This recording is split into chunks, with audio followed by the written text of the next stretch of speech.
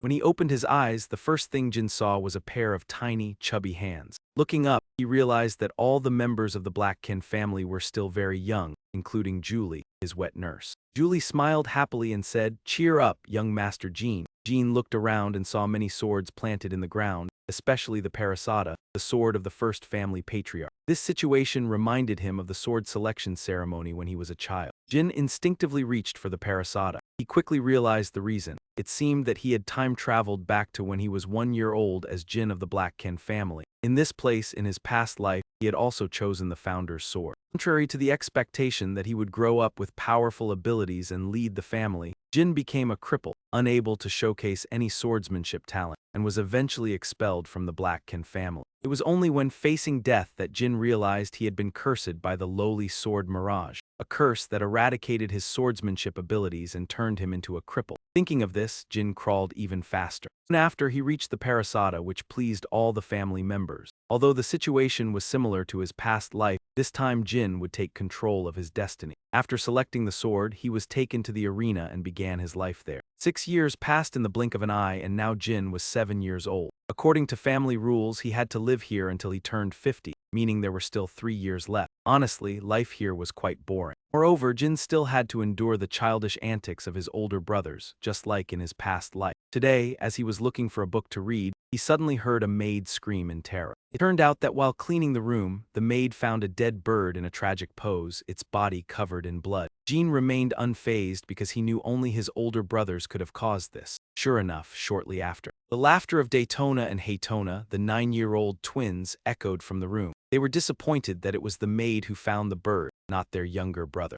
This event reminded Jyn of his past life. He stared at the bird without blinking, thinking about how, after being expelled from the family, his 2 older brothers became infamous murderers. Now, seeing how they ruthlessly treated the innocent bird just to provoke him, Jyn thought it was easy to understand how they had become murderers. Haytona mocked, "Hey, don't cry," so she did it. But Jyn remained silent. Haytona continued, "Did you hear what we said? Or do you not care about us anymore because fate has chosen you to be the family head?" Jyn still remained silent, and this attitude made the 2 children lose their patience. They decided to take physical action instead of words, just as Haytona was about to throw a punch at Jyn. Haytona's hand was firmly grabbed by his younger brother. "You're too loud, shut up." Haytona was surprised by the cold expression on his younger brother's face, but the surprise came from behind. Jyn delivered an uppercut to Haytona. One punch wasn't enough because Jyn had held back in his past life. Now his anger exploded and he treated the twins like punching bags, beating them relentlessly. After they were knocked down, Jyn was satisfied and warned, "It would be better if you never show up in front of me again." A knight named Khan suddenly entered the room. "Young master, what happened here?"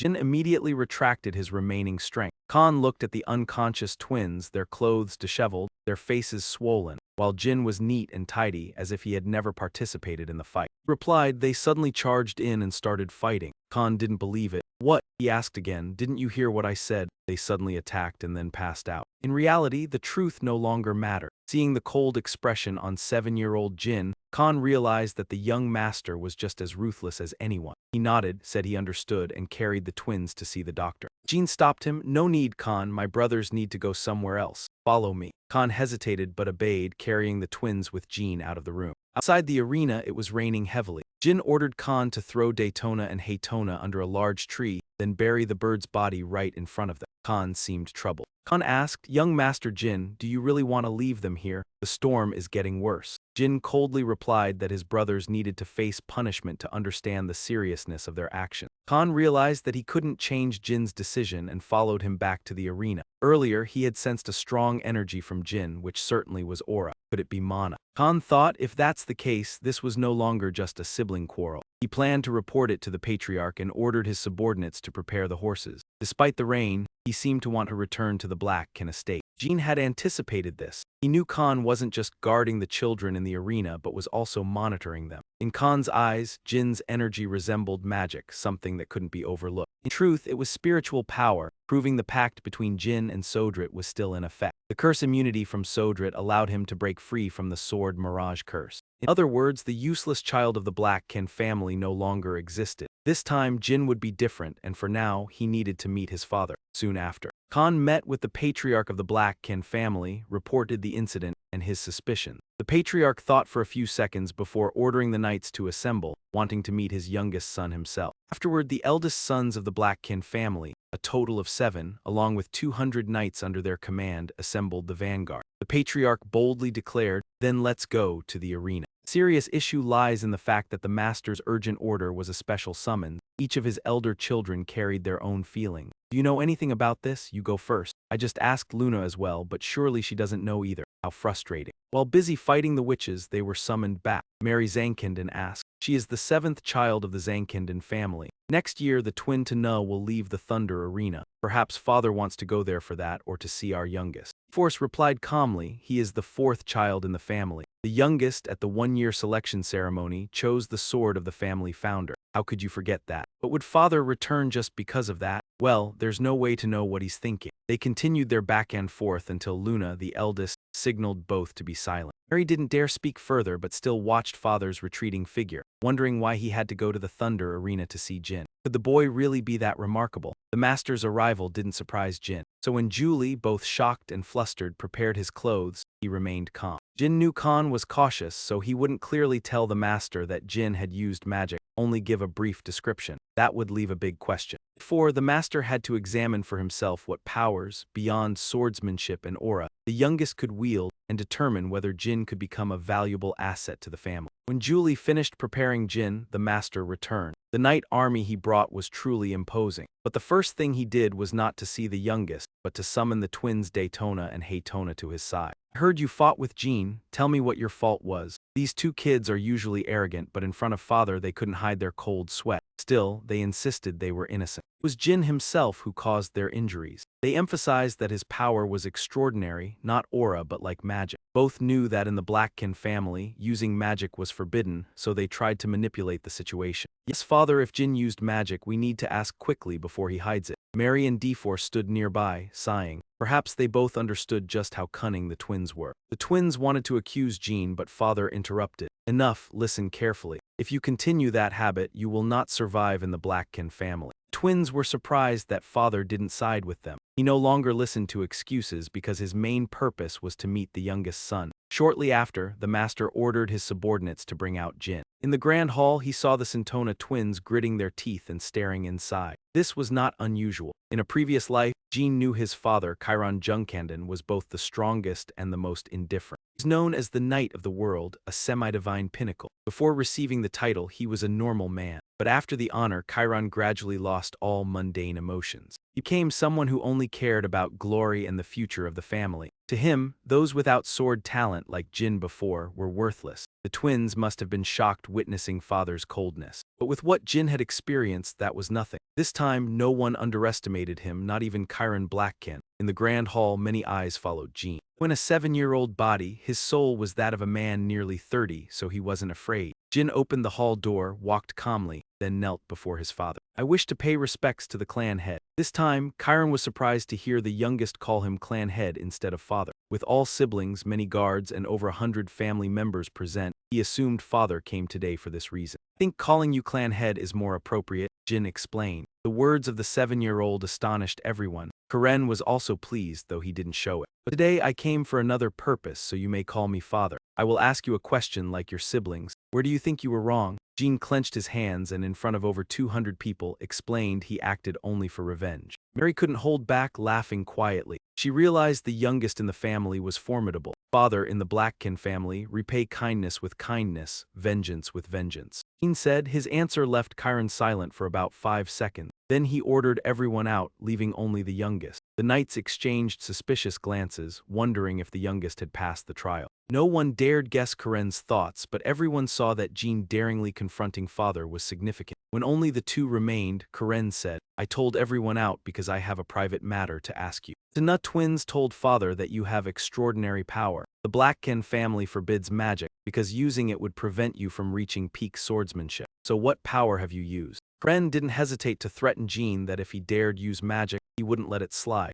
Jyn knew he was fine. Once father knew of this power, he couldn't ignore it. In front of Chiron, Jyn demonstrated the Sodarith power granted by contract. "Father, I don't know what it is. I'm not sure if it's magic or aura. If you don't mind, please confirm for me." Ren looked at the power in his son's hands, eyes wide. He realized it belonged to the founder of the Canaan family, seeing the dark power surging from the youngest. Combined with the fact that he chose Bar Isla's sword at 1 year old, Karen wondered if this child was destined to become the family master. Seeing Chiron stunned, Jyn whispered, "Father, this power belongs to the dark god Sodrit." Chiron replied, though he knew the power came from Sodrit, this was the first time Jyn recognized the entity called the dark god. Hearing father speak years ago, Sodrit signed a contract with the founder of the Blackkin family, Lord Tema. Sodrit had long supported this clan, but after Tema's death, he no longer appeared among the Black Guard. Chiron, of the next generation, didn't know the reason behind this, but he felt that Sodrit was trying to reconnect with the clan through Jyn. "Father, I have a question," Jyn asked shyly. "Is that god stronger than you?"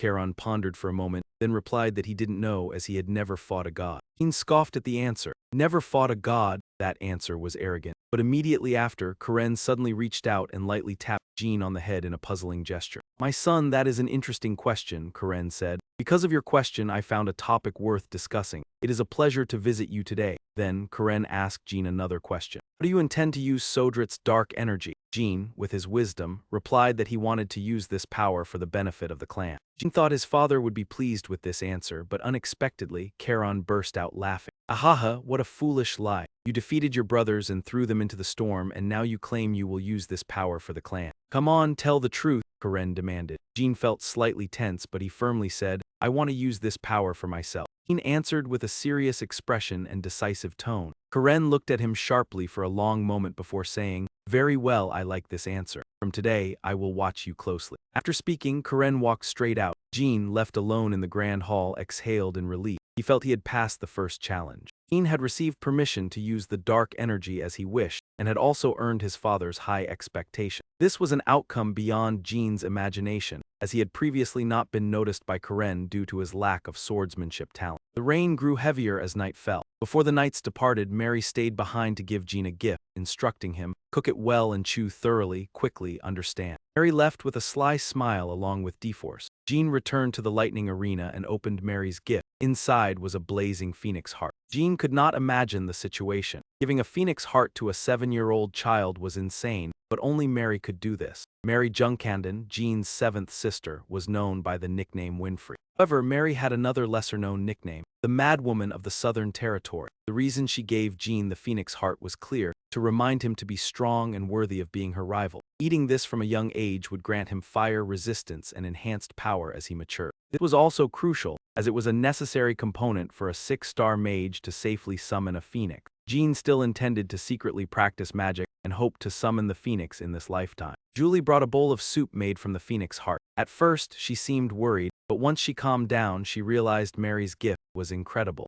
Jyn intended to eat, but the eager eyes of the Tona twins prevented him from doing so. Jyn looked at the Tona twins and said, "If you have something to say, speak quickly." Tona and Daytona felt embarrassed but secretly asked permission to eat the phoenix heart. Jyn smiled and agreed, "Fine, if you want to eat, you must follow my instructions." The twins did not hesitate to plead. Jyn instructed them to dig a pit near the lightning arena. Both grumbled as they dug, "Why do we have to do this? I don't know what's here anyway." "Why must we do this?" one asked. "And what if someone sees us?" Jyn replied. "If anyone finds out, I'll be punished, not you." "All right, you're right, we'll just follow your orders." The twins continued digging, hoping to earn the phoenix heart soup. They did not realize they were digging right outside a hidden chamber, where a mysterious man's body was carefully preserved. Finally, the twins returned at midnight, exhausted and eager for the soup. Jyn had finished eating and left each of them a spoonful. Tona and Daytona looked at each other, angry but still grateful. "Just one spoonful, isn't that too little?" Tona asked. Jyn replied, "I promised you, but I never mentioned the amount." The twins were irritated but still had to thank him. Jyn had achieved his goal of making his 2 brothers work without pay. The rain continued to pour. He went to the tunnel the twins had dug. The phoenix heart soup was truly irresistible. Jyn assumed the twins would dig poorly, but the work was excellently done. The tunnel entrance appeared, thick enough that even a 1-star spell could break it. Jyn checked his surroundings to ensure no one was watching. He had been frustrated when his mana was abundant but unusable. Finally, today he had the chance to release part of his energy. Jyn's mana shattered the tunnel entrance. Before him stood a large door, the entrance to the Blackguard clan's secret chamber. He felt nervous, having never entered here in his previous life. The door required a password to open. Jyn recalled memories from his past life, took a deep breath, and said, "The child of the Black Guard has come to command Muraken." The door shifted and opened before him. Jyn looked left and right, confirming no one was watching. He had often felt powerless, with growing mana he couldn't use. Finally, today he had a chance to release a portion of it. Jin's surging mana immediately broke the tunnel entrance. Before him stood a massive door, the entrance to the Black Guard clan's secret chamber. In his previous life, he had never had the opportunity to enter. Standing before this door, he felt a bit nervous.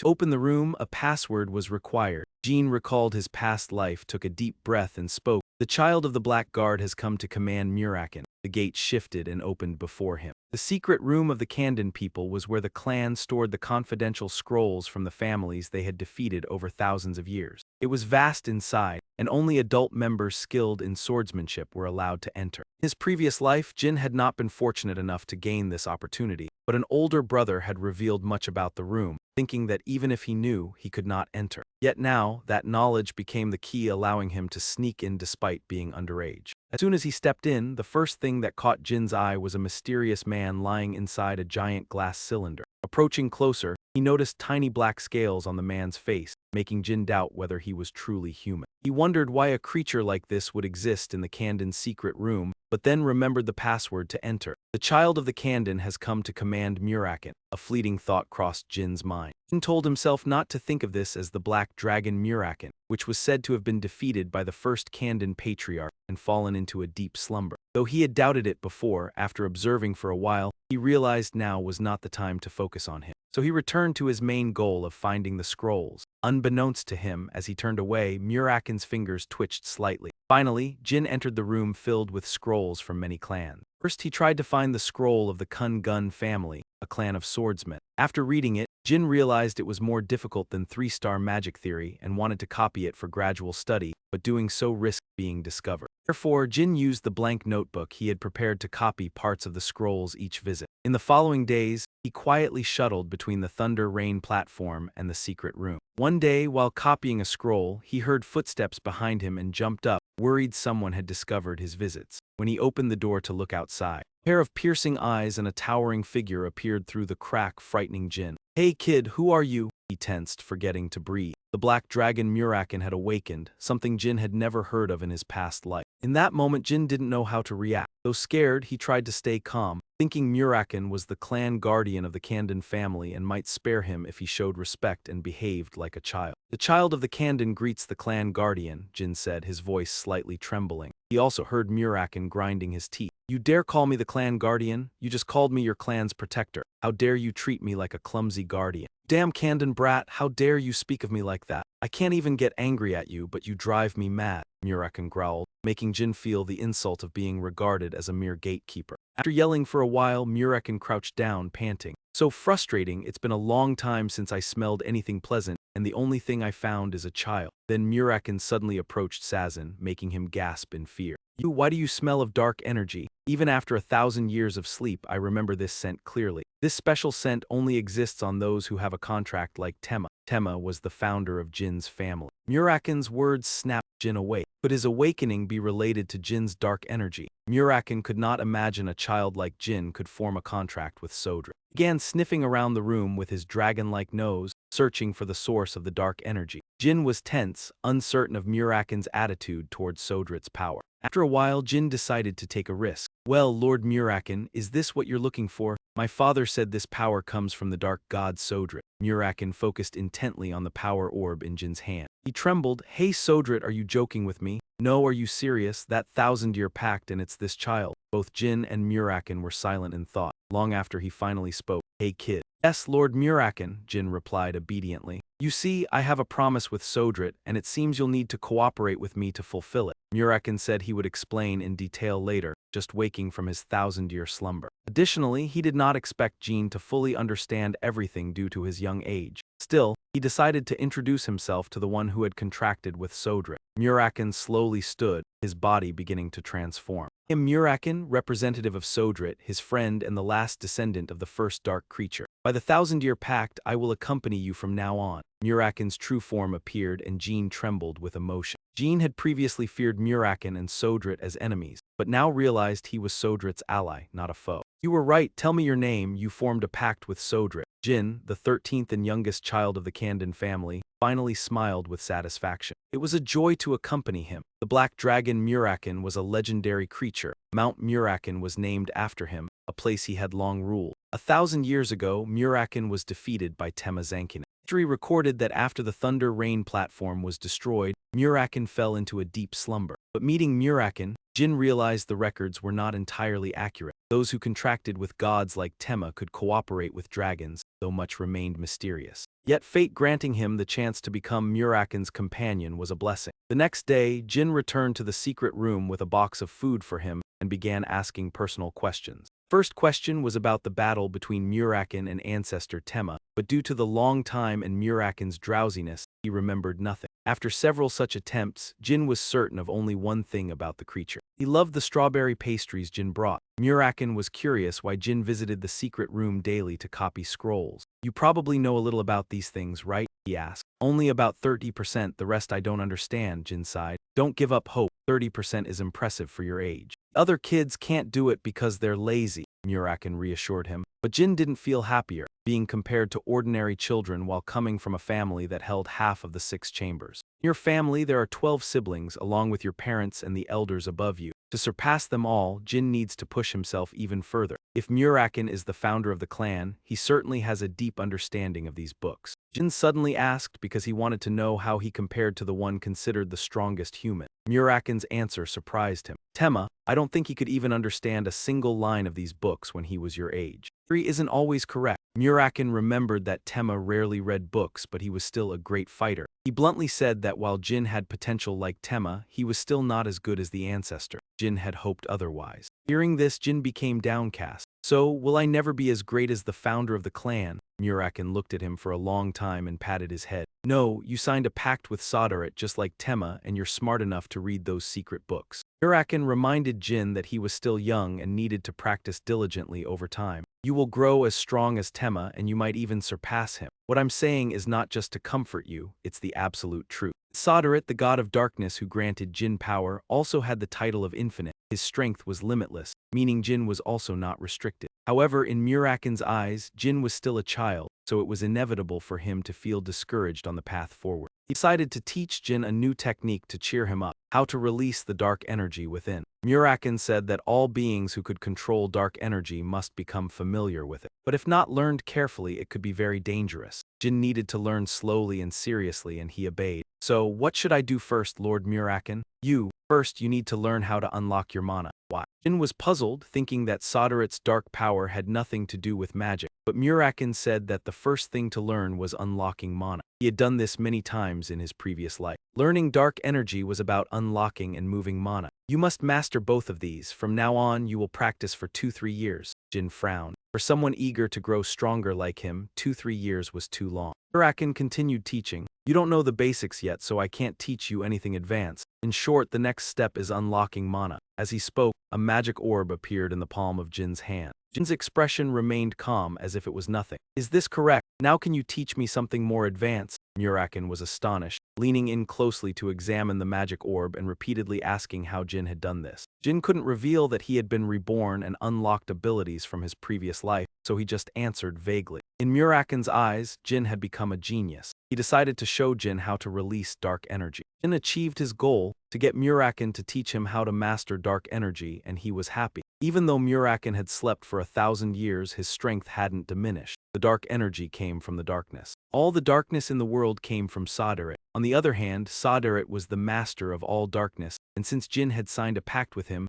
Jyn was also the master of the world's darkness. Muraken released his enormous dark energy. The sensation was overwhelming, but it excited Jyn. While he was busy learning how to master Soderet's power, his siblings were not idle. For example, the eldest sister, Luna, was cleaning up monsters in a vast area, according to the knight's report. Luna's team still had 5 areas left to complete the mission. 4 months would be enough, Luna thought to herself and told the knights to rest. Then, she remembered something and asked her subordinate, "What is a 9-year-old child usually like?" 6 months later, Jyn met Muraken. Tona was finally old enough to leave the arena, free from Jin's grip, looking relieved. After the two left, Jyn felt less uncomfortable. It wasn't long before Julie and the maid organized a birthday party for Jyn's 9th birthday. Just as they were about to cut the cake, Khan hurriedly ran in to announce that Lady Luna had come to visit. This surprised Jyn. Everyone knew how busy the eldest daughter of the Ken Black family, also a 9-star knight, was. Luna's nickname was the White Whale, probably because of her platinum hair.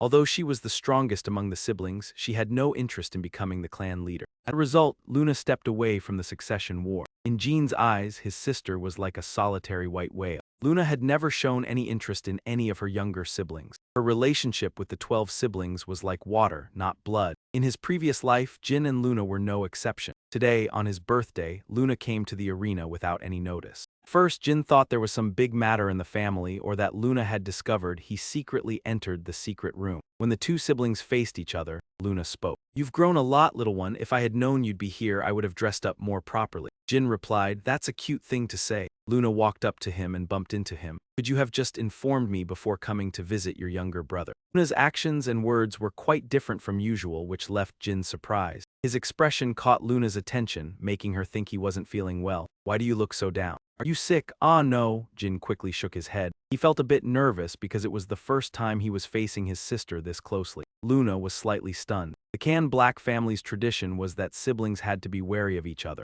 He thought she had come to inspect him, so it wasn't strange that he felt worried. A feeling of sadness emerged in Luna. She clenched her fist, and after a long time she spoke. She still lacked consideration. "You may be young, but you forget that you are also a child of the Canaan family." Luna knelt on one knee to Jin's eye level and said she wanted to speak privately. Jyn understood and immediately asked the guards, maid, and Julie to leave. Although he wasn't sure why Luna was acting so strangely, it seemed like it was not harmful. Once it was just the two of them, Luna became more serious. She spoke. "Last time when Karen of the Can Black family visited the youngest, your behavior caught the attention of all the other children. This means that a year from now, when Jyn leaves the arena, you will also become the target of your siblings." "Little one," Luna said earnestly. She worried that he would lose his own happiness if he continued to get involved in the clan battle. She sincerely hoped he wouldn't be harmed by the risky traditions of their family. Listening to Luna, Rai didn't know how to respond. Her reason for giving up the clan head position be that simple. And if she didn't want Jyn involved in the sibling rivalry, why hadn't she ever warned him before? Was it because he wasn't worth her concern or because others didn't see him as a threat? Yet Jyn could feel the sincerity in Luna's words as she sat before him. He placed his other hand over hers and gently patted. "Sister Luna, I truly appreciate what you're saying, but I can't stay out of this battle." "Jyn, I'm serious. I'm not saying this because I expect you to confront me. I know you, but I've been targeted for assassination before. That's why I can't avoid this battle." In fact, the assassination Jyn mentioned was caused by the illusion sword's curse, which had already been resolved in his previous life. When Luna heard this, her eyes widened in shock, then shifted to anger. Jyn could feel the anger radiating from his sister. Who tried to take your life right here in the Lightning Arena? Tell me, Jyn, who wants to kill you?" Lightning Arena protected the children of commoners from being eliminated too early in the contest for the clan head position. So when Luna heard Jyn had been targeted for assassination, she couldn't help but be furious. She pressed on, asking, "I need to know who did this." "I haven't found out yet, but I'm fine, sister," Jyn reassured her. "Besides, not all siblings hate me. You're not one of them, right? Thank you for telling me this." Jyn's words pained Luna. She hugged him and stroked his head, unable to say more. Seeing a 9-year-old speak with such maturity made Luna feel even more heartbroken. She held Jyn tightly. For the first time, Jyn realized Luna could be this warm. He hugged her back, savoring this rare family moment. "All right, today's a happy day. We shouldn't talk about such things anymore." As she let him go, Luna took a box from her clothes. She said, "I came today to give you this gift." Inside was a necklace with a blue stone, but it was no ordinary gem. Luna told him, "Whenever you face a problem you can't solve, just break this stone and I'll come immediately. Always carry it with you." She put it around Jin's neck and added, "Happy 9th birthday, my little brother." Julie brought out a piece of cake. The siblings enjoyed it together, chatting happily. After a while, Luna left, lingering with a reluctant expression. That night, Jyn went to the clan's secret chamber. Muraken noticed him and asked, "Why are you late today?" "Because today's my birthday," Jyn replied. Muraken pointed at the gem excitedly. "Whoever gave this must really care about you." Seeing Muraken's reaction was unusual, Jyn asked, "What's special about this gem?" Muraken said, "This gem is a relic of the Demon King Organ. Over 1,000 years ago, many risked their lives to obtain his relics. This can resist magic attacks of level 5 and below, increase magical power, and even has summoning abilities. I know because I lived in Organ's time." Muraken asked, so this must have come from someone with strong energy, right? Jyn replied, yes, my elder sister just visited. Wait, your sister can sense my energy from here. Exactly, she surely sensed me. Muraken's words made Jyn uneasy. He feared Luna would report this to the clan. But Muraken added, the one who gave the Demon King's relic won't snitch, you won't be crushed by the clan. Jyn found Muraken's words reasonable, yet he still worried. Muraken continued, among your siblings, you can trust Luna. Luna sensed a strange energy in the lightning arena and guessed her brother had a plan, but she decided to act as if she knew nothing. That day, Luna resolved that in this clan battle, no matter who Jyn became or what he did, she would always stand by her brother. Year passed quickly. Jyn earned recognition from Karen, Mary's phoenix heart, a close bond with Luna, and an encounter with Muraken. None of this was imaginable in his previous life. Now, he was preparing to leave the lightning arena to return to the main castle. Jyn trained diligently with Khan. After several sessions, Khan understood why the family head favored him above the 13 children. Though Khan judged the training, Jyn felt as if he was assessing Khan's skills instead. When today's session ended, Khan did something he had never done for any other young master. Young Master Jyn, teaching you is my greatest honor. Soon you will leave the lightning arena, but I promise to train you as best I can until the last moment. Khan bowed respectfully. All right, please take care of me until then, Jyn said. Time passed again. Finally, the day came for Jyn to leave the lightning arena. That day, while Julie was packing, Jyn sat playing with a candle. Even when his fingers touched the flame, Jyn didn't feel heat. It seemed Mary's gift was working. He thought he had absorbed half of the phoenix's medicinal power and would absorb the rest in the coming years. While tidying up, Julie mentioned preparing a strawberry cake for Jin's snack. This reminded him of Muraken, who was still in the chamber. Even though it was dark, Jyn found an excuse to go for a walk and hurried there. Jyn had mentioned his impending departure from the lightning arena to Muraken before. He was also excitedly waiting for this day. Will you follow me? Jyn asked. Muraken, fanning his tail like a peacock, replied, don't worry, I am the legendary black dragon. Even if I weaken, this is nothing. I guarantee I will follow you unnoticed. What you weaken? Jyn asked. Why didn't you tell me? After knowing him for so long, Jyn finally dared to banter with Muraken instead of addressing him formally. You brat, how could I be okay after sleeping for 1,000 years? Luckily, Muraken said his strength could still recover. Jyn will become stronger than Muraken because Muraken is your protector. Therefore, quickly become a powerful magic swordsman like Tema. Muraken also mentioned that the Blackkin family was once a family of magic swordsmen, not just pure swordsmen like now. You also remember Sodrit mentioned this in your past life. Your family was originally a family of magic swordsmen, and the first family head, Tema Rankin Den, was the strongest magic swordsman in history. Nowadays, almost no one remembers this truth anymore. Muraken also said that the reason the Rankin Den family abandoned magic and switched to pure swordsmanship was due to a vow made 1,000 years ago. Although they honor me as the protector of the family, if I were to appear, they surely wouldn't be happy. Muraken sighed, if it were 1,000 years ago, surely you and I would be revered for bringing the greatest honor to this world. Jyn felt uneasy as he kept talking on like this. Muraken even thought of creating an illusion with dragon magic, so everyone would think he was still asleep in the huge glass jar. What if the illusion gets discovered? Jyn asked, only wanting to confirm, but it seemed to wound the dragon's pride. Hey, I'm the great black dragon. Illusions like that are a piece of cake, don't worry.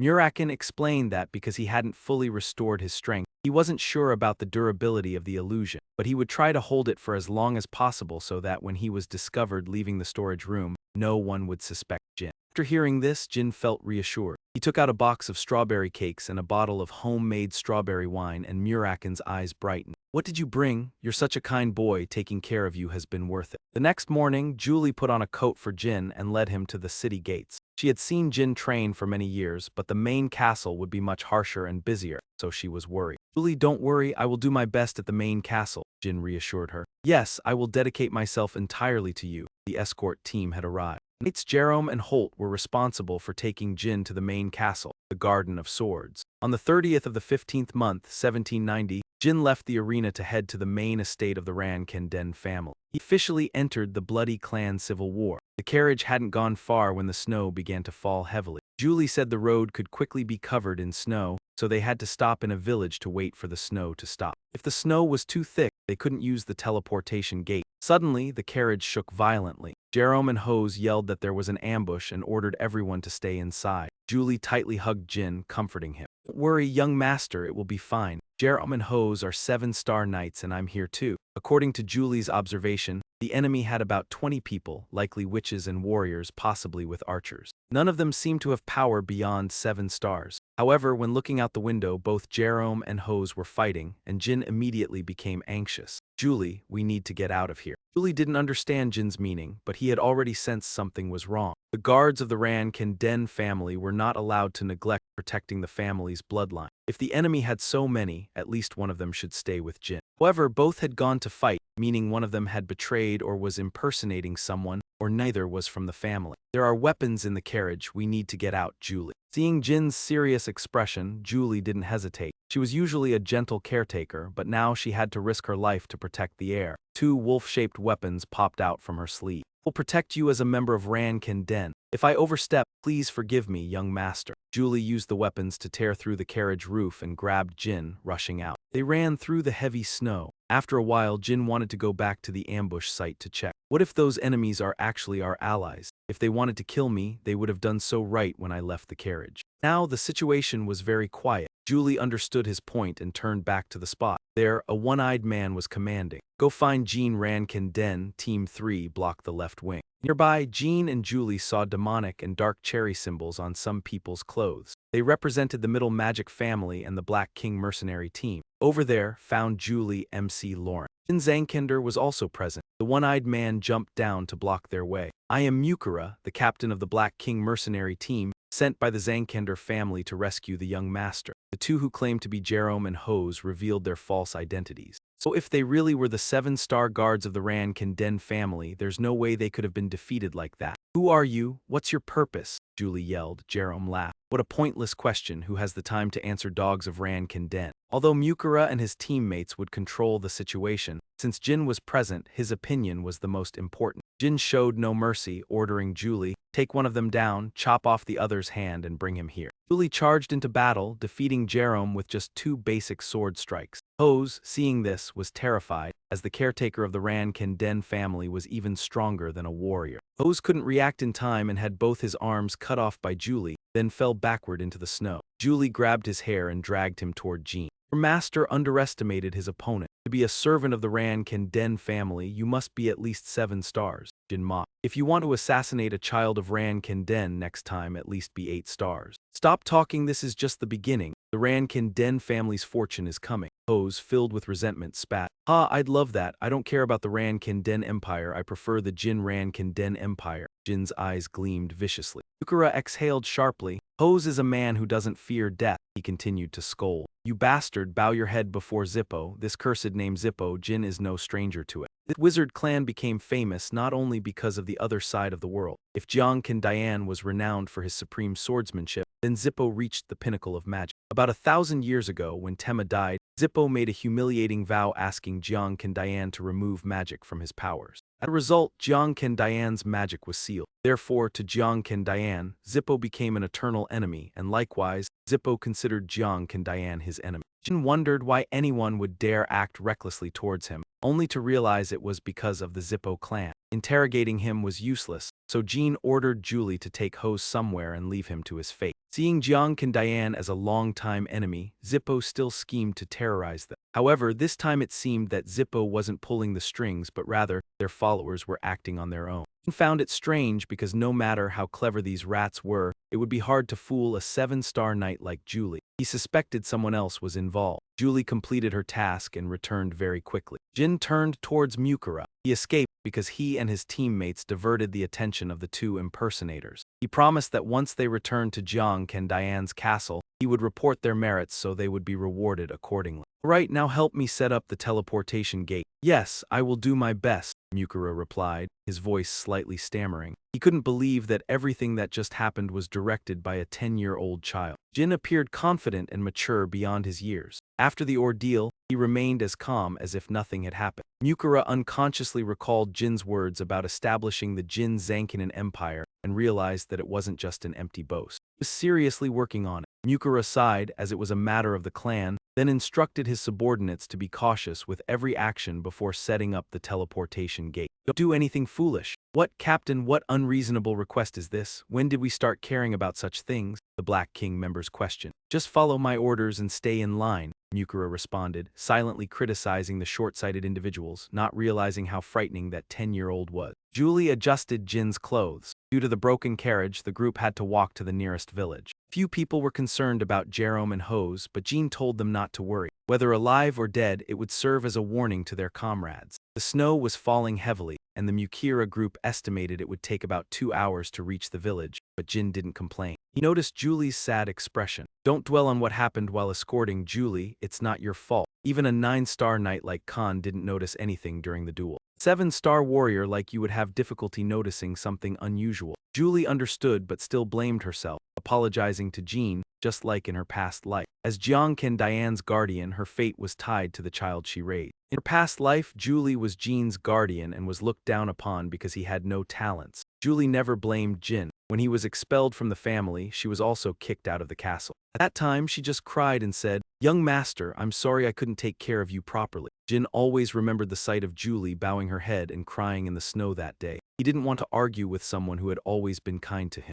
Now it was different from their past life. Julie needed to strengthen her resolve. Even though Jyn gently reassured her, it wasn't effective. He had to raise his voice and say, "Don't blame yourself anymore, this is an order, Julie. As long as you are my guardian, you are the only protector knight I need. If you let trivial matters affect you, how could you escort me? Don't make me repeat myself." Understood. Jyn's firmness made Julie realize her mistake. She adjusted her state and continued to walk forward with him. Julie understood Jyn's concern and knew his words were meant for her own good. She also wanted to protect him, which is why she tortured herself. After being dried off, Julie regained her spirit and Jyn felt relieved. They walked for a long time before finally reaching the village. Mukura found an inn and rented a room for Jyn. He thought about the situation. If he was right, it was possible that Bubigaston, the shape-shifting wizard, was involved. Shape-shifting was the specialty of the Dragon clan, but only Bubba could transform perfectly. He used this ability to disguise himself and cause a lot of crimes, creating chaos in the world. Jyn hoped he was wrong because if Bubba was involved, things would become more complicated. In his past life, when he was 20, the Burman department caught Bubba. If the old man became an ally now, it would be very useful. But Jyn had no reason to invite someone who once tried to kill him to become an ally. Before the old man caused more trouble, he needed to investigate thoroughly. Thinking this, he couldn't sense anything further.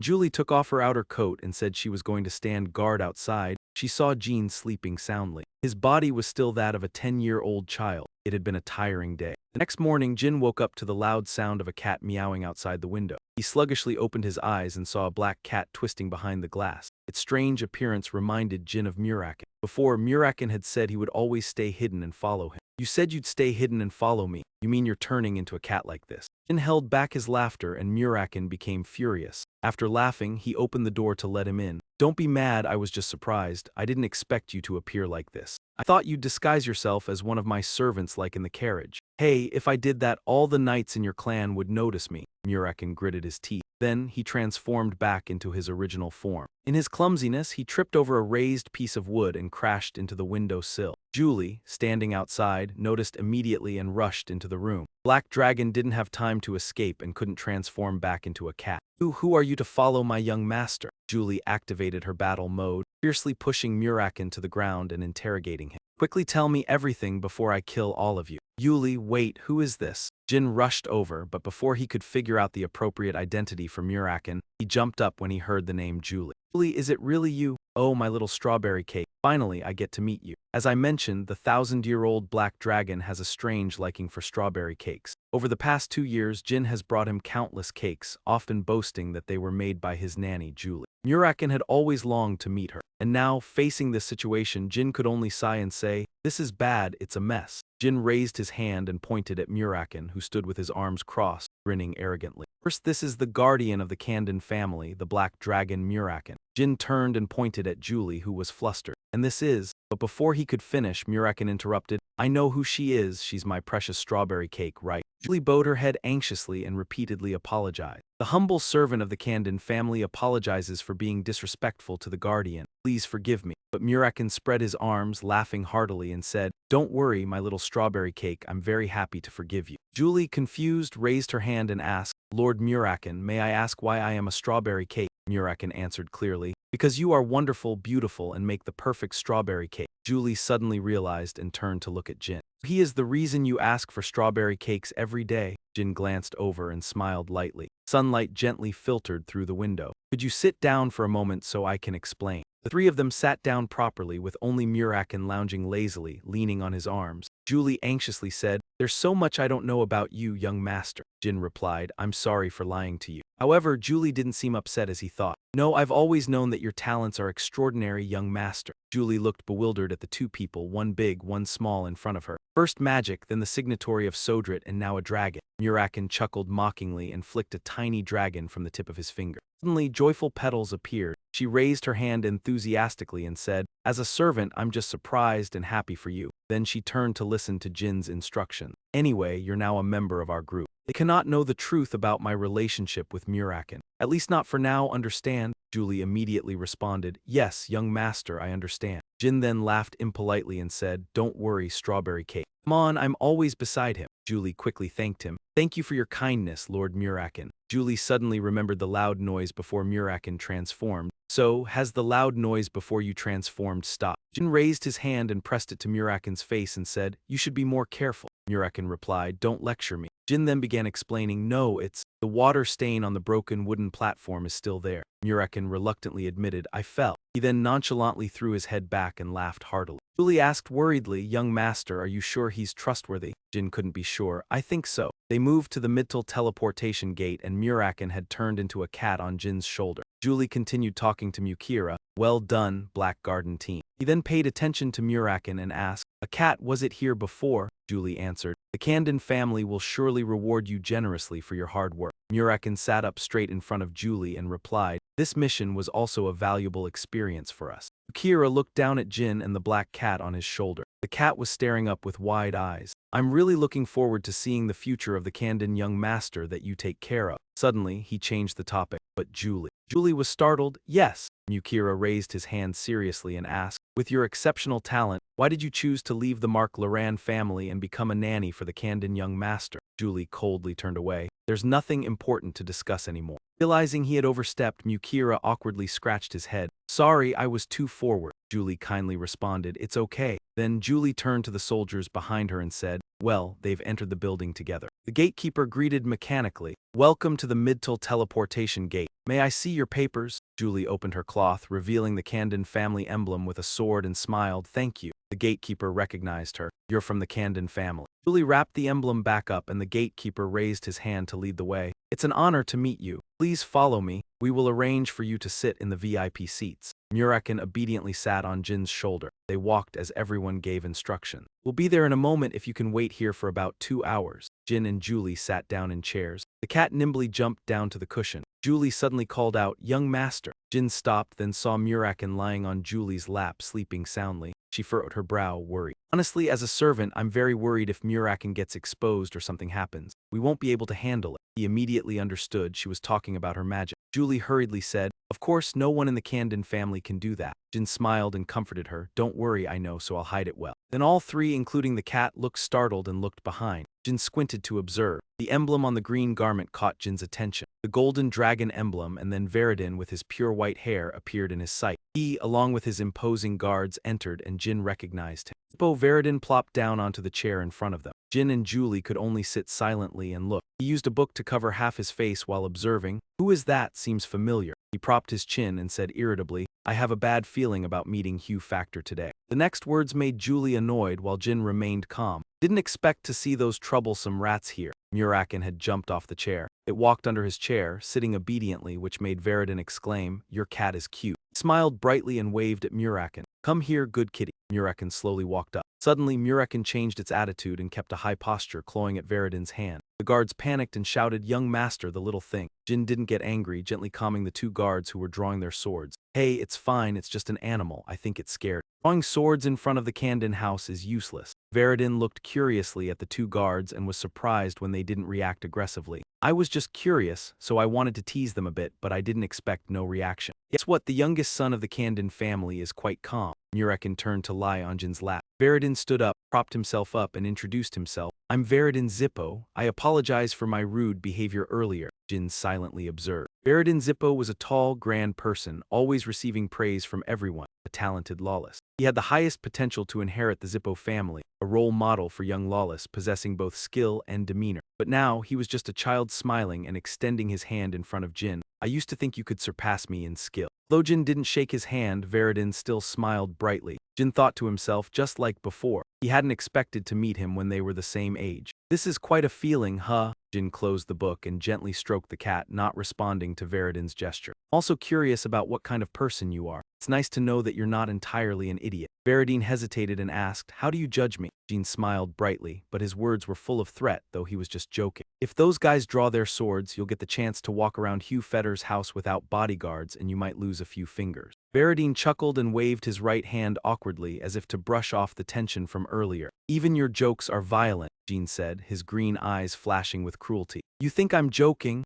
Veridin was scared but tried to force a smile. Right, let me give you some advice, he said gently. If you meet another Zippo or find yourself in a similar situation, don't rush to cut off their fingers. Otherwise, no matter what, both of you will suffer the pain. Jyn sneered jokingly, but his calm words left Veridin stunned. My father, Kyron Jungkanden, and your father, Celiac Zippo, do you think they'll intervene in our fight? Jyn's eyes widened in surprise. Veridin crossed his arms and smiled. You're right, they'll probably just compensate with gold or something. Hey, I've learned something from you and I'll repay this debt when I can. Jyn looked at him with a determined gaze. Don't wait, pay it right now. He cheerfully bowed his head. Of course, what do you need? Jin's cold demands left Veridin frozen, unsure of what to do. I would appreciate it if you could remain silent until the teleportation gate activates and not disturb me while I rest, he said while continuing to make noise. Jyn, this guy might get stronger in the coming years. Veridin sat down on the ground, placed his face on the table, and stared at Jyn with bright eyes. If it weren't for his association, I would ask him to be my friend. The bodyguard felt embarrassed to remind Veridin about his image, but he then realized with delight, wait, if he's a Zippo, he become my lifelong enemy, Veridin thought, excited by the idea. The bodyguard sighed, rubbing his forehead. Young master, please. He was helpless before Veridin's starry-eyed longing gaze. This is troublesome, his fingers might be severely injured, yet he's still acting this way. Is there something wrong with the Zippo family? Are they all crazy? The announcement over the loudspeaker interrupted the strange atmosphere. Thank you for waiting patiently. Gate on the ceiling lit up with brilliant characters. A powerful magical aura appeared in the shape of a diamond, accompanied by a cold announcement. The teleportation gate will temporarily open. Passengers may experience headaches or dizziness as side effects. Please prepare. The two rushed into the gate. A blue magical aura enveloped them, and Jyn suddenly jumped up and shouted, Jyn, black-hearted people. Veridin waved excitedly to say goodbye, even though he was about to leave, hoping to see him again, but he coldly refused, turned away, and said it was fine, they should never meet again. A tall castle with a flag bearing the Blackkin clan crest appeared. The carriage rolled forward, Julie standing neatly to one side. As Jyn stepped down from the carriage, a greeting rang out. They announced they were waiting for young master, and Pedro bowed respectfully. This was Jyn's first time being greeted. Pedro was the second servant, and behind him stood armored knights in perfect rows. Sharp swords of every shape were planted firmly in the ground across the castle courtyard. Pedro remained polite, commenting that arriving here must have been difficult. The mansion gleamed magnificently under the sunlight. Golden swords stood out, catching the eye. He introduced the sword garden to them. Pedro explained that anyone who contributed to the prosperity of the Blackkin clan would have the honor of planting their sword here. The hilts of the swords were intricately carved. This place symbolized the dreams and honor of every member of the Blackkin clan. They walked through the sword garden, venturing deeper into the mansion. Jyn thought to himself that before dying, he once dreamed of planting his sword here. Images of his former weak, kneeling self flashed in his mind, feeling powerless, without potential, not a leader or a scholar, and he wondered why he had thought that merely trying hard would change everything. Jyn stopped, his eyes clear and full of hope. He resolved to live a meaningful life here. The windows and Blackkin clan symbols gleamed under the golden sunlight. Jyn and Julie arrived. He calmly observed those standing on the steps. Ren, the matriarch of the Blackkin clan with black fur and whiskers, greeted first. Long time no see, youngest, he replied. Yes, mother. She was slightly surprised, her golden cat-like eyes widening. Karen squinted, looking at Muraken thoughtfully. He asked Jyn if he had found a wild beast. Jyn reached out to stroke the black cat and replied politely, I have taken it in, father. Karen noticed something unusual in his words. Rosa glanced over in surprise. Praised the boy's manners. It's good that you speak kindly. When the Blackkin clan received something, this was the proper response. Muraken suddenly leapt off Jyn's shoulder. She bent down, gently stroking him. Jyn gave Muraken a temporary name. His name is Butterfly Zunkanden, mother. Rosa was a bit surprised. The other children reacted sharply. Defo shouted, "What? Father, mother, even though it's small, that's not allowed. How dare you add the Blackkin surname to such a common beast? Julie, how did you raise the youngest? How can a cat dare do this?" She could only say, "I'm sorry." Then spoke, commanding, "Enough." He looked at Jyn and asked, "Youngest, why did you add the Blackkin surname to this cat?" Jyn placed his hand over his chest and replied firmly, "Because then I will have responsibility for him." He explained, "He may just be an animal." He continued, "But since he is the first life I have taken in, I believe his name should also hold value." Karen was surprised. "Impressive. Youngest, do you understand the weight of a Blackkin name?" The boy hugged Muraken tightly, his expression resolute. "I understand very well. If anyone insults Butterfly, I will make them pay." His hand gently rubbed the boy's head. "Youngest, it seems you have talent in bonding with others." Ren looked at the other children with a displeased expression and said, "Look at how the others are staring at you." Yet, he calmly held Muraken and confidently replied, "It seems so. Father, I also have the talent to defeat enemies." He smiled, revealing his shiny teeth, hinting that this child could cause concern. Chiron turned and left. Time passed. 4 years later, early summer of 1794, a call for the young master echoed in the mansion courtyard. Jyn was now a tall teenager, 14 years old, a second star knight, low-ranked young guard. Aaron approached and announced, "We will conclude the training for the youngest young master here." Jyn asked, "Are we only training in the morning?" He placed his hands on his hips and smiled. "Doesn't Miss Luna have a training plan for today?" Jyn realized she might have forgotten today. This was Geralt Antimir, a Blackkin young guard protector. Jyn obeyed, placing the wooden sword on the rack. "Yes, that's right, I'll go eat something." Geralt asked, "Will you also eat with the other young guards today?" The matriarch seemed disappointed. Jyn sighed heavily. He said, "It's fine, I don't want to compete with the others during the meal." He obeyed. "Understood, I will inform her." Other trainees lined up to receive their full trays. Someone spoke up, startling Jyn. The young guard brought the food. Jyn replied, "Thank you, Bellop." He smiled and handed the food to Jyn. "You're welcome, young guard." He was Bellop Smith, a Blackkin young guard, low-ranked class. He fixed his gaze on the person next to Bellop Smith, 13 years old, a commoner who had just finished training. Jyn recalled the past, facing demotion from young guard and expulsion. He asked, "Is it that delicious?" Bellop responded, startled. "Yes," though his cheeks puffed while chewing. The fork still in his mouth showed his reverence. "Of course, I am always grateful to the Blackkin clan, thanks to whom I can eat this delicious meat. And I am grateful to the young guard who always shares meat with me too." Jyn quickly cut in. "Enough, stop," he asked Bellop. "Did you say the same thing yesterday?" Bellop just scratched his head and smiled sheepishly. Jyn seriously admonished, "Bellop, you must learn to control yourself with maturity. The truth is, constantly acting like this makes others look down on you." Bellop stammered, "Is that so?" His face showed seriousness, holding his hat. "Yes, stand straight and be confident. Believe that you are a young guard of the Blackkin Knight Protectors." Bellop timidly lowered his head. "But my scores are terrible, I can't even reach first star." He closed his eyes and sighed. "Becoming a Blackkin young guard is not easy." Food on the tray diminished, Jyn still kindly guided. "No matter how low your scores, you are still better than other 13-year-olds outside." Bellop dared only to answer softly, "Yes." He ate quietly, his personality innocent. Jyn recalled his past life, wondering how someone so pure, trained by a master swordsman, became a loyal dog of the Empire, walking unconsciously down the avenue of corpses. Jyn felt pity for Bellop's cruel fate upon hearing that he became a royal guard and destroyed himself. When Jyn placed a piece of meat on the tray, Bellop shouted, "Young guard," he quickly reassured him. "I'm not hungry, you can eat in my place." Bellop looked at Jyn with a gleam in his eyes. He smiled, watching the person beside him happily devour the food. "I have to make sure this time you won't get expelled." Jyn was determined. One life of misfortune and then death was enough. The two boys laughed and chatted happily as they enjoyed the meal. Jyn changed his clothes and walked while counting his review notes on his fingers. Releasing dark energy is 2 stars, mana is 4 stars, swordsmanship is 2 stars. He folded his fingers, leaving only 2, very satisfied. "Quite convenient. If this continues, I will reach 3-star swordsmanship in 2 years." Before that, Luna plunged her sword into the cold tile floor and announced, "My dear little brother, today's training will be like yesterday." They faced each other, each pressing a sword to the ground. She ordered, "However, you will have to defend differently." Jyn replied politely, "Understood, elder sister." Luna looked at him and reminded, "Little brother, use your soul eye." Strange blue-black magic appeared. Jyn closed his eyes and followed, though worried. "Look with your soul eye." "I guess I have to endure a type of training I've never heard of."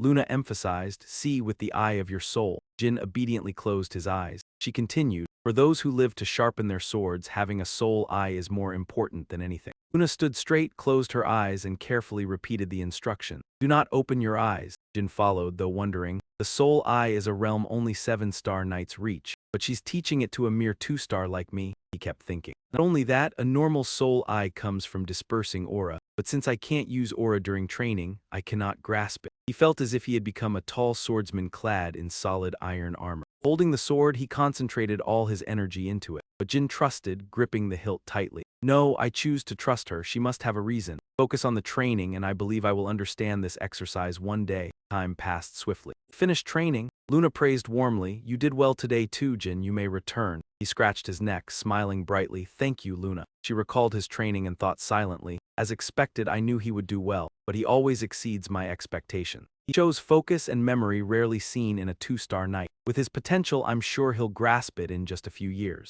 Luna's expression softened, full of affection, silently encouraging. Keep developing, my little brother, Jyn. Returning to the training ground, the students stood in formation. They all greeted, welcome, young master. Bellop timidly stood among them, everyone wary and tense. Jyn knew they felt the same. Aaron put his hands on his hips and laughed. This duel counts for most of your evaluation, and good scores are shortcuts to becoming a guardian knight. I think we are all nervous. He turned to Jyn, smiling. Today is an important day for you too, young master. Jyn, arms crossed, observed the others and was startled. Garen explained, the distant bride said if you defeat 10 people today, you can join the general-level training group early next year. Jyn calmly replied, Mother said that, good news. Then he glanced to the side. Seeing him hold Jyn like a ragdoll worried Jyn. Bellop is at it again. He put a hand to his forehead, exasperated, rubbing his head. I'll keep him from being expelled, but he should be more confident. Bellop looked pale, mouth agape. Garen's command rang out. Attention, today everyone will duel 3 times, switching partners each round. The top 10 victors will duel one-on-one with young Master Jyn.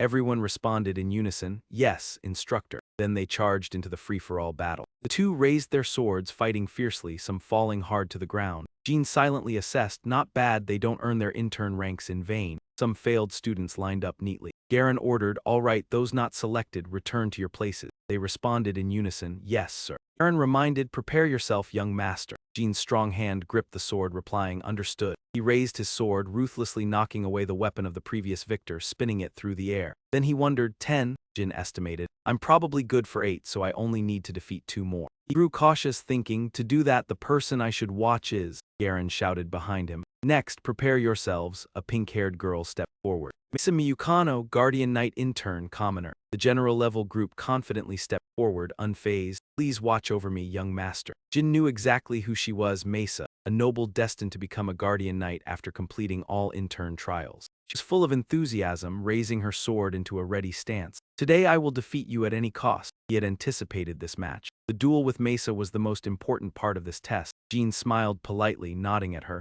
Very well, I look forward to it. Mesa lunged, springing from the ground like a storm, aiming her sword straight at him. But Jyn easily blocked the bold strike. He coldly eyed their crossed blades. Mesa has grown stronger, but not beyond my ability to defeat her. Jyn swung his sword to the left, thinking carefully while fighting. The issue is I have to defeat 8 more after her. If that's the case, he easily neutralized all her moves without much effort, his blade movements like intricate spider silk threads in the air. In contrast, Mesa struggled to defend, her face increasingly panicked. Why is he only using simple attacks when he has shown all his techniques? Her hands gripped the sword tightly, trembling with anger. Must be doing it on purpose, but why? Mesa's eyes widened. Impossible. Jyn, to her, looked like a madman, grinning while relentlessly striking. Mesa feared, thinking, is he looking down on me? Believing she could not defeat him today, her spirit reignited. She gathered her strength, raising her sword. Fine. Mesa spun her sword, targeting the center of Jin's blade, summoning all her power, shouting, try it, young master. Flop and the other students watched in awe, mouths agape. Jyn grew more vigorous with each strike, effortlessly countering every attack, a smug smile on his face. Her distinctive pink hair fluttered in the wind. I won't be pushed down this time. This time I'll surpass the young master. Mesa poured all her energy, her face straining, then leapt high, aiming her sword directly at Jyn. The 2 wooden blades collided. He just needed a horizontal strike to snap hers in 2. The broken blade flew upward. Dust cleared. Mesa stared blankly at her shattered sword, still stunned. How?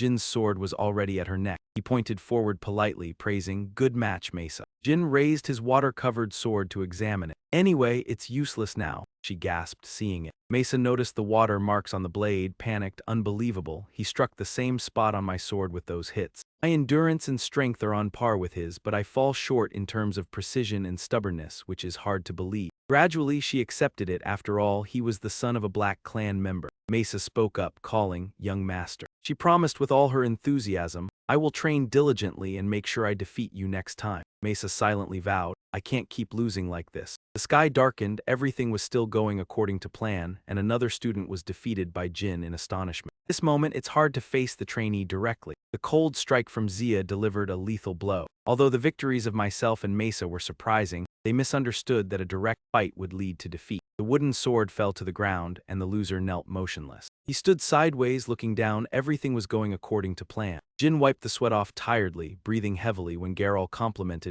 "Well done, young master." He stepped forward, constantly praising him, saying that he could be trained by a true Black Clan member next year. "Congratulations in advance," Jyn responded with a smile. "Thank you, Geralt. I'll rely on you to take care of me until then," he announced. "It's almost time for lunch. The morning training session is over." Jyn pondered and asked, "How much longer?" Geralt replied honestly, "About 10 minutes. Why are you asking?" The surrounding students were battered, with their hands and feet bandaged, only their souls uninjured. He glanced over and said, "I still have to face one more person." Jyn picked up another wooden sword and everyone wondered who, he shouted loudly. "Bellop Smith." Everyone widened their eyes and the person himself was stunned. Bellop pointed at himself, stammering, "Young master, Jyn coldly ordered, "Step forward." He was afraid, unwilling to approach, but was urged again. Jyn, against the light, pointed his sword at him. "You won't survive in this Black Clan." He gave the command while also persuading, "Step forward and fight me, I will defeat you." Bellop hesitantly stepped up to the stage, hesitating with each step. Bellop held the wooden sword, trembling. "Why did the young master choose me? Is it because I'm weak to help you improve your skills?"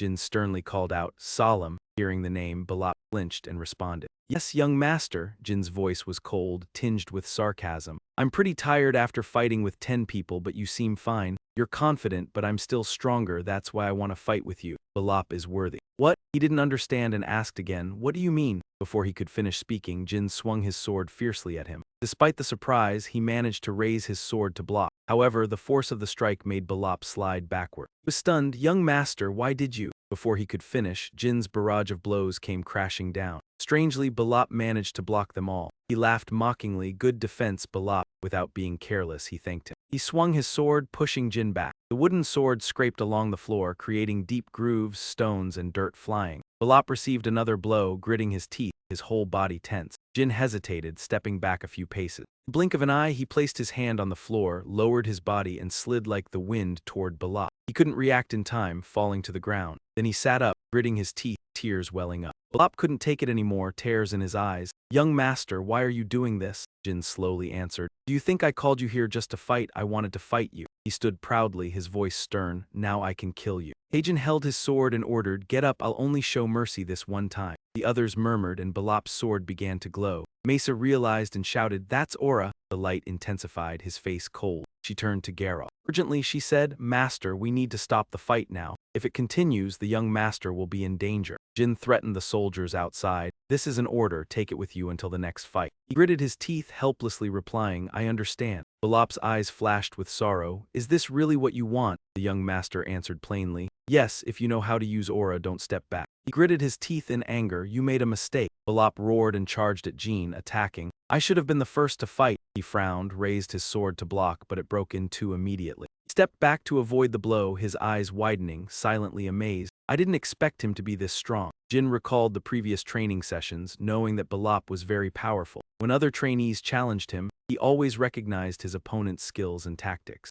Moreover, he knew how to avoid injuring himself even when defeated. Jyn hadn't expected him to use Aura. When Jyn briefly hid, Bellop lunged at him, unleashing his fury with a series of slashes. Despite the broken sword, he didn't stop. There was a flash of light as Jyn punched the hilt of Bellop's sword. He gritted his teeth, his hands shaking, then Bellop felt something pressing close. The sword fell. Immediately, Jyn, empty-handed, grabbed Bellop's neck and slammed him to the ground. He wanted to break free. Seeing this, Jyn slowly loosened his grip. Bellop struggled to crawl out. "Why did you stop? You said you wanted to fight until the end." His voice filled with frustration. "Do you enjoy toying with others?" Dai answered seriously. "Am I the type of person for that?" Bellop questioned. "Then why?" He looked at Bellop, his voice reluctant. "This kind of provocation also hurts me. It hurts more than you think," Jyn explained. He tightened his grip. "What do you know about me to torture me like this?" He bent down to pick up the sword. "Just like you said, I don't know who you are." Jyn lowered his voice, "But I know one thing." His eyes were stern, his voice like a reminder. "Care only exists when you become strong. You are weaker than me and also kinder than me." Jyn placed his hand on Bellop's shoulder. "I really like that, but if a kind person cannot survive in this hell, he encouraged, become stronger to protect your kindness. The people around were moved by his heart. Bellop cried and Jyn gently comforted him. I'm sorry for this tough situation. At that moment the kitchen team brought the ingredients in. The pink-haired person was startled. Oh my god, he flustered. The training isn't over, we'll be back later, he replied. It's fine, just bring it in, Bellop softly reminded. Young master, please accept your portion for today.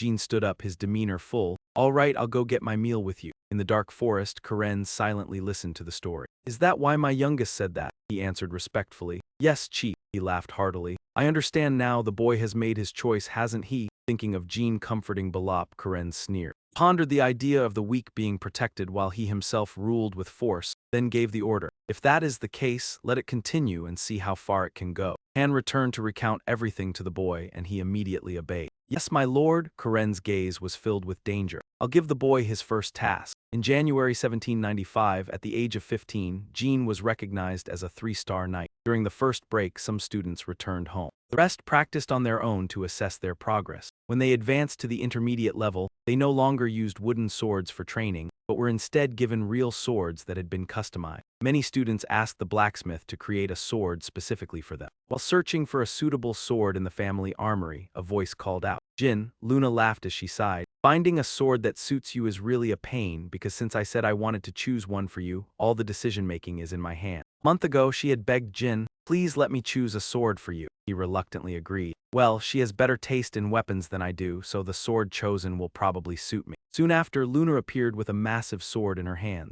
Jyn widened his eyes in astonishment. She spoke excitedly. This sword is called Mandine Sat. When I was your age, I used it a lot. A large, sharp sword. When I was your age, I thought I would use something like this. Luna gazed at the sword fondly, her voice filled with nostalgia. I think this is the original form of the Krantal sword I once used. What do you think of this sword? Do you like it? Jyn stood frozen, stammering. Well, Luna, I really appreciate you helping me choose a sword, but I don't think this one suits me. She nodded regretfully, her expression softening. I understand, no worries, I was just joking. Jyn's face darkened, not believing she was joking. Luna looked at the sword in front of him, unwilling to give up, but Mandine Sat was truly a fine sword, slightly heavy, but not too much. Realizing that her persuasion wasn't working, she fell silent for a moment. Finally, she gave in. All right, I'll go with your choice, I'll pick a different sword for you. Jyn felt a sense of relief. Luna led him to another room and spoke as she opened the door. I really put a lot of effort into choosing a sword for you. Inside was a storage room full of swords. Luna resolutely chose one that only he could use.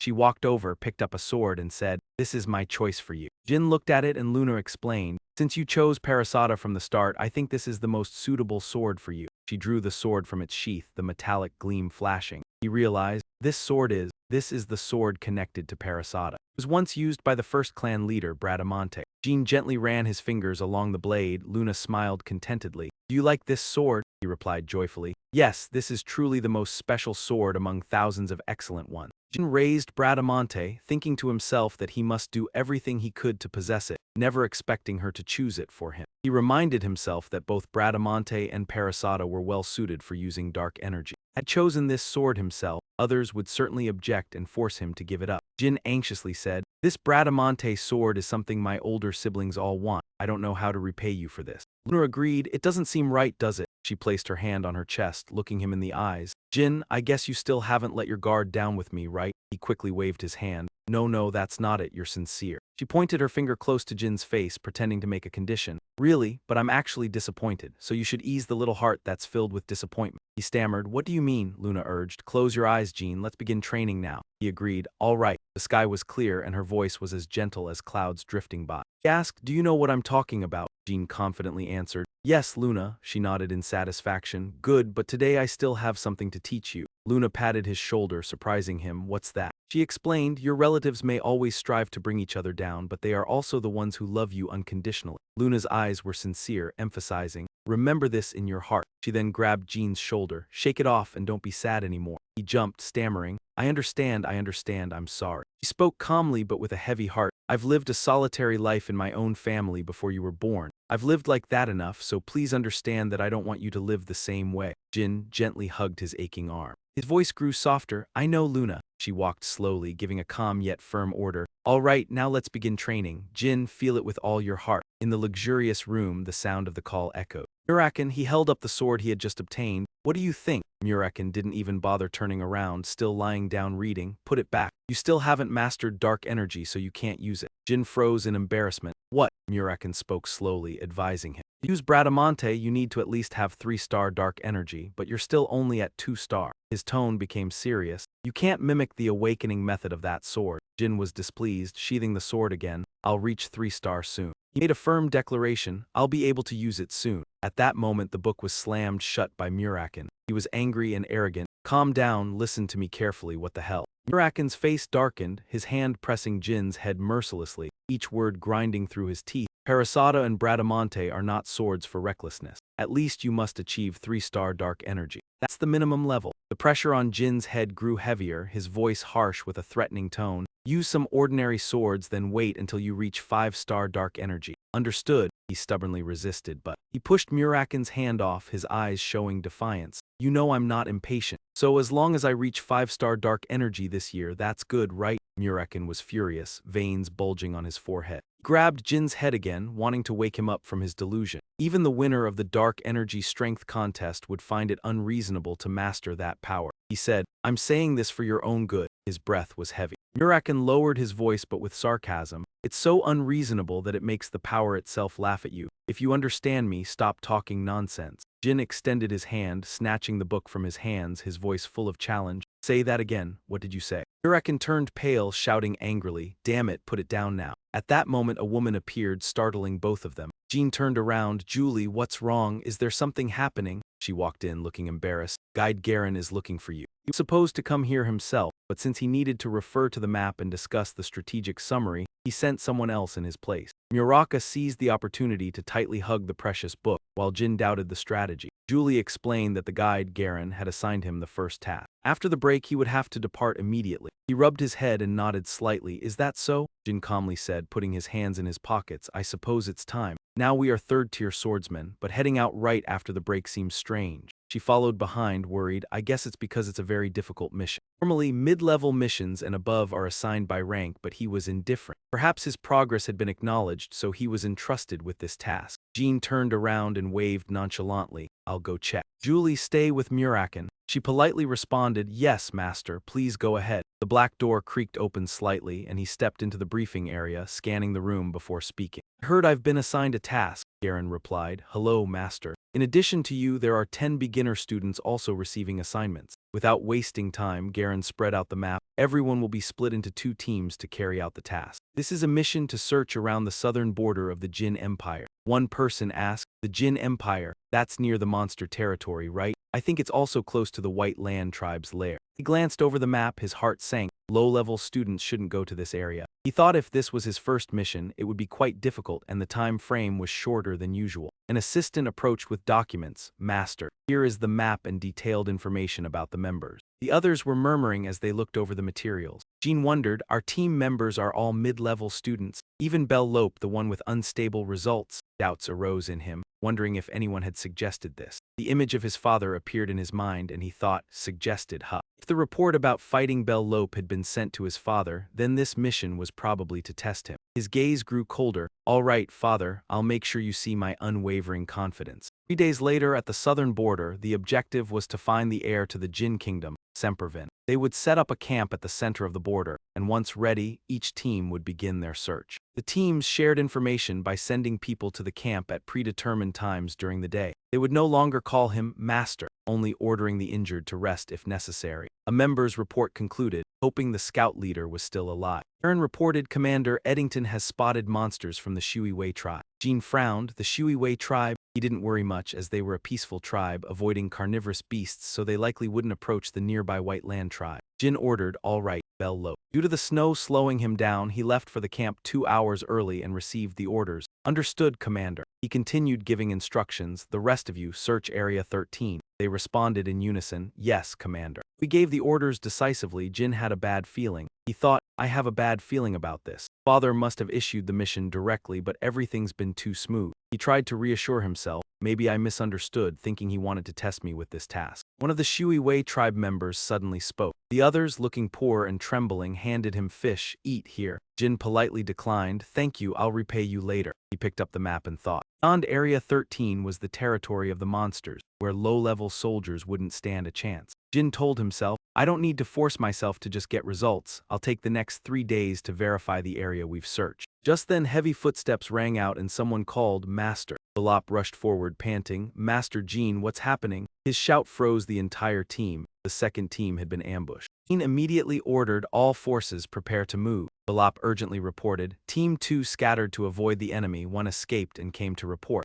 Jyn asked, monsters ambushed them. Bellop denied no, they were ambushed by humans, probably 3 people. His eyes were full of doubt. No way it was only 3 people. Jyn gave the order, Eddington David returned to guard the area. Contacting the enemy is forbidden. Report back as soon as possible. Team obeyed, yes sir. His voice dropped in the snow-covered forest. Jyn ran, thinking too many enemies, but what are they after? They're targeting Team 2 instead of Team 1 where I am. He muttered to himself, I don't know who they are, but they've attacked. I'm certain they will pay for interfering with my family. Sierra noticed something unusual. Master, there's blood. Bellop exclaimed, terrified, no way Mesa. Everyone from Team 2 is dead. He cut him off, trying to remain calm. The blood is still fresh. He knelt down, wiped a blood stain onto his finger, and gently rubbed it. He concluded that there had been a battle here and Team 2 fled. From the footprints, only one person had ambushed them. Sierra found something and said, Master, we found some bandages left behind, looks like Hue factors. Jyn nodded in satisfaction. Good, where did you find them? Sierra replied briefly, to the west. He deduced that while treating the wounded after the chase, they were ambushed and moved westward. He wasted no time, stood up and ordered, Sierra, join up with Eddington's team and stick with them, let's go. Bellop nodded, yes, Master.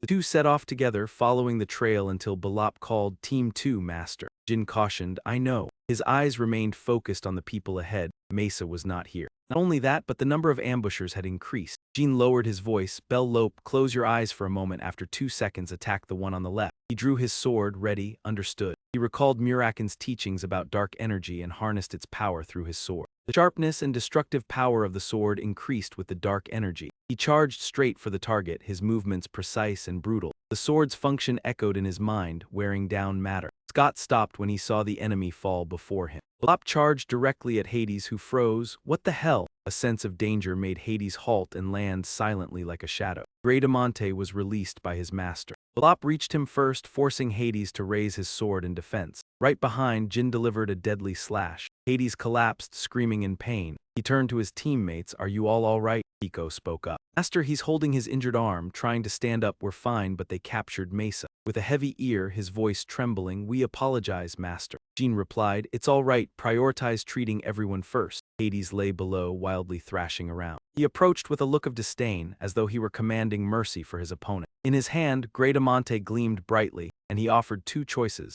Jyn, with a cold expression, would either die peacefully after revealing his faction, goals, and base, or remain silent and die painfully along with his comrades. His voice rang out firmly, I will keep my promise. My name is Jyn Zangkanden. I swear on my family's code and my honor. Hades gritted his teeth, the fear shattering his usual strong-willed demeanor. All right, spare my family, he confessed. I belong to the Kinzilo revolutionary group. Jyn was curious and somewhat impressed. He was referring to the terrorist organization that had been active during the time he had died. Jyn's memory resurfaced. The world plunged into chaos when they killed King Jyn and slaughtered civilians. Despite calling themselves revolutionaries, Kinzilo actually wanted to turn their king into the ruler of the world. Jyn then interrogated Hades about the plot to incite rebellion and kill innocent soldiers and civilians. Hades panicked and quickly explained, I'm just a lowly servant, I don't know much. I don't even know where the base is, but my faction operates near the entrance to the monster lands with about 20 warriors and 4-star mages. He asked, his tone serious, why capture Mesa? Hades answered, his voice trembling, to spread propaganda to promote our revolution. We were ordered to capture a female soldier. Scott gritted his teeth, those filthy bastards, that's all I know.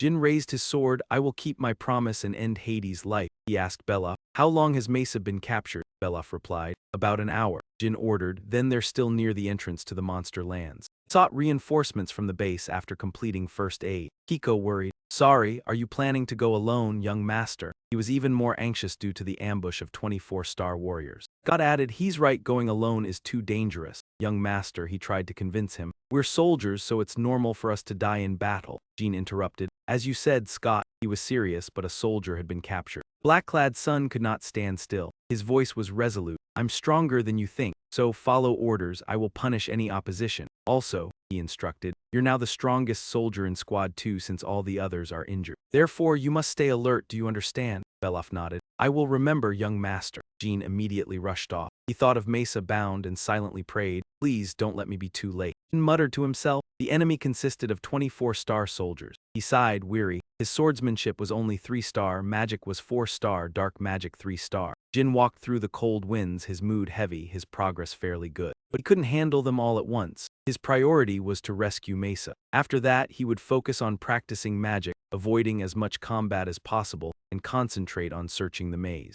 Jyn conjured wind magic. Thin lines of light spread throughout the air like a spider's web. He silently thought about testing the terrain and wondered if using wind magic again would. His hands never stopped weaving magical circles. He commanded the greenish light to head towards the meadow. Jyn moved according to the magic's guidance. They hadn't gone far, but on the way, he was suddenly ambushed. The sound of light slicing through the air rushed towards Jyn along with the voice of John Sanda. Immediately, a figure charged out from the bushes. His hand blazed with light and a burst of green energy shot straight into the group. They were stunned. Magic, that black-clad guy is using magic, a voice shouted in the chaos. Damn it, just kill him. Jyn drew Bradamante to defend. A clean slash, Muse flew back. The insect-like man with a fire staff roared, get out of the way, Muse. Without hesitation, he sparked a fiery blaze that shot directly towards Jyn. The blink of an eye, fire wrapped around Jin's arm. Muse laughed triumphantly, thinking Jyn was trapped. One arm was engulfed in flames, but Jyn was unharmed. With his free hand, he delivered a fatal blow to his opponent. The fire around his arm was controlled and turned into a weapon for retaliation. Jyn stood firm, one hand gripping his sword, the other holding the blazing fire. The leader of the insects saw this and recoiled in fear. He remained determined to defeat Jyn, despite the fire having no effect, changing his attack strategy, turning the flames into ice and shouting, "Then I'll tear you apart with ice." A shard of ice impaled Jyn's chest, but his eyes remained cold as ever. Jyn charged through the ice without feeling a thing. The sight horrified the insect leader. Impossible, he stammered in disbelief. In the silent night, a roar of fury echoed. My magic, Jyn continued walking. He thought about the Kinzilo members, observing the situation and realizing they had no intention of hiding their whereabouts. They had underestimated their opponent. Jin's hand subtly reached down, probably encountering someone else and traveling by cart.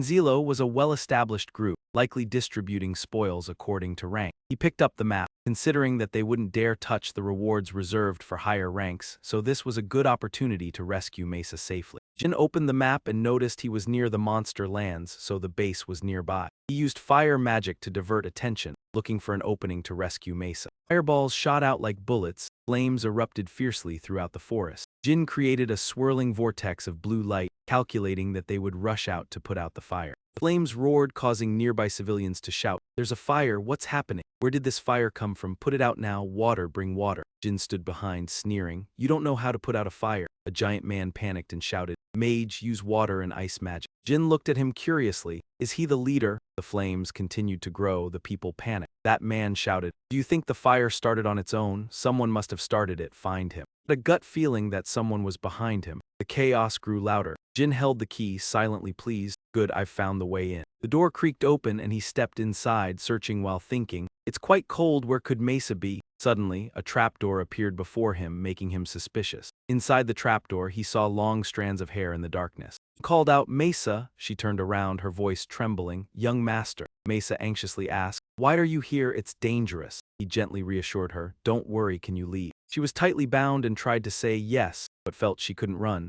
Jyn quickly cut the rope and said he would help her stand. Suddenly, the ground trembled violently, causing him to freeze. Mesa panicked and whispered, "Young master." She looked directly into his eyes and said seriously, "Can you promise me something?" Jyn furrowed his brows and replied, "Don't say anything, Mesa." But she kept speaking firmly. She said that if they ended up in danger, he should leave her behind. The young master was very important and nothing bad should happen to him. He seemed not to listen, supporting her and telling her to go ahead because it was dangerous. They stepped out of the basement. The area was filled with rubble and bodies. Jyn silently realized that it was the work of the monstrous beings from the War Clan. They both stood in silence. In the distance, a huge figure appeared, a creature with pure white fur slowly approaching. It was the White Wolf tribe. Before Mesa could say anything, she was knocked unconscious. The figure shouted loudly, "Young master, I'll buy you some time, hurry up." Uejito growled, cursing, "You useless bastards. If you can't even put out a fire, there's no reason for you to live." The monster aimed at Jyn and asked, "You're the one who caused all of this, aren't you?" He stood unflinching and replied, "Yes, I am the son of Chiron the Blackblood, Jyn the Blackblood." His gaze was as sharp as a sword and he ordered, "State your name, you monstrous creature." Rito grinned with pleasure. "You're one of the Blackbloods, huh?" A few days ago, when starting the mission in the Din Kingdom at the residence of the Blackblood family, he had been training with the Bradamante sword. Dark energy radiated from the blade. Suddenly, Muraken kicked him in the side. The man roared, "You wanna die or something? I told you, you're not good enough yet."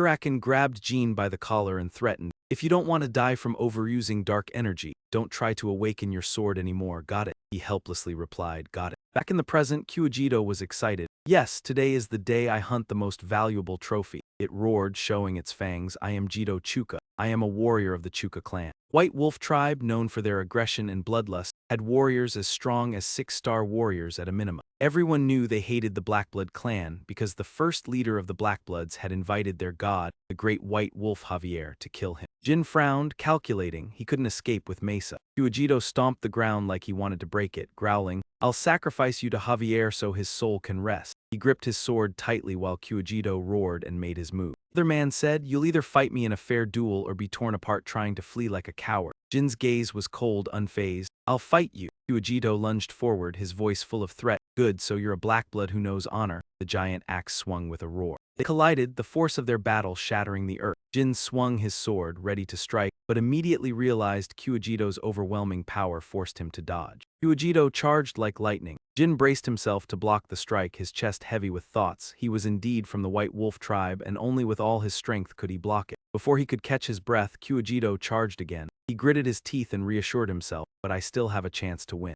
Thought, "I have a few trump cards that the opponent doesn't know about, including the pendant, magic, and dark energy." The blue gem in the pendant faintly glowed, but it wasn't the right time to use it because it was too dangerous. "If I can't survive this danger, it means I'm not strong enough yet." He set up a defensive barrier, calculating his next move, but his 4-star magic was useless against the White Wolf tribe. Anyone from the Kinzilo family investigated, the guards would notice the traces of magic, and the forbidden act would be exposed. The sword's blade gleamed, and only one option remained. Jyn used his sword to block the terrifying axe blow and muttered, "Dark energy." Kyujito continued wildly swinging the axe, each strike powerful. Jyn counterattacked, the explosion of strength shaking the steel as it met the sword. With one hand bracing himself, Jyn breathed heavily, sweat pouring down. Kyujito sneered, "Nice sword, Blackblood. It wasn't as good as his clan's famous blade." The two figures clashed again, sparks flying. The giant axe swung down and Kyujito growled, showing his strength beyond appearance. A moment later, he was struck by a blow. Jyn gritted his teeth, reminding himself to remember the feeling of releasing the sword that night. Kyujito screamed, "It's over, you Blackblood fool. Along with your white sword, I'll sacrifice you to Javier."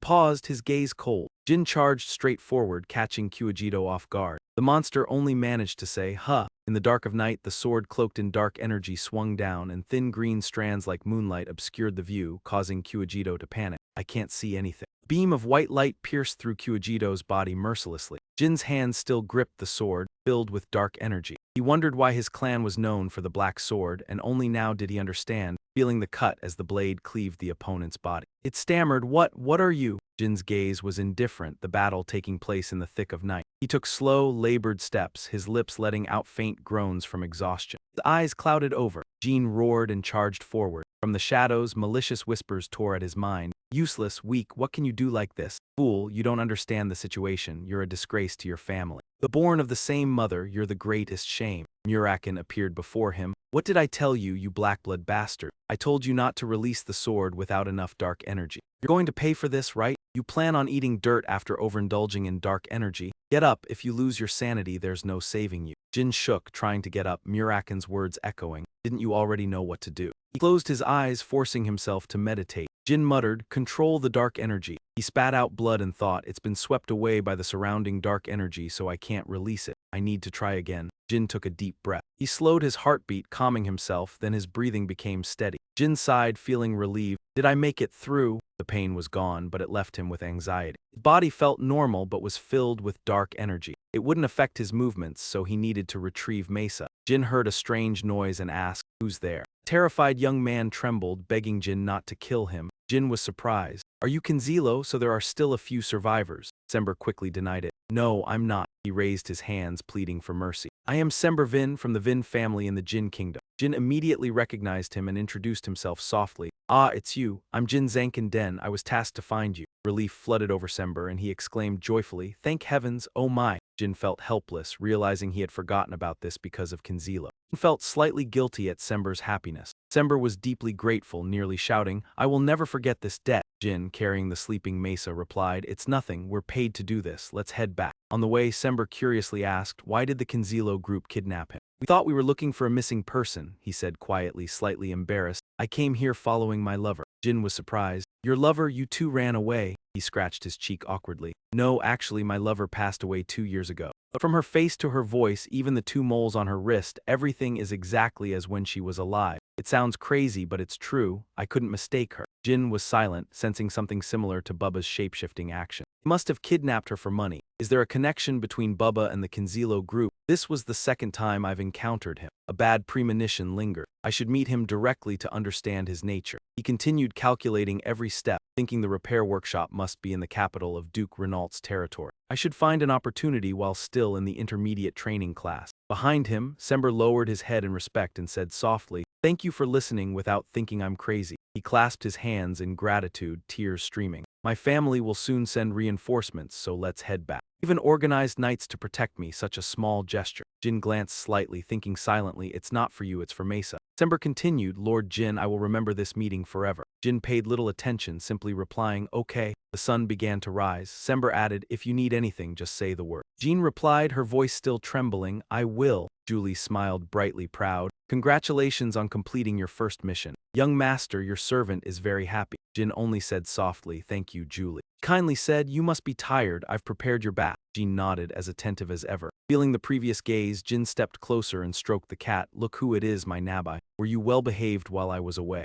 Suddenly it bit his hand. Jin instinctively threw it away. A voice rang out, "You're not allowed to throw animals. Muraken is of the line." "It's fine," he shouted. "What the hell bit me, Muraken, dirty with that bump on your head? Even though your fur is fancy, are you crazy? Are you out of your mind?" It lunged, scratching and scolding. "I told you not to release soul energy. How many times have I warned you that you could die? It's all for your own good." Jin tried to resist. "Wait, listen to me." But the cat form vanished, revealing an enraged Muraken. He grabbed Jin and shook him. "Listen, what's more important than the life of the only person bound to Sodrit?" Julie rushed in. "Master Muraken, young master has just returned." Lowered his voice, "Step aside. Strawberry, this is serious." She nodded. "I understand." Turning to Jin, Muraken roared, "A young trainee was kidnapped right before my eyes. Should I just watch? I feared she might be in danger." And the pendant. "To you, it's just decoration. Its meaning is hundreds of times greater." Jin straightened his clothes, veins bulging, arguing, "That's such a waste. Who knows when I'll face a much stronger enemy?" He was even more shocked. Julie intervened, exasperated. "Lord Muraken." Jin remained calm. "This so shocking?" He seemed enraged. "That brat." Jin frowned slightly, curious. "Wait, how did you know I awakened the sword?" He snorted coldly. "Your soul energy increased from 3-star to half 4-star. I'm not blind." Jin tested his energy, feeling the new strength, slightly startled. "I really feel full of energy, so I've advanced a level."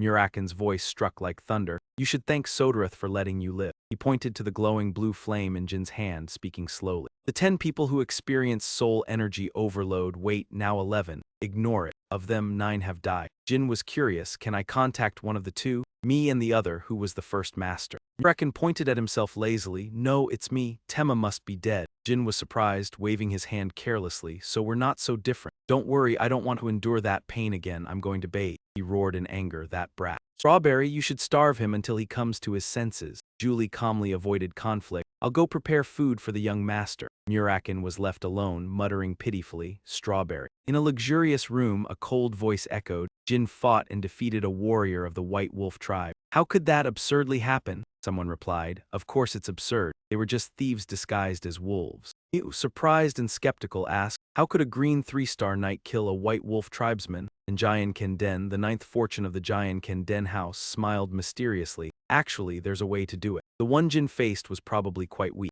Yu Jiang Kanden, the 8th fortune of the Jiang Kanden house, immediately retorted, "But it's still meaningless and even more unbelievable that mother trusts its appearance." Her eyes flicked, full of implication. "Isn't that so?" Haytona and Daytona forced smiles, chiming, "Of course." But when it turned away, Haytona whispered, "Do you think Jin really killed him?" Daytona quietly answered, "He's a monster, but that's still too much." Then he angrily said aloud, "It's not about whether he killed the White Wolf tribesman but that he's about to enter the intermediate training class." The other hesitated. Yes, both unconsciously imagined Jin's terrifying gaze. If Jin enters the intermediate class, we're doomed. Jin's voice echoed in their minds, "Should I strike you two with a sword or with fists?" Their faces turned pale, utterly desperate. Mew sneered, "What are you whispering about? Are you that scared that Jin's moving to the intermediate class?" The Tona brothers replied in unison, "Of course not." She turned her head, smiling teasingly, "Be honest with your elder sisters." Suddenly her eyes narrowed, cold and frightening, "Because what I hate most is the mouths of liars. It makes me want to cut that tongue off." The two trembled, mumbling, "We're very afraid," and slowly offered, "Do you want me to help you?" They were stunned. "How?"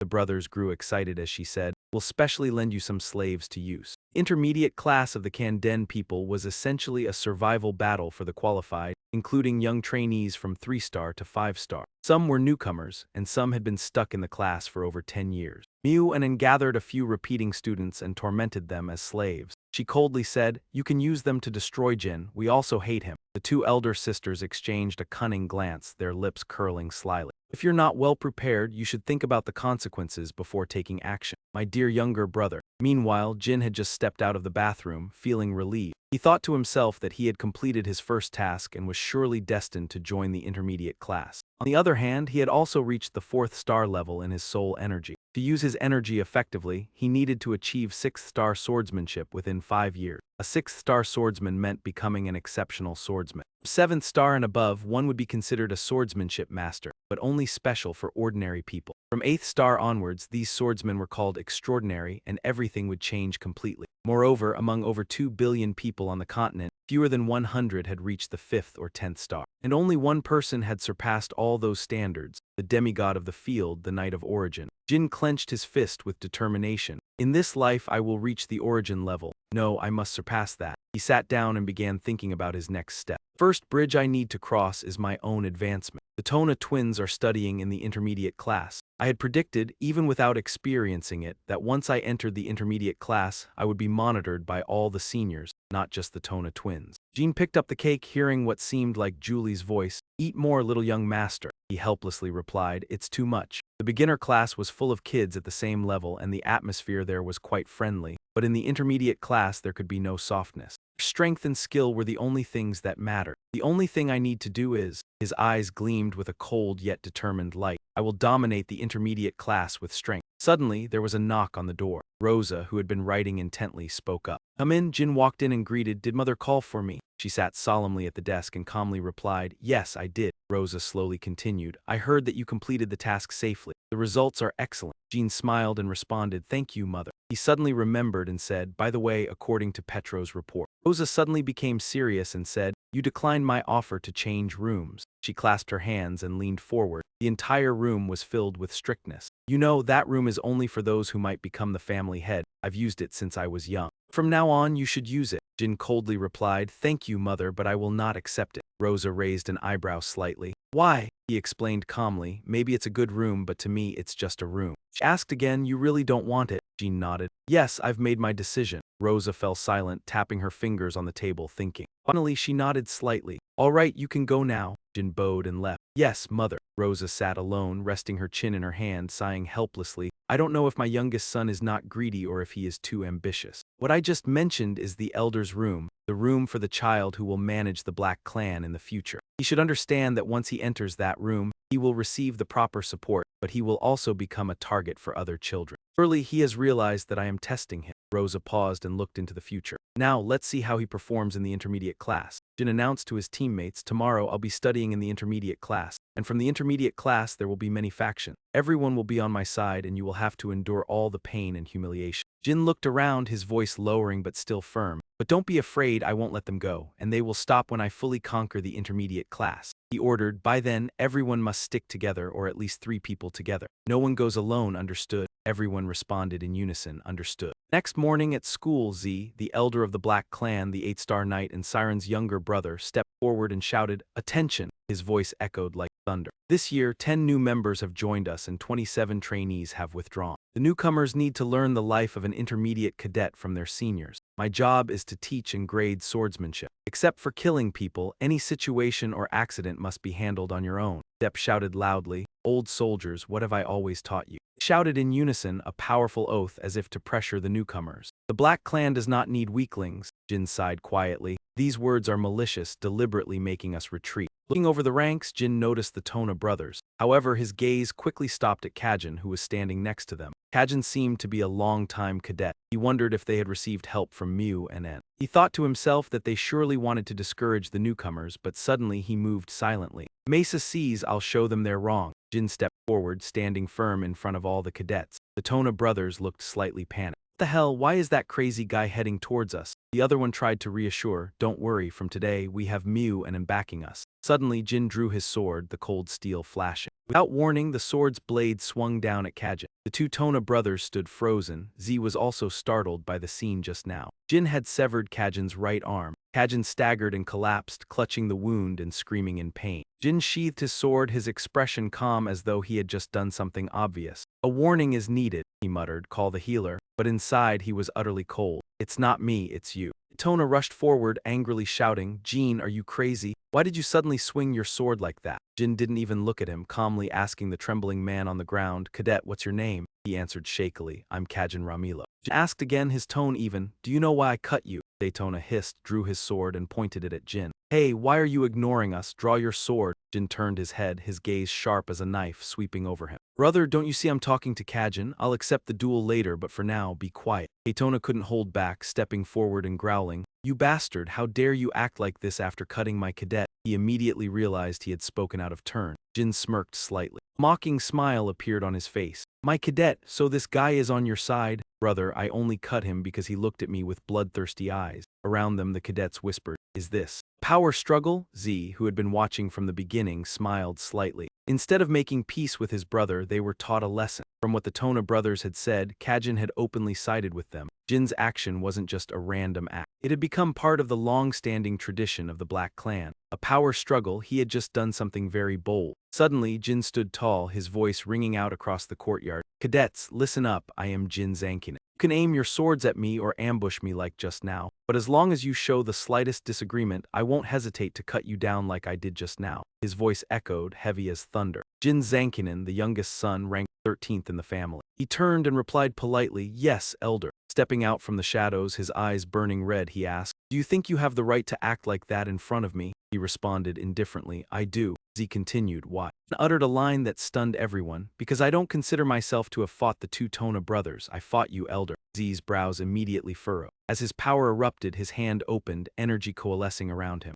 Z drew his sword, which gleamed brightly, and said, you fight me, interesting. He pointed straight at Jyn and said, explain yourself. Depending on your answer, I might take your head right here, right now. Jyn replied firmly, her voice cold as steel. You chose a very particular way to intimidate the cadets, even with me in this class. He had already considered the situation when attacked. Energy began to gather, and he slashed in a flash. The sword chi swept past Jyn's face at terrifying speed, sending her hair flying. A thin streak of blood appeared on her cheek, yet Ji's sharp eyes did not blink. He spoke slowly, mixing curiosity with challenge. So, you're upset that I intimidated the cadets, which caused this chaos? She answered boldly. Apart from my displeasure, yes. He wondered aloud, if so, why strike a cadet instead of swinging at me? Jyn answered decisively, because I haven't defeated you yet. If I knew I could win, I wouldn't target Kajin or my comrades, but you. Z braced his sword chi surging, and spoke evenly. Seems you don't value your own life much. He asked, or are you relying too much on being the chieftain's son? Jyn replied, no. Her words silenced everyone. I don't think refraining from action just because an opponent is stronger is something a member of our Black Guard should do.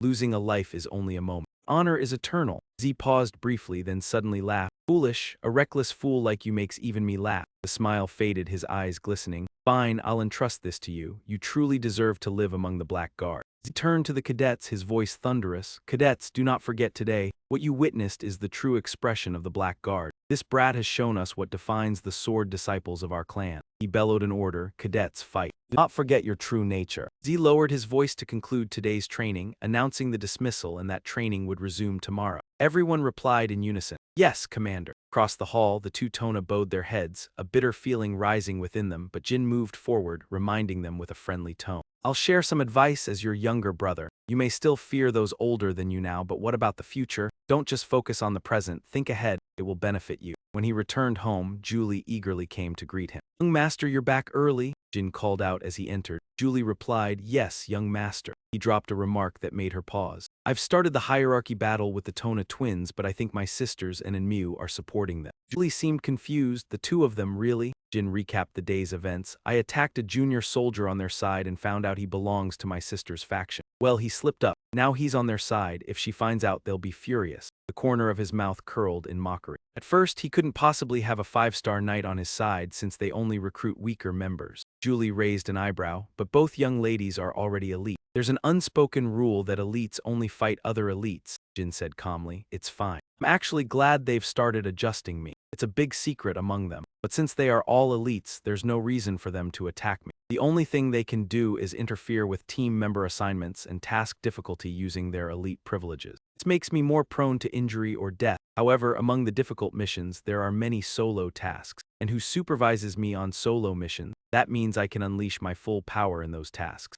Julie's eyes lit up. Then this is a great opportunity, right? Jyn smiled faintly. Exactly, his voice full of excitement. I just need to thank my sisters and improve my own record. Jyn bent down and Muraken spoke up again. I guess carrying a cat along won't be a problem. It rolled its eyes. Oh dear. He remained indifferent, but Muraken, I won't take you on missions because I have another task for you. Muraken tilted its head, annoyed. Another task. It asked curiously, what is it? Jyn just smiled mysteriously. I'll tell you next time. Until then, we must remain humble. Julie also smiled and nodded softly. Yes, young master. During training, his deep voice rang out, carrying its familiar pressure. Next, after the three of you finish the afternoon training, you will receive special training in the secret training grounds, reserved for those with black blood lineage. This is a privilege of purebloods among you, but don't expect it to be easy. Understood, the junior soldiers replied in unison. Yes, Commander. He continued, our clan's swordsmanship focuses on power, destructive force, and decisiveness. Combat, victory, possession, these traits of the black blood lineage are reflected in our swordsmanship. There is no strict definition of our clan's techniques, though a few signature moves are taught only to elites.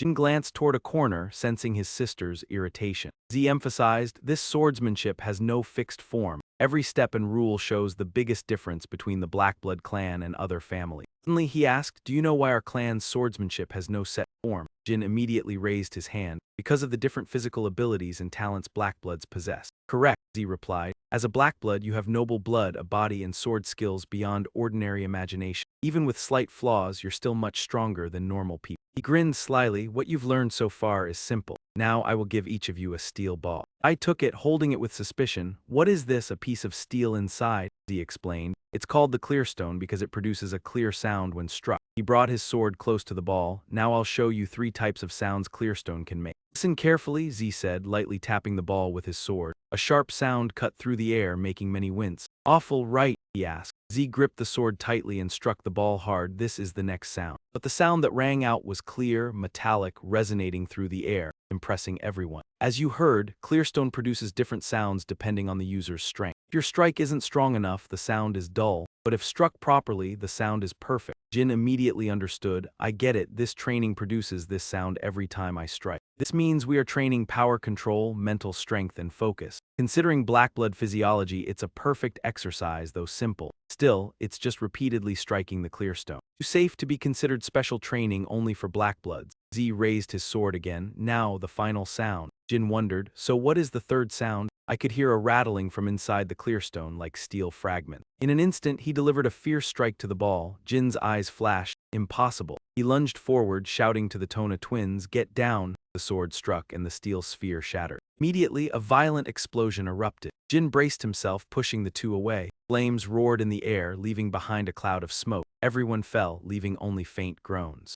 Tona held his head. What just happened? Z praised Jyn. The youngest seems to have good instincts. He explained, if someone strikes the Clearstone too hard, it explodes like that. He grinned mischievously. All right, now that you know everything necessary, begin training. Seeing Jyn unharmed, he praised, after Luna, you're the first not injured by an explosion. Z stroked his chin, thinking seriously, most of your brothers have been trained by me. Simple drills like this are only formality. I didn't expect anyone to survive the explosion. Suddenly, Jyn spoke. Sorry. He raised his hand like a dutiful student, asking honestly, then how did Luna avoid the explosion? Z heard the question. I fear you'll be disappointed. All your siblings managed it. But Jyn didn't mind. It's okay, right? Seeing Jyn calm, Z explained, Luna honestly didn't avoid it like you. Your sister was hit by the explosion like the other children. At that moment her eyes were blinded by the explosion, unable to evade. Z recalled, even I was surprised, but she wasn't injured because it was too powerful. Hearing him, the three of them were stunned. Z instructed, from today you three must train with Pura stones every afternoon. Continue until you can discern its sound in any situation, then you may stop. They each responded in turn. Yes, sir. The scene shifted to a sunlit room. Taimon brought afternoon tea in, calling, Luna miss. She looked over and politely replied, thank you, nurse. As she placed the teacup, she reminded her of the matter she had mentioned before. Luna respectfully asked, about my siblings trying to assassinate someone.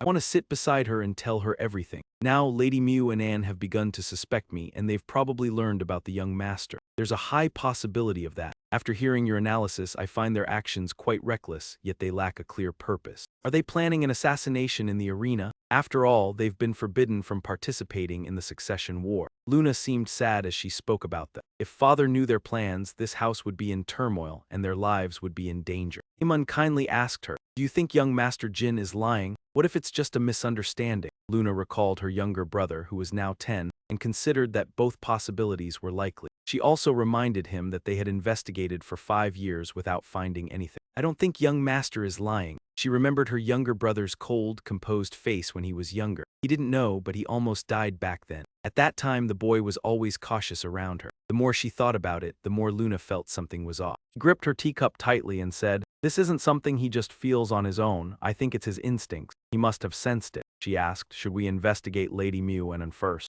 Luna set the teacup down and replied, please help me. I'm really worried being stuck like this. It's giving me a bad feeling. I want to worry, but actually I'm the one who should be worried, fearing that my siblings might hurt me again. She smiled faintly, trying to reassure herself. I'm well past 13, so you don't need to worry about me. Speaking of this, Luna suddenly asked, by the way, is Jyn doing well? Taemun immediately understood what she was curious about. About Lord Z's training, she propped her chin up and replied, it's time for him to show me the results of his training. Luna remembered the training scene and smiled gently, certain that he would get injured a little by the pure stone, but he would do well. Watching him grow made Luna happy. The next day, Jyn was exhausted after 4 hours of training, drenched in sweat and panting. He thought to himself, of all the training sessions, this one made him feel the worst. Z sat reviewing the data and ordered, take a 5-minute break. Jyn held his sword and meditated, but his mind kept wandering. At first, he thought this training was to help him control his strength and will, but it turned out it was. He needed to focus on limiting his light energy. He remembered the scene of the pure stone being sliced and reminded himself that he had to destroy the pure stone without using it. He felt he still lacked basic strength. His hands trembled from the intense training, and now he couldn't even hold the sword properly. I have to train to make my light energy stronger. The thoughts kept racing in his mind as he tried to calm down, sighing deeply. I need to practice hearing the pure stone and destroying it more easily. After some thought, Jyn told himself, don't rush, stay calm. This is something my siblings had to do when they weren't yet mature in their past life. I'm sure I can do it too.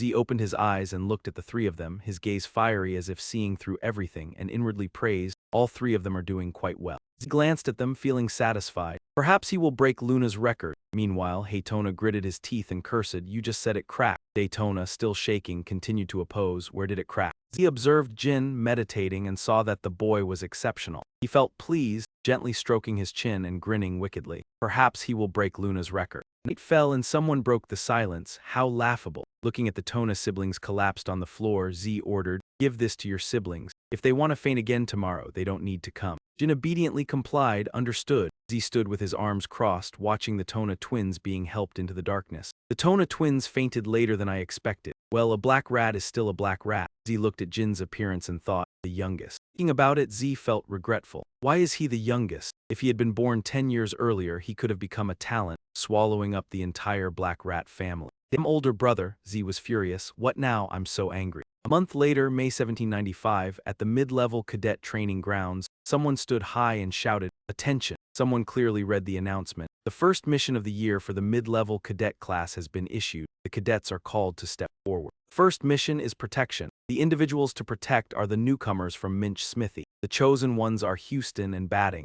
Everyone stood at attention, lined up to hear the rest of the announcement. The third mission is to subdue the monster. The monsters to subdue are the Ox. The person looked at the long announcement and suddenly stopped, unable to believe his eyes. The next names stunned Bellop and Mesa. Mesa, Bellop, Scott, Tamong, Kiko, Eddington, Sierra, Finns, David. After reading the announcement, the person rolled the paper up and reminded them, there are a total of 25 ox. Ox tend to move in packs, you need to be well prepared. Petro will provide more details, goodbye. Daytona asked the person next to him. The newcomers are going to subdue ox. The person beside him sneered. What can they do? Half of them will probably die. A cat laughed mockingly, just prepare their coffins with incense. Kajin, although helpless, joined in. There's still time before the mission, so we can write some farewell wishes. A golden-haired figure, feigning a prayer gesture, said, or you can beg young Master Jyn to save us. We're so scared. What did you say? Mesa immediately grabbed his hand, stopping him. Mesa intervened, forget it, we're no match for them, and the mission hasn't even started. Getting injured would be a real hassle. He wouldn't listen, still arguing, but Mesa, those bastards, and the young master. She couldn't hold back and shouted, shut up and stand still. Have you forgotten? This is the Black Rat family. A small but determined figure stood among the crowd and firmly spoke. I must complete the mission assigned to me and return after it is done. Mesa was furious, but her eyes shone with determination and strength. That's the only way I can defeat them. Daytona gritted his teeth, raised both arms holding the sword high above his head. A moment later, he lowered his hands decisively, cracks appearing on the top of the sphere. Jyn immediately turned his head instinctively, seeing a burst of light rushing towards him. He quickly dodged and held his weapon tightly. Daytona had just regained his composure after continuously asking questions all morning. Are you okay? I didn't mean to. Despite feeling some pain, he replied politely. I'm fine, can you take this elsewhere? Daytona quickly complied. All right, I apologize. Jyn watched the backs of the two brothers, Daytona and Haytona, silently thinking about how long it had been since he began training with Chun-Shi. The two brothers had finished much faster than he had expected. Jyn absent-mindedly looked at his palm, wondering about the sensation he had just experienced. His mind was as taut as a bowstring, and his body was fully stretched out as if aiming for the missed iron stone. Jyn suddenly realized that the stone had been pulled along the arrow's trajectory, and he fiddled with the crystal stone in front of him, thinking that if the iron stone flew back, he could easily dodge. His lips were tightly pressed, his brows furrowed, and his eyes focused intensely. This feeling, it could be related to Sister Luna's training. Jyn slowly gripped his sword firmly, his gaze fixed on the pure crystal stone, and he silently told himself to recreate that feeling before it faded. At that moment, a powerful voice rang out. Pay attention, Z was watching them seriously, his tone somewhat harsh. He announced that they had been assigned a mission. The two brothers gritted their teeth in fear, each reacting differently. One slumped down, the other tilted his head back, holding his face with a look of resentment. They wondered why it had to be their empire.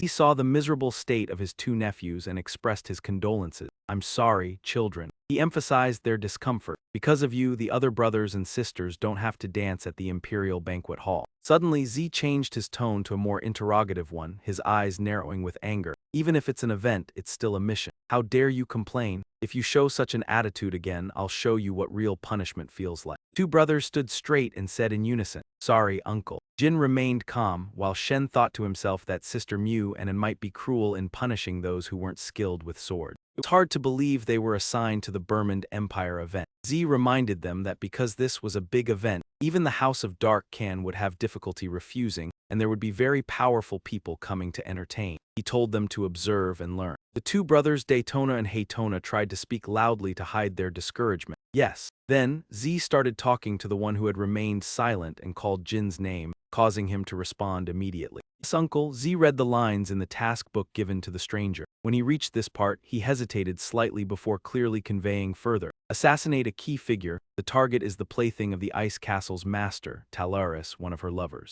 Z looked up and stared directly into Jin's eyes, asking, you know about the Ice Castle and its master, right? He replied quickly, yes, uncle. The Ice Castle is the massive tower that rises in the western sea of the continent. The master of the Ice Castle is the one who owns it. The 51st master of the Ice Castle, Talaris, also known as the Spider Queen of the Abyss, is famous for cruelly torturing those who dare touch her lovers. Zelat handed Jyn the file and provided more instruction. Ice Castle is an independent force beyond the control of the House of Dark Can or Zippo. Z asked, you know how powerful the Ice Castle and its master are, right? The target of the assassination is Ankaro Chandler, and currently the members of the Ice Castle are his bodyguards. He is in the lawless region, mommies. The two brothers Haytona and Daytona were stunned, whispering to each other, what, mommies, are we going to get scolded? Mommies is the mission of the Night Guards. Jyn, despite his talent, thought, is this too much? At the same time, he looked at him and asked, uncle, I have a question. Jyn rubbed his chin thoughtfully. The mission was issued by the Chandler family. So, does the Chandler family want to kill their own kin?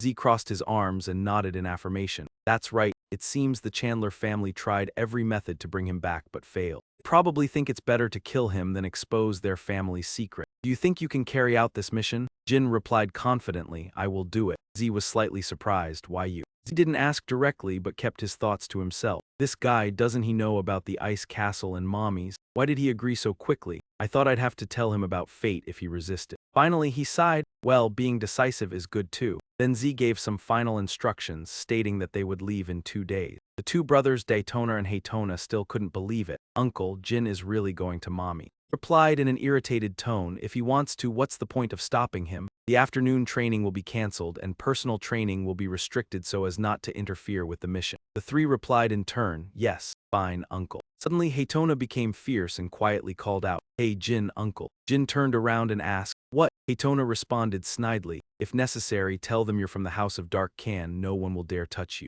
Jyn looked at the two brothers who were encouraging him, skeptical, what's this, looking out for me and all? The two denied, no, when have we ever looked out for you? Exactly, we'll take care of things, so don't die. He turned his back but still replied, when I come back, you too. Jyn changed his mind and drew his sword, stabbing it directly into the crystal stone and lifting it up. Daytona and Haytona hugged each other in fear and confusion, not saying a word. At that moment he smiled brightly, asking casually, do you like the sisters or me? He suddenly called out sternly, Haytona, Daytona. The two brothers replied, yes. He looked at Jin's receding figure, reminding them, as the youngest said, prepare to leave, don't provoke him before he's strong enough. If you want to live long, the group will depart after 2 days with Jyn. Young master, we're heading to the lawless region mommies. Jyn responded briefly, Someone asked in confusion, but young master, your hair color. Jyn explained, I will disguise myself, I can't be recognized as a member of the House of Dark Can. A voice responded, understood. Jyn continued to communicate with everyone, especially Mesa. My mission is different, so I'll take another teleportation gate. I need to go through all your migration procedures. It's a task of suppression, right? He replied, yes.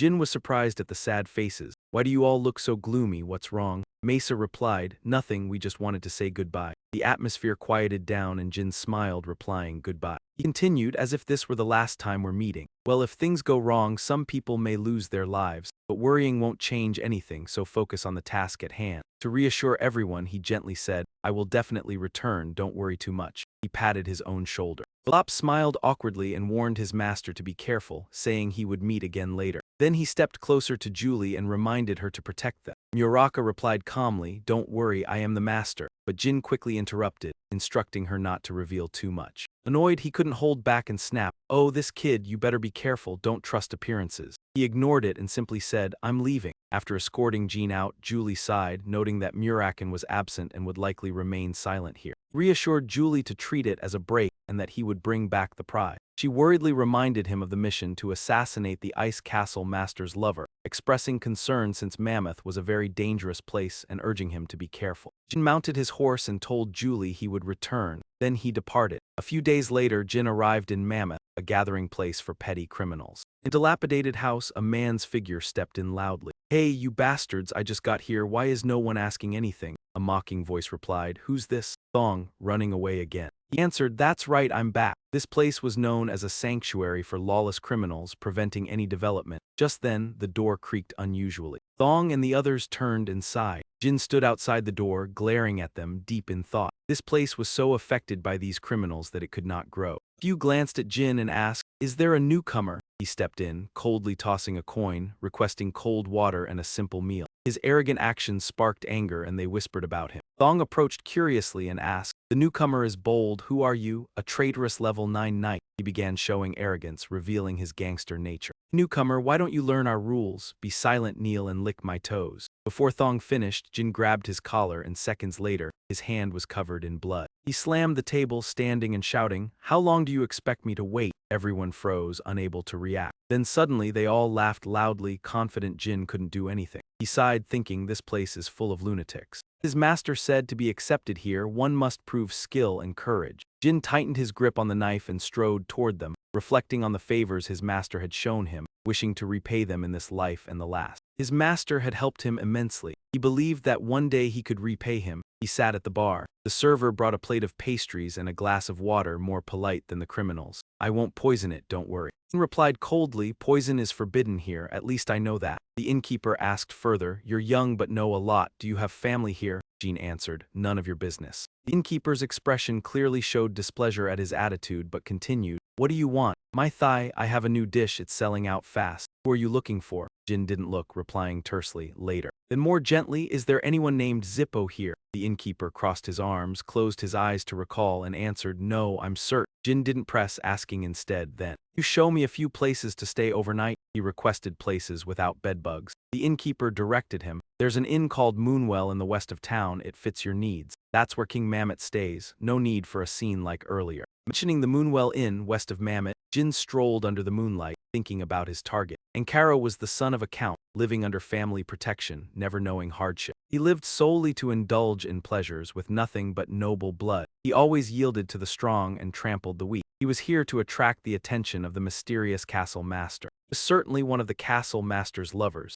Jyn knew he was inside. Someone had mentioned the new Mai Thai in Mammoth. He was likely in the room. He needed to gauge the situation inside. As Jyn entered the inn, he heard Ankaro screaming. He was furious, yelling at his bodyguard, why can't you do something this simple? And thought to himself, today must be my lucky day, unexpectedly encountering him. The bodyguard warned seriously, we cannot let this situation continue. Ankaro begged, damn it, I can't live without it. The bodyguard firmly refused, impossible, sir. You must understand our duty is to protect you, not indulge your whims. Ankaro raged, cursing and threatening the bodyguard. If you don't give me that, I'll deal with you myself. He shouted, bastards, you'll die if my love doesn't return. Ankaro continued cursing but was struck in the stomach with a stick. He fell, eyes wide. The soldier sighed, how much longer must we protect this guy? Before finishing his sentence, he was hit again, falling down. The soldier sighed, do we really have to protect someone like this? He's not even worth living. Another soldier reminded, quiet, we must follow orders, not act on impulse.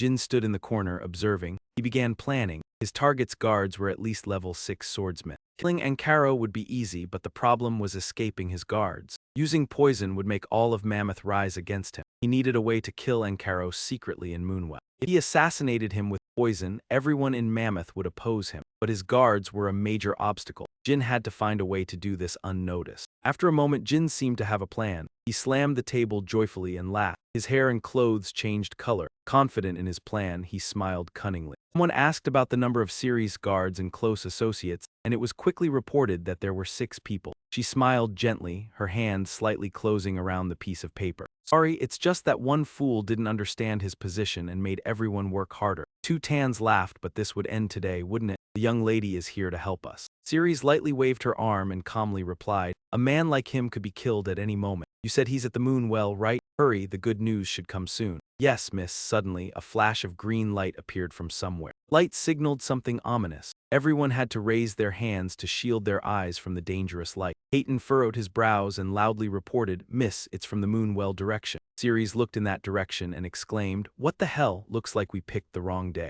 Jyn inside the inn was confidently walking up the stairs. I'll terrorize the moonlight with magic from my room. I'm only at rank 4, but with soul power I can create the destructive force of rank 6. This spell will make everyone think I'm a rank 6 mage. Who would suspect a 15-year-old kid to be a rank 6 mage? No one. Veridin just reached rank 6. Thanks to soul power, there will be no traces to show I was the one casting it. No one will suspect my plan. He changed his appearance from his hair to his clothes to look like an outside attacker. Summoning thunder might be the most fitting spell. Jyn began the summoning, black smoke spread beneath him. As the smoke filled the space, Jyn recited the spell, release soul power. In an instant, he fell into another space, pitch black as ink. Jyn murmured, I really created a terrible plan, his body surrounded by bright electric sparks, the light weaving through the space. Jin's eyes lit up, a smug smile as he knew he had succeeded. Summoning thunder, the light from his power made everyone panic, shielding their eyes. Ceres, the captain of the Hidden Pavilion's 7 swords, daughter of the Hidden Pavilion's lord, was the only one who did not shield herself. She laughed, what is this? Looks like we picked the wrong unlucky day. Thunder rumbled from the disturbed district, shaking the old inn. 2 Tans smartly realized, someone from the Moonwell must have angered a high-ranking mage. That's right.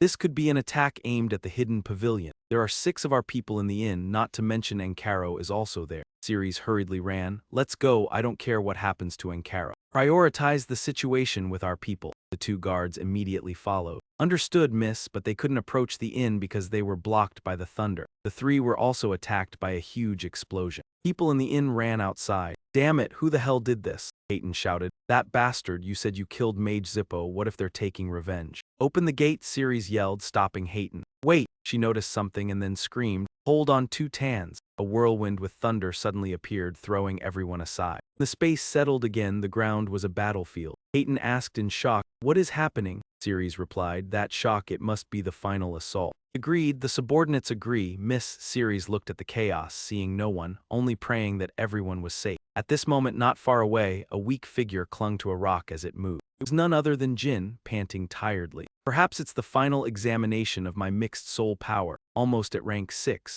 Luckily, I avoided fatal injuries thanks to the pendant. The hidden pavilion's guards are still alive, but where's Ankara? If he's still alive, it'll be a good opportunity for me. While thinking, he suddenly noticed a soft yellow light shining on him. Ceres had recognized Jyn. She walked straight up to him and stared at him. There's someone your age at mommy's too. Are you alright? Turns out you got caught in the attack too, she asked. Quick, leave here. Hayton ran over to report, Miss, our people over there injured but alive. Ceres smiled lightly and responded, that's good, gather everyone outside. If they're protecting Ankara, order them to deal with him. The guards replied, understood, Miss, she continued. The attacks are similar, it must be the work of the same person. If we find the mage, tie him up immediately. Hayton heard the order, understood, Miss. Jyn immediately realized, she's the daughter of the hidden pavilion's lord. She's here to take care of Ankara. Its fate is sealed, no need to check anymore. The issue lies behind. If she recognizes my face, it will be troublesome. I must disguise myself and use the chaos to escape. Before they left, another guard ran over to report, sorry, Miss, Ankara died in the attack. I failed in my duty to escort him. Ceres wasn't bothered. Really? That's good news. I'm here to free you from that duty. You've struggled for a long time. The guard was emotional. Miss Ceres walked gently, holding her sword high. Her voice was strong. The hidden pavilion has temporarily requisitioned this in. I am Ceres Endoma, daughter of Talaris, the hidden pavilion's lord and captain of the 7 swords. Anyone who opposes will become an enemy of the hidden pavilion. A few oppose, don't make me laugh. Even if you're the daughter of the hidden pavilion's lord, this is Mammoth. The hidden pavilion can't bypass the city rulers to take control of the current situation. Attack could have been caused by the hidden pavilion. Ceres pursed her lips, emotionless, no need for explanation. She swung her sword and moved towards the 2 who opposed her. I made it clear, anyone who opposes will be an enemy of the hidden pavilion. The rulers of Mammoth, do you think you can disregard the hidden pavilion just because of this emperor role play? If the attack was aimed at the hidden pavilion, we will compensate accordingly. But if the target was one of you, the hidden pavilion inadvertently got involved, what will you do? The opponents were silenced by her logic. She stared at them, her eyes bright, her voice light but full of danger. I believe this arrangement is fair enough for the secret sect to inspect the inn. The others will have to follow her plan. Fine, do as you wish. Either way, we're all on the same ship. We must find and eliminate the mage responsible for this attack. Ceres stopped threatening after hearing that. I agreed as well. Now, we need to find the mage among the survivors. Not one of ours, but it's no surprise there's no mage among the secret sect's people. It's likely one of the frauds accidentally provoked the mastermind while causing trouble somewhere. You should stop this futile resistance immediately. After saying this, she returned to where she had been talking with Jyn. And you, why are you lingering? Didn't I tell you to go outside? Playing the role of a hesitant subordinate, he replied. I'm a bit scared. Plus, my leg is injured, sorry. Ceres pulled a healing ointment from her sleeve and teased, you're quite cowardly for a man, but still a rather charming swordsman. Here, roll up your pants. You're lucky to have survived the attack. You even get me, the great Ceres, to apply it personally. Consider it an honor. Jyn asked shyly, what should I do to repay you? Ceres laughed carefree, no need. Someone like you isn't capable of repaying the great Ceres.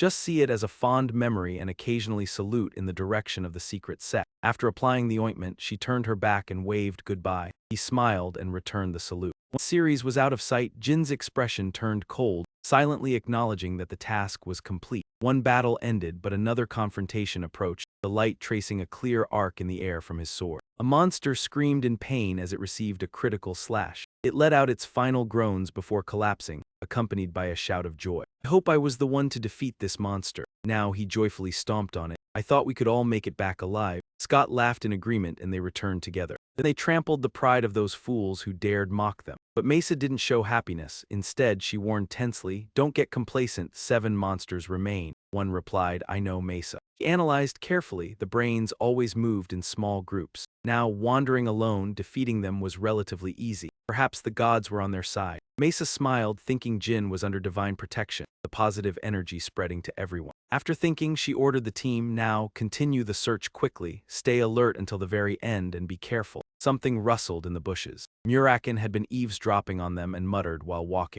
I think there are still 7 left. If they catch those, I can go home too. The past was replayed to explain the present. A few days ago, when Jai's squad received a mission, one of them gathered the brain monsters, shouting, "Everyone's here, right?" Muraken stood with hands clasped behind his back, voice full of authority. "Listen carefully. From today, you must move alone. If 2 or more gather, I'll eliminate all of you. Remember that?" Finally, he added. "If you understand, move out quickly." The brains scattered in panic. Back in the current forest, Muraken strode in annoyance. "That kid keeps making me do annoying tasks," he shouted. "So what if the wishing one lasts 1,000 years? Screaming scattered the birds. Muraken perched on a branch, observing Jyn's team, thinking to himself that when he returned, he'd make the brat buy him a new scarf. Then, bored, he lay down, thinking he would only do enough to complete the mission without sacrificing anyone. Suddenly, heavy footsteps like an earthquake sounded, and Muraken immediately straightened up. Human glowed golden. Startled, he turned to look, wondering, what is this energy? The strange, mysterious sound was clear, and Muraken realized it was coming here. He hid on the branch, muttering angrily. "Damn, where did the others come from? I didn't think they'd return. Luckily, it's only around 3rd star. If it's Jyn, that kid would sense my shield immediately," Muraken said, then spread black smoke over the place where the team was staying. Smoke spread, obscuring the faint moonlight below. Gradually, it rose, covering the sky. Bellop was the first to notice the change, stopping and muttering, "Seems darker than before. Is it about to rain?" Except for Muraken. Another intruder entered the area, a giant gravekeeper wielding a trident, its eyes blazing red. Its soulless and evil nature was obvious.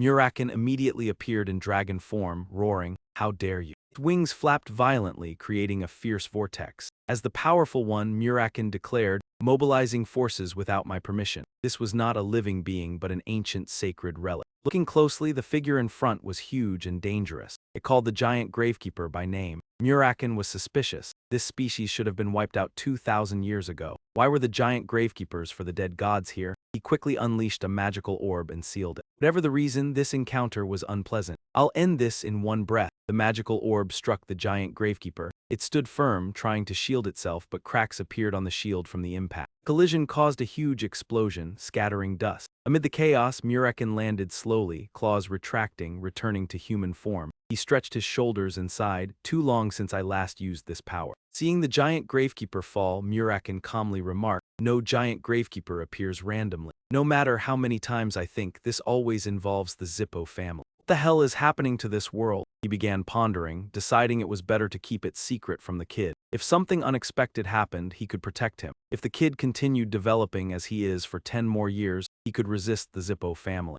Meanwhile, elsewhere, the shape-shifting witch Bubegaston paced anxiously, then decided to open the door and step in. He immediately reported, "Lord Bisco, trouble, a giant gravekeeper." Iriano, leader of the Kinzilo Revolution, replied, "I've heard. The kids were attacked by a giant gravekeeper at midnight." He seized the chance to act. "Indeed, what monster dared destroy my masterpiece?" He stepped slowly, emphasizing, "That's irrelevant now. The one who defeated the giant was a dragon, a shadow dragon. I personally inspected the scene." Hearing this, he was extremely surprised. He noticed a dragon, and Bisco replied that they weren't certain, but it seemed the dragons were warning them. "For now, observe the situation. We will send capable people to you." His gaze was tense, sharp as a blade. "I think we should hold a meeting with the Zippo family soon." The reception platform ensured the returning family members arrived safely, which pleased Z greatly. He laughed joyfully, saying everyone completed their mission and returned to Mommy's unharmed. "Those who assigned this mission will surely be furious this time." Jyn responded on behalf of everyone to Z's praise, "Thank you, sir." He crossed his arms and continued instructing his subordinates. "All right," everyone understood. All answered in unison, "Yes, sir." After resting, Mesa, Bellop, and Scott happily said, "Young master, you're all right, that's a relief." He gently replied to their sincerity, "Yes, everyone did very well." Corner of the wide courtyard, Kajin, Rima, and Mel gathered together, all showing disdain. He asked, "Have you heard?" Somehow, on that very day, a sorcerer launched a terror attack at the guest house where the assassination target was staying. Rima cursed with jealousy, "Damn, young master is lucky." Mio still harbored hatred toward his group. He thought silently about this unfair world. That man was not only ordinary but blessed with unnatural luck. Some people, no matter how hard they try, can't surpass the common ranks. He turned to Kajin and said arrogantly, "I don't know how strong the others are, but young Master Jyn nearly reached 4 stars. And his new group only has 3 stars. He glanced at Mio and responded in a low voice, "Hey Kazin, are we just going to leave it like this?" What else can we do, even if he's the youngest son who's been underestimated? Reminded his friend we're still family, pure-blooded Black Knights. Mel, before Missing gives orders we cannot act. Meanwhile, Jyn approached, facing them. They whispered to each other. Did he overhear everything? Impossible, we're too far away. Jyn lowered his face to hide his gaze. Too bad, but I heard everything, my dear friends. Mel and Rima pursed their lips, watching him. Jyn asked the team leader, Kajin, is your right hand okay? He remained humble despite his sharp gaze. It's fine. The medic said reattaching it is easy, just a few days of recovery. He casually remarked, I see, everyone was having quite an interesting discussion. Kazin, looking weak, replied, yes, the best we can do facing young Master Jyn is speak ill behind his back, hoping he'll forgive us. His face was expressionless, words laced with contempt. Jyn thought silently, well, whether I forgive or not doesn't matter, I'm not at peak luck yet. He explained further to Jyn, how is this your business? Jyn naively asked, how could one word make you drag us into a fight? Why would I do that? He grinned teasingly because I'm acting rather impulsive now. Jyn clicked his tongue and nodded, truly irritating. Mel hurriedly asked as he stood, hey Kazin, what are you doing? He only casually replied, oh, is that so? In his eyes, the young master being recognized for luck after a mission was not a happy thing. He chose to resolve things peacefully, perhaps due to a misunderstanding. The reason I said you're irritating isn't mockery. Or is it disrespect? Jin's hand lightly touched Kajin's sword hilt. A 5-star knight, skills superior to a mid-tier young knight, possibly even stronger than me. The sword left its scabbard, steel gleaming. He wondered, so why do you just stand there badmouthing others? I assured you that you could challenge me anytime freely. He asked again, really? Jyn answered straightforwardly, yes, raise your sword, hold nothing back against me. Kajin's eyes flashed with ferocity, as if daring unlimited aura. He replied, exactly. The blade was gently pushed forward, tone colder, he would regret this. The duel began, Kajin swung straight, Jyn swiftly raised his sword to block. He thought, his attacks are strong. He's like a raging gorilla, dark skin, teeth bared in fury. Jyn dodged a strike, still with time to consider. Compared to future opponents, it's nothing, but he slipped back slightly. Kajin saw this, shouted, have you realized yet? Young master, you're still too weak. He continued slashing from above. He tensed this match at that moment, a silver gleam shot from below toward Jin's chest. Kajin exploited the opening, punching him with a gauntleted fist. An orange streak curved through the air.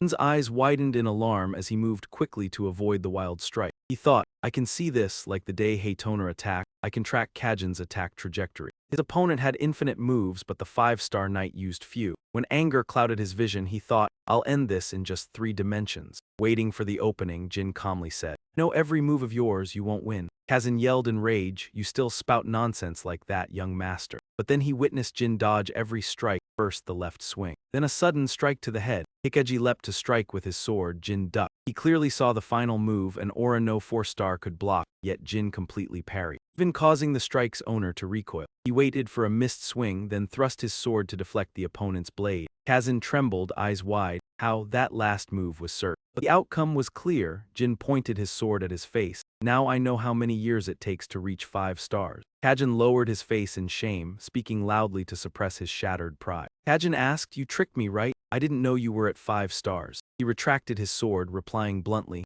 no, I never did, it's just that you don't understand me fully. I wouldn't fight if I thought I'd lose. When the battle ended, the Tona brothers panicked and rushed over. Hey, what happened? Both of them suddenly froze, looking at him sitting, gritting his teeth in despair, unable to believe it. The youngest defeated Kaji. Jyn casually walked past Haytona, even making a sarcastic comment, it's nothing special. Haytona, unable to hear clearly due to his deafness, only glared back with a look of disdain. Haytona admitted, yes. In a room, someone was surprised to hear that Kajin had been defeated. You're telling me a 15-year-old crushed you? You think we'll believe that? He stood upright and honestly admitted, I truly feel very ashamed of myself, and asked further, you didn't take a bribe or go easy on him because he's from the Black Clan family, did you? Kazin courageously responded, not at all, miss. You, displeased, asked, then what? Are you seriously telling me that a 15-year-old achieved 5 stars in such a short time? He quickly summarized the situation. It wasn't just me, everyone at the training ground that day saw it. That aura was truly stronger than 5 stars.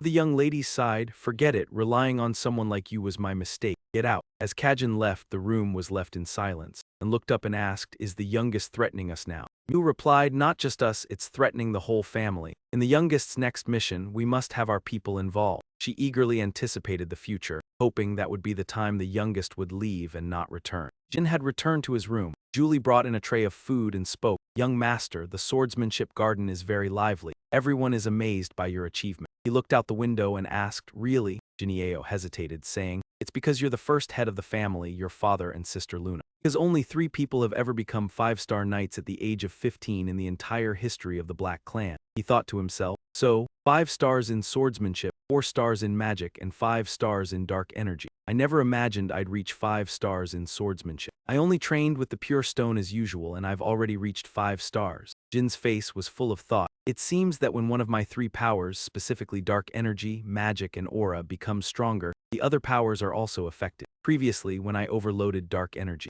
it opened up a flow of aura and mana. Since I'm the only one with all 3 powers, there's no information about their connection, but I'm sure they are linked." At that moment, something caught his attention, making him turn his head. Jyn accidentally glanced over and saw several blue roses. "Did you put these flowers here?" Julie replied. "Yes, because when you left, the vase was empty, so I added flowers. Do you want me to throw them out?" He quickly said. "No, there's no magic or curse on them, so it's fine." Julie smiled gently. "I see." Jyn continued, "Anyway, when the news of me becoming a 5-star knight at 15 gets published, my brothers will start to worry." His eyes suddenly grew cold. "Even Joshua, who has been nominated to be the next head of the family." Joshua, when Luna gave up her identity as the first rare talent, the second rare talent of the Black Clan, became the top candidate for the next head of the family. With his mother Rose's support, he has now solidified his position. While he was serious, Muraken was lying on the table, leisurely eating cake. Jyn turned and stared blankly ahead, then said, "It's not bad to hide my abilities now, but I've decided to reveal my achievements. It will be more beneficial.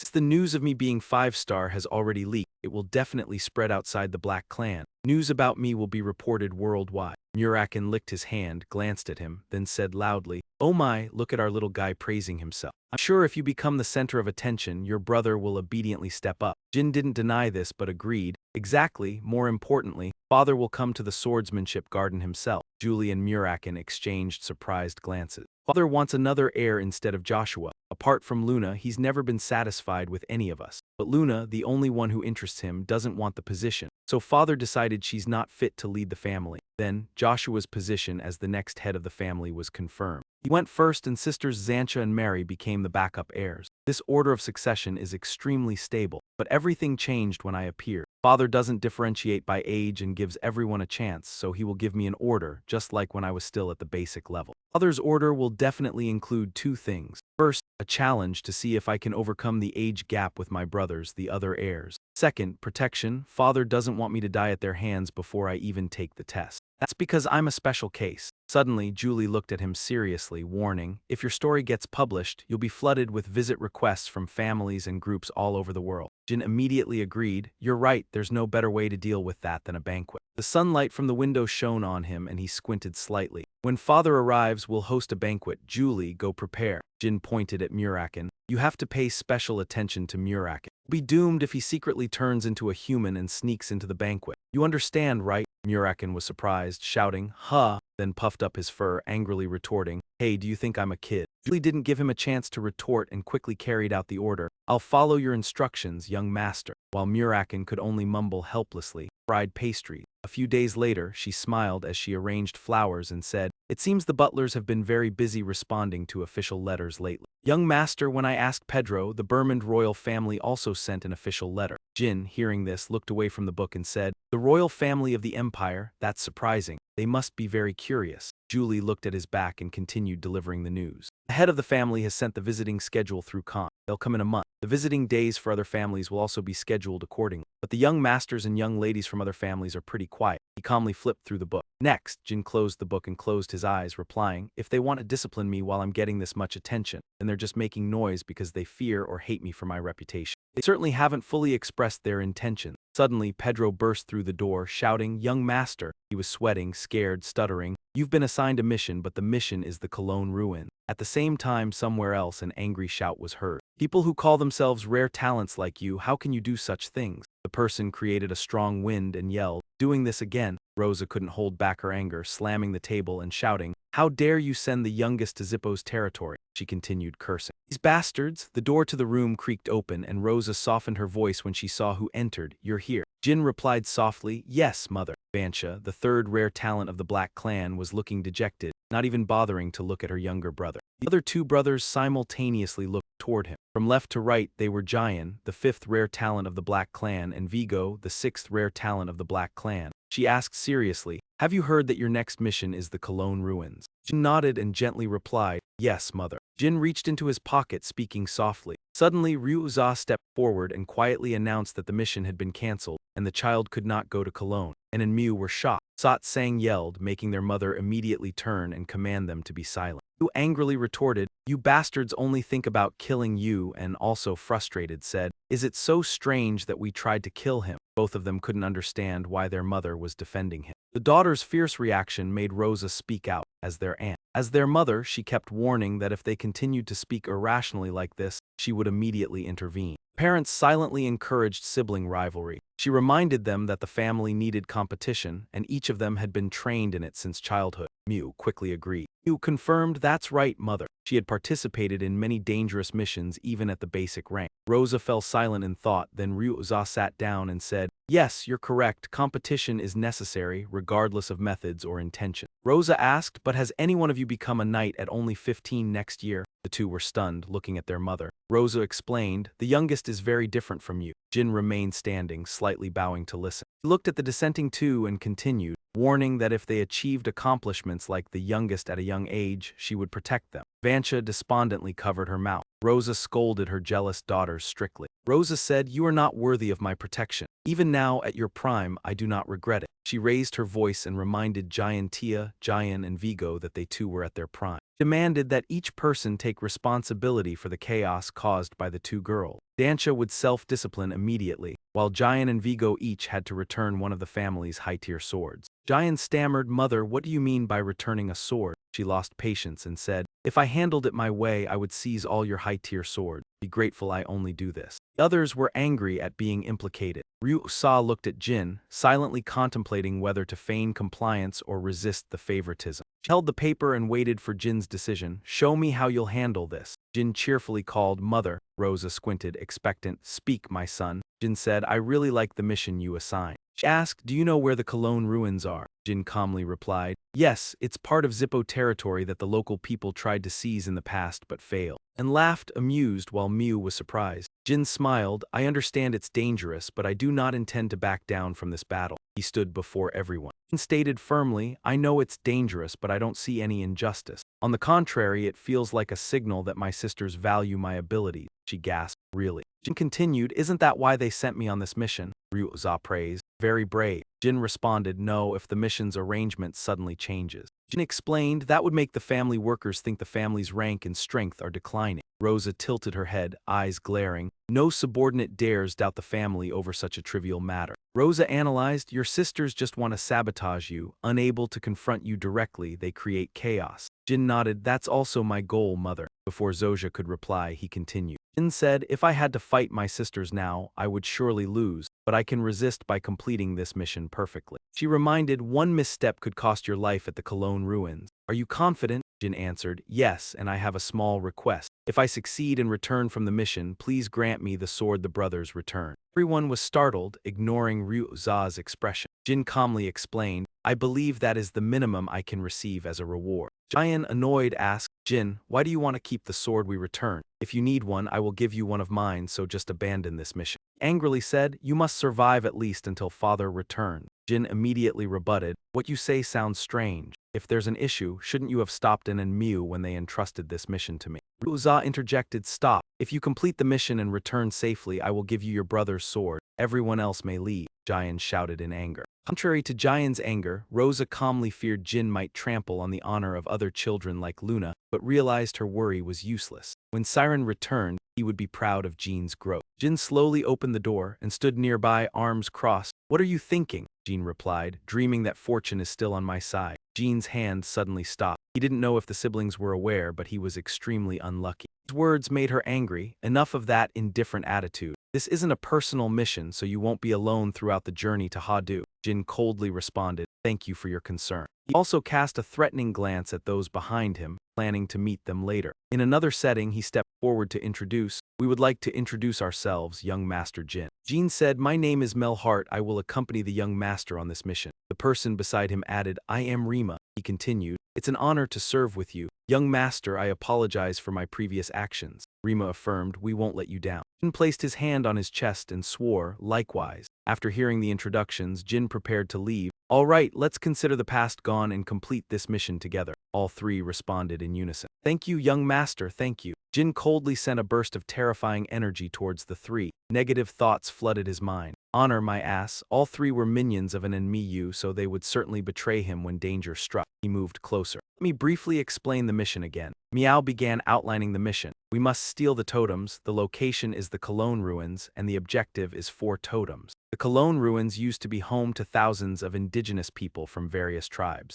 Currently, that land is under the control of the Zippo family from the kingdom of Pylon. The Zippo tribe discovered Cologne a few hundred years ago. After finding the ruins, they slaughtered and enslaved most of the native people. Jin focused on the description. Although the Zippo family currently claims to respect the indigenous people of Cologne, it was just a superficial attempt to save face. The brutal battles fought by the people were recorded. On the outside, they were respected, but in reality, they were slaves. There had been no policy to improve the situation. The lives and rights of the people of Cologne held no value in the eyes of most humans. Jin continued thinking, believing that Zippo spared the lives of the Cologne people only to maintain the environment and provide a display of remorse for their past cruelty. The Zippo family often adhered to reasonable laws, seeking voluntary obedience from the oppressed. A few sounds broke Jin's concentration. However, in the past, they had crossed the line with the Cologne people. They were so obsessed with the Cologne ruins that they were willing to sacrifice their reputation for the relic mirror the natives had hidden. Jin recalled the image. The existence of the mirror was still classified information known only to the Zippo family. The truth had come out thanks to a daring reporter before he was reborn. All the images spoke of a single topic, according to the title given by the reporter. The Zippo family's actions in search of a relic, and according to the natives' accusations, that relic was the source of mana. Simply looking at it, one could increase their mana stats to 7 stars. Using this relic, Zippo created countless mass-produced mages. Jin remained pensive, while Mel and Rima silently signaled each other. Zippo family will begin producing mages in 10 years, meaning they haven't yet reached the source of mana. He gripped the sword in his hand, determined not to let it fall into Zippo's hands. Mel sounded the alarm. Young master, the mages are coming back. He signaled them. The positions of the two are the assembly point for Zippo's mages. The totems need to be stored in warehouse number 3. The ambush won't be hard, but there will certainly be defensive spells. Ajin reassured him, don't worry, young master, no matter what happens, we'll protect you, even if it means sacrificing our lives. Jin looked at him and said, thank you for the encouragement. He also stuffed a food packet into his robe. To ensure safety when we return, we need to conserve our stamina. Then he told the 3 of them to rest for a while. We'll attack in an hour. Kajin held the food packet and replied, understood. He then shared it with everyone and they replied, thank you, young master. Mel, Rima, and Kajin each took a bite. Seeing them start eating, Jin said, now you all make sure to cover your faces. I'll act alone, so enjoy your sleep. He felt both confused and dizzy, almost collapsing. The young master asked, what do you mean? He too felt the pain, then realized, what is this? Poison. As everyone fell unconscious, Jin said, don't worry, it's just sleeping medicine. No, damn it. He glanced around, then prepared to leave. I would be less suspicious if you all acted like the usual scoundrel. Jin tightened his cloak, guessing that the instincts of these dogs were to obey their master's orders, then retreated into the desolate wilderness. In another setting, 2 knights stood guard at the gate, chatting cheerfully with each other. One of them was excitedly telling a story, holding a bottle of wine in his hand. Suddenly, a figure in a black cloak rushed toward them, surprising the 2 knights. One of them immediately drew his weapon and shouted, who are you? Jin's gaze remained fixed on the other man. He easily dodged a surprise attack from the knight. A swift strike knocked the knight to the ground. The knight cried out in pain.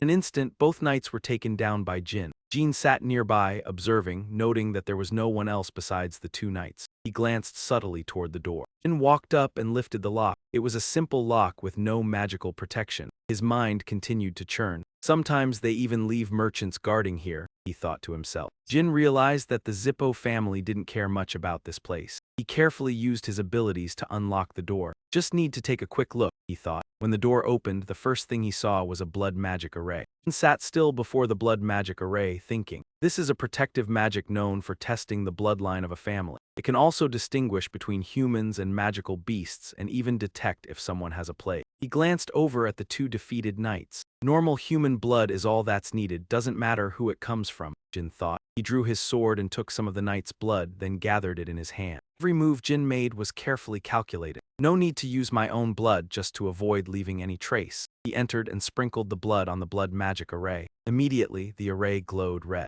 Jyn breathed a sigh of relief, wondering, the first protective spell was fairly simple. Now, where's that artifact? As he prepared to search, a strange object suddenly appeared within the blood magic array. Jin's eyes widened in surprise. I used the blood of the unconscious soldier, so why is the blood magic array still activating? He sensed something was off. Perhaps this knight was infected with some disease. Strange creatures appeared before him, charging toward him at lightning speed. Jyn quickly grabbed his weapon, ready to face them. Damn, what is this? He didn't hesitate and launched an attack. The monster's sharp claws appeared. With magic nearby, others can sense the magical power, Jyn thought. He carefully used minimal magical power. The situation has changed now. Jyn furrowed his brow and landed, preparing to face the monsters. Looks like I can't avoid this battle. The battle began immediately. Jyn used his incredible speed to dodge the monster's attacks. A sharp blade appeared in his hand. The monster howled, its power seemingly enhanced. Jyn found a place to land and muttered, damn. He continued to swing his sword. The monsters seemed afraid of Jin's strikes. Do you know that aura is a dangerous power?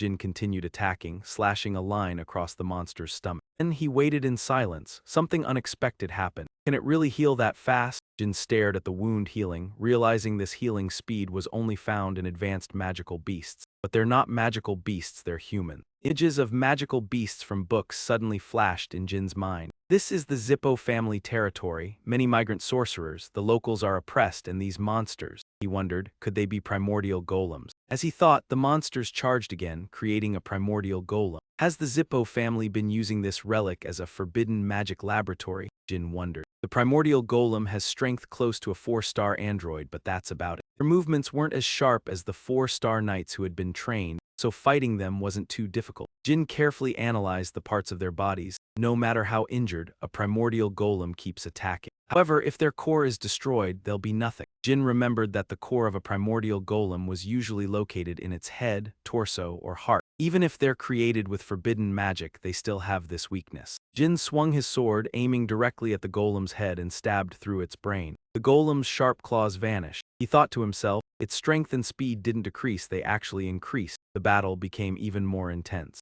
Jyn continued stabbing another spot on the golem's body. After some careful thinking, he pinpointed its weak spot. He swung his sword into the air and a small orb fell down. It seems my guess was correct. Unbelievable. Jyn looked at the golem preparing to charge and smirked. You do that to your own kind? His eyes glinted. The golem couldn't defend against Jin's moves. It roared in pain as it faced Jin's sword. The golem's heart began to glow brightly. It screamed in agony. After defeating 2 golems, Jyn breathed a sigh of relief. That forbidden spell almost worked, it was close. Jyn was surprised to hear a voice, please kill me. He fell silent, then replied, all right. He didn't know what these people had been through, but looking at the glowing sword, he knew it was time to end it. No one on this earth willingly becomes a primordial golem, Jyn thought, staring at the golem's shrinking hand. Once transformed, there's no future left. Jyn tried to stay calm. This isn't the time to be angry. An unexpected situation has occurred, and I've seen the horrific secret of the Zippo family. I also suspect my sister knew about this before assigning me this task. Jin's gaze became more determined. But that doesn't make my mission any harder, he thought, picking up a stone. Even if I spread this information, the Zippo family can just deny it. He tried to think of a way. Creating primordial golems is a serious crime. Even with just suspicion, the Empire will investigate. First, I need evidence, then I'll continue with the mission. Jyn kept thinking. The Zippo family is powerful, but still, I can't solve this issue right now. He looked around. The sorcerers haven't taken any action, which means they just see this as a regular warehouse. If they knew this place had primordial golems, they'd definitely protect it differently, Jyn thought. This makes me believe not everyone at the Colon Ruins is involved with forbidden magic. He looked at the old items. The protective magic on this stone slab is simple, but its surface is very intricate. Dispelling this protection takes a lot of effort. Jyn used magic. But with the death of the 2 primordial golems, the Zippo family will have to hide this very carefully. He conjured water and fire magic, the 2 opposing elements. Objects split into pairs and gradually grew larger, causing destruction everywhere. Jyn used his magic in the area, creating a massive explosion. The scene shifted to Luna's mansion, where she was furious, yelling and demanding to know what the troublemakers had done. Was Jyn supposed to perform a mission in the Zippo family territory? Are you insane? It seems Zen and Mew caused trouble again and failed miserably. The boy is only 10 years younger than you, why act this way? He angrily asked, you really don't know why? Luna challenged them. What if I truly did know? Or are you saying the ones in the family's luck cycle are competing for power with Jyn, the kid who just entered the intermediate class? The 2 fell silent. Realizing this was a clash between luck cycles, they silently admitted that their actions had crossed a line and they should feel ashamed, as she herself was very embarrassed that they were luck cycle members of the family. Sulked eldest sister, you've never cared about power. What right do you have to act this way? She replied. I wouldn't say a word if you could defeat Jyn. He just completed a mission at the Cologne ruins. She explained that their mother would receive a report immediately. Now you understand why I said I was embarrassed. In the end, you only helped the boy, Luna commanded. I've never heard of a case in the family's history where a luck cycle member was humiliated while trying to discipline the youngest. Luna reminded them, now go. They answered, understood. She continued, also from what I see, Jyn isn't very noble. From now on you should be careful, I'm genuinely worried. The situation was tense, yet Luna looked at them with warmth. After they left, Taemun brought tea into the room and joked, it's hard to believe the young lady punished her sisters immediately upon return.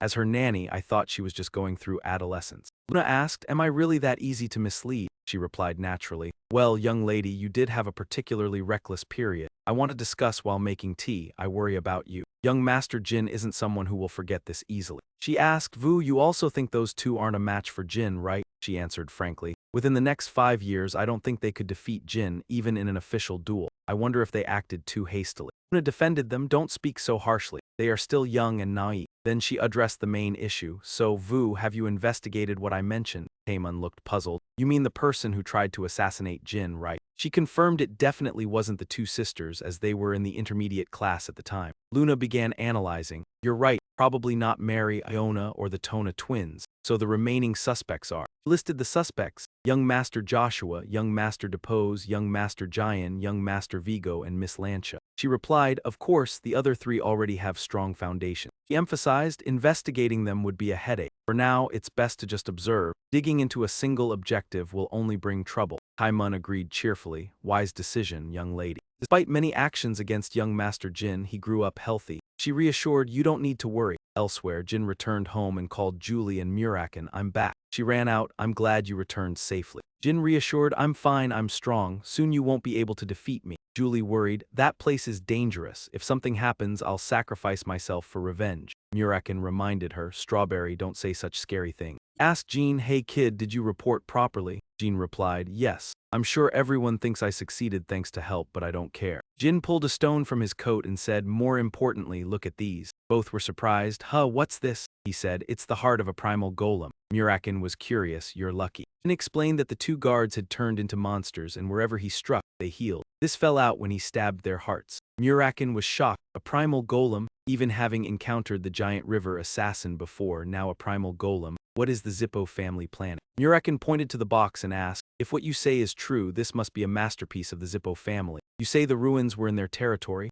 Jyn confirmed, yes. Then he looked at Muraken thoughtfully. Muraken decided, take some time, you and I need to return to Cologne. I want to ask them directly, what the hell is going on? Agreed, although a bit hesitant because of the primal golem, it would be safer with Muraken, and they might find the full mana pedestal. The Zippo family would certainly try to hide it. Jyn agreed, all right, I'll make time. The three left immediately after completing the mission. Kajin and the H siblings returned to the Kanan family, but Mew and angrily renounced their junior soldier titles and expelled them from the family, a harsh punishment. No one sympathized with them. In June 1795, a sudden event occurred. Z announced, Jyn, starting today, your stone purifying training ends. From tomorrow, only the Tona twins will continue. Daytona watched enviously from afar. Yes, sir. Jyn also no longer needed morning training with the junior soldiers. Tona twins were shocked, mouths agape. They whispered, next week the family head will have something to say to him. Maybe he wants Jyn to become a temporary luck cycle. That's early. Being temporary means leaving the black blood family to gain honor and become a true luck cycle. He had to act alone without family help. Clenching his fists, he was delighted, thinking he could finally grow stronger on his own terms.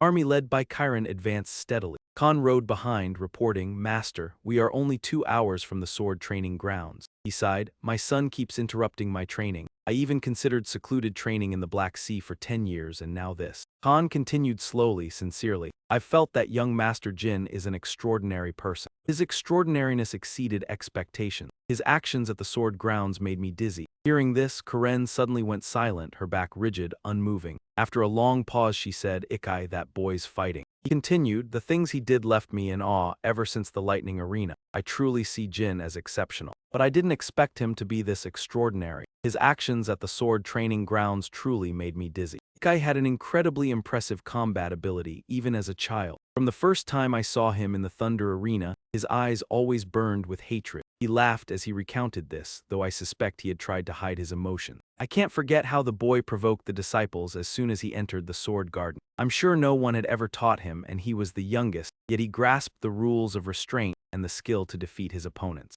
Ren still remembered exactly what Jyn said then. However, father, I also have a talent for eliminating my enemies. He continued, explaining that the other kids tried to suppress him, but Jyn constantly sent news to the family, reporting completed missions and results never. Despite rumors about him, the youngest son completed his mission at the Cologne ruins. This only made Chiron prouder and more confident. Every time his brothers put him in danger, he survived and returned, and by now he had achieved a 5-star rating. Han spoke candidly. Actually, it wasn't the Mammoth incident or the Cologne ruins mission that intrigued me, but the first mission you gave the youngest son. Father, he faced the entire White Orchid tribe alone back then, yet he still won. Karen nodded in agreement. Yes, I thought he would use his subordinates as human shields to defeat the White Orchid tribe, but unexpectedly he handled it himself. Through that, he proved the words he said to me. Dawn broke, the conversation continued. Khan asked, Father, do you really think he defeated the White Orchid tribe all on his own? He answered firmly, yes. Honestly, he didn't do it entirely alone, but he was still an extraordinary child. This time I had to ask about it. Returning to the family castle, Karen's presence became even more imposing as he strode confidently inside. Karen walked calmly between two lines of guards to greet the Patriarch. Rosa approached slowly, followed by Luna. She said emotionally, "We've been waiting for you, father." Karen responded with a respectful bow. "Rosa, you did very well." She declined the praise and stepped back, presenting her son's accomplishments. "Back then, my son prepared everything himself. I did nothing at all," Karen replied. "If these grown children can do well on their own, I wouldn't have needed to leave the Black Sea." Jyn stood in the welcoming line, paying close attention to his father's expression but still listening. "Today's guests will be sensitive to our presence. Won't this make things more difficult for you all?" Passing Joshua, he didn't even glance at him. Rosa followed carefully and replied softly, "Yes, for 10 days inside we've prepared the dishes you like." Karen was pleased. "Well done, I've been looking forward to it." He looked with displeasure. The two swords on Jyn's back made Karen pause. He called out sternly to his two sons, Jan Vigo. They broke into a sweat. "Yes, father," Cadden asked, looking at both. "Have you given the youngest the sword I gave you?" Vigo stammered, "That matter." Jan gathered courage and admitted, "The youngest snatched it from us. We promised that if he completed the Cologne ruins mission, we'd give it to him." Karen grinned excitedly upon hearing this. Then Karen laughed heartily without hesitation. The reaction startled Raza. He stepped forward, patting his shoulder and encouraging him. "Good, remember to find a way to take it back." Giving it to the youngest was clever. "Sometimes I wonder if he's really my son." They arrived, and in his private room, Chiron called Jyn in and asked, "This must be your first time attending a ball, right?" He replied briefly, "Yes, father." Jyn looked toward the ballroom, thinking of his past life. "Thanks to my master, I attended a few balls of other families, but never the main family's ball. Even on rare occasions, I avoided the crowd like a criminal. Now, I was a guest of honor with father. Of course, at the cost of nearly dying once." After a pause, Karen spoke, "You know our family rarely hosts balls. We only hold one when there's truly something worth celebrating. That meant your achievements were noteworthy." Jyn bowed, "Thank you, father." As they spoke, he placed a hand on his back. "How many guests do you think will attend?" Jyn answered honestly, "About 1,000. Karen tensed slightly, frowning. "Right. Heard we'll host roughly that many guests, about 200 more than the last ball I held 7 years ago." "Do you know what that means?" He answered quickly. "It means the family's reputation has grown in the past 7 years. He continued to explain, "Other families also host balls with 1,000 guests, but today all attendees are extraordinary. Over the past 7 years, all we've done is train and fight monsters in the Black Sea. Even so, the family's reputation increased because I'm the only Genesis Knight in this era. Without me, most would turn against the Black Sea people." Jyn observed his father's serious, thoughtful face, reflecting silently. "Exactly, without father, how could the Black Sea house be so renowned? Our family and the Zippo family are the two greatest houses, but without father, military power would be unbalanced. The Zippo house would become the strongest." Jyn clenched his fists and said softly, "Father, if you weren't here and they turned against us, cornering us, I would abandon this family." Karen was startled by his words. "What? If the Black Sea house collapsed just because I'm absent, that would mean the next patriarch is incompetent." Jyn expressed. I don't want to die meaninglessly under such a patriarch. How many weaknesses of theirs do we know? He unconsciously repeated, not expecting his youngest son to ask. Jyn immediately replied, yes, to return the sword I took from Vigo. He also asked to see the cooperation contracts only allowed for viewing during the periodic events. The Vuong Nga Patriarch had deceived the Emperor and embezzled national treasures, but thanks to us, they still dared to attend the ball. Recently, the Craver family also relied on us to eliminate Zippo mages. Miss Harold secretly sold family treasures for her gambling habit, and we recovered them. Additionally, they haven't paid cooperation fees. Just looking through, there were many weaknesses to exploit. There are surely more weaknesses in contracts only parents could see. Karen speculated. So, you mean that even without me you can still protect this house using those? Jyn calmly replied. The Patriarch leading the Black Sea House isn't a Genesis Knight. Success depends entirely on his negotiation skill. He was very pleased, agreeing. Exactly. However, we're not the only ones holding others' weaknesses. The Zippo family has weaknesses similar to ours, but they cannot exploit them effectively. You replied, I know, but the Zippo family will never use those things optimally. Karen squinted in curiosity. Why is that? Jyn lowered his head, closed his eyes, and smiled knowingly, for playing the villain was the role of the Blackguard family. The next head of the family possesses many weapons but doesn't know how to use them properly. You will not hesitate to leave the family and prepare to exact revenge on the Zippos, no matter how long it takes. Karen chuckled lightly, rubbed his chin, and said, Revenge, I understand. You have to survive to take revenge, not bad at all. He cast a careful glance at his youngest son's face. Other children dared not mention the possibility of the Blackguard family collapsing before him, so they either lied or whimpered. But the youngest expressed his plan clearly and intelligently. Pity I was born so late. He embodies all of Luna's talents, Mary's hunting intuition, and DeFoss's fighting spirit. Surely within 10, at most 15 years, I will retain the position of head of this Blackguard family. I will see if the youngest can alter the family inheritance. Concluding the conversation, Karen gently said, It seems most guests have arrived, let's go. Jyn obediently followed and left. After a few steps, he paused as if he had something to say. After the banquet, there's something I want to tell you. Wait here until I call. Staying behind for a while, you clenched your hands and whispered to yourself. Be evaluated as a prodigy. After the banquet, I would have to temporarily leave the family. The 4-day feast was quite long, and before either of us could leave, Hanser rushed in to report. Karen asked quickly, What's the matter? He hurriedly reported. An uninvited guest had arrived. He furrowed his brow in suspicion, wondering, but Jyn guessed, an uninvited guest. It couldn't be the Zippo family. People in hooded robes were entering. Now continue the report. In total, 5 people. The second in command there, Andrin, Zippo, and 4 other family members. Karen was furious. What audacity! He immediately ordered. Hanser, tell Andrin to leave. Only let the 4 members in, do not confront him directly. He bowed and obeyed. Yes, sir. Jyn cleared his throat, thinking, Andrin's arrival is rude, but confronting the second in command of the Zippo family to expel him makes sense. Karen sensed something and looked at you sharply. Do you think I handled it too harshly? Jyn replied. No, I think it's exhilarating. When Andrin let emotion overtake reason and entered with the family members. Ignored the rules of the Blackguard head. This was unacceptable in the Sword Garden. He approved of your analysis. Correct, Andrin must obey me or leave his legs here before going home. Karen stepped forward as the banquet was about to begin. With the air of the host, he stood on the balcony, observing the guests and thanking everyone. I am Karen, head of the Blackguard family. Thanks to my youngest son, I have this honor. First I must thank my youngest son, Jyn Blackguard. Following his father's introduction, you bowed. He continued, at the Blackguard family banquet, there were only 2 rules for everyone to follow. If anyone gets drunk and fights, they will be escorted to the arena. The loser must surrender, and the winner must show mercy to the loser.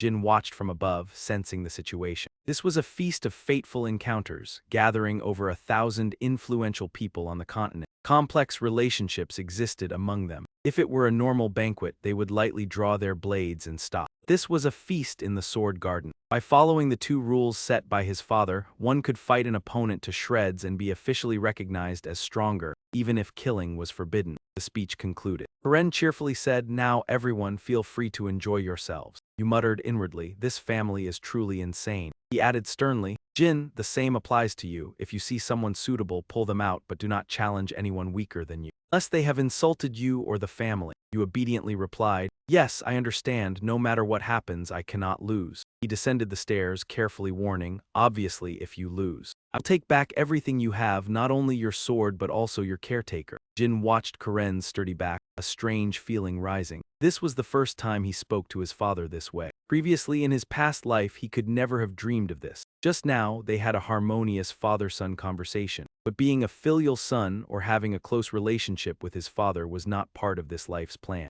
This life he only wanted to surpass his father. The banquet proceeded happily, guests chatting and inviting each other. Standing alone, the Tona brothers approached, patting his back and shoulders. Congratulations on reaching 5 stars. Mind if we chat for a bit? Jyn replied coldly but did not refuse. Of course. He asked, how's your training going? He smiled. Much better. Switching to the weapon you suggested greatly improved my progress. Jyn replied politely, is that so? Congratulations. Then he moved closer. She whispered, stay until the performance feels satisfying. All right. Tona, startled, agreed. All right. As the three stood, a guest approached. Pleased to meet you, young Master Jyn. In the Ken family, I am. Without waiting, you deftly said, you are the first prodigy of the Kenji family. Tona brothers echoed, pleased to meet you. Then both awkwardly smiled. We'll leave now, Jyn. You kindly replied, all right, good luck with your training. Both nodded, thank you. Jyn turned to continue the conversation with the Kenton family guest, Crow. When I was young, I heard many stories of your bravery. He laughed heartily. You flatter me. Just then, someone ran up, grabbing Jyn's hair from behind and calling his given name. Flashy but immature youth grinned. I was wondering what kind of freak could reach 5 stars at 15. Turns out you really are a kid. You must be at least 10 years younger than me. Pleased to meet you, I'm Huser.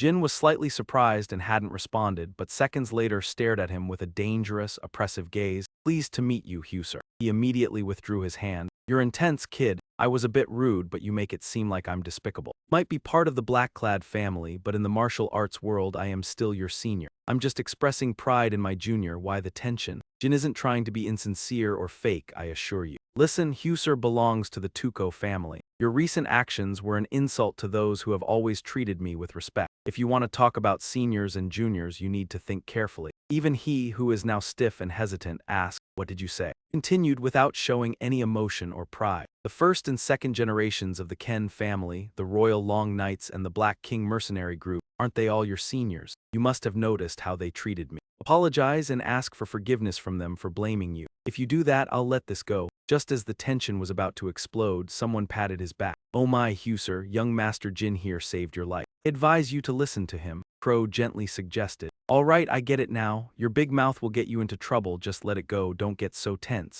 Huser realized his mistake and cleared his throat. If my seniors have said so. I'm truly sorry, seniors, please forgive this junior. I also hope you will accept my apology. Young Master Jyn didn't say anything more, simply replying, of course, Lord Huser. He said that he was still angry, gritting his teeth after turning away. Jin's actions caused someone to remark, you really have a knack for making enemies. Luna stepped forward and said to him, it would be nice if you could act like a normal kid. Jyn heard her voice and called Sister Luna. They looked at each other and smiled gently. Today, I am the representative of the black-clad family. She didn't object, you're right, but what if they challenge you to a one-on-one duel? He's probably at least a 6-star by now. Jyn was confident in his actions. If he dares, I'm sure the head of the Tuco family and the elders will intervene. They've been watching us for a while. You're right. Usur's family was comforting him. I told you to be more careful with your words. It's thanks to young Master Jyn that you survived this. Luna, seeing this, sighed. Wow, so when you decided how to react, you were already thinking about his whole family. Did some noble secretly teach you how to handle guys like this? Jyn replied cheerfully. If someone did teach me, I'd be happy to learn, but I only need to learn swordsmanship. Stuff like this doesn't matter. It might be hard to understand for you, but as the abandoned young master of the black-clad family, I need many things to survive. She skeptically looked at him and asked, is that so? Trammac thought, he's so smart and quick-witted. Maybe that's why he almost got assassinated in the arena. Who was it? Someone had recognized Jin's talent. Luna continued the conversation. Anyway, I only joined because of the celebration for you. These things really aren't to my taste. It's probably time for me to do something more fun. Jyn suddenly asked, like what? She gently replied, you're not tall enough to dance with me yet. When you're older, we can dance together. I'll take you somewhere really fun. He responded, I'm looking forward to it. Sister, suddenly Luna said something that made Jyn serious. Before you leave, you should leave a message for others like I did. He was confused. What do you mean? She suddenly stood beside him, gently pushing Jin's head to her own, then winked and whispered, if you do it like this, everyone will know how highly I think of you. Now, people will be less likely to act rudely toward you because they fear me. See you later. He was a bit moved. Goodbye, sister. Those who witnessed this were stunned and asked each other, wow, is that the white whale I know? She must really care for her little brother. Among the crowd, one person stood out, Jen, who was upset with Jean. person bit the paper to the point of tearing it. Jyn, you're amazing. Lord Bisco, I also want to touch heads with Lady Luna. Bubba clenched his fists and hissed, today, I will definitely write a poem praising Lady Luna and I'll recite it all night. His face was grim, swearing. Shut up, will you? Bubba was scolded, and the old man gritted his teeth in anger. Magiella Ibriano, Bisco's sister, why is she so gentle with her brother? Don't be like that, big brother. This might be very important to Lord Bubba. That's right, Lord Bubba showed me around so I could enjoy this gathering of fateful encounters. We should show him more respect. Seeing her face in exasperation, Magiella was happy to find someone who understood her. It's like you, Magiella, you understand me so well. I'm honored to escort you, Magiella exclaimed. Oh, thank you, Lord Bubba. In the corner near the door, Jyn stood alone, deep in thought. He tiredly tried to suppress his emotions. Being the host is so tiring. By the way, where the hell are those damn bugs? Though a little annoyed, should I go find them myself? Just as he was about to stand up, Jyn stopped. Someone slammed a glass onto the table, and a familiar symbol and voice appeared right in front of him. Don't you know the young lady is me? May I have a drink with the rising star of the black-clad family? Seeing the platinum-haired lady appear, Jyn recognized her. You're Ceres. She leaned toward him, replying automatically. Ceres Endoma of the Hidden Palace. It's an honor to meet you, young Master Jyn of the black-clad family. He poured some wine and said, You're the daughter of the Hidden Palace's master. I should be the one feeling honored. Ceres skillfully responded, You're my age. How did you manage to attain such strength at this age? I'm envious of the innate talent of the black-clad family. Jyn happily bantered, I also think it's a good thing, but the Hidden Palace is also a line of innate talent. I can't imagine how highly the master of the Hidden Palace values you. Ceres replied enthusiastically, That's right, because I'm her only daughter, unlike you. After saying that, she blushed, covering her mouth and laughing awkwardly. I hope that didn't sound rude. Jyn didn't scold her and gently responded, Not at all. Everyone knows I'm the youngest son with many older brothers. I actually admire you. Having many siblings is tiring. He now had a slight doubt. Strange, I'm sure she recognized me. Why hasn't she mentioned the incident at Mommy's? She couldn't have missed it since I didn't have any dust on my face at that time. After a moment, Ceres smiled and said, Now, young Master Jyn, I want to ask you something. He smiled and opened up. Please, Lady Ceres, go ahead. Jyn's curiosity was quickly answered when she asked, How's your injured leg? He slightly curled the corners of his lips, smiling proudly, then placed his hand on the table. In a natural, more relaxed posture, he replied, It's better now, thanks to some kind-hearted soul who applied medicine for me. I don't know how to repay you. Ceres coldly shot a remark at him. You're bolder than I thought, young Master Jyn. She finally got to the main point. So, why were you at the Moonwell in Mommy's? I think I deserve an explanation. Couldn't my subordinates find the magic-wielding terrorist there? This is very embarrassing for me and makes me question whether the young man I let go is the culprit. Jyn stood straight and replied, You mentioned magic, but as you can see, I'm a black sheep. Do I look like a suspect to you? You must know my family. Ceres stood with her hands on her hips as though interrogating him. I don't think you're a suspect, but the fact that you work for the Black Sheep family makes me suspicious. Maybe you hired a sorcerer because you couldn't complete the task yourself. At that inn, the only people who could be the targets of the Black Sheep family are members of the hidden sect. I think that's why you were there. I can't just let this slide easily. Looked down and thought to himself, she's mistaken, thinking I was targeting a member of the hidden sect. This isn't entirely wrong though, since I did injure them while trying to kill Ankara. Then Jyn replied with a question, I don't understand why this would make me suspicious. Isn't that just a hypothesis? Ceres heard this and sneered, so you're going to deny it until the very end, huh? Fine. If that's the case, I have a plan. I'll drag you into the arena, beat you senseless, and spit in your face. Her voice was full of determination. Challenge you to a one-on-one fight, Jyn Zankinen. You gently declined but surprised Ceres. My father warned me not to fight someone weaker than me, but if you really want to fight, I have no choice but to accept. The two slowly walked toward the arena. The guard at the arena quickly asked, Master, even if it's just for a fight? Jyn replied, Yes, you all can leave. Only those responsible for healing should stay and bring me 2 valid swords. The guard immediately complied, understood, will seal off the arena until the fight is over. Although you accepted the challenge, you still thought of your opponent. Those fighting and the audience will enter the arena to watch the battle. She's the daughter of the hidden sect. It would be too ruthless to defeat her in front of everyone. Ceres then unexpectedly made a request. Jyn, promise me this before we begin. You asked what? She laid out her condition. If I win, you have to tell me everything that happened that day at Mommy's. No lies at all. Jyn agreed immediately, I accept. And if I win, say that we never met that day. This made Ceres even more curious. So you are hiding something. Next, the official fight began. She shouted, Go now, and you rushed toward your opponent. and suddenly noticed the snowflakes around him, his expression full of confusion. Only then did sword strikes filled with light tear through the air. He feared, this is a power only those with Endoma bloodline can possess, ice sword. In face of Ciri's powerful attack, Jyn sighed. Then he gently split the ice block blocking his path. I didn't expect you to use your ultimate move right from the start. He moved closer and whispered, how unlucky, as the youngest son, I haven't even learned the family's secret technique yet. What should I do now? Ciri swung her hand, forcing Jyn back, then shouted, it's none of my business. The bright silver sword strikes tore through the air, creating violent vortexes of light that enveloped the entire arena. Her white hair fluttered, her eyes bright with intense focus, ready to deliver the fatal blow. Flashes of light appeared along the sword's path, signaling a deadly move being formed. The blade was encased in a blue light. The steel reflected fiercely, like thunder tearing through the sky. In the midst of battle, Ceres kept thinking, Jyn Zankinet. True 5-star martial artist. Looking at him, he's not defending much. The more we fight, the stronger his real skills become. But it won't matter, the gap of 1 star can be made up by my countless level 3 ice swords.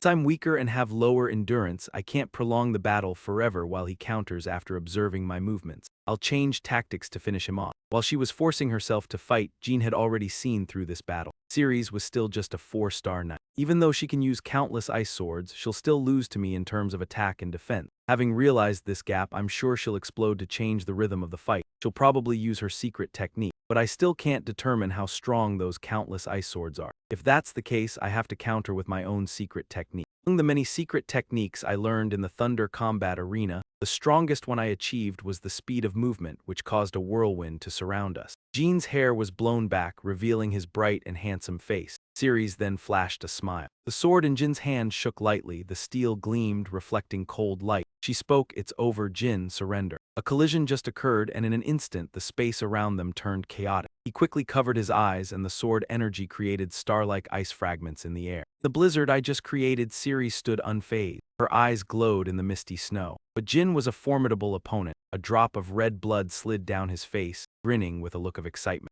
Ceres felt threatened by his confident, mocking smile. Is he smiling? But I already used snow. Even a 5-star swordsmanship genius at the age of 15 can't withstand the hidden sect's secret techniques. Why do I still feel uneasy? She froze when she saw Jyn's sharp sword tip just a few millimeters from her eye. Why? Ceres became cautious and focused intensely. Having just dodged an attack, she now faced the tip of the sword pointed at her. Jyn cursed inwardly in panic, damn it. When the blizzard reached its peak, Jyn anxiously called out the Endoma young lady's name, Ceres. He gritted his teeth, worried, damn it. I shouldn't have used the family's sword storm technique. How can a 4-star like Ceres resist this level of destruction? If she can't avoid it, she'll either die or be crippled. Jyn stretched out his hand, continuously calling her name, Ceres. When the mist cleared, he saw her bracing her body with her sword. Ceres' face showed astonishment. Did I cherish my life? Did I fear death and dodge the move? Her eyes widened. I Ceres Edoma. Jyn hurriedly went over to help her up and asked, are you okay? I almost killed you, I'm sorry. His face clearly showed regret. Ceres had heard his warning but still didn't avoid the sword storm. However, no matter how much she valued her pride and honor, Ceres was still a 15-year-old girl, too young to suppress the desire to live. Seeing her reaction, Jyn firmly held her shoulder and encouraged, if I were in your shoes, I'd have avoided it too. I definitely would have done the same for my own life. So please, don't bring this up again. He wondered if his words would comfort her. Ceres didn't say anything, quietly taking something from her person. Turned out to be a healing ointment. She gently said, your face is injured. Ceres tenderly and carefully applied the ointment to Jyn. I'll use this to repay you for saving my life. He didn't resist but curiously asked, as the sole heir of the hidden sect, don't you value your own life? After finishing, Ceres stood up and replied, because this is a life I begged for, I will cherish it. So don't worry about that. With that, she turned and walked away, leaving a message, furthermore, let today be the first day we met. See you tomorrow? Jyn watched her figure leave, silently not responding. The next day, the party continued. He held a glass of wine in his hand, carefully observing and assessing the situation around him. There were fewer people than yesterday. Starting today, everyone could immerse themselves in the battle. It's unclear whether the banquet is starting right now, and the number of attendees has decreased, so I may meet the people from the Zippo family again. I heard that all the guests from the Zippo family are between 15 and 20 years old, which is great. Since they are around the same age, I can easily compare my magical abilities with theirs. I really want to ask some things about Cologne, but maybe it's not the right time. After all, once I become a reserve candidate, I will have plenty of time to investigate. Then I can investigate Cologne with Muraken's help. With Muraken, finding the full mana altar will no longer be difficult. That's why, this time, the Zippo family can't send out excessive mages like before. This time, I will stop that. Jyn was suddenly startled by the appearance of a cat, which surprised him, and another person didn't understand why there was a cat at a banquet of the Black Clan. Ceres happily sat down and picked up the cat. "Where is your master?" She turned over the name tag hanging on its neck. "Is your name Butterfly? Did the young master give you this name?" While Ceres was still cheerful, her face suddenly became serious as she replied, "Yes." Suddenly, a voice came from behind. "Oh, it's that cat. I knew following it would lead me to you." Both of them turned around and saw Veridin rushing toward them as if meeting an old friend. "Finally, we meet again. Jyn of the Black Clan, you don't know how long I've been looking for you." Jyn was surprised and asked, "Who are you?" But Veridin didn't care, continuing enthusiastically, "I can't believe you said that. How could you forget me?" Ceres seemed confused by this. Veridin pointed at Jyn. "I'll give you a hint, guess. The first letter of my name is V." She decided to hold the cat and sigh. "Such a weird name," she said. "Let's go, Butterfly." He eagerly asked, "Do you remember?" But before he could finish, Jyn interrupted. "No." Nevertheless, Veridin didn't seem to give up, continuing, "Damn. And guess again, we first met at the teleportation gate of the Mythal Kingdom." Jyn still replied as before, "I don't remember." Veridin helplessly laughed. He became serious and put his hand on Jyn's shoulder. "Hey, your memory isn't as good as I thought. Listen carefully and make sure to remember this. My name is—" Suddenly, Jyn interrupted. "Veridin Zippo." Jyn pushed Veridin's arm off his shoulder. "I've been trying to pretend I didn't know you. I clearly didn't want you to know I still remember. Why don't you understand that and stop bothering me?" Veridin's eyes lit up. "So you do remember?" Jyn couldn't help but doubt the person in front of him. This damn guy will really become a 9-star mage at 30 and the future head of the Zippo family. Finally, you return to the main issue. "Anyway, I've been looking for you everywhere. I searched for 2 hours just now but couldn't find you anywhere." Jyn felt confused. The ballroom was very large, but it was still just one hall. "You could wander around for 2 hours, Veridin sighed in frustration. "If I could use magic, I would have found you faster. But this is the Black Clan's territory. I'm prohibited from using magic." "Is that so, you should ask?" I'm not sure if he's lying or just lost. Jyn clenched his fist and placed it on Veridin's head. "Anyway, I'm so glad to see you. It's been 5 years. I can't believe you're already at the 5-star level. Of course, I haven't wasted my time. As a mage, I'm already at the 6-star level. I've reached the 6-star level." Jyn was surprised. "Huh," Veridin confidently said. "1 level higher than your swordsmanship." Jyn fell into thought, unable to believe it. The greatest hero of the Zippo family, Veridin, is only at the 6-star level at 18. If I were in his position, I would have surpassed the 7-star level by now. Is there any reason he would lie about his level? Veridin saw the expression on Jyn's face and became even more pleased. "That expression of yours is the result of all the hard work I put into finding you. I'm really looking forward to the day we can compete. So make sure to train hard and catch up with me." Jyn realized he didn't think Veridin was hiding his level. Anyway, if Veridin is really at the 6-star level at 18, then after the current head of the Zippo family, Celiac Zippo, I'm the one closest to him. This is a good opportunity for me to train and prepare for the upcoming challenges. Jyn tried to persuade Veridin. "I've said it before, but please learn to stay silent and don't say anything more." Veridin didn't seem bothered by this. "You sound just like my father." Jyn admitted anyone would say that. "But why is the Zippo family here at the banquet when they weren't invited?" Veridin replied. "That's because of me. I kept nagging Uncle Andre that I had to meet you. He's the vice head of the family and he barged into enemy territory just because a kid was causing trouble," Jyn asked. Veridin continued the story. "We were traveling in the Hugh Fetter region and heard about the banquet. I knew this was fate." "That's it?" Jyn asked. "Seems a bit too simple." Veridin affirmed. "That's really all there is to it." Jyn felt annoyed and waved his hand. "All right, I get it. Thanks for attending the banquet." Veridin looked at Jyn with a disappointed expression. "Aren't you being too cold?" Jyn replied. "I know your father is also being generous with my uncle." Veridin resumed his smiling face. "How about you promise me one day you'll show up at the Zippo family's banquet without any notice?" Jyn glanced at him. "Oh really? What if I cause trouble?" Veridin cheerfully responded. "I always keep my word. Even if you do that, I won't kill you. And if there's a fight, I won't join." Jyn just replied, "You're really foolish." Veridin was confused. "Huh, what do you mean?" Jyn didn't turn around and explain. "Because there's someone here who's been staring at me. Excuse me." This made the man standing nearby startled. "Do you have something to say to me?"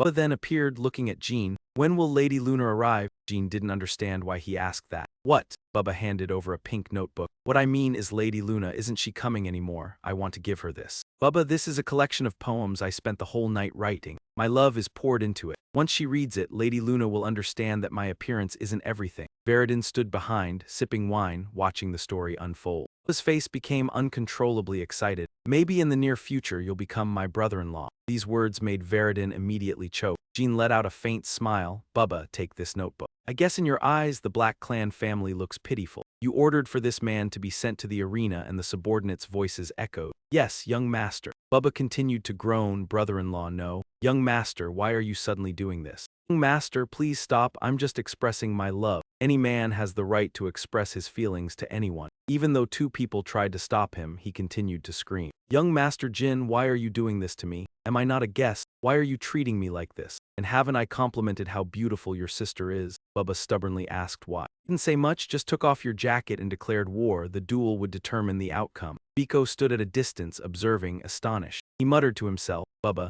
Meanwhile, Magiella enthusiastically clapped in response. Oh brother, what's going on? It looks like Bubba and young Master Jyn are about to duel. Bisco grabbed the handle of her stroller, hurriedly cursing, that fool, let's go closer to watch. Magiella cheerfully responded, all right, brother. The situation was out of control, leaving Ceres annoyed. What? I intended to approach him for a challenge before the banquet ended, but why does he have to fight someone like this? Upon seeing her, Veridin was delighted. Thankfully, I begged my uncle to bring me here. I didn't think I would meet the Ice Clan heir with him. It's an honor to meet you, I am. Ceres, irritated, snapped, go away. He had to back off as Jyn and Bubba faced off in the arena. The main event began with the referee announcing, next is the highlight of the banquet. New force of the Black Clan, young Master Jyn joins the duel. Who is young Master Jyn's opponent? I haven't met this person, is he a reclusive master? Standing next to Ceres, Veridin happily said, I heard he's with the Ibriano family. Looking at him, he might be a formidable opponent. Although he was on the stage, Bubba still acted arrogantly. Young Master Jyn of the Black Clan, please allow me to introduce myself before the fight, or is there no respect for me? Truth was revealed, the old man mumbled. Jyn's fist was thrown quickly, silencing him. Quiet now, I need to know your name. Unwilling, Bubba quickly prepared to counterattack. He skillfully dodged, silently evaluating his opponent. Aura, is he a 6-star? Ceres also recognized this. Young Master Jyn chose a stronger opponent. He quietly watched closely, seeing the fat man focusing intently. You'll be embarrassed if you're careless. Jyn was hit with a direct punch to the face from Bubba. Bubba grinned, you dare strike me with such a weak move? I'll make you cry and beg for mercy. Before the old man could say anything, Jyn closed in and knocked him away with a direct hit. His series of powerful punches left Bubba at a loss, only able to endure. Veridin eagerly acted as referee. It's over, you landed the blow after luring him into a mistake, just as expected. Jyn, you did well. Suddenly, Magiella's voice rang out, attracting Ceres. Brother Bisco, I don't understand what young Master Jyn is doing. Isn't the victory already decided? Why is he still hitting the opponent after they've lost? He stared blankly and asked his sister, Magiella. She firmly replied, it's strange that young Master Jyn chose an opponent weaker than himself. Are you just going to watch? Either way, he helped me. He hesitated. He's not weaker than young Master Jyn. Magiella still persisted. Brother, I'm so disappointed. I want you to teach him a lesson however you like. Bisco was stunned. You want me to compete with young Master Jyn? This impulsive suggestion was met with audience approval. The young girl, full of enthusiasm, why not listen to your sister? Having always pampered her, he sighed and agreed. He then stepped up to the stage. Young Master Jyn, why not let him go and fight me instead? Jyn immediately accepted the challenge. Let's go Ibrano, a duel with a 7-star knight. Whether he wins or loses, the advantage is mine. At the same time, it's a chance to learn Ibriano swordsmanship. Jyn observed the attitude of the one who initiated the confrontation. Magiella really is a funny girl. She dares to push him into a difficult position just to watch the drama. You Hehua complimented the opponent. You really do love your sister, Brother Bisco. He replied, isn't that the point? Young Master Jyn nodded in agreement. I also have a sister, so I understand how you feel. I care about my sister, so I hope you manage your subordinates carefully. Jin's reminder made Bisco shiver slightly. He seemed to misunderstand. The person who was just hit wasn't our subordinate, but a companion. Perhaps he did something to upset you. Bubba helped my sister move more easily. His actions were not in line with the Black Clan's banquet. Either way, I assure you he meant no harm. Jyn had yet to make a decision, contemplating. Bubagaston, the name from earlier. His attitude suddenly became tense when he heard the familiar name, shapeshifting sorcerer Bubagaston. Bisco and Bubba, what's their relationship? I'm sure the Ibriano family had nothing to do with Gaston when he was captured in his previous life, or did Bisco already know Bubba was a shapeshifting sorcerer? This is troublesome. I found Bubba, but there were many issues. I can't get distracted by a 7-star knight opponent. He calmly raised his sword in defense. Well then, give it your all, young Master Jyn. Even with important clues, he still waited for the right moment, focusing on this battle. Go initiated the fight with a powerful sword strike. The shield blocked it, but Jyn struggled. This technique showed that his strength wasn't just that of a 7-star knight. His swordsmanship was even greater than Master Z. Several scratches appeared on his shoulder, blood from the sword strike. Bisco unleashed countless slashes in quick succession. Facing the disparity in power, Jyn found himself in a passive position, unable to predict the next move. The audience was excited, discussing loudly. Young Master Jyn was being forced back. He was struggling to fend off the consecutive strikes. The Ibriano swordsmanship was famously tricky and unusual. The Ibriano swordsmanship always pressured the opponent, not allowing them to breathe. When the opponent makes a mistake, that's when the fight ends, according to outsiders. But to Veridin, Jyn was just waiting for the right moment to counterattack. Outsiders didn't know, the Black Clan always had unexpected strategies when cornered. If Ibriano swordsmanship is a cunning serpent, then the Black Clan swordsmanship is a mighty rhinoceros. Even if its horn shatters, it continues to charge. Despite the quick jabs, Jyn still dodged the strikes. Resisting, he realized Bisco was holding back. Even so, he managed to hold his ground against him, a 7-star swordsman, while he himself was only a 5-star. Your vision slowly blurred under the pressure, as if you were reaching your limit. This feeling was similar to what Jyn had experienced, as the opponent's sword technique appeared in his mind, shrouded in the haze of memory. Only then did your sword shine brightly, a result of your perfect comprehension. Bisco's gaze became serious, and he couldn't stop praising, "Good sword technique, young master." He charged in closer, deciding to finish the match decisively. You closed your eyes, focusing all your strength into your sword. Bisco's strike came with a spiraling force, and your sword shattered into pieces. Finally, Bisco ended the match with a dagger pressed to your throat. A light stream of blood trickled from Jin's shoulder after Bisco's final blow. He staggered and fell. The referee declared the winner while Bisco silently touched his throat, feeling the defeat despite his victory. The cut on Bisco's throat left him stunned. Although he was declared the winner, only he understood that he too had been defeated. Sir Bisco Ibriano looked at Jyn, lying motionless on the arena floor, and thought, what was that at the end? The crowd rushed to help Jyn heal. "Hurry, bring young Master Jyn inside." The servants hurried to comply. "Yes, sir." Bisco reflected on that final moment when your sword was broken and he felt the sharpness at his throat. No way. That final moment, Jyn had displayed his sword heart, and if young Master Jyn had reacted just a bit faster, or if Bisco had slowed down, the outcome might have been different. He realized that he could have been the one to die in this match. Bisco looked at Jyn with silent acknowledgement. Jyn, truly a terrifying person. After resting, Jyn groggily woke up with a heavy feeling on his face. He mumbled, "Get off," only to be met with the stubborn Muraken. Jyn tried to push Muraken off. "I said get off, seriously." The familiar surroundings made him wonder. "My room. Did I pass out after the match with Bisco?" Julie gently called out, "You're awake, young master." Jyn sat up and asked, "Julie, how long have I been asleep?" Julie immediately replied, 2 days.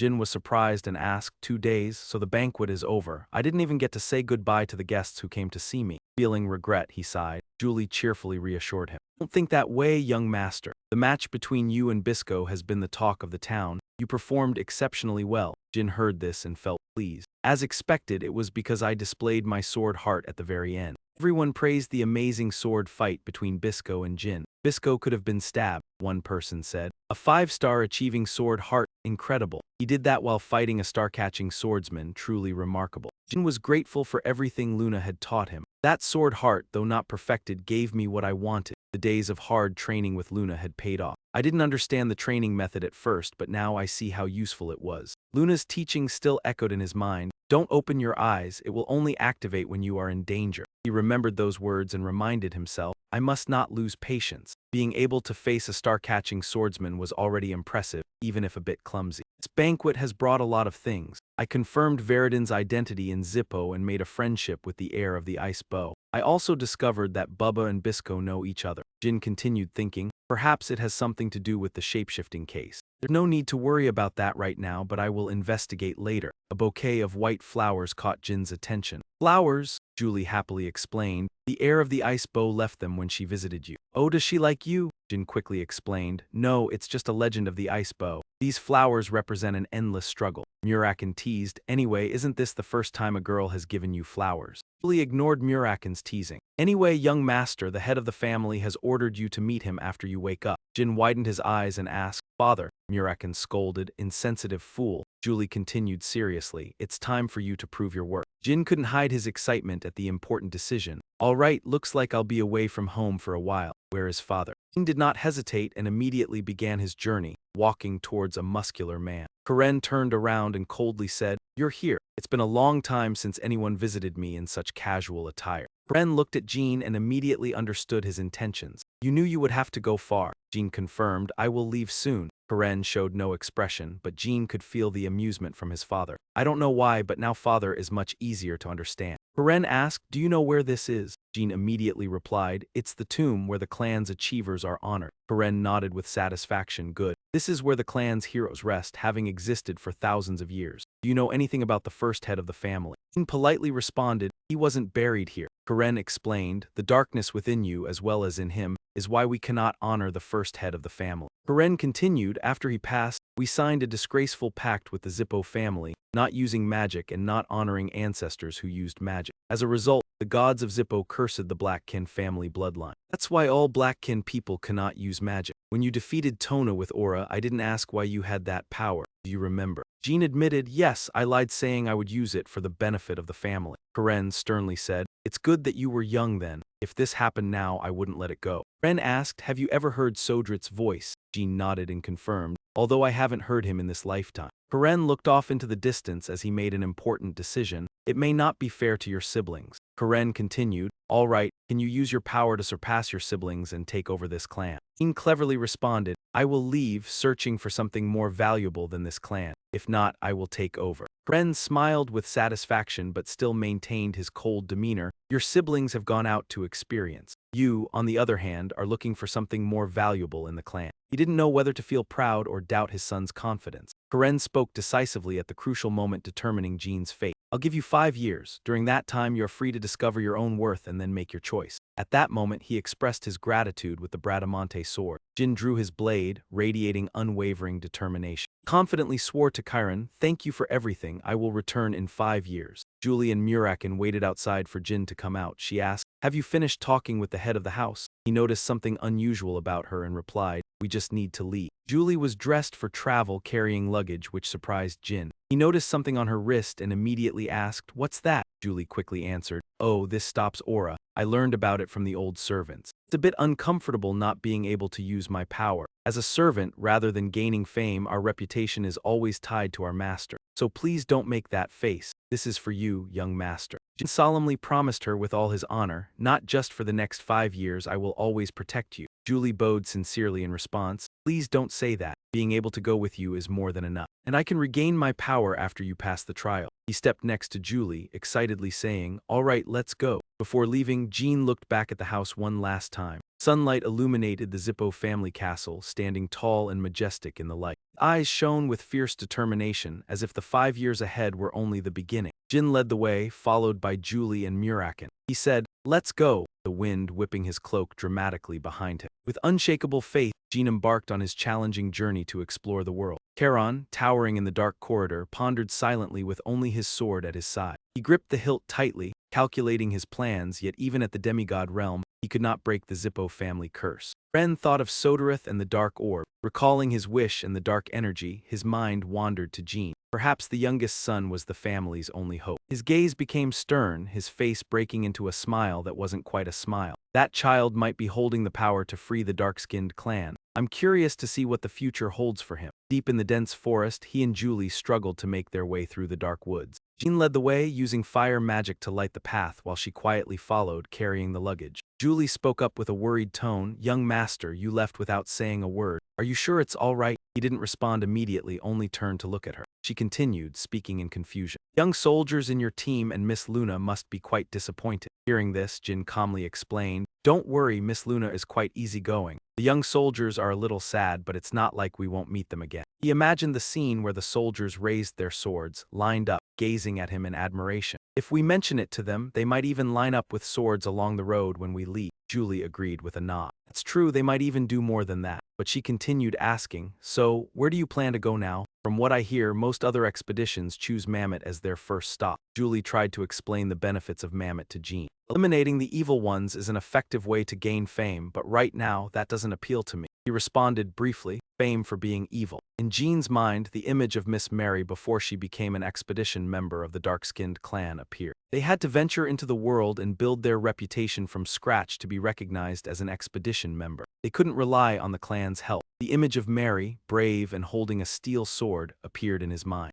Mary had defeated all the strongest warriors in the northern 6 realms, and became famous with the title of Northern Winfrey before becoming an expedition member. At this moment, he lowered his head to gaze at the dark energy flickering in his hand, pondering his plan. Apart from her, the others returned after 6 months to 2 years, but my father gave me a total of 5 years, and there's only one reason for that. The dark energy within him flowed with the rhythm of his thoughts. Learn everything about the dark energy, then return. After some thought, he decided on the destination. We'll go to the Kingdom of Akin. Hearing this, Julie was slightly surprised and stunned. The Kingdom of Akin? You mean the country allied with the Luderoa Magic Association? She exclaimed in confusion, isn't that the territory of the Zippo clan? Why would you go there? Jyn turned back and smiled as he explained, when we went to the ruins of Cologne to complete our mission. Heard that a large number of unregistered mages are ruthlessly controlling that land. He thought about these aggressive mages and said firmly, they seem to be collaborating with the warriors, causing a lot of trouble for the people of Akin. Julie then understood Jyn's plan and praised him. Ah, that's a good idea, young master. She stood behind him with excitement, confidently saying, when I was a soldier, I really enjoyed dealing with those nasty people, already eager. Jyn felt a little embarrassed. Actually, I've never heard of this. This information only comes from my previous life. Recalled the image of a group of old men bidding to own poor slaves. All the unregistered mages and warriors were adopted by dark clans called Tessin. What he was concerned about were the auctions they held in the basement. He thought about their notebook and silently pondered. There are many items whose true value is unknown. I need to buy a few swordsmen and a ring. Julie quickly checked her purse, carefully reporting to Jyn, young master, I think we can't use a teleportation gate to enter the Kingdom of Akin. She looked at the few coins in her bag, dejectedly saying, according to the clan rules, I can only carry 10 gold coins, and you mustn't reveal the dark-skinned clan's identity. So I don't think we'll get any help. He turned around and replied, well, if we can reach the royal kingdom, we can resolve this issue. Julie asked in surprise, what kingdom, but why would we? Jyn looked at Muraken on her shoulder and confidently said, we can fly. He urged, what are you waiting for? Muraken, transform. His words surprised Muraken, but it quickly responded. Hey kid, are you all right? Julie hesitated, asking, young master, we can't do that. What if we're discovered? He confidently answered, it's fine. We at least have to try it once. She quickly responded with a warning, but what if the clan finds out? Before Julie could finish her sentence, Muraken leaped down and landed swiftly. A black mist immediately covered the sky, and the winds were so strong they knocked the surrounding trees over. A gigantic black dragon appeared before them. Muraken spoke in a hoarse voice, hold on tight. She sighed helplessly as she heard it. To reach the royal kingdom before tomorrow, we must fly fast. In the castle hallway, Luna walked under the moonlight shining through the window. Julie froze, an indescribable feeling running through her body as she sensed something unusual. Luna turned her head to look outside through the glass, seeing the figure of a dragon soaring through the still sky. Luna gasped in surprise. Could it be Jyn? Watching the dragon fly further away, she became more certain. Is he riding a dragon after being selected as a reserve expedition member by Feng? Her hand lightly touched the glass where his silhouette had not yet disappeared. Oh my, he's so different now. She whispered to herself with all the affection for Jyn, tinged with a bit of reproach, leaving without even saying goodbye to your family. Both Jyn and Julie were holding onto Muraken's back, unaware that Luna had seen them. I hope you're lucky, my cold little brother. The scene shifted to the forest under the dark sky in the Kingdom of Rin. Muraken transformed into a human, hurriedly supporting Julie, who was vomiting under a tree. He anxiously asked, Strawberry, are you okay? She only mumbled, my stomach. Seeing this, Muraken turned around, angrily shouting, Kid, look what you've done. Strawberry's scared now, see? He answered flatly, how is that my fault? He yelled back, you told me to fly, didn't you? Then he turned to Julie, hey, Strawberry, Muraken will take care of you. All right, slow down, breathe deeply, that's right. Lean on this and let's go, we continue. Watching this, Jyn could only helplessly remain silent. Seeing Muraken gently stroke Julie, he couldn't help but exclaim, what a unique dragon. I need to get to the city quickly. Jyn firmly refused, no, kid, I'll take care of Strawberry, you go make money. He reluctantly put on his cloak and went on his own, not forgetting to sulk at Muraken. Just stay put and don't cause trouble. The moonlit night sky. In the center of the capital of the Kingdom of Rin, the Vin family estate, the young man sat alone by the lake, gloomily muttering, young Master Jyn. He gazed up at the moon and sighed, even though a banquet was held in your honor, it was only after it ended that I realized. Sember recalled the situation before Jyn saved him, feeling anger in his heart. Even though it was a mission, you saved my life. The image of Jyn sincerely bowing his head appeared in his mind. I want to see you again to thank you for saving my life. If you need help, please let me know, he replied indifferently. At that moment, Jin's figure in a black cloak cautiously emerged from the bushes beside Sember. The person from the dream appeared behind him, but he didn't notice, wondering when he would be able to meet the past again and repay the favor. Suddenly Jyn spoke, breaking the silence. "Hey, Sember," he turned instinctively to respond. "Yes," and as he turned around to ask who, he was unexpectedly struck by him. Panicking, he shouted loudly. Jyn quickly covered Sember's mouth and reassured him. "Calm down, Sember." At this point he realized and gestured for silence before saying, "I am Jyn, I saved you from the goats." Seeing that Sember was fine, he let go, allowing him to speak. "But Sir Jyn, why are you here?" he replied. "You told me to come when you needed help," he answered. "Do you remember?" Sember joyfully exclaimed. "Of course I remember, how could I forget your kindness? If it weren't for you I might have." But he interrupted him. "All right, then I'll wait here," Jyn said with a serious and cold expression. "Bring me some gold and money." Sember was stunned, his mouth wide open, unable to speak. He collapsed to the ground, looking at him in disbelief. The rules required them to conceal their identities during a temporary period. They needed to enhance their reputation with swordsmanship skills without help from their family. Thus, children from poor families had to endure poverty for at least the first 1 or 2 months because they hadn't been taught how to make a living. They would have to earn money by hunting criminals or working as mercenaries. But for them, it was different. The three of them were enjoying a lavish meal with grilled meat, seafood, and wine. The scene changed. Julie propped her chin and smiled contentedly. "The food in this kingdom isn't bad, is it?" The three continued strolling through the city. She happily chatted.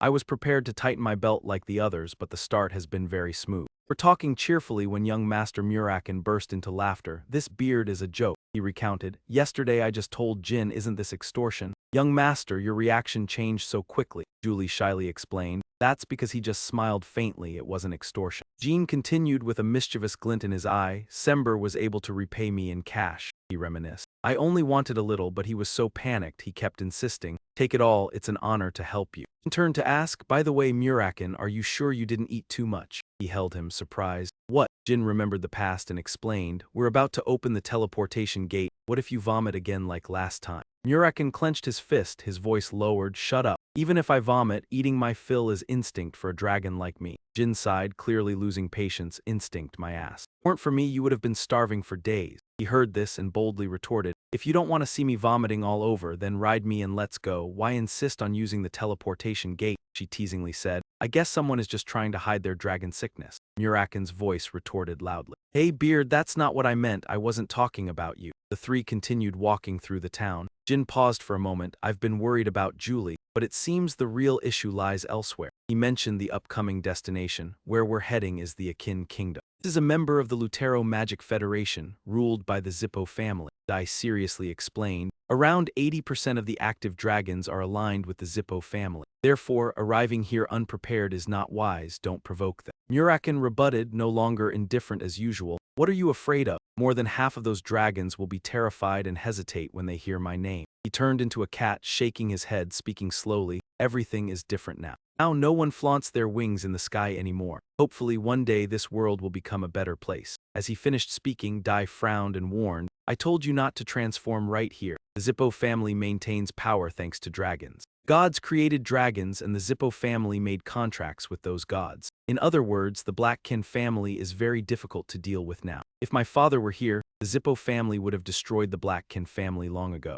He suddenly stopped, remembering something important. "Wait, how did they gather so many people with contracts? Is it possible they will gather that many in one generation? This isn't just a coincidence." After a moment, they arrived at the teleportation station. A guard walked up. "Please state your identity," he said solemnly. Jyn stopped, realizing, "We've arrived." He handed over 2 passports. "I am Jyn and this is Julie. We are here to visit the Akin Kingdom." The guard took the passports, carefully inspecting them. He didn't speak, remaining silent, his gaze scrutinizing every detail. They passed easily, and as Jyn prepared to sit down, the loudspeaker announcement came. "This is an announcement for all passengers." Jyn and Julie sat quietly, waiting. "We will begin the teleportation to the Akin Kingdom in a few minutes. You may experience side effects such as headaches or delirium, so please remain seated comfortably." He turned to look at him, just as expected from the family's identification card. "We faced no obstacles." Jyn nodded. "Of course, the person who made the card said it was genuine. It can fool even Vermont's special forces." Soon after, the voice of the announcement came. "Thank you for waiting. Teleportation is about to begin." A few minutes later, the teleportation began. The most miserable person here was none other than Muraken.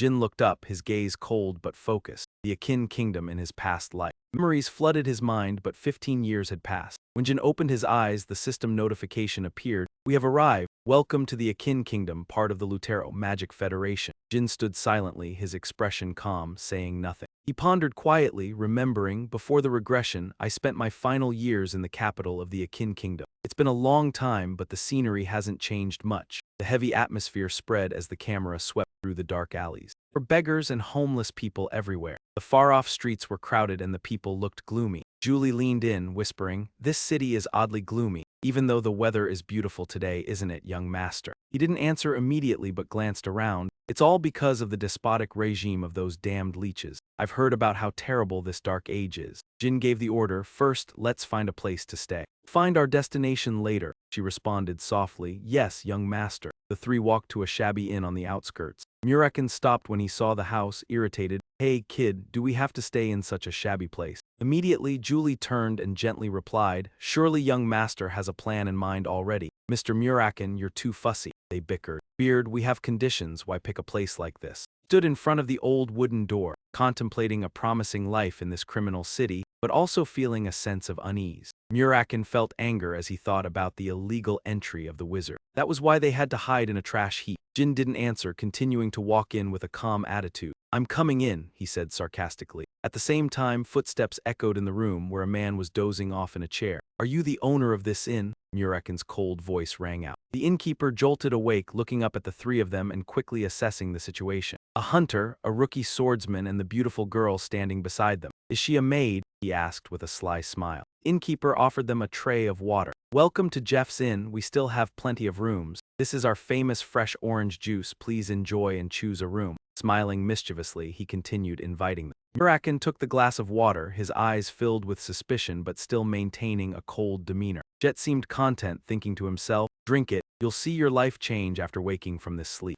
Muraken sensed something unusual in the air. Z was daydreaming, imagining a beautiful scene, but was startled when Muraken threw the glass of water at his face. "Has this bug lost his mind?" Z, drenched in water, glared. Water ran down his face and Z frantically asked, "What does this mean?" Before he could react, Muraken overwhelmed him. Muraken lunged like a shadow, striking down with his fist. Julie was surprised, while Jyn even knocked over his glass, showing they didn't trust the innkeeper's hospitality. Z, terrified, exclaimed, "Poison? What do you mean?" Muraken coldly replied, "Right here, right now." Muraken stood straight, his voice like a judgment. "You will descend into the Golden River." Z trembled, looking up, completely overwhelmed by Muraken's presence. "Please wait, we can negotiate," Z pleaded, but Muraken remained cold, ready to strike. Muraken decisively stomped down and yelled, "Negotiate this, damn it." Jyn stood by, observing, then quietly said, "Z, the newsman in the Empire, is someone I owe from my past life." He suddenly recalled the past when a weakling like Z helped him settle in a key, but their relationship wasn't born out of good intention. He grimaced, uncomfortable thinking about how Z had deceived him. He had introduced him to an underground auction house and took everything from him, leaving only his clothes. He felt frustrated, grimacing. "Just thinking about it pisses me off," he thought. Dean watched Muraken beating Jet and muttered, "But this time it will be different. This time he would take advantage of Z, the bastard." Jet continued to scream in pain. "If you keep beating me like this, I won't let it go," he angrily declared. "I am a 5-star, you know." Muraken didn't care, punching Jet in the face again and shouting, "Who cares?"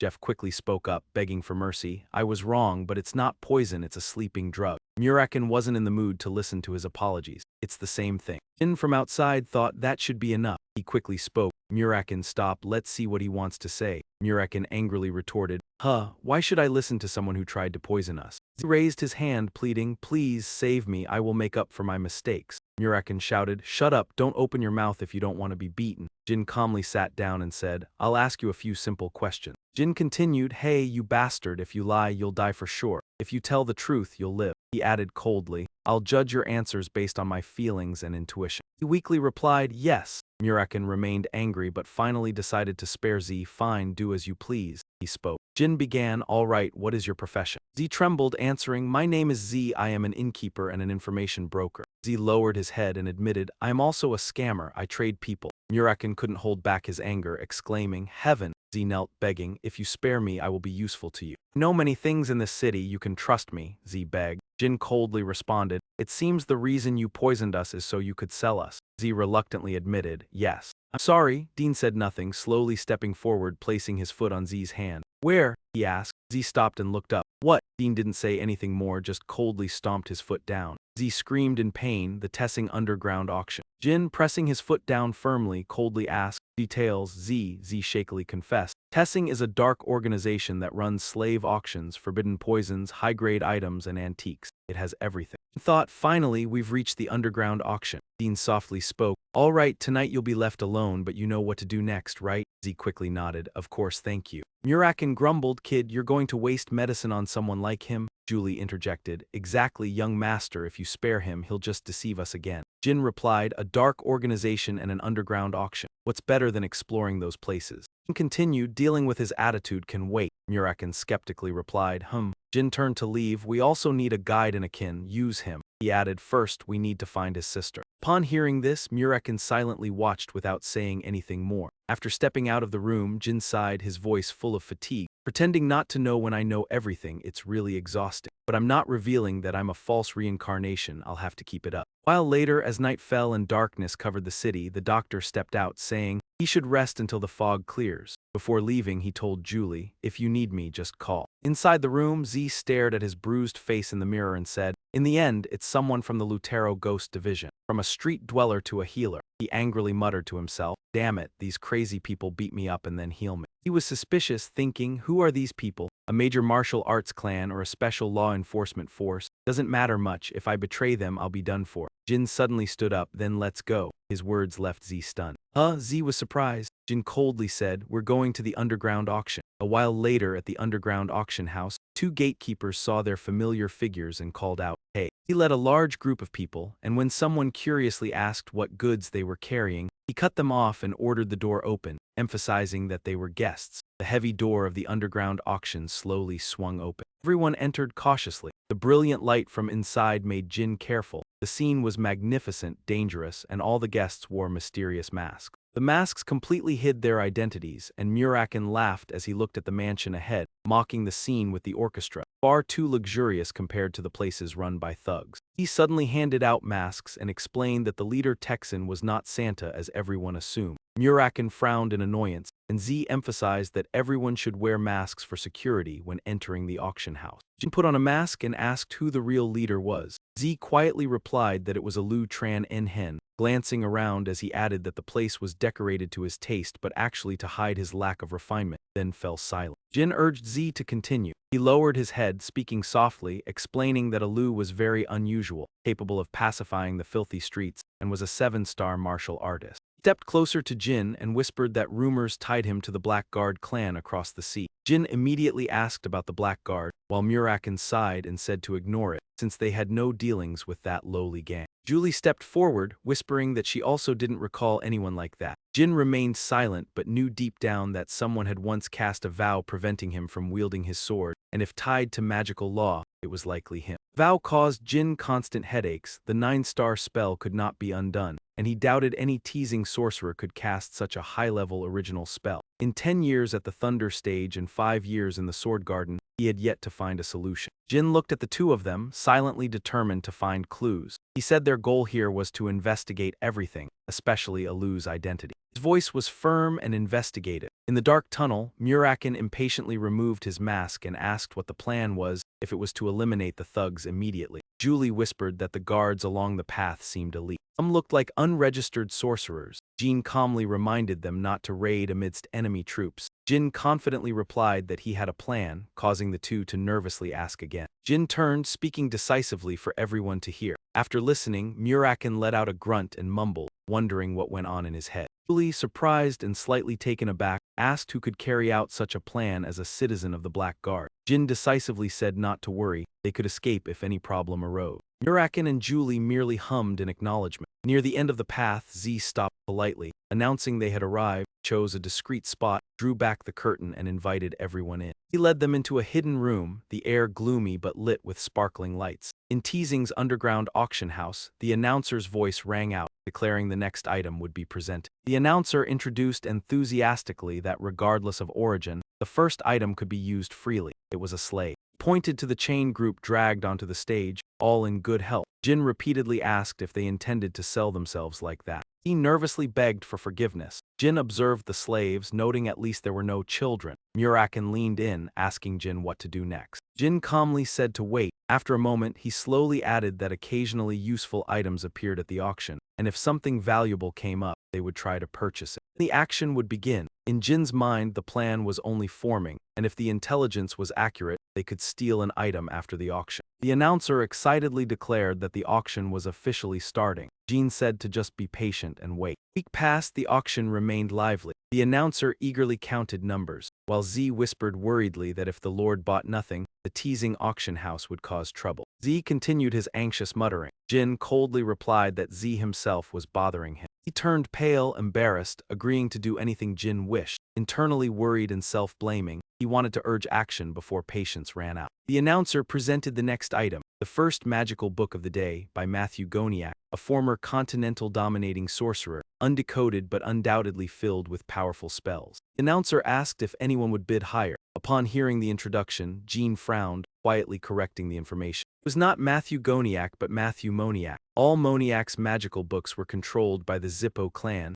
impossible to be genuine. After a week at the teasing auction, Jyn felt bored and smiled faintly. The auctioneer kept speaking nonsense. Jyn sighed in fatigue, seeing foolish sorcerers obsessed with the fake book, as the announcer continued introducing items. The book's author was Genmi, starting price 50 gold coins. Jyn quietly observed and noticed there were a few similar magical books, but none were famous. Getting this item felt like a lottery. If you're lucky, you get something valuable. If not, then it's just not meant to be. Everyone immediately raised their boards, and Muraken suddenly patted him on the shoulder, saying, "Hey, kid, I told you you should buy it. If this book really is by Chenmi like I think it is, it'll be a huge bargain." The host was slightly surprised when a number was called and said in astonishment, 150, is there anyone willing to bid higher? The crowd below began to discuss excitedly, wondering if he would actually buy it at this price. He must be from a rich family. Jyn quietly pondered the fact that Black Dragon Muraken had presented the magic book. Finally, the sound of the wooden hammer rang out decisively. Well then, 150, it's a deal. The man beside him muttered angrily, wondering why it was here.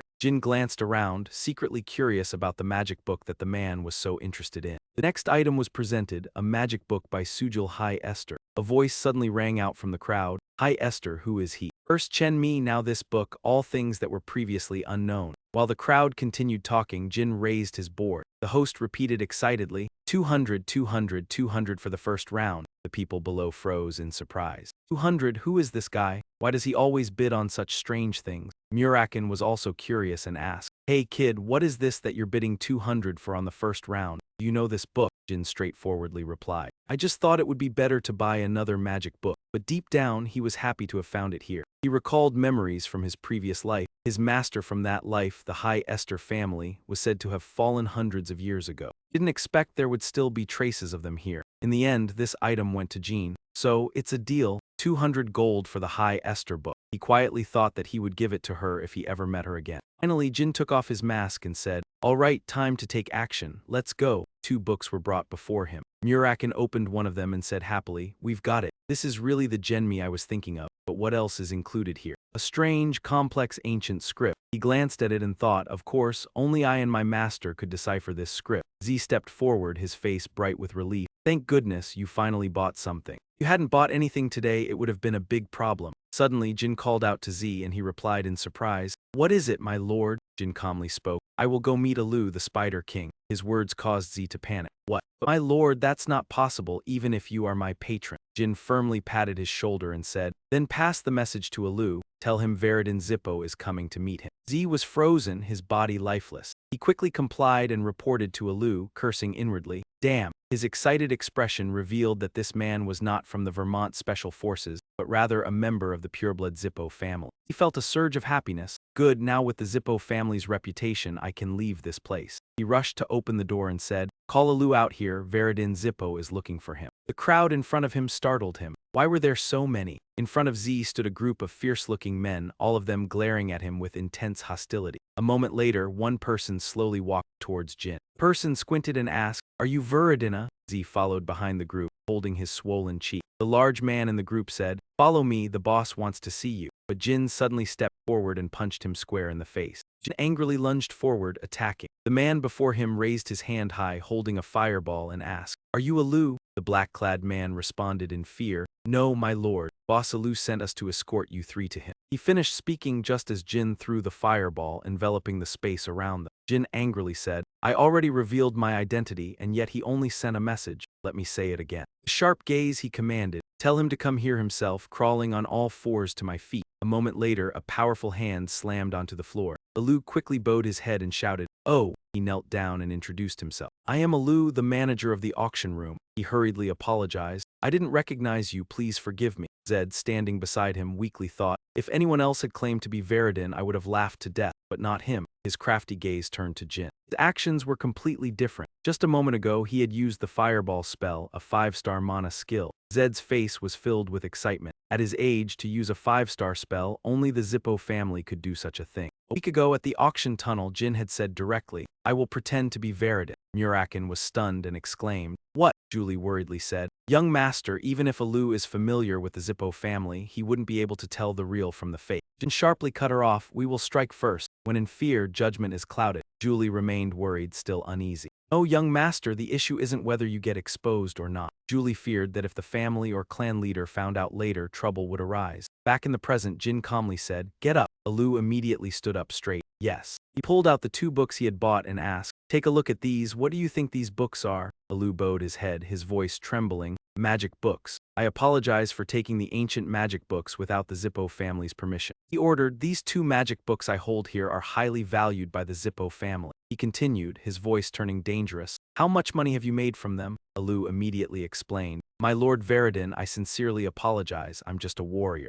It's my fault for not realizing the value of these magic books. Please forgive me, he fearfully promised. I will try to retrieve all the books, please give me a chance. Jyn suddenly slapped the 2 books onto Alu's body. I think it would be better for someone like you to retrieve them instead of me doing it myself. His cold gaze gave the command, take a note and bring me the list of customers who bought the books and how much they paid. This sentence left Alu stunned. My family will begin the investigation tomorrow. He froze, thinking, it's over. Alu sadly thought, no matter how many times he tried, compared to the Zippo family, they were still just a group of petty thugs. If anything in the investigation irritates the Zippo family, that will be the moment Tessin falls apart. Minutes later, Jyn casually examined the ledgers Alu handed over, confirming the report only listed those who attended Lord Veridin's auction. He asked flatly, anyone else? Alu bowed his head, replying, a few more, but they're heavily guarded in the warehouse. He bowed deeper, cautiously adding, that's also where the staff stay. If you allow me outside briefly, I can bring them here immediately. It would take about 2 hours if you...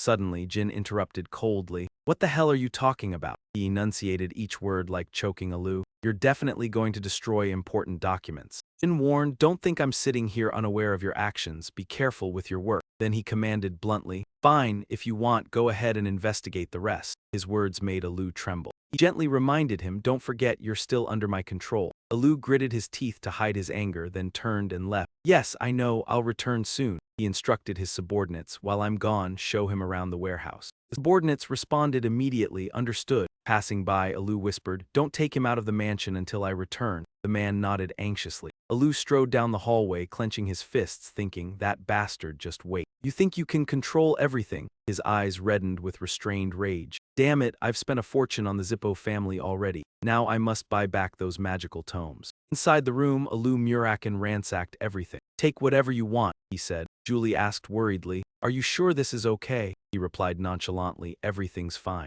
Muraken angrily flipped through books everywhere, ignoring one falling on a subordinate's head. He whispered to Jyn, kid, about Alu. When he returns, he'll realize the person is an imposter. What's your next move? Jyn asked indifferently, what do you mean? Jyn answered bluntly, just take what's necessary and leave before Alu comes back. At that moment, something caught his attention. Jyn opened the box and saw a sparkling ring, silently thrilled, found it. He smiled with satisfaction. In the corner, Julie held a diamond necklace and whispered, Master, are we really going to keep taking these risks? I feel uneasy. He answered frankly, I'll take that as a compliment, Julie. At that moment, Z hurried over. Sir, I've arrived. He handed over a bundle of documents. He respectfully said, all information on the slaves you requested, including their nationality and age, is recorded. Jyn casually praised, good, well done. He tried to leave but was stopped. All done now, the subordinate said seriously. He'll bring all the auction house ledgers to you when he returns, he ordered flatly. Until then, stay inside the mansion. Before finishing, Jyn knocked him out, leaving the subordinate unable to react. Seeing the large subordinate collapse, Zizun cried in fear, "Master, your incredible no-wasted moves." Yet inside, he was still terrified.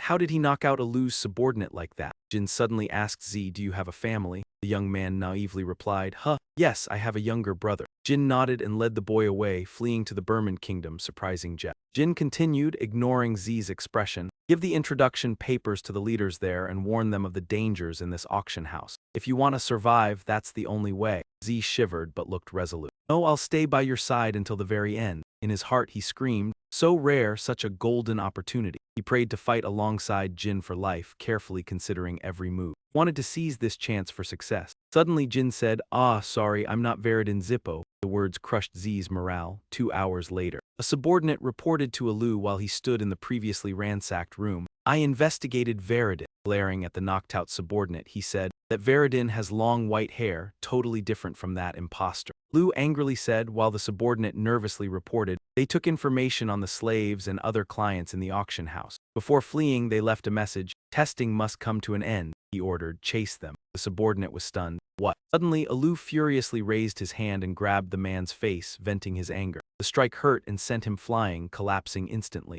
Alu roared, "Everyone, go after them. Bring those fraudsters back here." His eyes reddened with rage as he bellowed, "I'll kill them all with my own hands." The scene shifted. A hand appeared near the flames along with a voice, "Kid, this is why you've been circling this area. Not to retrieve anything or provoke anyone." Muraken sat opposite the two, thinking, "We need to monitor if he has ties with the black-blooded families. All right, consider this a farewell before we leave." Jyn silently looked down, listening to the analysis. "In the end, he gave you the magical tome and a complete ultimate skill. I panicked seeing you take that from the house. How did you know such ancient things and still try?" Under the red moonlight, a loud voice cut the conversation. "They fled that way, inform the boss." Yan Rang glared irritably. The noisy group suddenly, Jyn stood up. "Time for a little change of pace, right?" Alu's face darkened, veins bulging. He panted heavily, "I see you now. The two of you are face to face." Alu restrained his anger, then vented, "You deceitful bastards, how dare you do this, thinking you can cheat me and run so easily." He glared, shouting, "I'll hang you as an example. You'll see what happens when you dare face the underground auction master Tessin." A voice from the opposite side cut him off. "The slave ledger from Burmand is already here." Jyn slowly retrieved something from his coat. The transaction records with the magical tomes the Zippo family sought. It listed clients who traded secretly. He forcefully tossed the papers forward. Scanning them, Jyn taunted, "I've released everything. Tomorrow, the entire continent will be watching you." Convenient little magical tomes, aren't they? Honestly, you're finished, Alu. The man was infuriated beyond control. Drool streamed down endlessly, "That damn brat. I won't let you die easily. I'll keep your wretched life and torment you. Every time you're about to die in pain, I'll use infernal flame slash to wake you up." You didn't care, only spoke softly. Muraken put both hands in his pockets, staring blankly at Jin Tao. "You calmly requested, I want to duel this Alu." Muraken sighed indulgently, stretched his neck joints, and gave a casual smile. Aifeng stepped forward, radiating an overwhelming presence. Alu, still unaware of the situation, frantically shouted, "Bastard, you think you can face us alone? Stand there and attack." A group of mages in the team immediately cast offensive spells. Accompanied by the man's shouts, the vanguard advanced, stomping heavily. "Bring me that brat's life, kill the rest." Group wielding swords and kites advanced toward Muraken. One of the vanguard approached, screaming and swinging his sword down. Muraken just slowly extended his hand. He swung his hand and the man's head and neck separated in an instant. Unmeasurable strength sent him flying, dust and smoke filling the air. Without stopping, they kept attacking in turn. The next group froze, eyes wide in shock. Muraken remained calm, expression gentle. He spread his arms, blocking two at once. Each impact on the ground was excruciating. He faced the entire group alone. Muraken's eyes blazed, his face contorted, veins bulging with anger. He unleashed his power, cracking the ground beneath his feet. Muraken dashed forward, clearing those in his path. His overwhelming magic sent them flying. He quickly punched each one before they could react. His strength knocked them back, fists clenched, teeth gritted. His eyes shone with fierce determination. Then he charged into the group, creating a shockwave, the roar echoing nearby. Mages behind froze in fear, unable to move. Alu stood behind, furious, urging, "You fools, what are you standing there for?" A nearby mage broke out in sweat, stammering an explanation. "If we use magic, we'll hit our own troops," he shouted. Jyn heard it clearly. "Then target the ones behind." "You coldly ordered." Julie stepped back a bit. Large fireball appeared, followed by wind and ice power. The mages attacked, Jyn simultaneously, raising their staves as the wind howled violently. The three elemental powers surged toward Jyn. Suddenly, magical energy emanated from the blue stone necklace, forming a protective barrier. Jyn and Julie were shielded within a small barrier. Mages froze, stunned for a few seconds. You smiled calmly. Thanks to Sister Luna, this is much easier. She could only sigh, saying, Sir, you left without greeting the young lady. Alu's subordinates screamed in panic. Muraken's gaze turned cold, shouting, What do you weaklings have besides numbers? He angrily created a blue flame. You're making me angry. A powerful blast shattered their formation. Each person was sent flying. Die all of you. The blue fire shattered rocks, cutting through almost to the last one. Alu's face darkened as he stared in shock. He gaped, frozen in place. Moments later, Alu leapt up, exhaling in disdain. Clenching his weapon, his laughter grew louder. Alu's laughter mixed with his subordinates' screams. Alu swung his long sword at the command-following men. Jyn stood aside, observing coldly. You silently listened to the enemy's cries. Boss, what's wrong? Boss, are you crazy? Looked at Alu's uncontrollable face as he swung wildly. Has he gone mad? Well, that saves some energy. Muraken's call interrupted. Hey kid, I've cleared these ants out. Now that bastard's yours. Alu, furious and irrational, grabbed the spear, shouting, Who sent you here? Alu roared, Who? You replied calmly, I'll tell you, but you're going to die anyway. No sooner had you finished speaking than a flash of light appeared. You quickly dodged, a deep slash appearing nearby. You stood tall, thinking, he's fast. Alu's face darkened, eyes wide. He gritted his teeth, shouting, Fine, I don't know if you're telling the truth, but taking you down will make you speak. Bastards, I won't let you leave easily. Amid the thick smoke, voices cheered, Kid, you finally met a worthy opponent. He's a 7th-star martial artist. The rumors are true. Muraken watched from behind, feeling utterly exhilarated, shouting, He's different from Pisco you fought before. This one just wants to kill you. Use all your strength, don't hold back. Alu and Jyn faced each other, calm before the storm. The man's voice rang out, How dare an ordinary mage like you step forward? You look down on me. Had no time for words, lunging to clash swords. The blade flew swiftly. Alu gritted his teeth to block the clash beginning. Alu's eyes widened in shock. Your gaze was sharp as you stared at him. Alu looked at the white sword, exclaiming, A sword! Both were evenly matched, neither yielding. Alu gained momentum and swung down, shouting, Bastard! You lightly dodged, reacting swiftly, sensing the sharpness. Alu seized the opportunity, charging straight. You're not a mage. He continued swinging his sword. You blocked but were pushed back. Alu sought revenge, frenzied, losing form. Yet you launched punches, a relentless chain of strikes with terrifying force. Turned to evade, focusing seriously. You swung the sword powerfully. Alu teleported instantly, hard to track. Alu's dark, strange face appeared right behind you. You startled and turned. Alu smiled brightly, striking Jyn hard, but Alu's expression changed, displeased. Luckily, you avoided in time, only lightly grazed by the sword. This made him feel a bit regretful that the strike had been too weak. Jyn stepped back without continuing his attack, silently noting, Too fast, he hadn't even unleashed his full strength yet. Alu shouted loudly, hurling taunts. Realized that the fireball that appeared at the auction house was just an artifact. Yet a sense of unease stirred within him. Damn it, he had fallen into his trap again. The problem wasn't Alu but someone capable of defeating all his subordinates. Surely he was stronger, and yet he just stood there. Muraken folded his arms, observing the entire battle with a delighted smile, as if the boy were merely facing a minor challenge. Julie looked worried, her concern almost tangible. Lord Muraken, you really won't intervene. Even if it was the young master's wish, it was still too soon for him to face someone already at the 7-star martial realm. He reassured gently, It's fine, my little strawberry, that boy also needs to learn to value life. She clutched her hands in anxiety, but Muraken quickly spoke before Julie could continue. Julie asked, And this little strawberry, do you think he will lose? Astonishment spread across her face, eyes wide. Suddenly, a bright light appeared in the air, followed by the clashing and ringing of swords. Alu swung his sword, knocking back the hall, his face thrown back as his body fell freely. Muraken and Julie watched seriously, the air seeming to freeze.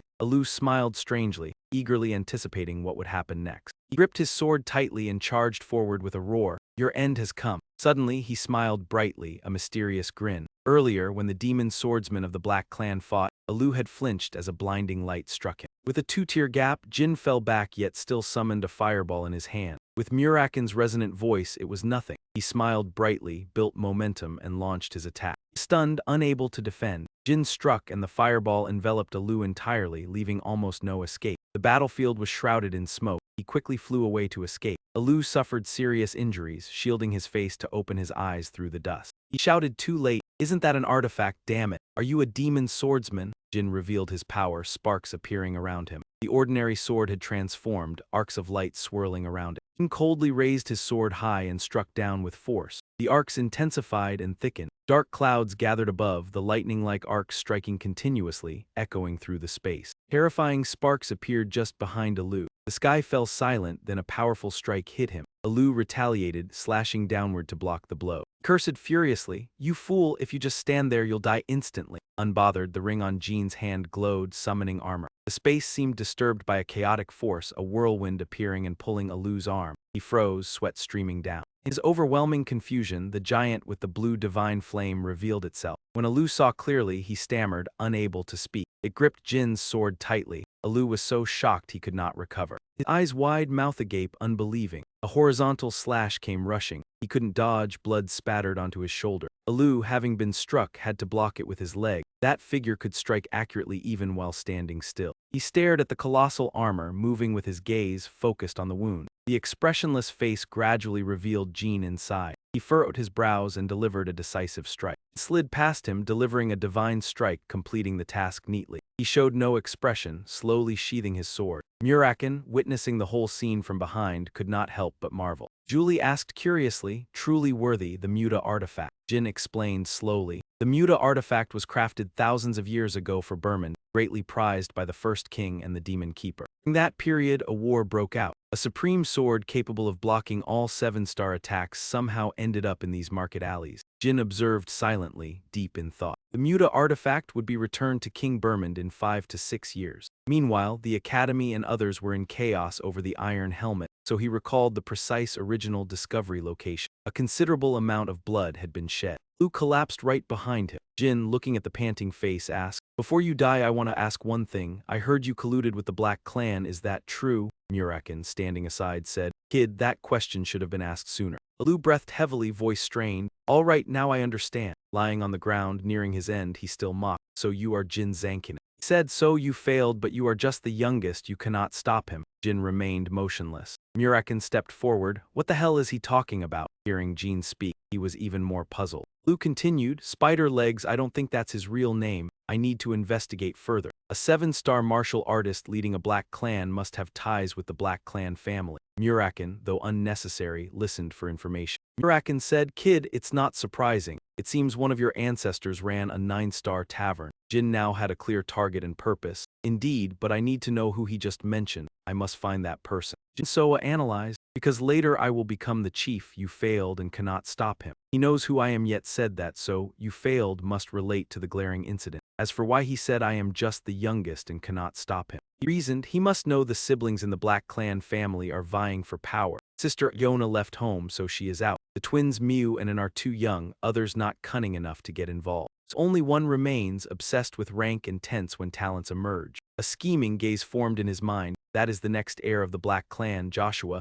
No one else could match him. Whether the conclusion is right or not, he will find out soon." The scene changed, the sky clear, birds soaring. A loud voice drew the crowd. "News, Tessing has been wiped out thanks to the combined investigation of the Zippo family and Burman." Tessing collapsed completely. Demons targeting innocents were destroyed in a single day. Jyn and Muraken held the newspaper together, listening for news. He commented, "It seems Z did well, everything unfolded as predicted. The Zippo and Burman clans certainly wouldn't ignore him, and compared to his life, the price was far too low. He had to endure the pain to learn wisdom." Jyn chuckled and commented that, in any case, Zippo and Burman already had their reputation. It seemed someone else gained even more. A gentle smile appeared on his face as he held the newspaper tightly. A ring, a mage, a 7-star knight, and even a victorious battle. Suddenly, Julie called from behind and both turned. "Young master." She anxiously reminded him that being a 7-star knight didn't automatically qualify him for the title. "Don't be overconfident because you defeated Alu. I think next time you'll need to be more careful." Jyn understood her concern and reassured her. "Of course, it's nothing compared to the final boss, Julie. I know, next time I'll be more cautious." "All right, thanks to Z no one will be looking for us, so rest up and prepare for the next location."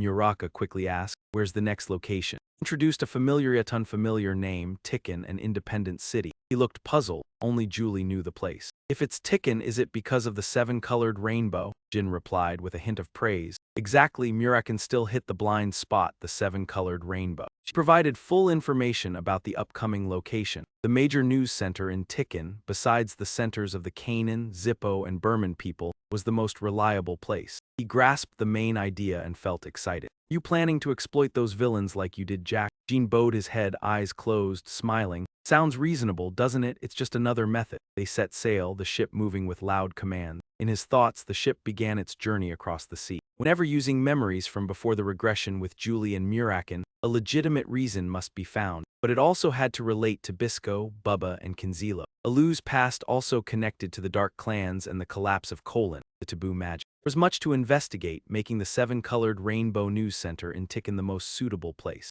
Muraken stood, arms crossed, sternly reminding, "Kid, the most important thing now is the leftover magic or whatever remains in the Kemi clan that I discovered before." He suspected it was light magic. Jyn looked on in confusion. "Wait, I thought it had vanished since ancient times," he replied confidently. "I'm not entirely sure. Long ago, the Kemi were enemies of the Zippo clan. They were ready to wipe out anyone who displeased them. This had always been characteristic of the Zippo clan, so no records remain. If one couldn't break their power limits, it was likely that, in the near future, the Dark Clan would meet the same fate." Muraken approached Jyn, lifted his robe, saying that studying these things was important. Jyn looked up, curious. "Are you going to show me something?" He formed a black energy sphere in his palm with a hint of light. "Just wait and see. This is the magic you need. Open your eyes and watch carefully." Jyn observed but didn't understand. How could light magic appear black? Suddenly, a blinding light hit his face, making his eyes widen in astonishment. Great light spread everywhere, revealing nothing else. Muraken stood, hands on hips, proud, laughing loudly. "How is it? Your eyes are already tired after just a few seconds, right?"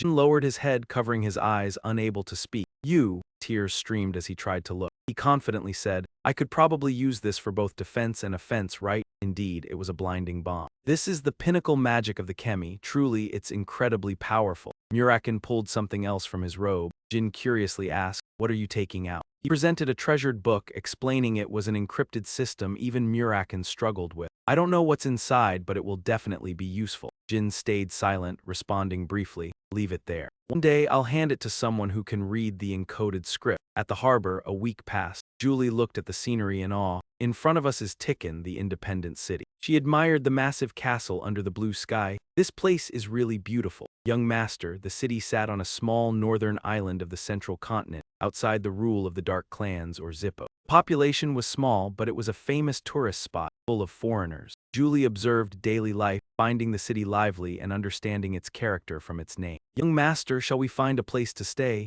Jyn thought for a moment, then chose, "All right, let's go to the city center." Muraken, in cat form, quickly jumped down and returned to human shape. "You won't pick another awful place, right?" she emphasized. "Muraken, I've told you countless times, don't transform in the city," he continued, grumbling incessantly. "Yet I've told you countless times too." From afar, a loud voice rang out, "A cat just turned into a human." Julia hugged her teddy, excited. "That black cat just became the boy with black hair over there." "How could you do that?" Muraken and Julie turned in shock, never expecting this. The girl's eyes sparkled with excitement. "Teach Julia too." Jyn seriously explained to the girl eating ice cream. "You must be mistaken. How could a cat turn into a human?" Julia pouted. "Not mistaken, it's Julia and I didn't miss it." "I'm not lying and I'm not an uncle," the girl insisted. "You're lying and you are an uncle." Jyn finally conceded. "All right, in that case I'll buy you an ice cream." "You can pretend it's—" Julia interrupted. "Don't make a child lie." Uncle A, the two followed behind, asking each other, "What should we do?" Giulio sadly. "Let's take her to someone in authority."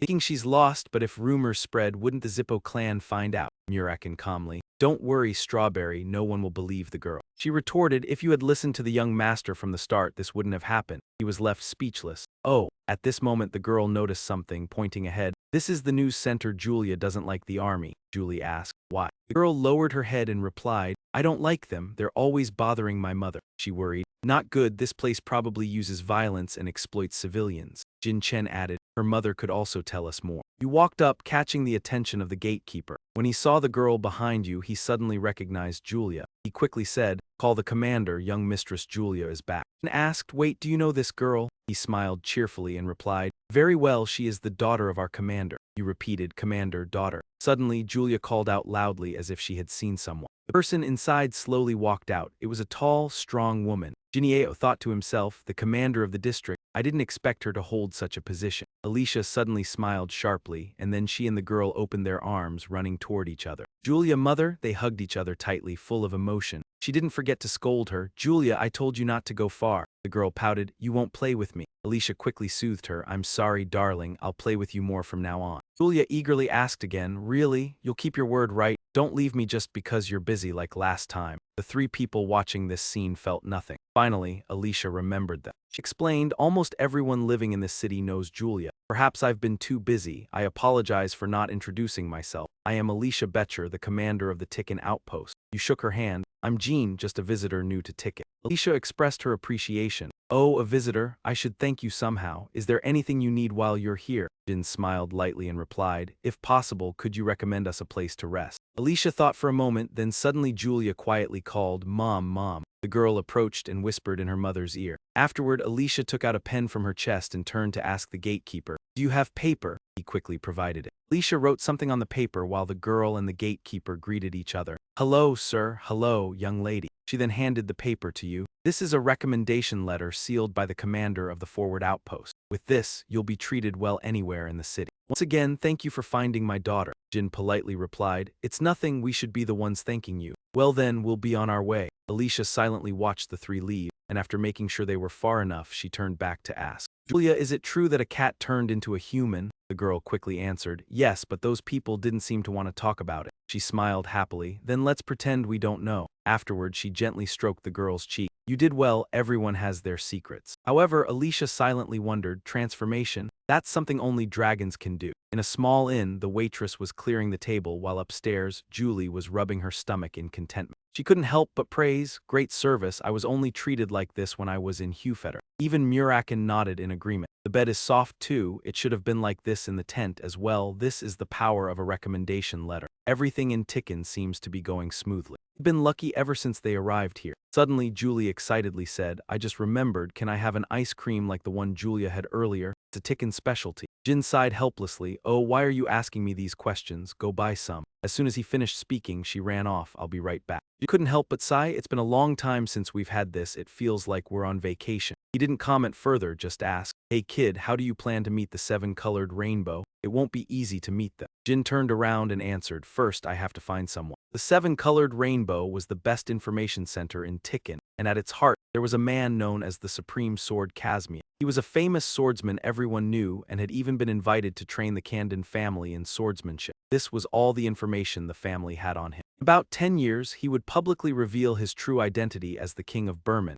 using the information collected from the seven-colored rainbow to seize the highest power and control all three families, Burman, Zippo, and Dan Kanan. After that, he would gain full support as the first king of the independent kingdom of Tikin. This man was extremely cautious. He possessed unparalleled swordsmanship and the patience to wait for the right time over many years. He could help me access all the information in this city. The only issue was how to approach him. Suddenly, there was the sound of rapid footsteps outside the staircase. Julie burst through the door looking very hurried, drenched in sweat. Master, Sir Muraken, something strange has happened. The inn is empty, all the staff and guests have disappeared. I thought something must have happened, but just as Julie was speaking, a hand reached out from behind and gently touched her shoulder. The person spoke leisurely, hello, are you all well? Is it all right if I come in? The hand held Julie's shoulder tightly, causing Muraken to grow angry, his veins visibly bulging, while Jyn remained calm, thinking, the Supreme Sword Casmia? Why is he here? Muraken clenched his hand into the wall, breaking it, and only then did Jyn realize something was wrong. Jyn shouted to stop him. Wait, Muraken, stop right now. He wrapped his arms around her, don't kill him.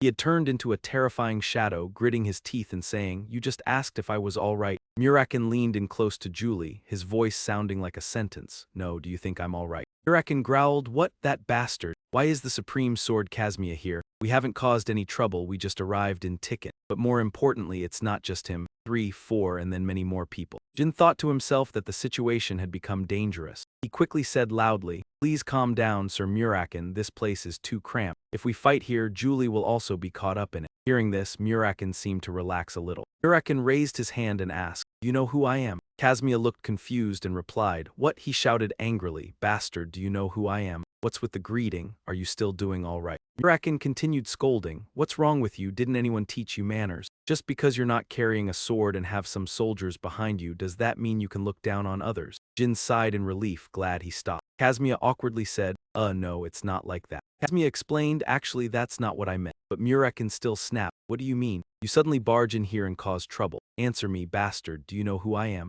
Kazmia nervously answered, I don't know. Muraken grew angrier, have you lost your hearing? What's with that disrespectful tone? Kazmia finally said, sir. Then Jyn finally intervened, that's enough, Sir Muraken, this is more than enough, isn't it? If we're not the ones being hunted, then you should calm down and put your weapon away. Jyn smiled and asked, you are the supreme sword Kazmia, right? I've heard a lot about your reputation, so I'm not too unfamiliar with it. He was still confused. How do you know my name, you master? Who exactly are you? Jyn realized he hadn't introduced himself. Oh right, I forgot. My name is Jyn. He extended his hand, making Muraken seem like he wanted to question him. Hey kid, you. But before he could finish, Jyn continued, it seems you have a lot of questions for me. Why don't we move to a more appropriate place? Jyn said, I'll answer all your questions. Then the three of them went down to the lobby. Jyn quietly said, thank you, Sir Kazmia, for dismissing the army. It seems you trust me a little more now. Kazmia sweated and thought, I brought the army here because I heard a dragon had appeared, but maybe that was a mistake, just making him angrier. I'm pretty sure this man is the dragon that was mentioned. He's feeling this pressure, it couldn't come from an ordinary human. If he hadn't stopped, maybe me and everyone else would be dead by now. And the woman there is definitely Julie. I met her before I was deposed from the Burman Palace. He still remembered her military demeanor in the training hall that day, but he didn't feel any aura from her now. So what is her connection to this man? Kazmia lightly tapped the table and asked, you said your name is Jyn, right? It doesn't seem like you're lying, but I have one question. Jyn didn't refuse, feel free to ask. Kazmia got straight to the point. Why are you traveling with a dragon? Since ancient times, dragons only form pacts with mages, those who have contracts with gods or those with superpowers. Kazmia continued, and you belong to the Zippo clan. Hearing this, Jin's expression remained calm. He warned, no, they don't know. If this gets out, your clan won't let it slide. Yet you casually mentioned a secret about your life like it's nothing. Jyn responded, the issue isn't whether I belong to Dan Kanan or not. Please tell me. Then he asked bluntly, without hesitation, now that you know there's a dragon here, why do you still want to come? Kazmia calmly replied, because you revealed such a big secret. Kazmia continued, so I'll tell you my secret. You've met my daughter Julia, right? I came here because she said she saw a cat transform into a human. Jyn skeptically asked, and you believe a child? But he seriously explained, my daughter isn't an ordinary child. He said she's the one who formed a pact with Azep-Mu. Jyn was surprised and asked, Azep-Mu, are you talking about the market deity? Kazmia answered bluntly, yes, the market deity. There's no way my daughter, the one who formed a pact with Azep-Mu, would mistake anything. Jyn calmly asked, you should know that many powerful people want to form pacts with Azep-Mu. Is it really all right for you to casually talk about this with us? At that moment, Muraken unexpectedly interjected, wait a minute, something's off. Muraken said, if she really is the one who formed the pact, where's her dragon? Why don't I feel any dragon aura from her? Azep-Mu's lineage is known for valuing its pact bearers, yet they would abandon a child. That sounds strange. Muraken flinched as if he remembered something, but he still gave a response with no real value. Although I was unsure of the situation, it seemed like something had happened. Muraken was slightly shocked and didn't understand what was going on. Kashmir quickly answered the question, confirming that about a year ago, Julia's guardian dragon suddenly disappeared. This seemed to be related to the Zippo family or the Burman Empire, but it was all just speculation. He remained firm and angrily asked, there's no way, no dragon would be foolish enough to be kidnapped, and it's been a whole year. The long duration made Muraken pause. Wait a minute, after a year you said your daughter is already 5 years old, right? He blankly responded, is that so? Ah yes, that's right. He pondered for a moment, thinking that if the girl really had signed the contract with Azep-Mu at such a young age without a guardian dragon by her side. He continued to warn, your daughter will soon go insane and become a vegetable.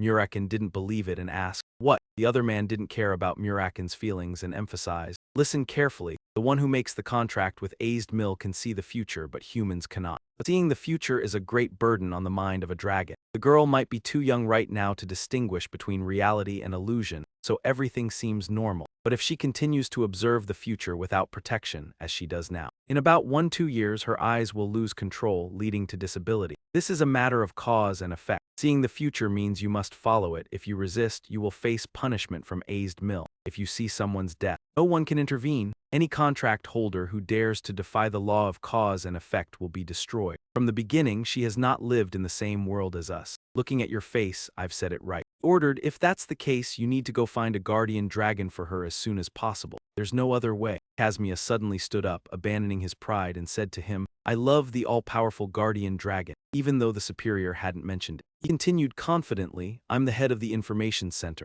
I'm confident in my abilities. However, in the past year, I haven't found my daughter's guardian dragon. Muraken crossed his arms arrogantly. I knew it from what you said. Meeting your daughter right after arriving in Tikkun wasn't just a coincidence. Right, Mew must have asked someone to help her young contract holder, right? He sighed, lowering his head to ask. So, all-powerful guardian dragon, please. Muraken interrupted, no. Begging won't change anything. If you want something, talk to my boss. Muraken curiously asked, hey kid, what will you do next? Jyn stepped forward to support Kashmir. Please stand up, Lord Casimir. Although we are not very close, this is a matter concerning the child's life. He bowed his head, expressing his gratitude. Thank you for your kindness, young master. I will never forget it. At this moment, he thought to himself, I still can't feel at ease even when things are going in the right direction. If even Casmia can't find it, they need information from the Blackkin family or Zippo. Muraken spoke up. Hey kid, isn't Tikkun part of the Zippo family? Jyn interrupted. No, Tikkun is just a city. Not connected to anyone. He seemed intrigued. Great. Hey, little one, if you have so many resources, you must have gathered some information, right?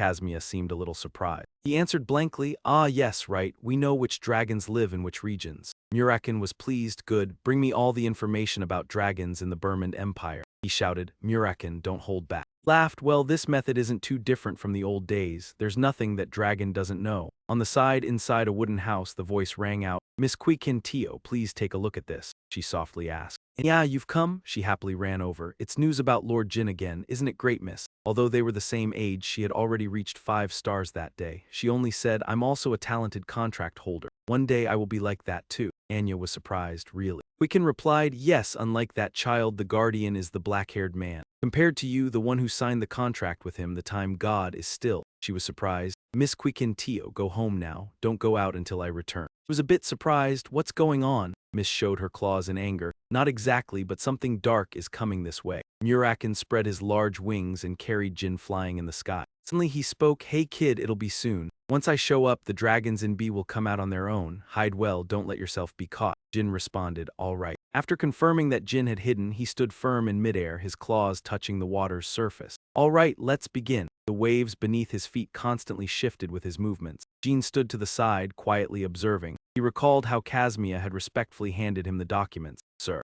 this is a list of dragons active in the B region. He thought, so they were hiding here. Muraken's gaze stopped on a name. He was about to say something but stopped. Jyn asked, what's wrong, Lord Muraken? He shrugged, nothing, just a bit dangerous, but this is how the dragon relationships work. Let's go, kid, it's still a long way. He called, Great Dragon, wait. Jyn blushed, don't, just call me by my name. Do you think I'm the head of a sect or something? So Lord Muraken. Casmia bowed down, thank you, sir. Please let me follow to save my daughter. Muraken stayed silent for a moment before speaking. I'll tell you 2 things before we leave. First, until the dragons return, you must tire your daughter out all day. When she's exhausted, her AZ Mew power will weaken. Let her play when she's awake, run around the house, tire her out, and then put her to sleep. He quickly replied. Yes, I'll make sure she gets exercise all day. And the second is the candy lollipops. Bring them here, we can't eat them. Julie was a bit surprised. Lord Muraken, how considerate. He snapped his fingers. Strawberry cake, you said you wanted to eat earlier. Julie objected, that's not it. Muraken yelled, I don't care about that creature's feelings. The memory ended and Jyn helplessly thought, he's pretending not to care again. Back then he was so thoughtful, our black dragon always kept an eye on the distant sky. At this moment he spoke, kid, they're coming. In the distance, 2 other dragons appeared. Muraken commented, Rabis and Dante. He'd been beaten many times. Put your helmet on, kid. Jyn put on his mask. How many times did you hit them that they came the moment they sensed you? Muraken explained. Those who enter my territory are beaten, that's how it was. Hearing this, Jyn mocked, pretty impressive, huh? One dragon screamed. Muraken, why are you? It stood firm, its voice cold. I've stayed awake to perform an important task, you must assist me. The 2 dragons exchanged glances, unsure whether to tell him. He seemed unaware of the situation. Both Duntio and Rabis were speaking nonsense. Oh, the sister, for the high mountain and Sodrit's closest friend. We are unclear of his condition, but now is not the time to address that. Please move away from this area, leave immediately. As long as our young aspirant is still here, we do not want conflict at this border. Muraken was furious. How dare you ask me to retreat? I'm Muraken, do not avoid anywhere. Duntio hastily said. Come on, just leave and help us. It's because of your flaunting of your presence that things have gotten so chaotic. Muraken firmly asked, what are you saying? they hurriedly spoke. The Guiken Theo is coming here to kill, but Muraken still didn't care, replying coldly, oh, if it's Guiken Theo, then is it the silver dragon Guiken Theo? What connection do you have with the Time Guardian's protector? Finally, Muraken hesitated. That ex-lover. Jyn was shocked by this information. Both of them tried to persuade, please, big brother, I beg you, could you leave? Aspirin is still a child, they might die if caught up in this. The other dragons didn't know you had already awakened, right? If you don't leave immediately, I will reveal this. A loud sound rang out, catching Rabis's attention, and even Muraken turned to look. It suddenly spoke, kid, hold on tight. Jyn didn't have time to ask before a dazzling light appeared from afar. A powerful golden attack rushed straight at Muraken, and everyone dodged. The force shattered the clouds, creating a long streak that stretched to the horizon. Two dragons ran while cursing, damn it, run faster, I curse you. Muraken asked in confusion, what the hell is happening? But before he could finish, his voice rang out, kid, don't lose focus, another one is coming. A shining light appeared on a woman's hand, then turned into a strong beam of light rushing straight at Muraken. He quickly dodged, but this time the light plunged straight into the ocean and exploded violently. Water splashed everywhere, and suddenly the water stopped. They wrapped around each other, forming a vortex. Jyn couldn't help but think, even if it's underestimated, that's still level 8, a technique beyond that. Be able to unleash such moves? Guiken Theo stood above, gently calling out to Muraken. The voice stunned him in place. She angrily shouted, bastard, this still isn't enough to destroy you. How dare you bring these bastards here? Jyn sat on Muraken's back and asked, do we have to fight that powerful monster? Muraken confirmed, probably. Jyn curiously asked, your ex-lover, how long have you known her? Muraken showed no emotion, simply replying, 500 years, about 5 years in human terms. Anyway, just attach that Bradamante to her whenever you get the chance. Got it. Jyn didn't understand, asking again, she's still your ex-lover, isn't that a bit much? Muraken mocked, kid, it seems you still haven't realized, but I never tie myself to those things to level up. So when things get bad, put all your strength into the light, only by doing that will you defeat her. At this point the smoke dissipated, revealing Guiken Theo's large tail. She growled, even if you want to run, it's too late now, Muraken. Guiken Theo, with sharp eyes, almost snarled, I'll bury you at the bottom of the sea. Muraken spoke up in an attempt to reconcile, wait, calm down, Guiken Theo. I know how much you hate me, but that's not important right now. Let's settle the important matters and talk. She said nothing, instead launching her technique. The golden light once again tore through the sky, flying toward Muraken. Though he dodged, Muraken cursed, damn it. She spread her large wings and charged swiftly at her opponent. Muraken suddenly opened his eyes wide. Guiken Theo slammed into him, creating a loud noise. Jyn could do nothing but cling tightly to his back. She bared her sharp nose but only bit into thin air. Muraken backed up, scolding, why are you so impatient? Guiken Theo swung her tail with great force. Muraken tried to block, but her jaws clenched without attacking. She didn't stop, continuing to use her techniques. Muraken whispered, oh, for love. What the hell? The third golden light tore through the air, heading straight for the front. The debris mixed with the blinding light, binding it. Her wings now had a hole. Muraken opened one of his blue eyes. Guiken Theo suddenly stopped and looked up. Above both of them was a large black sphere which gradually shrank into a smaller orb. Then he calmly said, at least I bought some time. Jyn spoke from behind, good thing I followed, if you had been hit by that silver dragon I wouldn't have heard about it. Muraken confidently replied, I won't die. No matter how strong Guiken Theo is, she can't get in here. Forget about that, creating a gap isn't easy. While Muraken wasn't paying attention, Guiken Theo snatched his cloak. The cloak was torn apart by her strength. Guiken Theo looked at it sarcastically. Is this the darkness release? Pathetic. Muraken was stunned, not understanding why it happened. How did you? But before Muraken could finish, she spat in his face. You fool. You don't even realize how weak you are now. If you think you're still the same as before, you're dead wrong. Still, he tried to calm her rage. Guiken Theo, stop. Let's end this here. Think about our past. I came here because I have something to ask. Unexpectedly, Muraken accidentally touched Guiken Theo's reverse scale. She growled loudly at his blank expression, past. If I think about our past, even if you turned into 10,000 pieces, it still wouldn't be enough. Suddenly, he charged forward. Muraken's sharp teeth bit into Guiken Theo's shoulder, freezing her for a few seconds. Then, she screamed in pain. Muraken tilted his head and said sarcastically, calm down, Guiken Theo. Why are you doing all this just because we broke up? She gathered her strength into her palm, gritting her teeth. Just broke up. That's why you're getting beaten like this. A powerful punch, like a storm, without hesitation, slammed into Muraken's face. This punch made him dizzy for a moment. Muraken opened his sharp golden eyes and shouted. At that moment he quickly moved, his legs running swiftly on his back. Reaching the right spot, he took off, holding his sword and jumping straight into the sky. Below, Muraken's voice rang out, go on, kid. Guiken Theo was stunned, not expecting things to turn out this way. What, a human? As he jumped, Jyn thought, the outer fins are hard to penetrate. Even Muraken's teeth couldn't do it. meaning I still have a hard time dealing damage. However, because of the mask, Jyn could only see one expression, calmness. The narrow distance and the remaining dark energy of Muraken around, Jyn gathered the remaining dark energy, causing her to be caught off guard. That force gradually gathered around his sword. The sword began to shatter her sturdy armor. A surge of dark power sliced directly into Queecantl's shoulder, knocking him down, and her arm and wing were severed.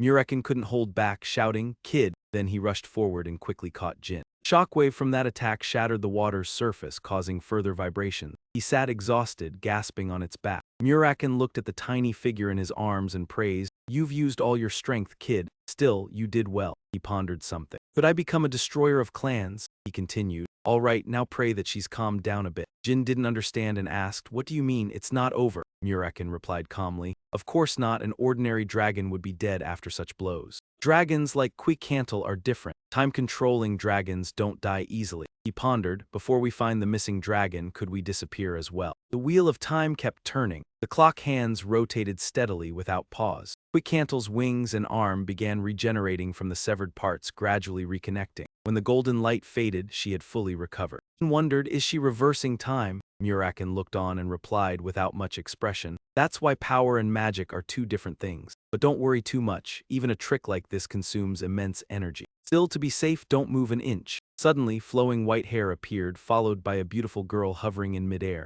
Muraken asked, "Have you calmed down?" She only stared back with sharp eyes. "I didn't know you still cared enough to go mad. Didn't we part on peaceful terms?" Queecantl, as if struck by pain, shouted, "Peaceful? You dumped me unilaterally, not letting me say a word. Is that how you define a peaceful parting?" Muraken didn't flinch, responding firmly, "You get angry every time I mention the breakup. To be clear, I never deceived you. It's just that our personalities didn't match." Jyn helplessly listened to the argument between the ex-lovers. Is this really a conversation between dragons who have lived for 1,000 years? Finally, Muraken gave up. "Forget it, I didn't come to argue. I came to ask her something," but she interrupted, "Wait first. That human, he's the contract holder with Sodrit." Muraken replied helplessly, "That's irrelevant now. Someone among our kind is in danger." Queecantl, displeased, responded, "Our kind? Muraken, you are despicable. How many dragons have you killed and still dare say that? You must be joking." Muraken simply answered, "Yes, and among them was your brother's enemy. To serve your revenge, I killed them, those I had nothing to do with."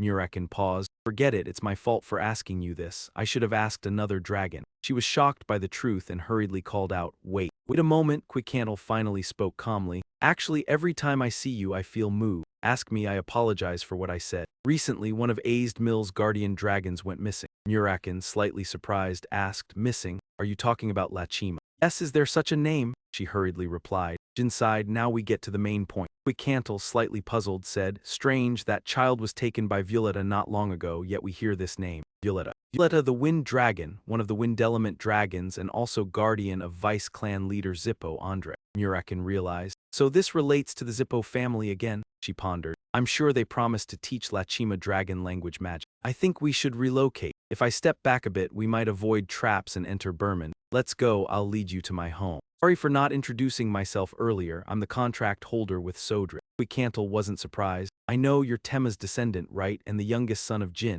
Muraken was shocked. "What, how do you know?" she softly said. "How could I not know when he radiates the same energy as Tema? The three of us spent a lot of time together 1,000 years ago, and I just guessed he was the youngest son." Jyn seemed quite surprised by the guardian dragon's reaction, while Queecantl sipped her tea. "Anyway, let's get to the point. Violetta took Lachima a year ago." Muraken asked again. "So you mean they tricked her by promising to teach dragon magic, right?" She slightly believed it. "It sounds unlikely, but it could be true. The contract holder with Azep Mew is too young to wield true power." She was surprised. "What? Isn't it dangerous if they don't have a guardian dragon with them?" Muraken nodded. "Exactly, and I'm quite sure Violetta knows this too." "Just as expected, do they have other motives?" Muraken wondered. "You say as expected, did you foresee this?" Queecantl replied. "When taking Lachima, Violetta stopped at Burman. She said she would introduce Lachima to me, yet kept watching the contract holder closely. She even demanded to meet the young lady without reason. Do you think I could just ignore that with my temperament? I had no choice when the contract holder's identity was exposed. Because in Burman's upper class, many are close to the Zippo family. If I acted on emotion, I couldn't let the young lady stay here any longer."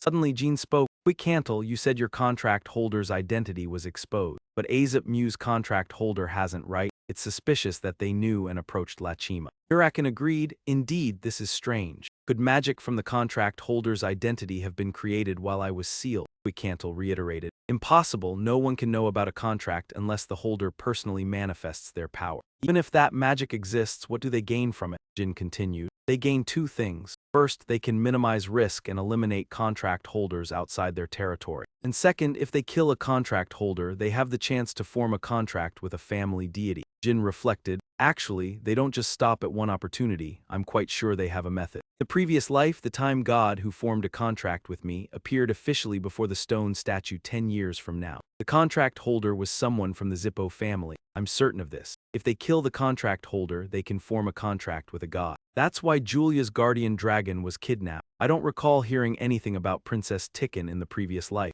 Quicantle closed her eyes. It seems. I don't know about dragons, but humans are always greedy, never satisfied even after achieving their goals. Muraken wants to stop Din but is powerless. Hey kid, they've ruled for thousands of years. Their actions are nothing unusual. I'm certain that family is plotting something, and I don't understand why you pretend not to know. Are you afraid of the Zippo family? He hurriedly stood to explain. Wait, Quicken Theo, we all know the greed of the Zippo family. Hate to admit it, but they are very skilled. Being cautious wouldn't hurt, right? Won't remember what you helped with, so leave Burmundy. But Quicken Theo laughed as if she didn't understand why she had to. She covered her face and laughed loudly, then said, Muraken, you've changed so much. You can sense danger so quickly now. Fine, I'll take my contracted one out first. I will help you. He asked again, what? Oh, Quicken Theo stepped past Muraken. I need to face Violetta and find the truth if everything is as you say. It might be the chance to teach that family a lesson. Just one call and the Dragon clan would immediately arrive. Besides, it's also my duty to Thema, as one of his descendants is here. It reminds me of old days. She placed her hand on Vagin, even dared to provoke me. That arrogance is just like him.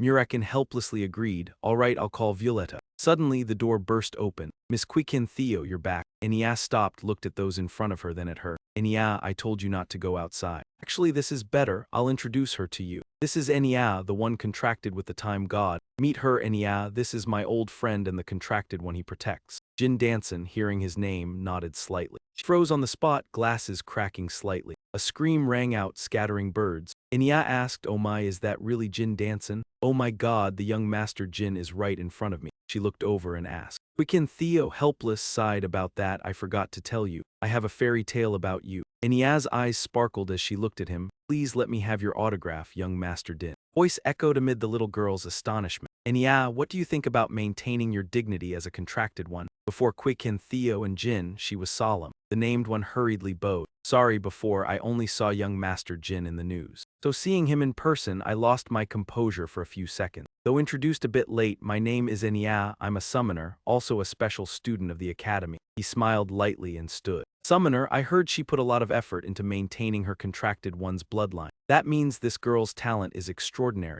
Jyn spoke slowly, no need to apologize, Enya, your greeting was very enthusiastic. I didn't know how to respond. She replied softly, then I could, but her words were cut off, never mind. He continued speaking, astonishing the senior practitioner. Don't mind, Enya, I told you not to leave the house without my permission, right? Enya's hesitant tone startled and Gan long. Being at home was a bit boring, so I thought maybe visiting Miss Quicken Theo would be more fun, she expressed with great excitement. And when I came to her, I saw young Master Jyn right in front of me. It was wise to decide to meet Miss Quicken Theo, now in Jin's sight, and Gan long gripped his arm tightly. A summoner and a special student of the academy. Then he imagined Enya being shunned and mocked by others, those cursed Bennett noble. I can imagine how terribly they bullied her with no consequences. That's why I didn't want to mention or get involved with those bastards, those scoundrels. The one thinking suddenly spoke curiously. Yes, miss, why did young Master Jyn come here? A footstep sounded softly. I came here for Miss Enya. Enya's tone was full of confusion. What? Jyn stood solemnly before her. Perhaps someone is targeting the miss, his current contracted one. So immediately he smiled gently and reached out his hand. Will you come with me? I'll make sure Miss Enya is safe. She was so moved she covered her mouth. Her eyes looked down at Jin's hand. Take it, please. Enya joyfully jumped, surprising him. Take me with you. I've been praying sincerely to the elder for so long. Finally, my wish comes true. This scene irritated Muraken. Leave, it's too noisy. Quicken Theo slowly admonished Enya enough, but she still excitedly held his hand. I'll go, please take me, long live the elder. Enya kept shouting loudly, persevering, and then before Jin's eyes, she was subjected to an unexpected attack by Quicken Theo. Caught Enya and closed her eyes wearily. I worried she wouldn't want to go. Quicken Theo gently set her down, but it seemed her worries were unfounded seeing how happily she accepted. Probably the order to go to the dungeon included dancing, so she went too. He stood behind, puzzled. Dungeon? Our family doesn't have anything like that. Her voice rang out again in Jin's embarrassed face. No need to pretend you don't know, there's a dragon down there. Hearing this, he slightly opened his mouth, meaning. Jin's words were cut off by a growl. What do you mean? Both turned toward the sound. They saw Muraken sleeping peacefully in a chair. Quicken Theo was slightly speechless. Wait a bit, can't even do that. In an instant, she turned back with a serious expression. Jin dancin'. He responded, yes. Quicken Theo revealed why she agreed to help. Loyalty to Thema and Enia's safety is just part of it. Main reason is her voice reached the one sleeping so deeply that drool was dripping. Because that bastard just fell asleep from exhaustion. Quicken Theo coldly judged. He doesn't even realize how weakened he has become. I also want to keep my word, but I really can't confront Violetta now. Her gaze was full of cold danger. So, if I really have to fight him, let me go. Jin was curious, Violetta is that strong. And Gan immediately confirmed his thought. Yes, but also because that washed-up guy has become too weak. Quicken Theo suddenly remembered the majestic appearance of the divine dragon back then. My attack on the sea that year. Surely for Muraken 1,000 years ago, it was just a joke. He pondered something. Now that I mention it, you need a place to stay before Violetta arrives, right? How about at my place? Jin glanced down from above. Is that okay? Quicken Theo replied while Black Dragon still slept. As long as you're fine with it, duration doesn't matter. But if so, you'll have to convince that dragon.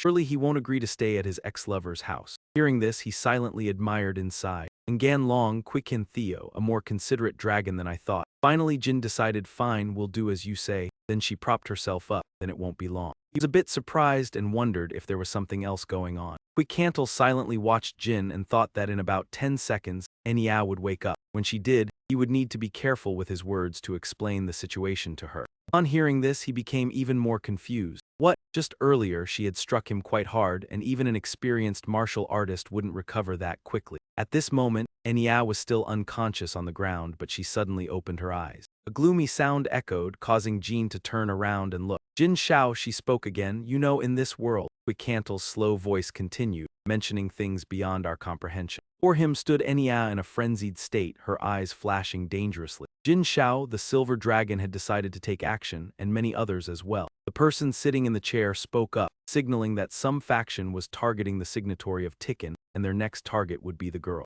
She clenched her fists, her face full of anticipation. I believe in you no matter what you say, Jin. The plots and explorations surrounding the little girl, the dragon bodyguards, and most importantly, the young master, made Jin feel romantic sitting across from her. Luckily, she adapted quickly to everything. Enya was extremely joyful and optimistic. I must prepare to move to Tikkun with my family, no matter the circumstances. The conversation continued as she softly asked, when do we leave? Immediately responded, as soon as possible. After hearing this, Enya innocently patted his head. Then we can leave tomorrow. Though I call it family, I only have a 7-year-old little brother and a pet dog named Puffy. Jin decided, then it's settled, we leave immediately. Quick sitting next to him, chuckled softly. Enya stood up ready to pack. Yes, I'll be ready before nightfall. Door was closed with a promise to meet tomorrow, Jin Shao. The silver dragon still watched intently. At the academy, just claiming Enya was ill would suffice. His gaze remained fixed on her. If I told her to drop out, it would turn this whole area upside down, Quick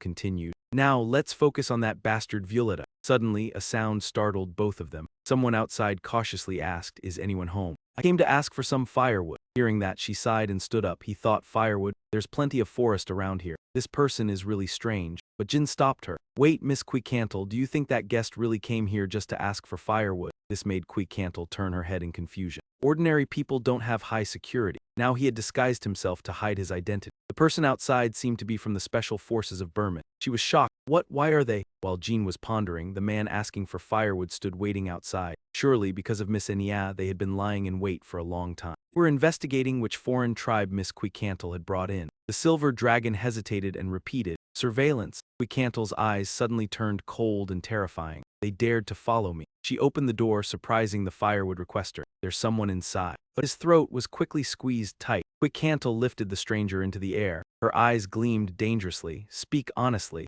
You belong to the special forces of Burma and you came for firewood. Pain made him foam at the mouth. What are you doing? I'm not. A foot hurriedly stepped forward as Quick questioned. Then who sent you here? The man appeared from inside the house. His voice made Jin turn his head, his hand still gripping the man's throat. The silver dragon looked coldly. Can you let him go? Raz threatened seriously. If you kill him, the special forces will come immediately. Kui Cantle decisively threw the firewood requester to the ground. Then just kill him. She moved swiftly toward him. Cantle charged forward to attack. Her eyes exuded danger. Her punch was full of power, and a massive surge of magical energy exploded, tearing apart the air as thick smoke and dust covered everything. Took the full force of Kui Cantle's powerful punch. Her voice rang out in anger. Raz glanced down coldly. He was a bit surprised and thoughtful. He never expected that he was still fine after taking a direct hit. He wasn't just any ordinary person from Berman's special task force. The red mask was only allowed to be worn by the special commanders of the investigation division. The sword he wielded was intricately carved, meeting all these conditions. The Emperor's right-hand man, commander of the 3rd Division of Berman's Special Task Force, Raz, was said to be a master of swordsmanship. He certainly wielded considerable power. Judging by his oppressive aura, he was probably here to capture a specific target. He had concealed his face with Munta's charm. Kui Cantle was now facing Raz. Compared to humans, he was quite impressive. You revealed your cold eyes. I apologize if I've offended you. We were forced to do this to confirm the identity of your covert guests. Russ calmly concluded. Now that I've confirmed, I'll leave immediately. He was furious. So you break into my territory and just apologize? I didn't know humans could be so arrogant. His expression suddenly darkened. Miss Enya had just left. Rush calmly spoke, facing Kui Cantle and the wide-open door. Don't you think it's dangerous to let Miss Enya go alone at night? Under his threat, one could imagine Enya being followed through the dark forest if a fight broke out. You could defeat me. You won't be able to help her if something bad happens, so do you still want to face me? Rush moved past her. This time I'll let it go. His gloomy voice caught her off guard. Don't forget. Ruslick glanced at Kui Cantle behind him. There won't be a next time. You must prioritize what's most important to you. Her eyes widened dangerously, the thing she had risked her life to protect. His face became grim. You must be prepared to lose everything because of your wrong choice. The next time they met, Rush and his subordinate walked away. He spoke up. I've confirmed the appearance of the suspicious individuals. Now go back and investigate their identities and also, Rush decisively ordered. For now, all surveillance on the Dragon Guard will be temporarily halted. The subordinate was a bit surprised. What? He asked, confused. But Commander, shouldn't we still be monitoring Kui Cantle and the suspicious individual? He slipped his hand into his mask. Provoking the Dragon Guard will only make things worse. I'll take responsibility. Just do as I say. Rush stared thoughtfully at the blood on his palm. They surely have some scheme. The subordinate listened. You'll be in danger. Stop the close surveillance until you notice anything unusual, then report it to me. Moments later, he received the order. I understand. A hand slammed down on the table. Jyn saw the table crack and Kui Cantle lowered her head. I really am a fool for leaving Enya alone in this town out. If you and Muraken hadn't shown up, I would have easily underestimated their strength. You calmly reassured him. Thankfully, nothing went wrong this time. Even though protecting Miss Enya was the priority, the other agreed. Fine. She decided we had to leave here tomorrow. The next morning, the two of them stood before the vast ocean. Jyn spoke amid Kui Cantle's contemplation. Luckily, a merchant ship arrived at T-Camp. His next words caught her slightly off guard. Don't worry too much. Miss Kui Cantle, I've already bribed the chief with quite a sum. He won't abandon Enya. At this moment, the one mentioned was watching two puppies play and Muraken would escort her, so there's no need to fret. Cantle smiled lightly. That's exactly why I'm worried. She turned away, leaving Jyn behind. Now I'll contact Violetta to see what she has to say. She was close and an important member of the Zippo family, likely to know many things. A week later, on a sunny day, Muraken stood before the wooden house. He tilted his face, squinting to observe. While Hack Long ground his teeth in irritation, Jyn appeared from behind. Well done, Lord Muraken. The one mentioned commented, Kui Cantle is stricter than I expected. Jyn asked, why would you say that all of a sudden? Muraken stood tall before the large house. The two of us had built this house together in the past. Remarked, I understand why she wants us here. Is your heart warming up again? Immediately, he turned away with disdain. Don't talk nonsense, kid. I rarely revisit the past. Hack Long became hesitant. Muraken was merely recalling the warm moments of the past. 1,000 years ago, in a house just like this, he had spent beautiful days with T-Ma and Kui Cantle. No matter what he did, those were happy days. His stream of memories blurred. Then Hack Long clutched his head in pain. Damn it, Jyn asked with concern. Muraken, what's wrong? Is something the matter? Muraken squinted and gritted his teeth. Nothing, it's just my head. Kui Cantle approached, mocking, pathetic, tired after just a little flight. He growled angrily, silence no matter how weak, I never tire from that. She quickly replied, then wake yourself up. Kui Cantle seriously announced, I've received Violetta's reply, she'll arrive tomorrow night. Her voice cast a somber atmosphere. On a barren island south of Berman Beach, Kui Cantle stood on the desolate isle, gazing at the distant ocean. A gentle breeze brushed her cold face. Muraken and Jyn sheltered in the cliffs. A thoughtful voice arose. What do you intend to do when you meet him tomorrow? Flashing back, Gui Kentao faced their question. What do you mean? I messaged clearly why I called her to ask about Amulach's shelter. She narrowed her eyes dangerously. If she dared to feign ignorance, I would. Suddenly someone felt inspired, refreshingly so. Hak Long still smiled. Not bad, your personality remains, but be careful, Enya isn't by your side now. Best to remain inactive. Kentao replied, if anything happens, I'll fight alone, I don't need you interfering. Hearing this, he angrily lunged. Hey, no matter how weak, I don't want pity from an ex-lover. She remained calm, closing her eyes, who said, I pity you, don't be absurd, this is Vienna. Muraken watched Kikentel's fingers touch him. She also valued the honor of the Long family. So I believe she'll come alone, you think I'd lose? She smiled confidently. Don't worry, relax. Leaving the memory, Jinie Maxitsu thought she didn't actually expect her to come alone. Strong wind swept through Hai Cantel's hair. If the Zippo family had kidnapped Lachai and schemed to establish dark contracts, her eyes widened in horror. They would surely be fully prepared before arriving. A colossal aura appeared, enveloping the space before Gui Cantel. Violetta, in her wind dragon form, descended to the ground. Suddenly, someone smiled with delight. It's truly my honor to meet the silver dragon guardian Gui Kentao. He firmly grasped his divine weapon. An honor to meet you, Dragon Wings, Zippo family's vice leader and Melzier's representative. His smile was provocative. I am Andre Zippo, she shouted angrily, Violetta. Gui Cantel's face brimmed with resentment. I thought you said you'd come alone. The wind dragon calmly replied upon receiving her message with Andre, similarly intrigued by his representative. He was very excited. Andre's eyes gleamed slyly. Oh, please understand the silver dragon guardian. Gui Kentao faced Violetta. You've been quite naughty lately. The other ignored her. Then to business, I need to discuss his contract. Suddenly a voice cut in just. Violetta's eyes slightly flickered. Where is Lachai? Suddenly he shouted. Oh no, I've been tricked. Of course that's all you've thought about so far. She furiously demanded. Answer me or I'll drag you. A year ago you took Lachai, right? Since then, Asmon's fake contract cannot locate Long. Violetta smirked teasingly. Let's see, I don't know how you want me to answer. He spoke softly. That's fine. Yet Gui Cantel became frenzied. How dare you joke with me? King Led appeared kindly, advising, Gui Cantel, I don't know your relationship with Asmon's fake contract, but interfering in the Zippo family isn't wise. Gan Long's cursing echoed to the cliff where they hid. You've gone mad, Violetta. You really kidnapped a baby dragon that knows nothing of this world.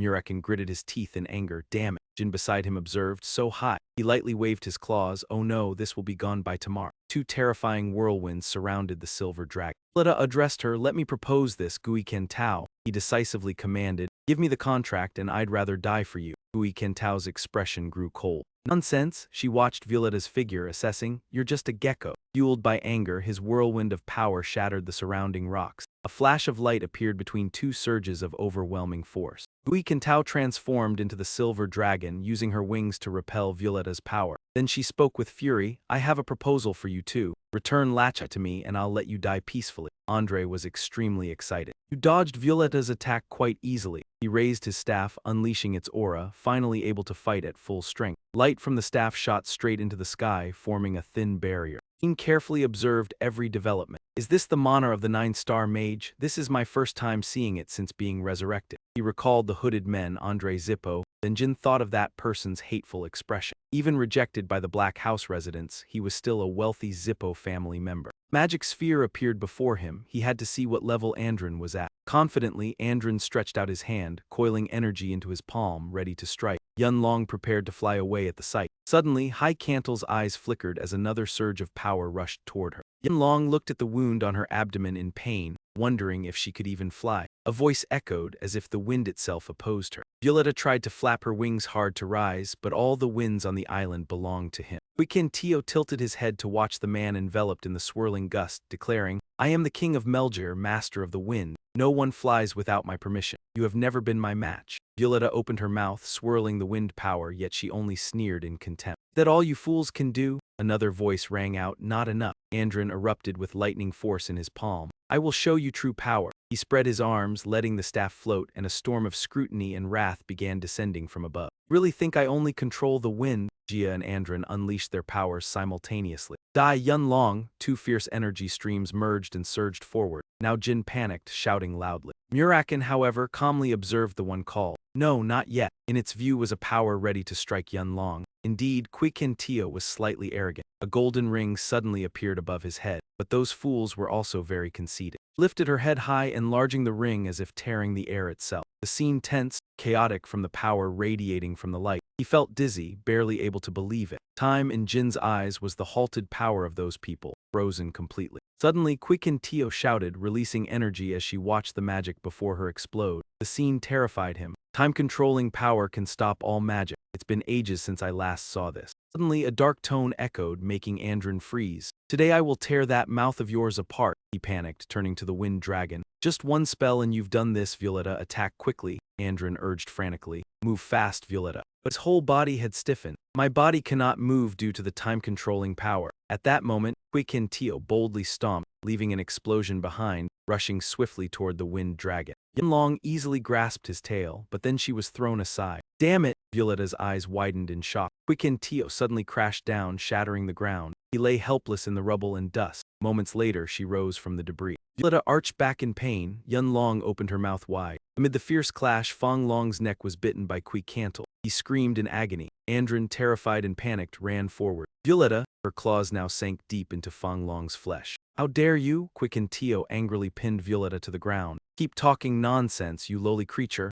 he shouted loudly. Stop immediately, I said. Stop, Silver Dragon Guardian. He glanced with contempt, grasping the spark, then focused ahead, preparing for the next target. Quikin Tio gritted her teeth in thought. I've taken care of Violetta, but perhaps I overstepped. Yun Long began calculating, determined to kill that mage with Jyn and Muraken's help. Suddenly he began rifling through his coat. You've gone too far. Andrin grimly pulled out a stone. Such arrogance is only fit for the strong. Muraken suddenly became alarmed. That is the primordial stone enveloped by demonic energy. His arm slowly transformed into a monster. Ignoring his confusion, Black Dragon remained astonished. Impossible, it was destroyed thousands of years ago. Muraken stared at the towering creature behind Andrin. How does this wretched old man have it? The monster slightly opened its saliva-dripping jaws. Its roar shook the space. Quikin Tio squinted, born a Silver Dragon Guardian and long considering herself powerful. That was just an illusion. Humans, dragons, and even gods ultimately kneel under the Zippo clan's flag. Then he lunged at Yun Long. You must accept this, no right to resist.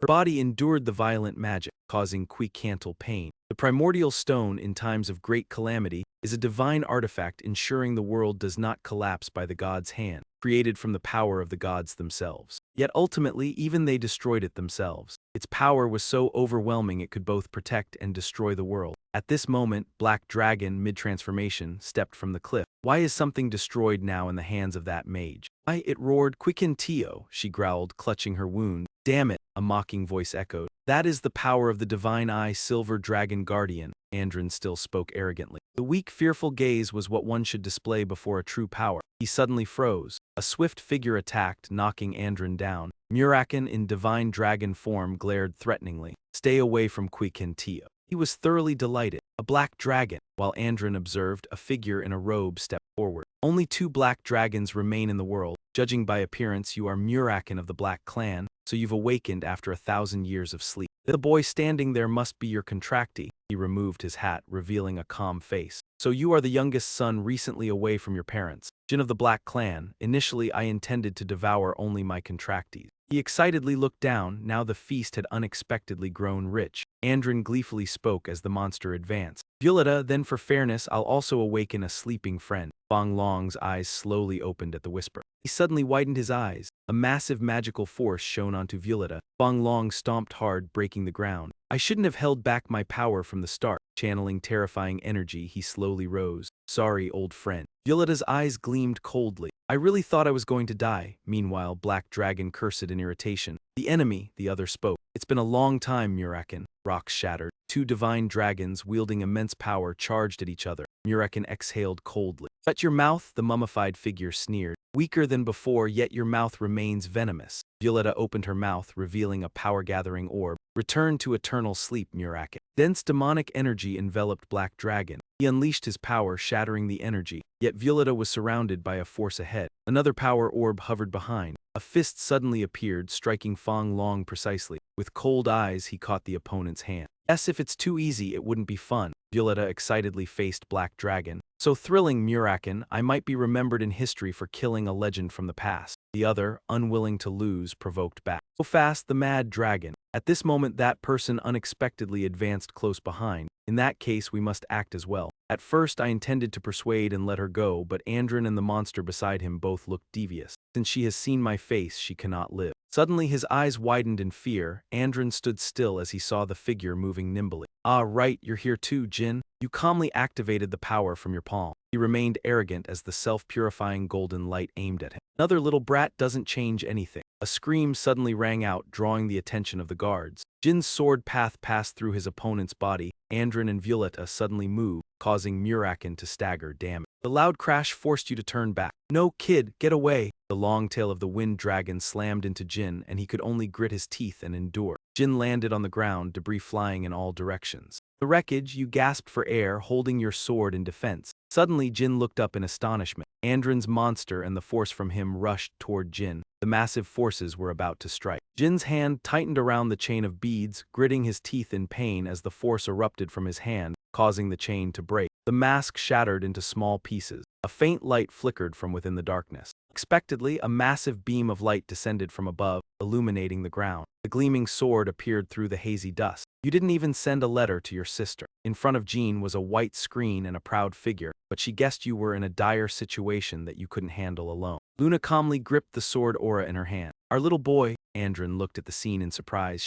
His thoughts were filled with doubt. A white whale. She was the vice family head of the Zippo family with a wind dragon guarding him. Good, this is worthy of me calling you for help. Stood up, Luna asked with concern, are you okay? You've been fighting for quite some time. Are you hurt? Jyn smiled weakly. Actually, I thought I was almost dead. He added, thanks for coming. Luna sighed softly and looked at Andrin. How long do you intend to play mute? Her voice was cold. We need an explanation about your relationship with my brother. And while Violetta and the Wind Dragon were still lost in thought, Andrin realized his opponent was the vice family head of the Zippo family. The Wind Dragon had divine strength. He suddenly realized that this situation was so tense that before, he thought that even if she arrived, it would be hard to win, but now he felt more confident. Now in Jin's eyes, Luna's coldness was apparent. This battle is over. He glanced at the source of the noise. Kid, we should retreat. Jyn suddenly spoke. Muraken, Blackheart, help me. The pain was excruciating, relying on it. Sorry, they can freely control the wind. I can't stop them. Muraken looked at Luna. But you have a good sister. If she had come a little later, we'd be dead by now.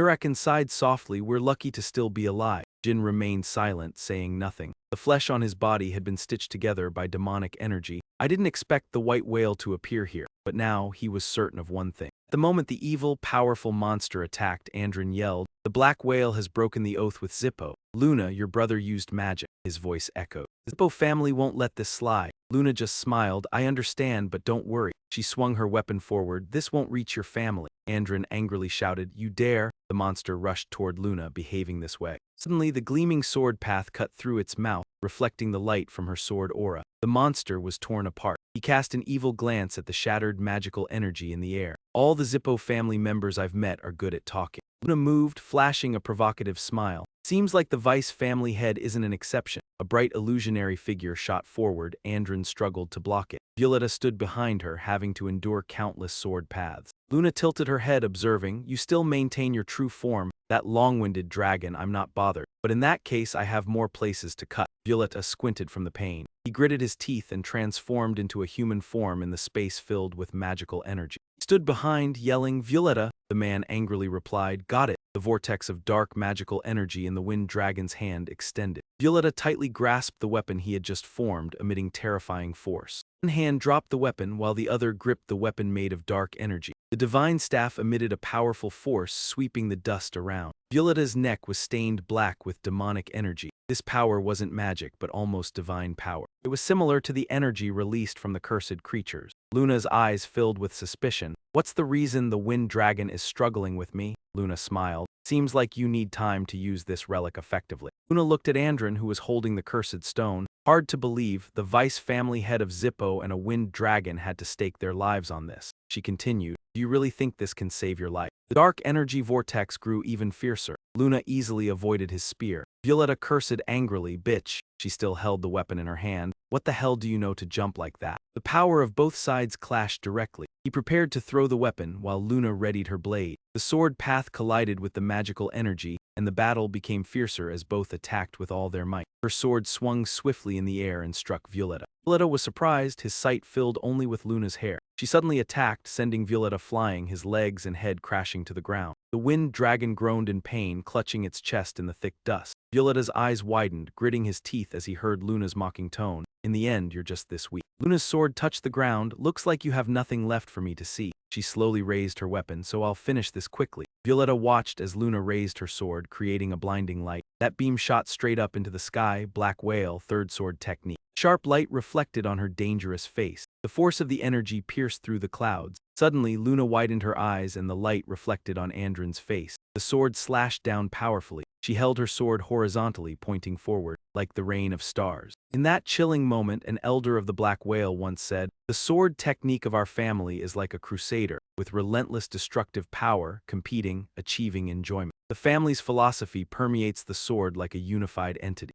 Looking down from above, Jyn immediately recalled the scene where the swords of the Black Tooth sect flew wildly, without fixed shapes, aiming solely to destroy their enemy. At the same time, the images of the elite and minor elites appeared in his memory, making him widen his eyes in shock. Brilliant blue light bound the entire sky. Jyn opened his eyes wide and stared, feeling as though it were a meteor shower. The technique streaked past like shooting stars, making him silently admire the precision. That strike came straight down towards Andrin. The old man stood watching and exclaimed, "Beautiful." The power rained down like meteors, creating violent explosions. While Andrin was still stunned by the overwhelming power, someone called out his name, Andrin. Violetta shielded him, constantly reminding Andrin to stay conscious. "Are you okay? Wake up," he shouted his name, Andrin, but the man still hadn't recovered, shocked to the point of kneeling, speechless. Isn't this all too absurd? Andrin was terrified by that power. His face turned pale, drained of life. She didn't rely on any pact with the Dragon Clan or use any relics. Luna delivered a lethal blow. The power within her felt as close as death itself, causing the man to tremble in fear. How could someone harmonize such power with the strength of a mere human?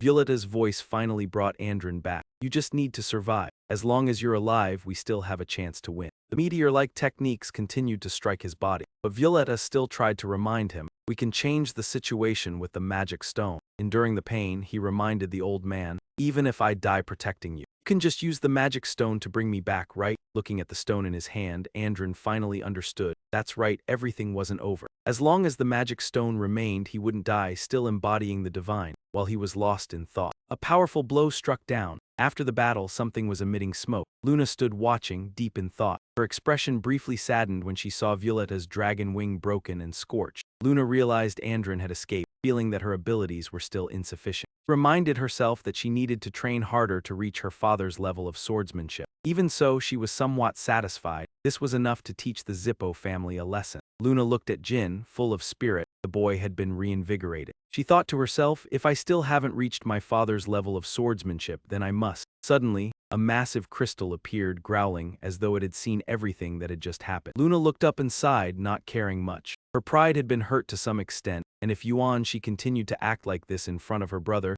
she would feel very uncomfortable. She heard this and clenched his teeth. He then looked up at the sky and screamed. He saw this and asked the person nearby what was going on. Muraken supported Kwai Cantle, helping him stand, and replied, "It's definitely him. The Zippo family created Yuan-Shi using the contractors." Yuan-Shi. Long looked at the disgusting creature with its mouth wide open and explained, "It's like a type of weapon created for the gods so they can control their kin. Judging by its shape, this could be a low-quality product." With that, Muraken suddenly grabbed Jyn's shoulder, surprising him. However, that didn't mean the danger had disappeared. Long transformed into a majestic black dragon and picked up Jyn, ready to fly away. "We're leaving." "Kid, you scream." "Wait." Muraken Jai disagreed and wanted to stay. "We should fight together. I can't leave you alone with an enemy like this." But Muraken interrupted. "No need, in this situation she can handle it." You can't believe what Muraken said at that moment. "We have to leave now, kid, hurry up." Jyn was unwilling, gritting his teeth. He recalled the past after making a pact with Sodrit and remembered his arrogance. "I've regressed and could meet Muraken again." It came from luck and superior skills compared to most of his peers. However, when thinking about the current situation, he could only lower his head and think constantly. He didn't know where he stood at this moment. He thought of the scene where rocks crushed him with red blood flowing. He had accepted running away without resistance. With this, he was no different from a useless member of his family. He couldn't be like this. He thought back, clenching his fist, determined not to feel helpless anymore. "I must grow stronger. Ha Long remained silent, observing and noticing that he exuded a strong aura. In his heart he sighed, I knew the kid was brave. But witnessing his fighting spirit like this, after everything that happened, he felt incredibly proud. Muraken associated the combined energy of fire and ice burning brightly together. That's right, this is enough. Don't let the kid's fighting spirit be lost. He will become the best on this continent. If he keeps his pride and efforts burning in his heart, it will be like seeing Jyn with a composed appearance, strong will, and fighting spirit. At that point, Muraken would watch over and protect him after his 1,000 years. Meanwhile, Luna sadly looked at Yuanxi and said, You think changing a little bit of your appearance will kill me? A failure in your own delusions. A beautiful purple stone glowed, but she didn't care. How pathetic. Suddenly, it reached out toward Luna, causing her to be confused about what was happening.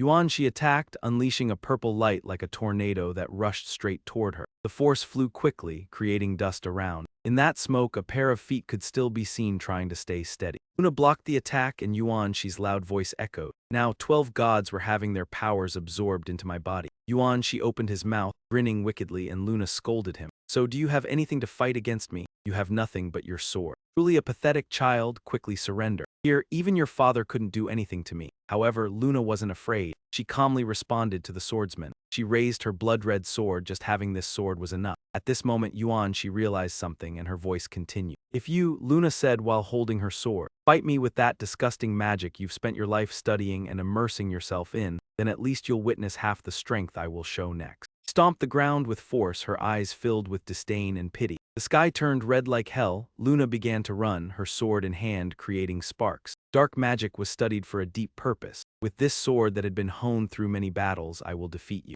Yuanxi was stunned, only able to think to himself. Bloodlight, I've faced many swordsmen, but this is the first time I've seen bloodlight. Yuanxi began to raise his hand, preparing to strike. No, it doesn't matter, he cheered himself up, gathering strength. At this point, upon being demonized, I reached the level of a god. Right, here we go, Yuanxi shouted, summoning countless arms to form a purple energy ball. Witness this power and I will make you pay. His face gradually became ferocious, arrogant like that. Meanwhile, Luna rushed forward so quickly that her face couldn't be seen clearly. Yuanxi's voice echoed, realizing his helplessness and having to suffer defeat. A deafening scream rang out. In the red space, only Luna was seen landing. Luna looked up, her gaze cold like a blade, quietly finishing off her enemy, her sword shining. As the technique's name suggested, red light spread everywhere, indiscriminate. Blood Moon, the sword cleaved through Yuanxi's body. The purple stone also shattered into two. She didn't expect that to happen, standing frozen in surprise. A beam of purple light radiated, causing Luna to jump back. The stone absorbed energy, forming a black-purple vortex. In the air, the vortex gradually gathered into a massive black sphere. She still stood there, surrounded by flying dust.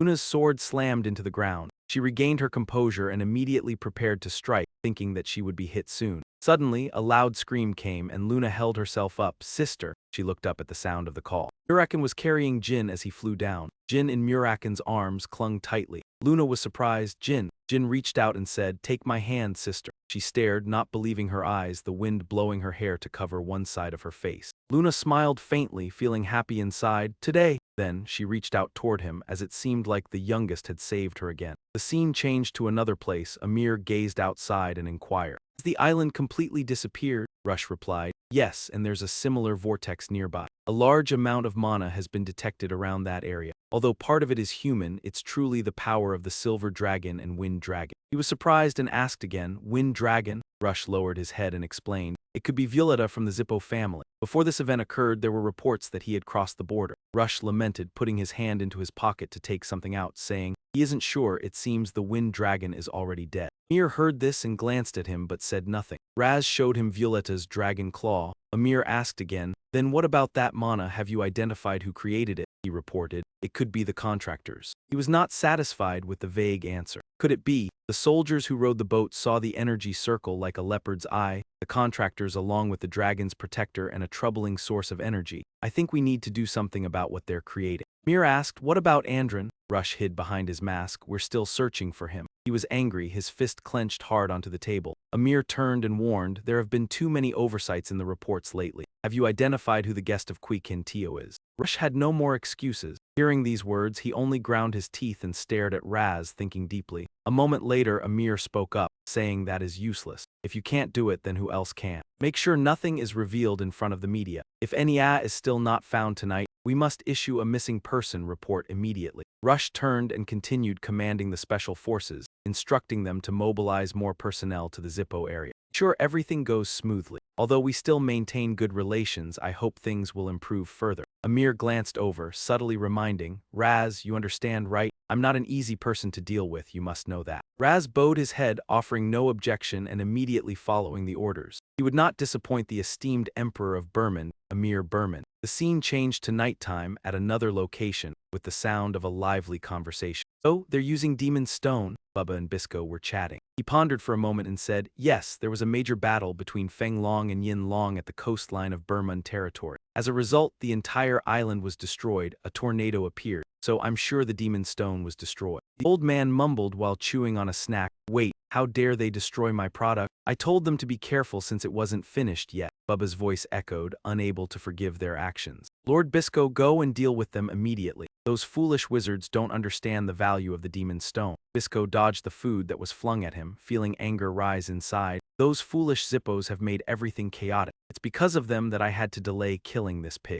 Bubba continued speaking, not noticing the issue. I know you're upset too, Lord Bisco. Your face seems very tense. He didn't argue but interrupted. Because of this, the commander is extremely angry. Bitch carefully wiped the dirt off her face and slowly said, he wants to reconsider the relationship with the Zippo family, so from now on, do not have any contact with them. The scene shifted. A burst of flames rose, resembling a cross. Fire blazed up, roasting delicious skewers of meat. An enigmatic girl was using a ball of light to illuminate everything. Behind her, a dragon was spewing flames. She seemed to have discovered something and exclaimed, heavens. The girl announced, Andrin is dead. The dragon behind her stopped spewing flames upon hearing the news. Hadden looked down, not believing it. He must have left with Violetta and even took the Demon Stone. The other person said, it must be one of them. His voice was calm, as though narrating a story unrelated to himself. The strength of Yin Long and those involved is beyond our imagination. Hearing this, he glared and asked, who? Hadden sneered. The Dark Dragon, the one who killed the entire massive Tham Ma field at Kinzila. Really? Keoliak looked at him, asking curiously. Kadun continued explaining, Messiah, if that's her power it makes sense she wouldn't fear the Demon Stone. Oh, I just remembered, Messiah, Muraken's sister. Kadun confirmed, that's right. Furthermore, Quickantio is Muraken's ex-lover. He murmured, she's not a complete stranger to Messiah. Keoliak finally understood, I see. Well then, we know what to do next. Kadun grinned wickedly, you want me to go find her? Keoliak asked, your brother died and you're still so calm. Kadun spoke one way but acted another. Of course I'm sad, but I knew this would happen. I was just shocked when I heard recently that he went to Karen's party without telling me. Kadun disagreed, lying. I have to ask the one who created the Demon Stone to make another one. Without it, we won't be able to take the Kanden family before Chiron dies, just like with the Dark Sea King. Keoliak leaned back and sighed. I think you're not the only one frustrated by this. Kadun, exhaling smoke, growled, stop being childish. If you want to take over the world, you must do it this way. Keoliak glanced at him and smiled dangerously. Kadun continued, if you want to become the supreme god. Scene shifted to another place where someone was knocking on the door. The person inside responded, yes, wait a moment. Julie stuck her head out and asked, who? A group of people had safely returned. One of them spoke, we're back, Julie. She was so surprised she couldn't say anything. Can you prepare a feast for us? We haven't eaten anything on the way back. Julie saw Luna, and her joy was so overwhelming that she couldn't speak. Whether she was too shocked to understand or not, she fainted. She only managed to say, Lady Luna is here too. A panicked voice rang out throughout the building. Strawberry cake. The three-colored spiral fan swayed back and forth. Muraken was fanning Julie, who was still in shock, lying on the couch muttering, the young master is about to be sent away. Stood next to Jyn and spoke, it seems like your maid misunderstood something. Luna's gaze was gentle. It seems she's really worried about you. You have a really good maid. He agreed, yes, she's very good to me. Someone softly called, young Master Jyn. Jyn turned to the man entering, Lord Casmia. Casmia replied, you're back, but who are these people? Jyn responded, it's a bit sudden, but this is my eldest sister, Luna, from the Kanden family. Luna politely greeted, greetings, Lord, so you are the famous Swordmaster Casmia I often hear about. Casma was surprised by the name Luna Jungkanden. I truly don't deserve the title of Swordmaster. Being in your presence is an honor for me. Then he turned to the white-haired woman and asked, and who is this? And introduced, she is Lady Eniaz Dragon Guardian Silver Dragon Quickantio. Casmia stood up straight, thinking to himself, another dragon. He then greeted respectfully, I am Casmia, master of the seven-colored rainbow. It's a great honor to meet you all. He silently thought, I can't let this be like last time. Standing up, Kazmia apologized. I arranged this without informing you. I sincerely apologize. He replied, it's fine, young master, now we're in the same boat. Suddenly, a voice interrupted. Hey, Quicken said coldly with dark eyes, where is Enya? Jyn was about to speak. I was just about to tell everyone. Kazmia spoke. Lachai just returned 3 hours ago. Jyn was surprised. Today, he continued. Yes, Lachai is with Lady Enya and my daughter. Kazmia's expression turned serious, but I find something strange. He recounted. Lachai doesn't remember what happened when he went missing. Jyn was confused. Was he kidnapped? Impossible. Alicia was also stunned. It's really Lachai, he said, answering in confusion and worry. I only remember that Violetta insisted on not teaching me Dragon Source technique. After that, I don't remember anything.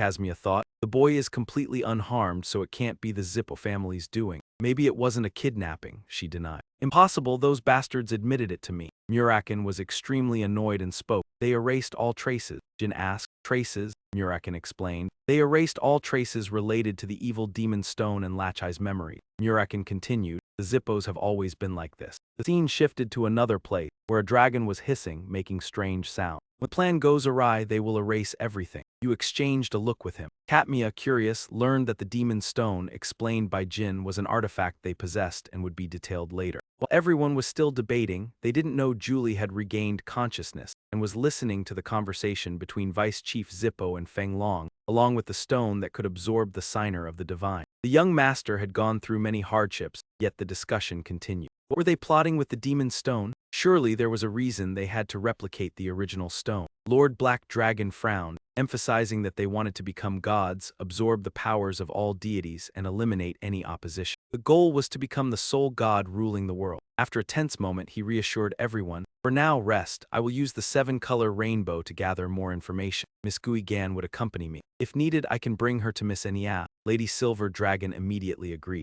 Of course, Casimir added, yes, this way, please. At that moment, Julie spoke. Young master, Muraken panicked. The strawberry, you calmly asked Julie, are you feeling better? Julie replied in surprise, yes, why did I faint? Then, stunned upon seeing Luna here, she gasped in astonishment and collapsed, frightening Black Dragon as she fainted again. He held a bottle of wine, happily sharing that after defeating the notorious underground gang, the independent city of Tikkun had become safe. Vice clans of Zippo and Violetta had been destroyed, and she had accomplished all this in just 2 months, becoming a prodigy. Luna beamed, endlessly praising, you can still use magic, even without formal training. If you were captured, you would be dead. You're truly at the top, little brother. Julie, stroking a cat, exclaimed, I thought if Miss Luna discovered us, we'd be dead for sure. Luna gently reassured her, I only scared you, don't worry, sometimes I need to change my mind too. She smiled lightly. Now we just need to hide it from the clan elder. Luna said something that startled others, accidentally pinching the cat hard. She smiled kindly, her voice calm. Father knows everything from the birth festival to Andron's death,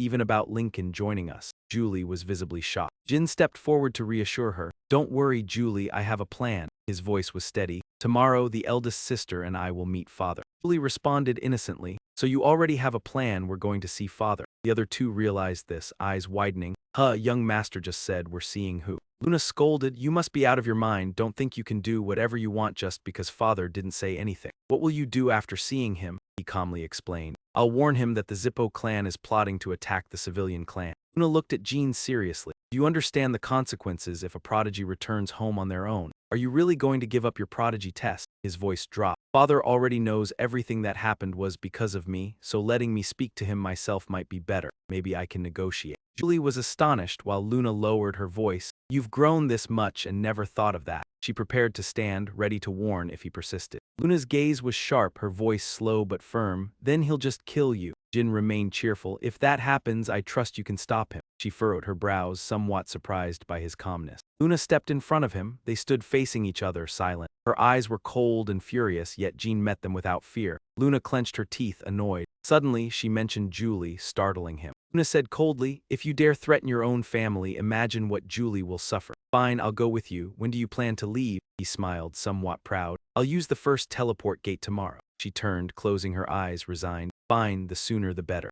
Julie timidly asked, Miss Luna, why? Luna, helpless but proud of Jyn, said, this house is full of people waiting to stab each other, so at least it needs someone trustworthy. Her lips curved slightly, silently affirming her trust in her brother. I trust you'll find your way, he gently replied. Of course, eldest sister. The next day, the two siblings arrived, meeting Xantia and a line of soldiers welcoming them. Gloomy voice spoke, instead of convincing it, you even brought it here. Her face turned sour. Can you believe this? Luna softly called, little brother. Jyn replied politely, yes, sister. Her expression darkened. Vigo angrily shouted, crazy he attacks so aggressively, little brother, leaving the clan has driven you mad. How dare a backup prodigy seek the sword garden? He laughed casually. See, sister should treat me well, right? Mew said coldly, it's because you spoiled him, and spoke disdainfully. He gave up his backup prodigy status, then you're in the wrong too. Luna thought they were fully prepared, as expected, even father knew. Mary watched from the window in shock. Amazing, the little brother gave up his prodigy certification. Maybe he washed it away, curious to see what happens after death. Her face darkened, scratching the wall. No, he should have grown up and fought against me. Seeing this, she sighed.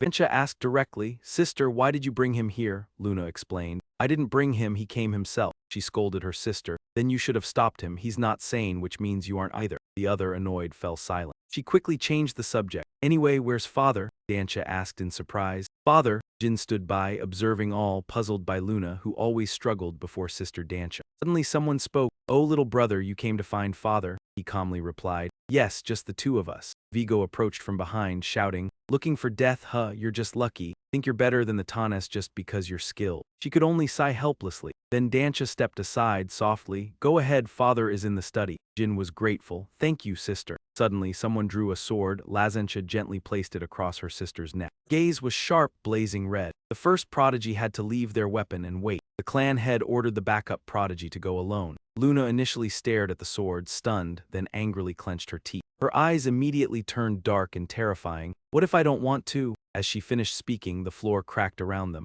The others quickly prepared to fight. Vansha reminded, this is your last chance. Vigo, with murky eyes, pointed his sword directly at the target while a voice echoed, announcing that this was the order of the clan leader, and held tightly to the sword and lowered his weapon. Mew frowned, preparing for battle, knowing that any resistance would be immediately punished. Luna, witnessing this scene, felt furious. He spoke suddenly, don't worry about me. Jyn, drunk, looked at her and calmly reassured, I'm just here as a member of the Black Dagger clan. No, I'm here to speak with my father as his son. It's nothing major. These words left everyone around him confused. He gritted his teeth and cursed, crazy bastard. As he walked, he pondered, realizing that the others didn't seem to understand his father very well. Although returning to the clan as a reserve member was against the rules, his father wasn't someone who cared about rules. Jyn remembered a past conversation when Karen had patted his head and praised him. Good question, he said while walking, leaving words that Jyn would never forget. I'll continue to observe you. He sighed inwardly and clenched his fist. Jyn knocked on the door calmly. Suddenly, an enormous force erupted before his eyes.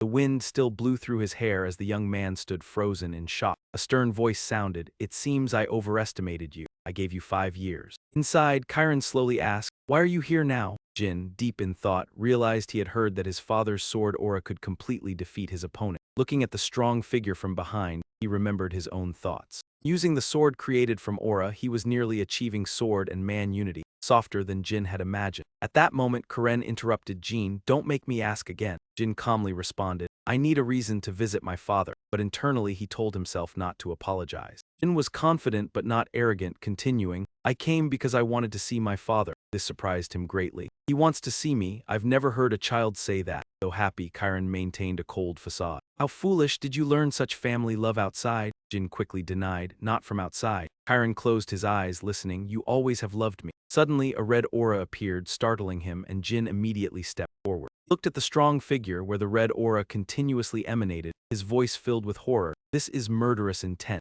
Jyn gritted his teeth, his heart panicked. Damn it, what did I say wrong? In fact, Karen thought, damn it, I almost laughed. His voice rang out, making Jyn freeze. I didn't expect you to say that. Karen slowly continued, enough nonsense, speak plainly. What do you bring to me? Jyn did not disappoint, immediately presenting it. Deputy clan leader of the Zippo clan, Andron Zippo, whom his father had mocked at the banquet, was dead. Upon hearing this, Chiron turned his head slightly. Do you mean you killed him? But Jyn denied, his face falling. No, Luna handled him, and also the cause of the incident. One of his sharp eyes opened, and Jyn slowly asked, there's more. If it's all right with you, would you like me to report the events that happened? Chiron paused, his hand halting on the book. I see. Jyn looked up, surprised at his father's easy consent. Fine. Chiron took off his glasses and walked towards Jyn, slowly commanding, sit down, I'll listen to you. Jyn sat down and clearly explained, from akin to Bermond, many things had happened in this short time. After listening, Karen looked slightly disappointed. So the reason you came here is because Zippo's right hand died. Surely the internal chaos of those bastards will ensue. Just to say that, is that right?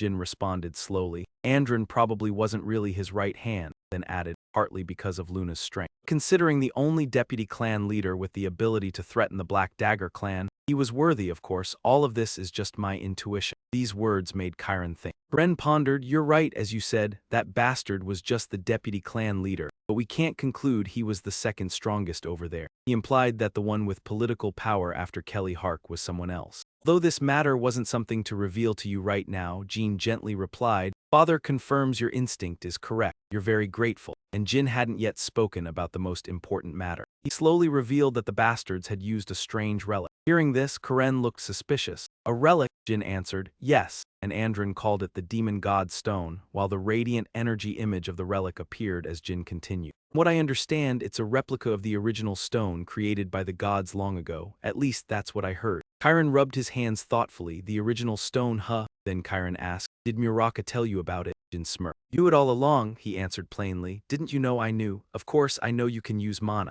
Jyn hesitated before sharing, well of course I knew you knew. But you didn't know I knew about Muraken. At that moment, Chiron smiled mysteriously, then laughed triumphantly. Just as you said, it was only my guess, yet you revealed it so easily. The Black Dagger clan's Naba would have guessed that the great black dragon would fall from the divine altar and become an ordinary cat. Jyn closed his eyes tightly, pretending to cough. Chiron looked amused, then became serious again. All right, so it's a replica of the original stone. This time you've earned a big and tough reward. I have to tell Luna about this. Though I don't know the limits of the Zippo replica, its power is truly dangerous. The scene of sharp mountains and rolling waves filled his mind, wondering if the Sea King knew about this. Those bastards are pieces of the original stone. If they know, they will act, and I must go to the sea to investigate again. After thinking for a moment, Chiron told Jyn, I won't investigate your breaking of the rules anymore. But you certainly won't be satisfied with just this, right? Tell me what else you want. Without hesitation, Jyn made his request. Just one small thing, the free city of Tikkun. Don't let other Black Dagger clan members enter. Chiron's tone became slightly stern. That's where I secretly built my base. A peaceful city and a powerful person appeared. Chiron said, fine, but you must pass my test first. The hidden master of Tikkun, the demon sword Kazmia, ordered Jyn to prove himself. Defeat this person. Jyn was slightly confused. Karen didn't forget the reward. If you succeed, no member of the Black Dagger clan will be allowed into Tikkun. If you don't succeed, I won't permit it, Jyn thought to himself, smiling confidently. Chiron crossed his arms, his tone decisive. The deadline is 1 year. That bastard even rejected the teaching position in the Black Dagger clan. Prove you can lure that arrogant bastard. Kazmia was brought before the person who made the request, the room filled with tense silence. Moments later, he couldn't hide his panic. I see, Chiron said slowly. So that's the case, you bastard arrogant. Kashmir felt tense as he looked at his opponent and immediately recognized him as the strongest swordsman on the entire continent, Chiron of the Black Clan. The mere presence of him made Kashmir uneasy. He clenched his fists, reminding himself, no, a wave of conflicting emotions surged within him. I am Jin's guest, I don't need to fear Kai. The head of the Muraken Black Clan spoke up. So, you are the demon sword Kashmir. He bowed respectfully. Please don't call me that. That title is unworthy in the presence of Chiron. As soon as Kashmir finished speaking, Jyn spoke up. Father, Chiron understands and gestures, speak. After receiving his consent, Jyn placed his hand on his chest and said sincerely, if we talk about my relationship with him, it could be said that fate has arranged it for us. Jyn gently reminded his father, and since I've proven my connection with Kashmir, now you must keep your promise. The head of the clan stood in panic beside him. Kao Jyn, if you bring up this fate thing, just imagine Chiron's smile. Chiron's eyes glinted with a smug look. Tied to the Black Clan, then is Tikkun the property of the Black Clan, Kashmir thought silently. Fate arranged, then the Black Clan and Tikkun could also have such a bond. He again speculated and came to conclusions like this, damn, then Tikkun's independence would. But contrary to Kashmir's imagination, Chiron was serious. This crafty boy tricking his father and still being so calm. He rebutted, trick, that's absurd. You were just lucky, then Chiron helplessly declared, all right, it's done now. From this point forward, no member of the Black Clan is allowed into Tikkun without my permission. Both of them listened to the story. I said to Chiron, thank you. At that moment, a thought flashed through Kashmir's mind. Kao Jyn, from now on, we will share this fate forever. Chiron quickly invited him. If there's nothing else, you may leave. The Lord of Tikkun bowed but suddenly froze when he heard Chiron say, I have some personal matters to discuss with Kashmir. Then Jyn turned to leave. Then I'll wait outside, he said, leaving Kashmir startled. Hold on, Kao Jyn, he called out. Finally meeting Kashmir, Chiron approached, his whole body glowing with a mysterious purple light, his gaze cold. Let's talk for a moment, he forced a smile. It's an honor for me, sir. While Jyn waited outside, a voice called out, hey, little brother. Daytona and Daytona hurried over and asked, "Little brother, are you all right?" From a distance, Jyn vaguely recognized brother Tana, and as he reached his side he asked, "Did you cause all this trouble? What did father say? Did he forgive you?" He observed them and thought, it seems they see the situation is tense, so they've been hiding and watching.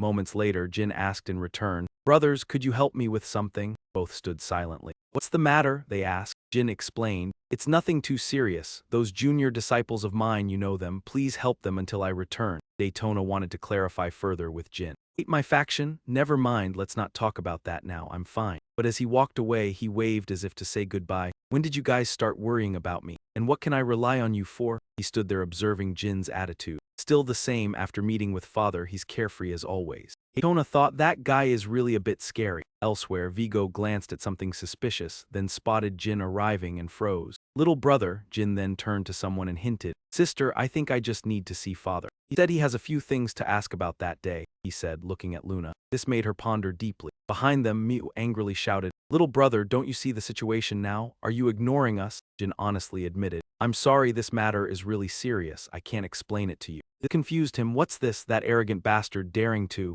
Suddenly, a voice called out, "So you're here?" Jin turned his head, saw Cat Mia and said cheerfully, "I guess it ended quite well, thank goodness." Seeing him, Miu scolded, "Hey, you outsider, how dare you walk in like that? What's your problem? You even dare to enter the Black Clan's garden?" The cold-faced guard stopped him. "Don't." She calmly wiped her sword. "It seems the clan leader has settled this matter. We no longer have any authority to intervene." Miu was too angry to speak. Suddenly Jin's self-blame voice echoed, "Sister, you've worked hard. I've always caused trouble for you." At this attitude, Luna smiled gently. "It's fine, just saying thank you is enough." Hearing this, Jyn expressed his gratitude. "Thank you for your help," Luna kindly asked. "Are you leaving?" He replied, "Yes, I plan to go back and focus on training." Luna instructed, "All right, take care." After that, Luna's gaze still followed Jyn. He quietly muttered, "All right." And Jyn looked back at them and said, "See you next time, brother, sister." A month later, after secret training at Casmia's mansion, the 30th duel between Jean Jungkanden and Alyssa Betcher, his 30th loss. Staring at the person in front of him, Jyn involuntarily spoke out, "One more time, just one more time, please."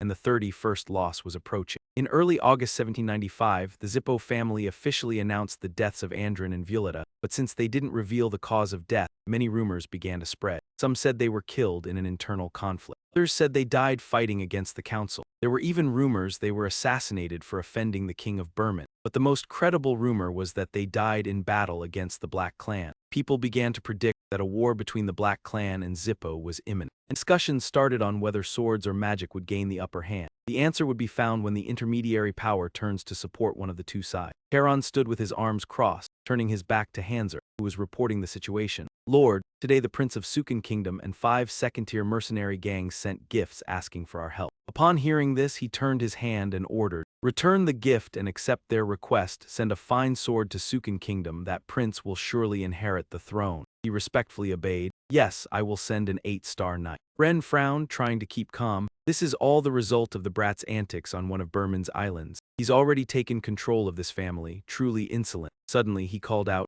Han. Han quickly replied, "Yes." Ren grabbed a cloak from the shelf and instructed, "I'm heading to the Black Sea. If Casmia sends a letter while I'm gone, bring it to me." He put on the cloak and continued, "Remember that." Han answered, "Understood." At the castle, Jean was practicing swordsmanship. He gathered strength and swung the sword forcefully. Jean's eyes widened, pupils gone, his mind furrowing, the sword tip pointing straight ahead. Panted, thinking, "Even if I swing the sword 1,000 times, it must still feel like the first time." Sweat gently dripped. Jean gritted his teeth, self-blaming, "I'm still too weak." Luna's image appeared in his mind. If it weren't for Luna, I would have died. He had regressed 15 years and reached 5 stars in both swordsmanship and magic. Jin told himself that he would soon reach a 5-star level with hidden weapons, but when thinking about the future, it still didn't feel enough. His hand gripped the sword so tightly that it bled, yet he seemed unaware of it. Jin felt he needed to be stronger. His father had given him 5 years to train. Though his hand had gradually become tougher due to training, the thought continued to urge Jin. He had to be stronger than his peers within that time.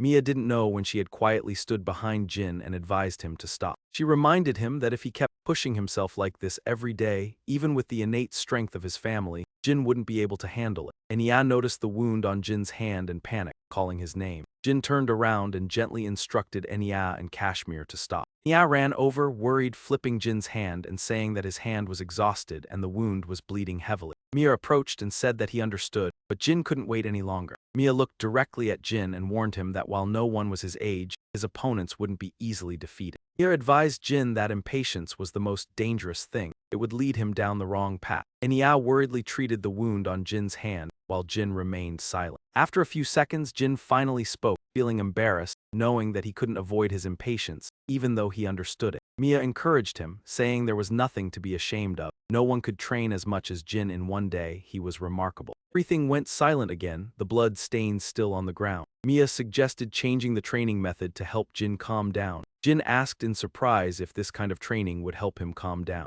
Mia explained that perhaps he could spar with someone stronger than Jyn. Jyn didn't understand and asked if he himself would be fighting that person. Mia was slightly surprised and asked Jyn what he thought. Then, Mia drew his sword. Although his recent performance in front of Jyn hadn't been impressive, his internal strength and sword would demonstrate his power. Mia made a move that shattered the ground around him and asserted that he was a sword demon. After sheathed his sword, Mia said that once Jyn was calm, they would continue the fight. Mia suggested that Jyn fight the strongest guard of Takani, Alicia. Alicia held Julia in her arms and looked at Mia, saying it had been a while since she saw her husband's sword. Mia happily told Jyn that during that time, he had to defeat his wife, using any skill from sword techniques, magic, to hidden weapon. Julia expressed discomfort, not understanding why her mother was fighting Jyn. Alicia explained that it wasn't a fight but a way to cultivate feelings. Julia still didn't understand and wondered why her mother was fighting Jyn. Alicia asked Julia if she and Jyn were to fight, who would she support? Julia innocently replied that she would obviously support Jyn.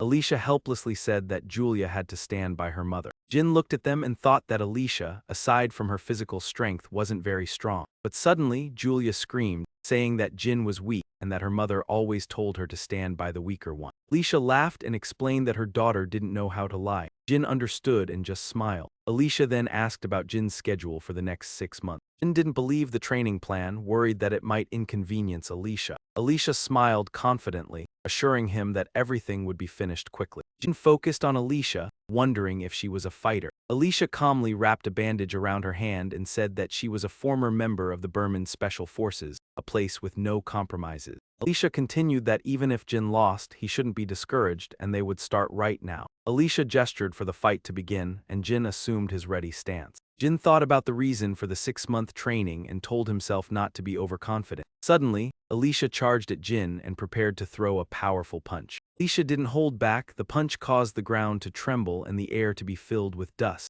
Jyn barely managed to block the strike with his sword. Alicia stepped back, wondering if Jyn could block that punch. Alicia shielded her eyes from the light of Jin's sword, and when the light faded, she lowered her hand and looked at Jyn with sharp eyes. Jyn moved into an attacking stance, holding the hilt of his sword with one hand and placing the other hand on the blade, aimed at Alicia. Jyn didn't hesitate to slash at Alicia, but she was still able to dodge. She bent down and gathered strength in her arm, preparing to continue the attack. Jyn, frightened, asked her if she wanted to call a doctor. Alicia calmly replied that she would call a doctor. The next punch sent Jyn flying out of the arena. In the dark night, the castle lit up under the moonlight, and a voice echoed from afar. The voice said that he was very surprised that Jyn was able to attack again. Alicia held a glass of water and asked Jyn why he didn't use his full strength from the start. Did he try to weaken the ground to fight? Jyn admitted that he had done that, and Alicia praised his subtlety, although she only realized it when the battle was nearly over. Alicia continued asking about the light during the fight. Jyn explained that it was an ancient magic called the Thunder Barrier, surrounding his sword. Jyn modestly said that this magic didn't have much effect and that he guessed it wouldn't work with such tricks. Alicia drank her water and asked again if tricks were what they called strategy. Alicia thought to herself that Jyn didn't win just by luck, but also by his ability to calculate and predict. She admired Jin's skill in one-on-one combat. If it were a real fight, Alicia thought she would easily read Jin's expression, but in this duel, she felt a sense of respect for him. Jyn also silently thought that this was the first time in his life he had suffered a complete defeat. In the next 6 months, Jyn thought that he would have to face Alicia, and he was confident he would be able to defeat her. Both of them carried their own plans in their hearts. Alicia and Jyn didn't know that Kazmia had been standing outside, listening to their conversation. Kazmia held a pen and was taking notes, watching everything unfold. Chiron raised his hand and the man immediately understood, handing over the letter received 10 days ago from Kazmia. He opened the envelope and read, Kazmia Anfrian, a humble swordsman from a remote town, respectfully sends greetings to the venerable Chiron. Deeply regret that I cannot fully express my gratitude and admiration. Tonight, Tikkun is dark and the stars shine brilliantly across the black sky. They seem to sing to me of your greatness, Chiron. From me, Casmia Anphrian, a humble swordsman. His hand clenched the crumpled letter as Chiron's anger flared.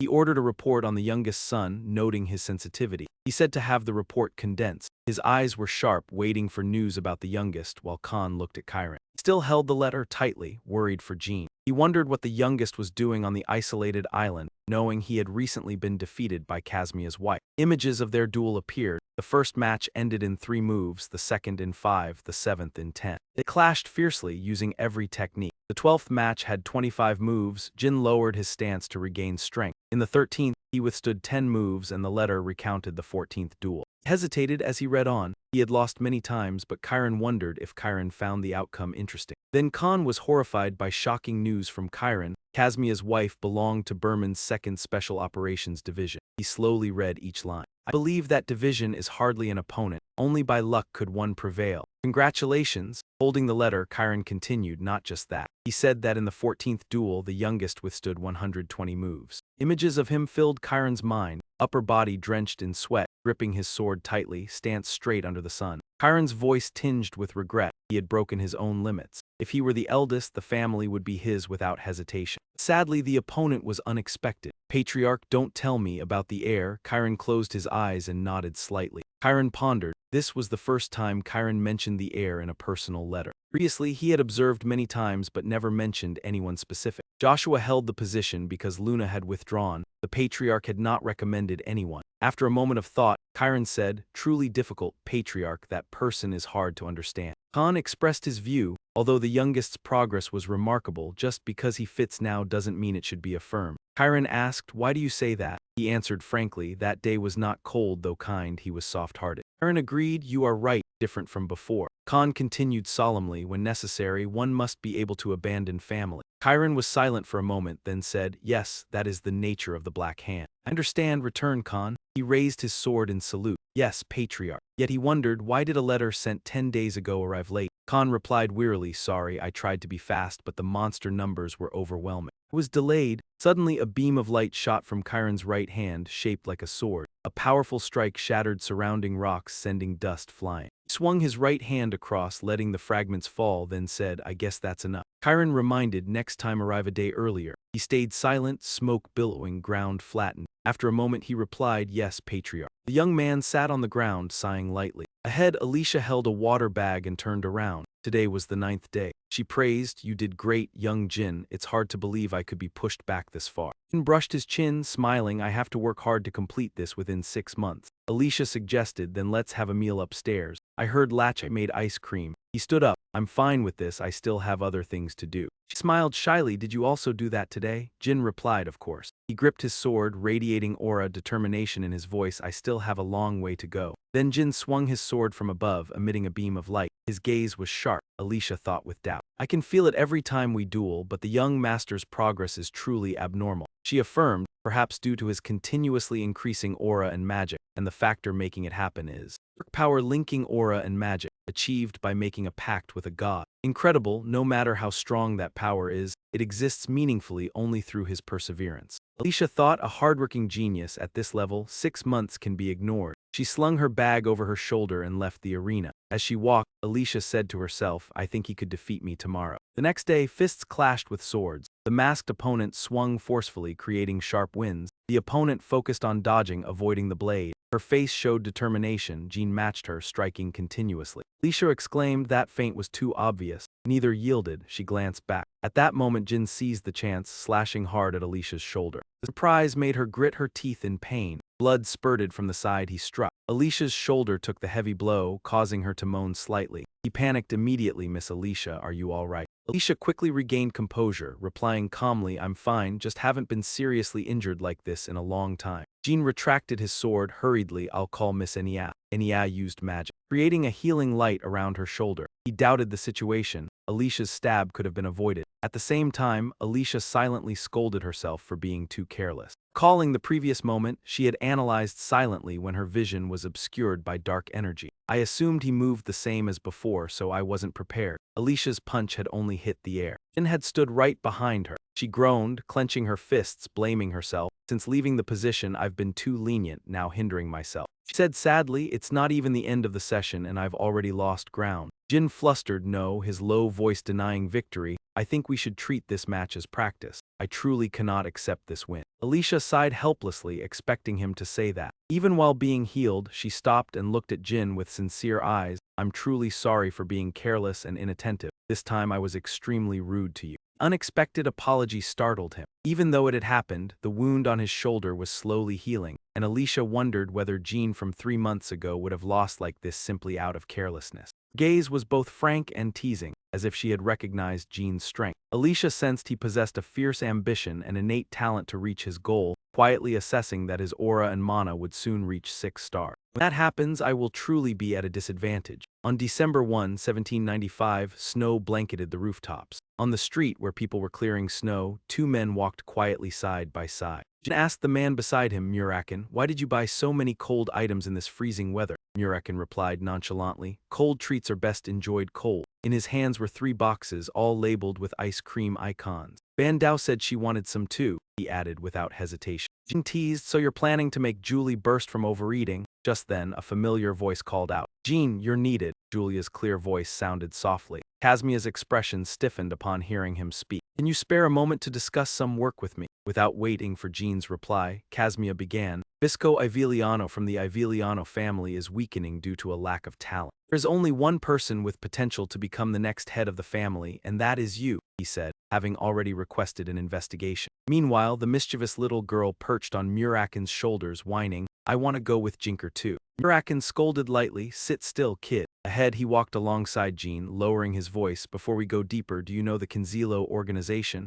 Jyn recounted back when he was a cadet. Once on a mission, I had a small conflict with them. Casmia nodded, then soon, although not certain, that Bisco is very likely affiliated with Kinzilo. Suddenly, Julia yanked Muraken's hair hard enough to make him scream in pain, eyes wide. Despite the noise, he kept his deep, calm tone. Every week he visits the Kurano territory, and I hear that each time he goes, he visits a workshop with a beautifully crafted new explosive. The owner is Bubba Gustin. As far as I know, he's a Kinzilo member. Jyn asked, so you mean those two have a closer relationship than just owner and client? For now, it's only a possibility, he replied. Every time Bisco buys bread like that, he surmised that Bubba's rank was slightly higher than Bisco's, evidenced by his sly smile at the boxes of bread. Jyn thought, I see, that explains why he showed up personally at the banquet. Kinzilo, I once thought it was just a simple armed organization, but if an 8th rank warrior trusts it enough to join, it's not simple. Little girl still held Muraken's hair, whining, Jinker, stop it. Jyn remained lost in thought. Understandable if Seth saw those bastards in his previous life daring to do such things. Not even the Bermond or Zippo families could have eliminated them immediately. Muraken tried to soothe Julia without watching where he was going. Jyn was still busy. Wait a moment. Before he could finish, the girl slammed into a large block of ice. Muraken, furious, couldn't throw the ice at her, so he threw it at Kashmir instead. He spun around, thinking his daughter caused trouble, but Muraken quickly shouted, dare you treat your father like that, such a naughty child? Suddenly, Jyn spoke up. Kashmir, the other replied, yes, haven't you received news about the Alu Spider Lord? Kashmir rubbed his head, answering, that bastard Alu, he holds more secrets than I thought. Our elite in the 7-colored rainbow have scoured everything. The image of a fierce man with a cigarette appeared. He continued, but we found nothing about his whereabouts before the testing. It seems someone intentionally erased all information. Hearing this, Jin's face darkened, thinking he really shouldn't have killed him back then. After a moment, he looked up at Kashmir with a friendly gaze. I understand you've been very efficient. He smiled confidently. Yes, all handled by the organization. We will definitely dig deeper into Kinzilo leads for you.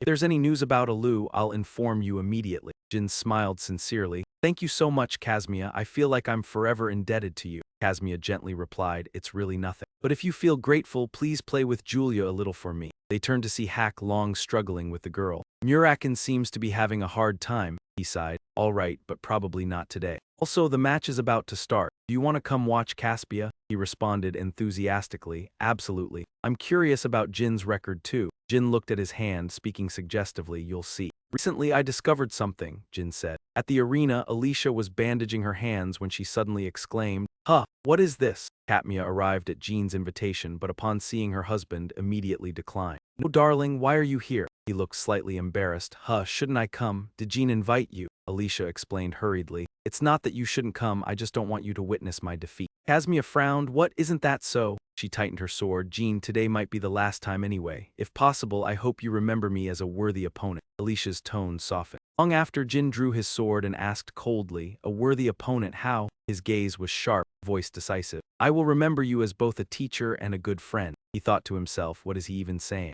Hasn't it only been 3 months? Kasmia felt uneasy. Has he already surpassed Alicia? She said nothing further, taking a ready stance, eyes determined. Then let's begin. Jin stood tall, revealing his perfect figure, eyes closed, lips moving as if reciting a command. Instantly, streams of blue mana surged. Mana wrapped around Jin, summoning a beast, radiant feathers igniting in the light. His eyes widened in astonishment. From the light, a colossal mythical creature slowly emerged, majestic and proud, a phoenix. At a 6-star level, mages are granted the power to form contracts with anyone, but no one can predict which phoenix they will choose, as mages can only open portals to the fire realm. Thus, the choice depends entirely on the phoenix itself. It selects its master. Mages desperately wish to be chosen by a special phoenix, said to be the rarest of all phoenixes, possessing the power of blue flame. Kasmia rushed forward, shouting, Young Master Dean, this is absurd. His voice was filled with panic as he saw Tess. You formed a contract with Tess. Tess is a special phoenix, one only summoners of great mastery can call.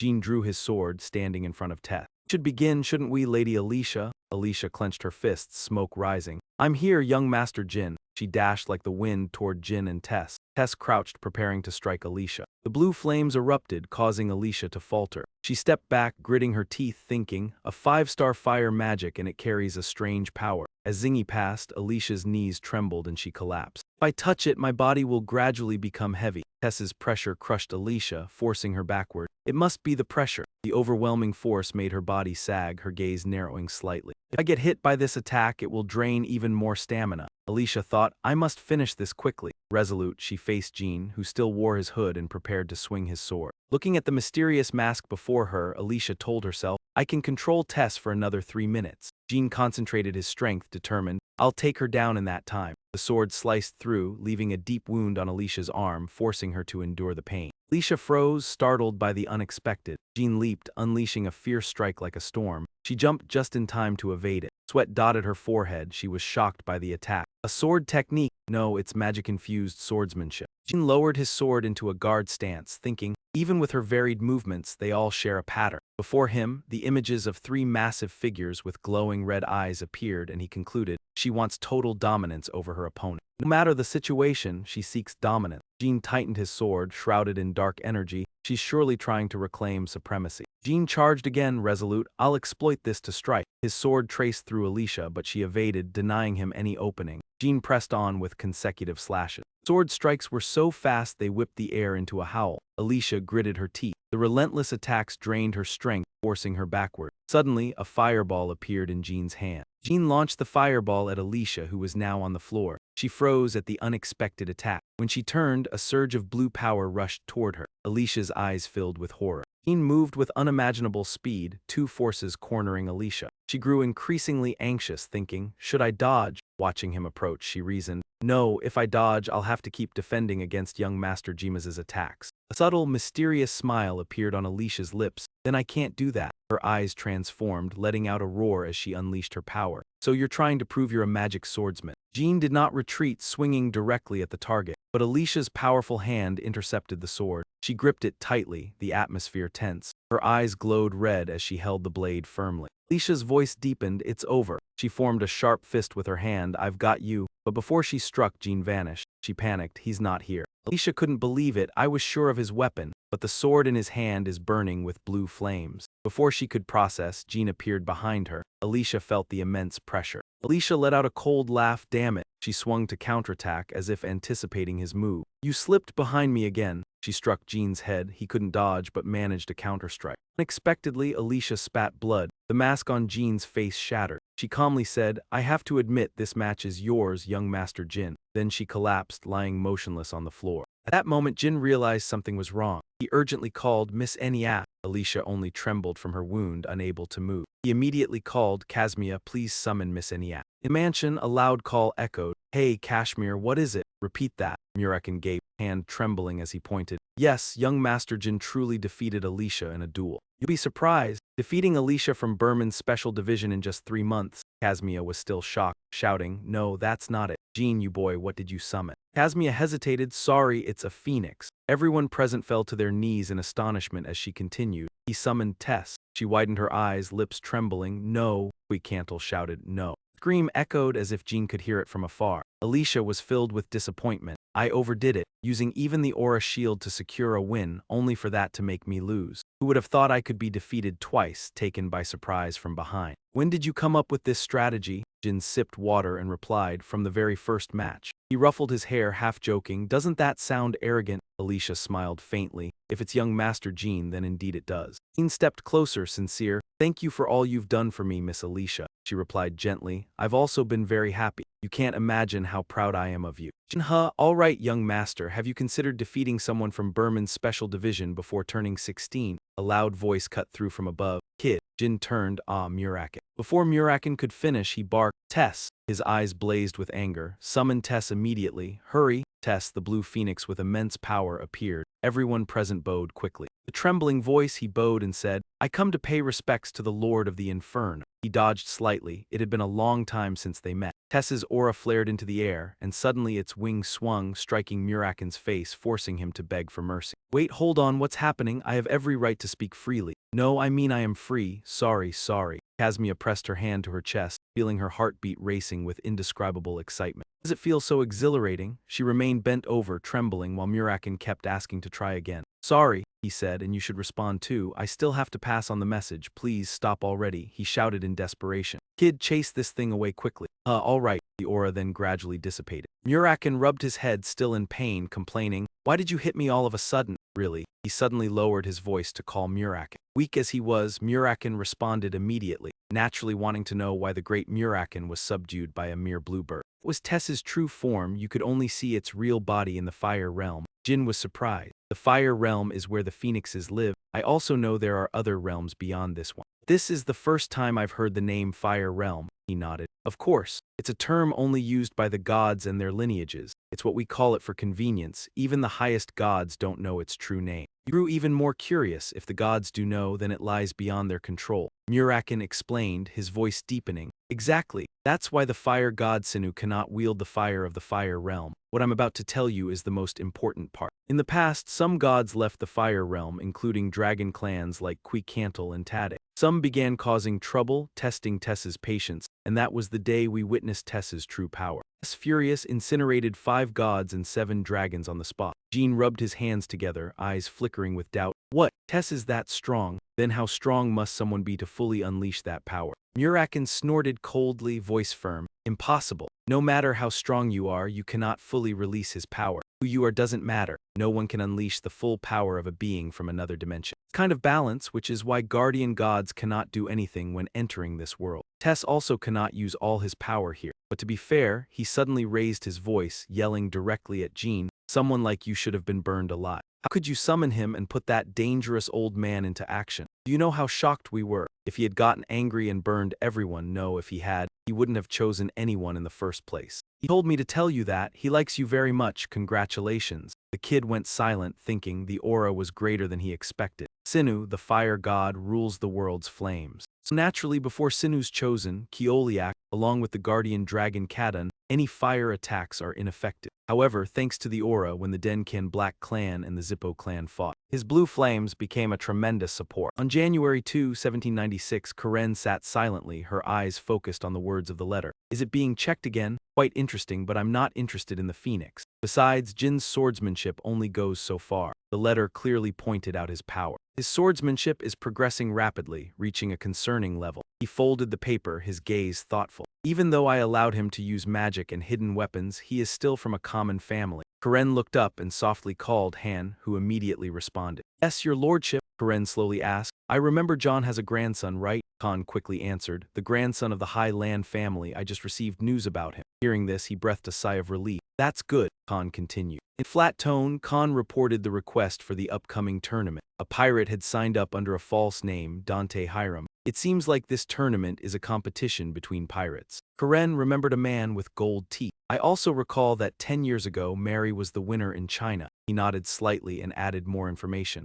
That was the young lady's first victory. 2 months later, she had another rematch. After hearing that, Karen immediately ordered the youngest to be sent there. With many witnesses, he wouldn't be able to use magic or hidden weapons. He would have to fight with his sword to win. Facing a genius who was honing his swordsmanship would surely teach him something. The youngest from a common family must prove himself through his sword. Back in the arena, a voice called out, Young master, Kazmia cheerfully grabbed the paper. You should look at this. Jyn asked, What's this? Answered, almost boasting, This is the application for the upcoming tournament. Jyn was surprised. What? That's a pirate competition. Why suddenly? Kazmia raised the paper like it was a treasure. This is for you. You've been working hard lately and according to reports from the Rainbow faction. Dante of the Hiran family is also participating this time. You probably know his grandfather, the head of the Hiran family, John Hiran, who was on par with Lord Chiron before becoming the family head. Dante is his favorite grandson. You want to know how strong he is? Jyn pursed his lips, gently stroking his chin. I see. But then his tone suddenly changed, leaving Kazmia stunned. Is it really necessary to participate? He quickly waved his hand, his voice urgent. Young master, please think carefully. That man is the heir of the Hiran family. You won't always have the chance to face someone like him.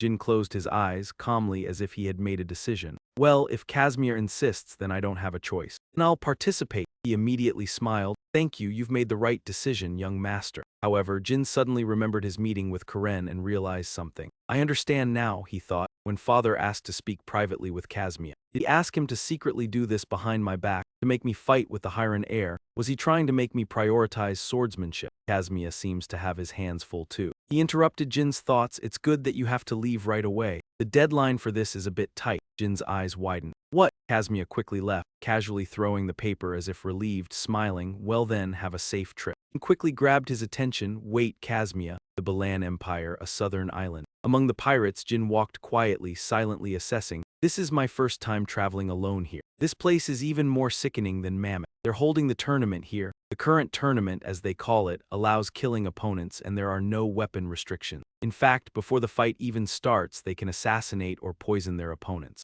Dante from the Hiran family really competing here? Is his family head crazy? Jyn weaved through the crowd, muttering, well, the reason doesn't matter. Getting a chance to fight him once is already a good thing. This will be a great experience. A man wearing a green robe spoke enthusiastically, laughing. This place still stinks as usual. It turned out to be Veridin, who removed his hood, cheerfully saying, all right, let's have some fun. In the room, laughter echoed. Godmos crossed his arms, staring at the person in front of him. So who are you? Jyn got straight to the point. I'm here to participate in the tournament. However, Godmos replied, registration is closed. It would be better if you die somewhere on your way. Jyn remained unfazed. I'm pretty sure registration is still open until sunset. However, Cosmos was uninterested. I'm not in the mood to process your registration. Not understand, or are you pretending not to? I'm busy right now. Stop bothering me and leave. Jyn heard his own laugh, which caught Godmos' attention. Huh. When he offered a few coins, the man grew irritated. What do you think you're doing? Jyn suddenly threw all the coins at Godmos' face, the force so strong that it knocked him to the ground.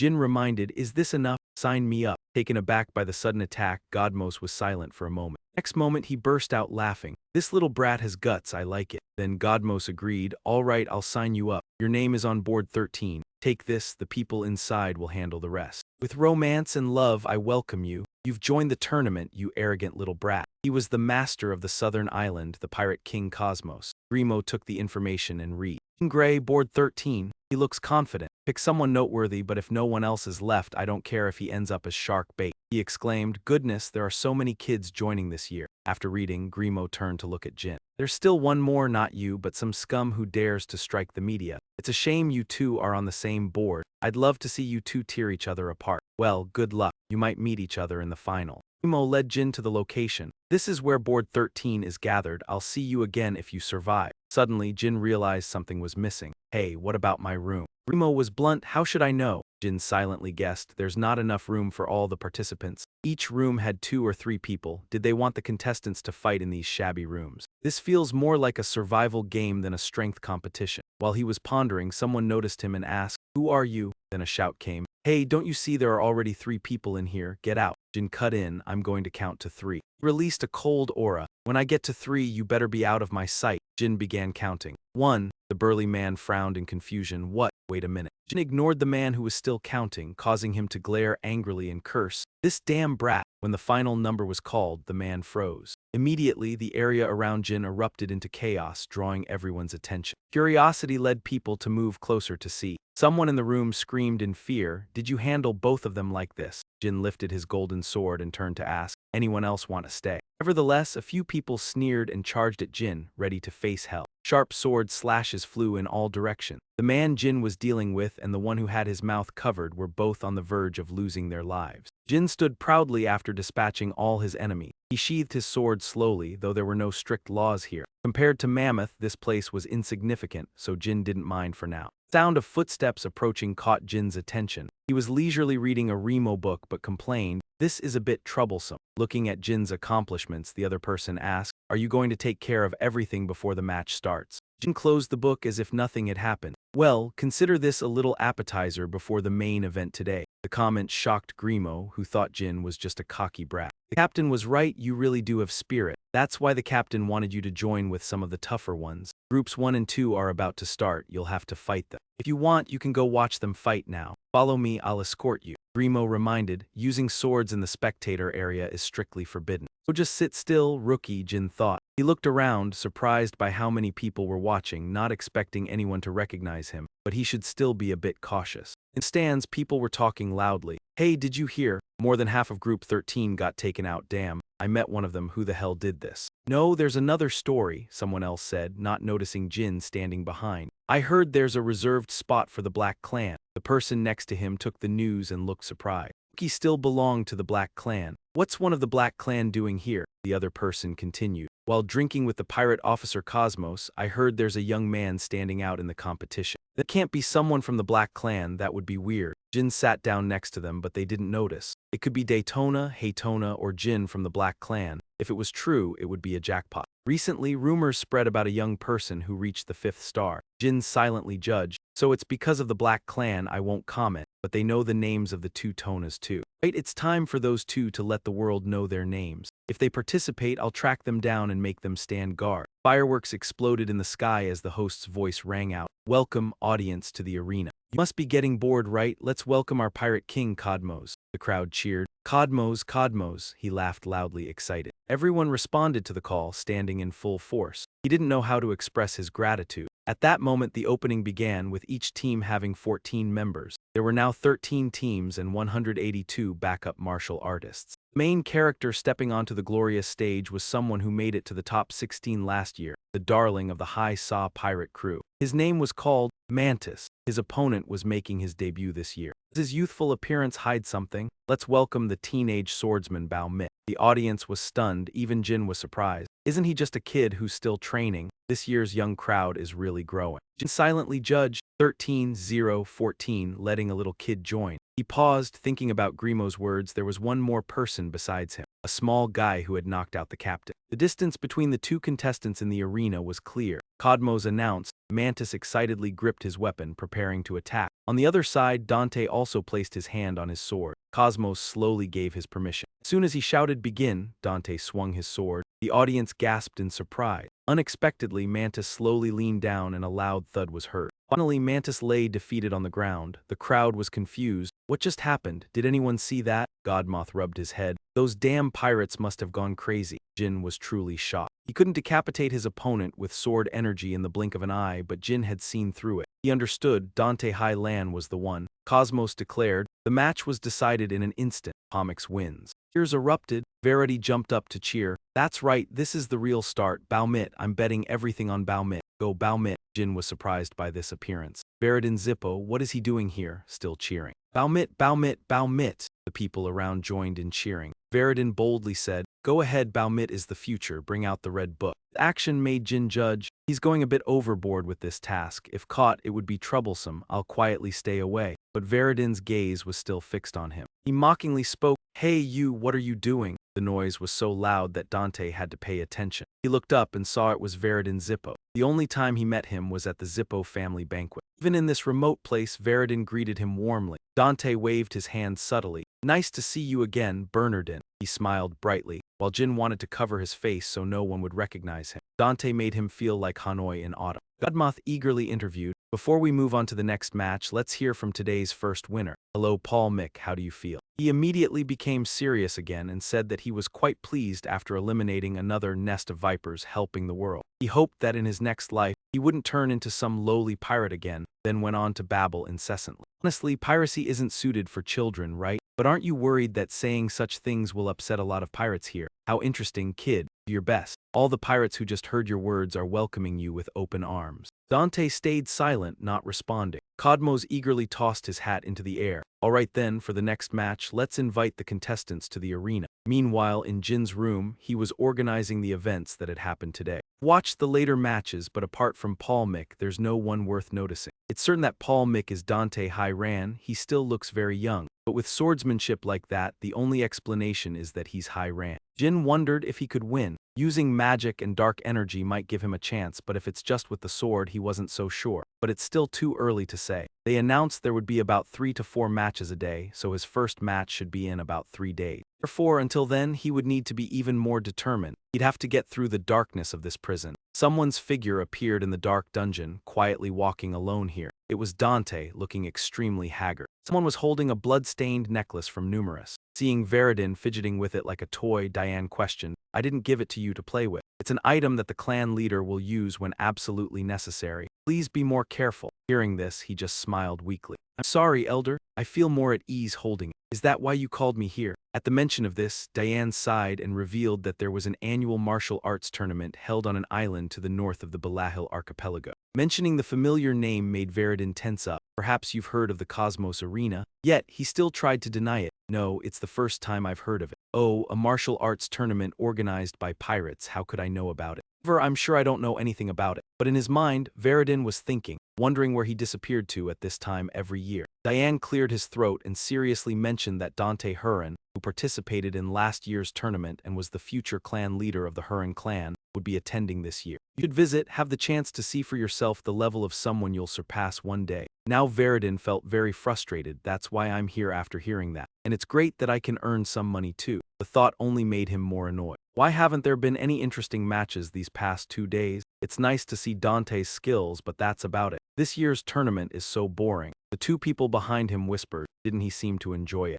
Veridin was so annoyed that he yelled, "Where did all the good ones go?" Just then, his eyes landed on a familiar name. Jean Grey. Wait, is that really Jean? Then he wasn't just here to watch. Veridin immediately thought of Jean and Dante facing off in UG. Just like that, he felt excited. Here it is, it's starting to get interesting. Elsewhere, someone slammed a sword into the ground. Jean sat down wearily on the ground. He sighed and summarized. The number of survivors is 147. The number of deaths is 35. Out of these, only 5 died in battle, the rest outside the arena. The other fighters from the other groups will arrive soon. I can't let my guard down. Who knows, I might get stabbed while I sleep. I've practiced staying awake since my training days, but staying awake for 3 days is a first. Just then, footsteps approached, catching Jean's attention. Without hesitation, he stood up. Approaching without concealing his presence, they seemed very confident in their skill. The person outside had arrived at Jin's door. Seeing Jyn preparing to strike, the person hesitated and shook in fear.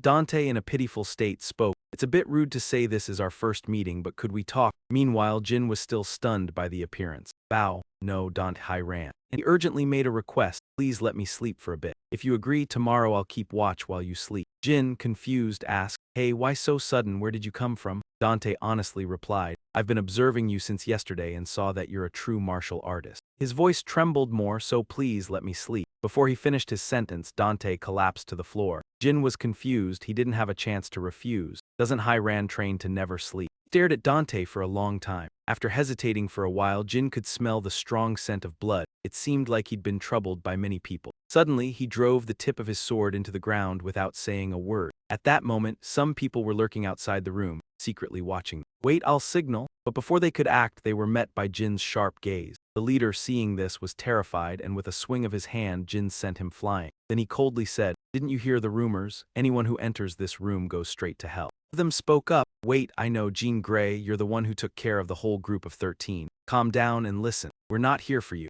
If you hand over Paul Mick, who just came in." Yet they had the audacity to target Jyn. As soon as they tried to attack, he caught them. Jyn glanced at the arrow. "Read it, go ahead. Anyway, you're doing all this just for a kid. I don't care who's behind it all. Are you prepared to take responsibility?" Dante's eyes slowly opened. The next moment he shot up, breathing heavily. Jyn said one thing, "The bastards chasing you claim they're under the pirates." One-eyed, the last name spat out before he died. They were trying to make some money by kidnapping a lowly civilian. Dante smiled brightly. "You protected me, a stranger. Thank you so much." "Odd, a lowly civilian? I'm really surprised. How did I make such a basic mistake?" Now he remembered, "Where is this place? I should explain since I owe you. I'm a noble, also their target, though not a civilian. Consider me a noble from Burman. Sorry, I can't give you more details." Seeing Jyn nod, he was relieved. "Thanks for understanding. I owe you my life. How can I repay you?" And Dante proposed, "An eye for an eye, a life for a life. From now on, whatever happens, if you're in danger, I'll protect you with my life, no matter the cost." He made a firm vow, "I swear on my honor." And simply nodded to show agreement, then reminded, "All right, do whatever you want. I'm going to sleep now, so please wake me up before the Group 13 match starts." Dante immediately replied, "Understood, protecting you is not part of the vow. You can rest assured." His heart warmed a little. Despite his cold appearance, he protected me, someone he just met. "It seems I have found a good friend." Tendo and his comrades charged from the outside to attack. Dante calmly drew his sword from his back and delivered a blow that left his opponent in a disastrous defeat. Immediately after, an announcement rang out. "The winner is Bao Mi." He once again finished off his opponent with a single strike. The cheers echoed, "Bao Mi, Bao Mi." The sword glided lightly across the ground.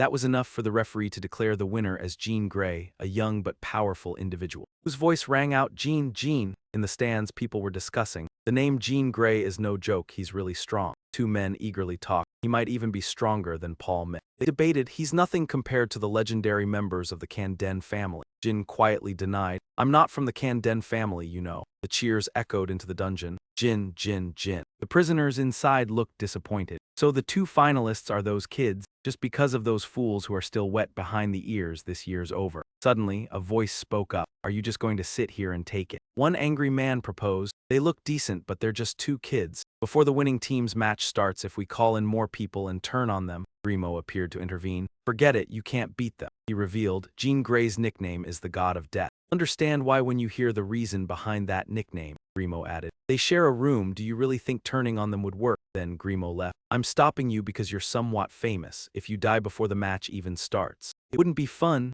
One man reluctantly agreed. "All right, we'll stop here." The burly man exclaimed in surprise, "What?" The other saw the consequences coming. "Fine, just get out of here." "That's for the best. Luckily, from what I can see, we won't have to face those two just yet," Red Bandana said. The long-haired man covered his eyes and continued, "All right, we're the only ones who know about this. Let Cosmos know about this." The cup was slammed on the table in frustration. The scoundrels made Cosmos angry over the information he had just received, and he began orchestrating to pick the winner. "So, they've been secretly scheming behind my back, huh?" Grimo wanted to know. "So, what do you plan to do?" Cosmos responded. "Otherwise, this competition will be boring. The audience will figure it out eventually." Cosmos' voice became dangerous. "This will work out better." He commanded, "Cancel the entire program, because Jean Grey and Paul Mick will enter the final. The stronger and lesser ones will only serve as fodder for the kids. Except for those two kids, raise the intensity of the remaining ones to the maximum, making them lose sleep unless they bet." After proposing this solution, Cosmos cheerfully said, "From now until the finals, the speed of the matches will be like this."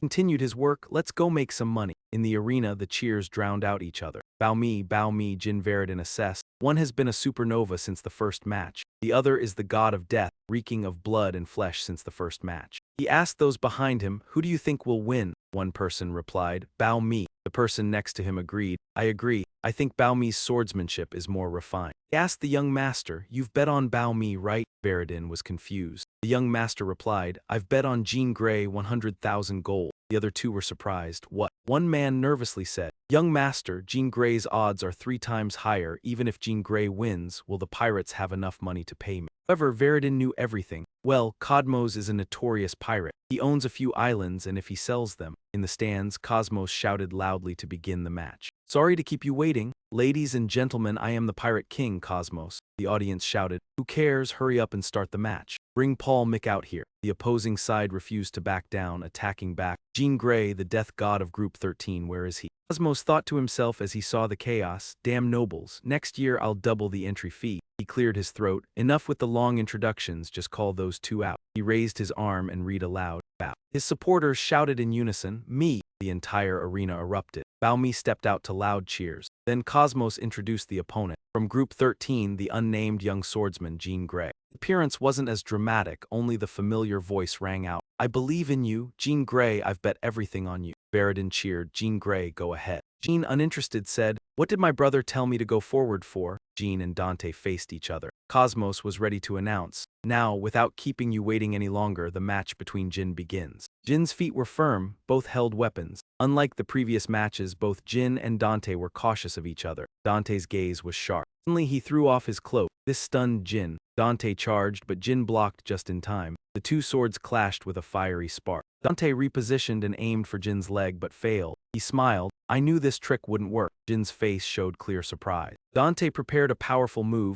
This time I'll play for real. Jyn wasn't falling behind and immediately used his energy. He challenged his opponent. Bring out everything you've got. Dante grinned with excitement. Jyn looked serious, both charged, creating a shockwave. The tense match had the audience holding their breath. Cosmos was also excited. Jin's sword clashed with Dante's flame sword. The battle was intense. Dante increased the power of his sword. His attacks became more agile. Jyn observed, Dante's first strike is definitely the fastest. Jyn only accelerated when necessary to distribute his strength efficiently. Suddenly, he changed direction, catching Dante off guard, yet Jyn remained fiercely determined, pushing himself to keep up this pace. The crowd cheered enthusiastically. A man in a shadowed corner frowned, unable to believe his eyes at the unexpected battle unfolding. Meanwhile, Veridin watched with a satisfied smile. A voice rang out. How's the kids' fight going? Jyn taunted Dante. Well done, Jean Grey, but if you have another trick, show it because I'm about to. Jyn sighed, concentrating deeply. You've already fallen behind Dante.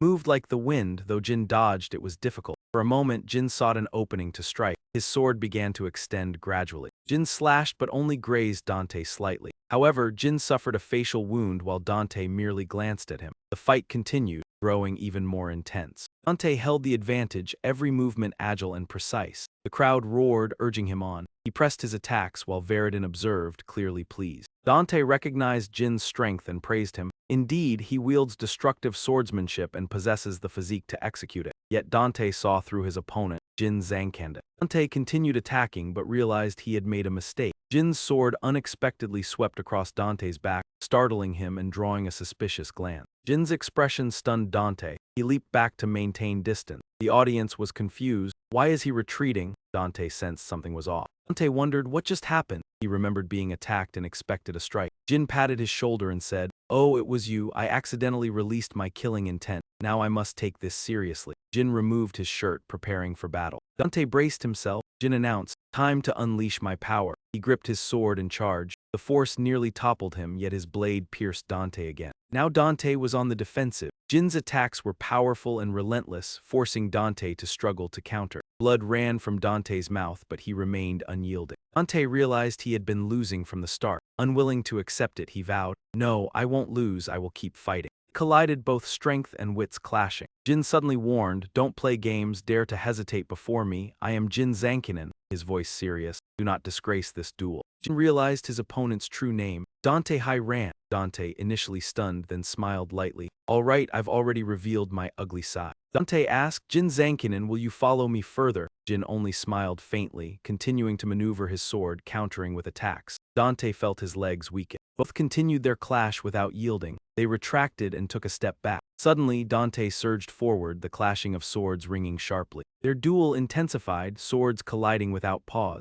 Jin's strikes were sharp and ruthless, forcing Dante on the defensive. One of Dante's sudden strikes cut Jin's cheek. Dante observed coldly, seeking Jin's weakness. He attacked but had to retreat under pressure. Jyn pressed on, his sword was like a beast, charging relentlessly at Dante. Jyn countered without hesitation, dodging Dante's strikes. He continued his powerful assault, leaving Dante no chance to respond. Jyn thought, Dante Hyran is a genius blessed by the gods, but how can he endure my full power? Dante was not perfect, his body was fragile. He had suffered under a curse and everything felt hopeless. Jyn sensed Dante's loneliness and despair through this battle. Dante looked at his frail body, wondering why he suffered so. He had fought his whole life just to find where he truly belonged. Jyn understood Dante's pain. Born into a prestigious family with health and talent, Dante lacked joy. He wondered why Jyn felt such despair. Was it anger, or because he was the 13th son unheir? Dante thought, not because of such foolish reasons. I don't care about that, I only want to be the strongest. Both harbored deep grudges, unable to forget past failures. Dante's eyes suddenly lit up and even Jyn was astonished. What? Dante felt his body crack, glowing fissures appearing on his skin. He could not stop, throwing himself into the battle with all his strength, striking a sharp sword slash while continuing relentlessly. Jyn gripped his sword tightly, cursing silently. Damn it, damn it. Reluctantly he pressed on. Sorry, Dante. He kept attacking, cornering Dante. Dante stood like a wooden puppet, unable to resist. Jyn approached, his sword reaching Dante's neck. He suddenly paused, panting and exhausted. Dante softly said, "That was fun," then collapsed. A voice called out, catching Jin's attention. Worse than I expected. It was Veridin, the one who would heal Dante. Don't worry, Jyn, I'll bring him back to life. He slammed his hand down, causing the green healing energy to spread across Jyn. Veridin calmly kept watch and reminded, don't worry, just watch, it's what I wanted to say. He regretted it in silence. But it was too late, the injuries were beyond the magic's ability to heal. Not only the bones but the internal organs were damaged. Moreover, his aura was chaotic and uncontrollable. The healing spell only prolonged the pain. However, this was the only way for him to survive.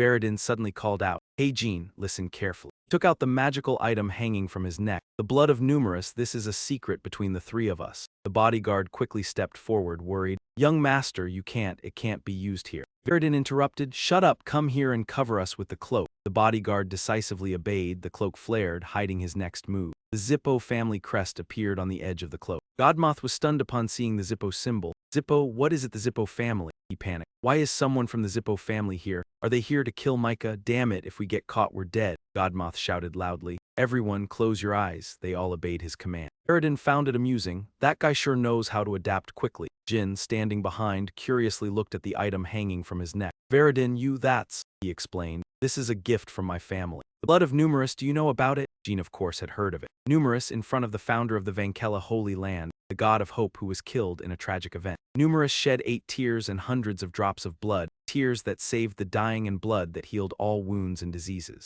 At that time, it became a topic of discussion and a priceless treasure. Many major organizations like the Zippo family searched everywhere for it. Now, it has become a legacy of the god, existing only in legends. Yes, the intention of the other person, was he planning to use it on Dante? Veridin replied, that's why I told you to keep it a secret. Jyn thought to himself, why, didn't the Zippo family and Hiron have a bad relationship? He slowly placed a drop of blood into Dante's mouth and asked, you understand, right? Losing an opponent is like losing a friend. Jyn was shocked upon hearing this. Behind the bodyguard, energy flames erupted from Dante's chest hair, emitting a bright light. He showed signs of awakening, his mouth slightly open. Veridin was delighted to see this. Dante whispered, what's going on? He sighed with relief. Thank goodness, Senza has no side effects. Dante asked in confusion. Veridin, Zippo, what are you doing here? Jyn was still stunned by what just happened. The blood of Numerous had revived Dante, who was on the brink of death. Veridin replied, I used this for that reason. And Dante and Jyn, Veridin mysteriously said, the price to use this is very high, you both know that. Dante was astonished. Numerous, you used it on me, how can I repay that?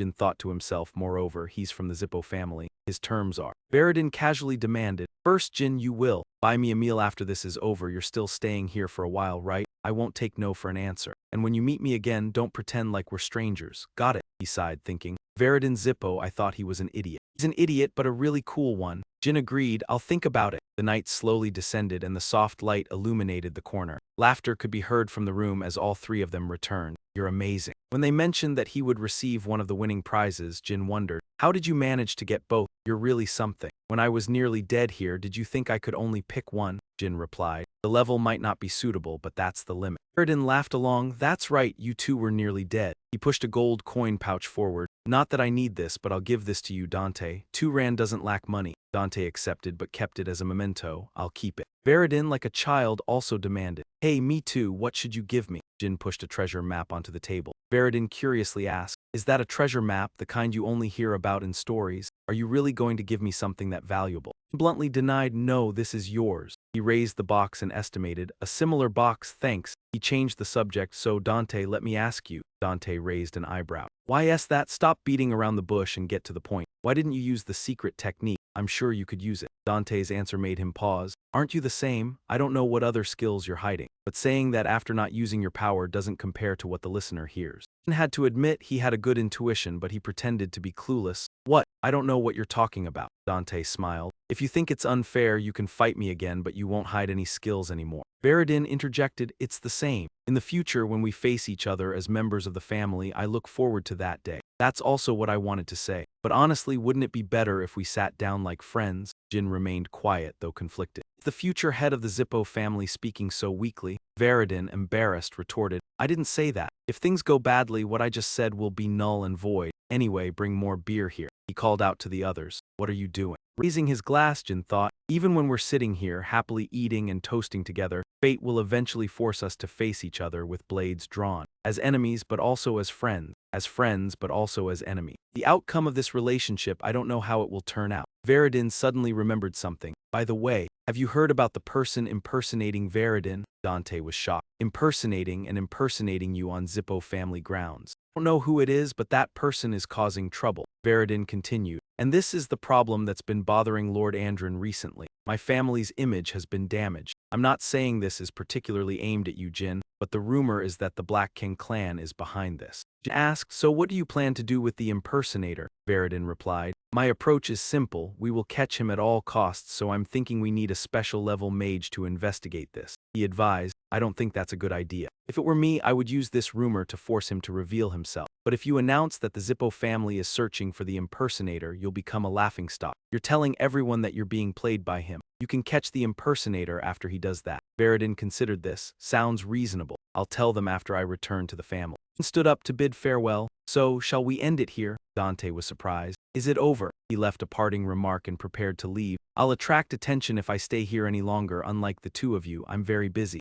Veridin was suspicious. Is it because Vicky is still keeping secrets, or is there something else? Jyn replied, just think of it that way. They bid him farewell. Well then, see you later. Veridin looked at his retreating figure and muttered, good friend. Jyn froze upon hearing this, staring at the direction where his friend had left. Despite the two behind him laughing happily, he coldly said, dream on. On the other side, Chiron was reading a letter from an acquaintance, sent from Kashmir and received by Chiron. The report stated that Jyn had defeated Dante Hyran and won in the Cosmos arena. It also noted that Jyn had reached the rank of 6-star swordsman. He was surprised and he was irritated. He sent this after I specifically asked for only a summary. Am I being treated like a fool? Khan, standing behind, asked curiously. Clan leader, what happened to the young master? Kren explained, it's nothing, it just says Jyn defeated the young master of the Heron clan and reached 6-star. Looks like he's been working hard. And tell Kazmia I want to meet him soon, I really want to meet this friend. Khan responded, yes, I understand. Kazmia, the focus of the conversation, felt a chill down his spine. He exclaimed, what's going on? Suddenly I feel cold even though I'm sitting near the fireplace.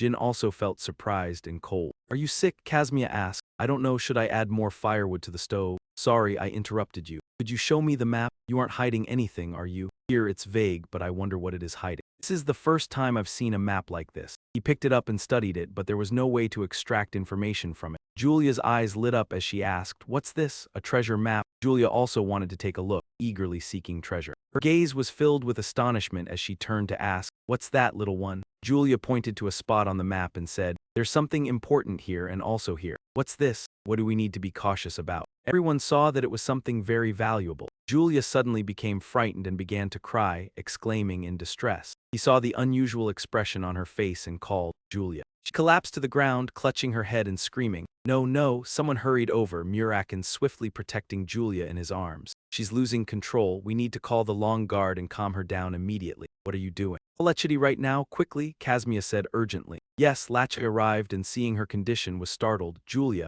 Muraken directed, she lost control suddenly after seeing something. You need to calm her down. The young man held Julia in his arms and said, let me handle it. Breathe deeply, it's okay, I'm here. Don't be afraid, I'll always be by your side, everything will be fine. Alicia rushed over and asked, what's going on, my husband? Why is Julia crying? Lachity subtly signaled her to be quiet, SHH. The young man held Julia and reported, it's okay, she's asleep now. Alicia carried her daughter while Lachity reassured, she's calmed down now. Muraken praised, well done. The young man then remembered the proper formalities. Good day, Muraken, I haven't greeted you yet. He asked directly, it's fine. What did that girl see, the future? Lachai denied the past. Muraken worried, was that past really so cruel? Young man confirmed, yes, the condition for those bound to Azmill to see the past is that it must be something cruel or haunting. When they see an object or a place related to it, if I had come even a little later, things would have gotten much worse. It's truly brutal. He ordered, tell us about it. Lachai revealed it's an ancient land. The people there were isolated from the outside world, trusting only in the gods, but because of that they were able to live in peace, protecting their tranquility. That was before they came. First to find them was a wizard. They approached the natives, claiming they wanted to learn about their culture, but they started making unreasonable demands and ransacked the land searching for something. This led to the killing of children there, and when there was no longer any pretense, they began slaughtering and threatened to take something from them. It seems they were looking for a sacred artifact that the villagers worship. At this point, the young man asked, what exactly is that artifact? To identify what kind of artifact it was, the young man agreed, okay, wait a moment, it's like a silver mirror but light radiates from it. He suddenly thought of something, upon seeing the sketch of it by Lachai.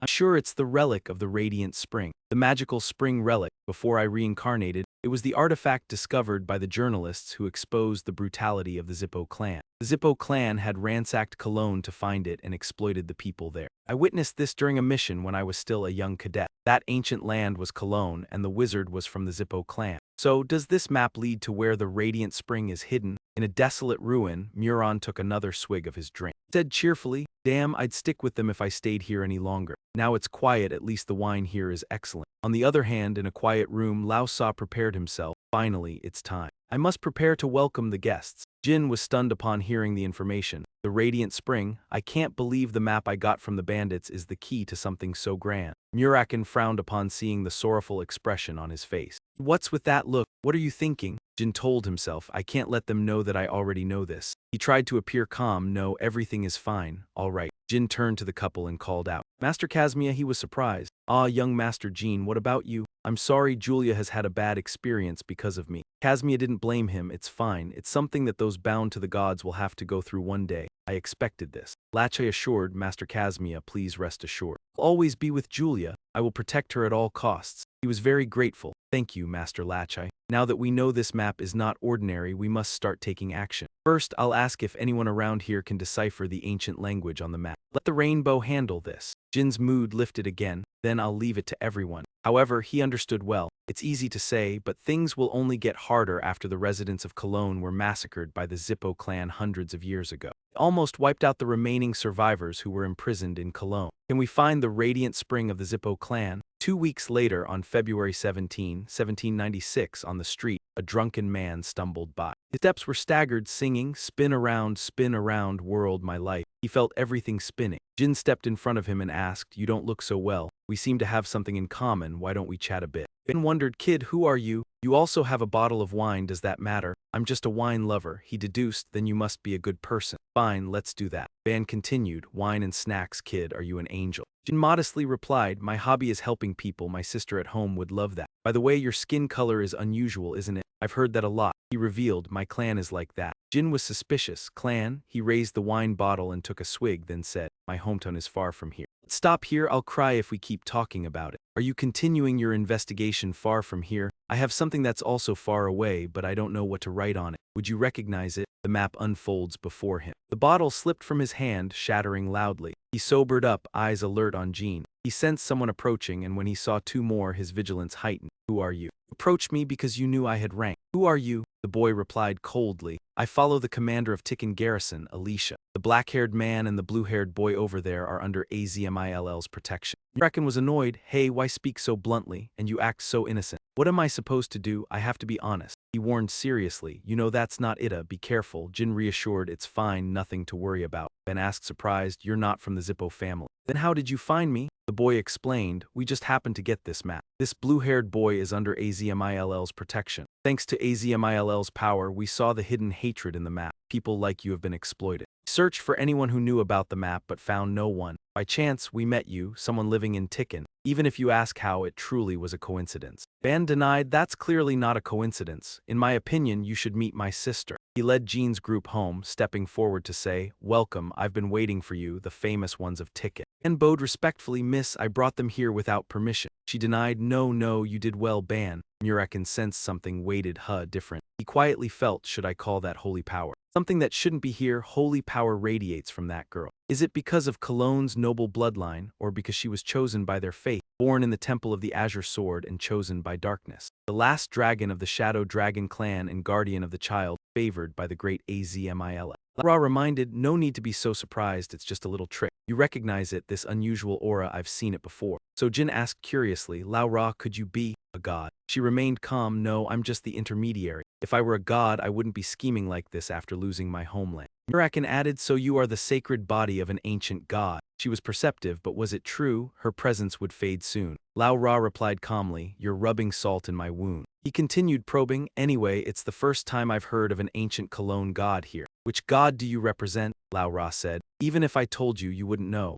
More importantly, can you show me the map? He handed her the map and asked, while you look at it, can I ask what it says? Lao-Ra spoke. The one who has Colin's heart and reads these words, please don't abandon us. Our voice ends here. We are merely silent people. That's how we survive. The gods gave us missions but not the power. How cruel. Lao-Ra revealed, this was created by my late grandfather. The map has two abilities. Instead of delivering it to the cruel Zippo family, it became a hope named Jyn. Daily prayers were answered. So may I make a request? Muraken asked irritably, a request. A request when you've lost all your power? I think you should be honest and seek help. We plan to go to Cologne anyway, so you should ask for assistance. She laughed at this, how kind. However, I don't believe help comes from pity, Jyn. Haven't heard Sodrith's voice in a while. I have something that can repay you. I'll use all remaining power to call your god Sodrith. Muraken posed a challenge, the sacred body of an ancient god and Azmil's contract follower. Many are eyeing this area. What will you do, boy? Jyn made a quick decision. All right, prepare to go to Cologne. But I'm not sure I can save everyone. It'll be hard to guarantee that. Ra was pleased, that's enough. I'll provide you insider info on Cologne, hope it helps.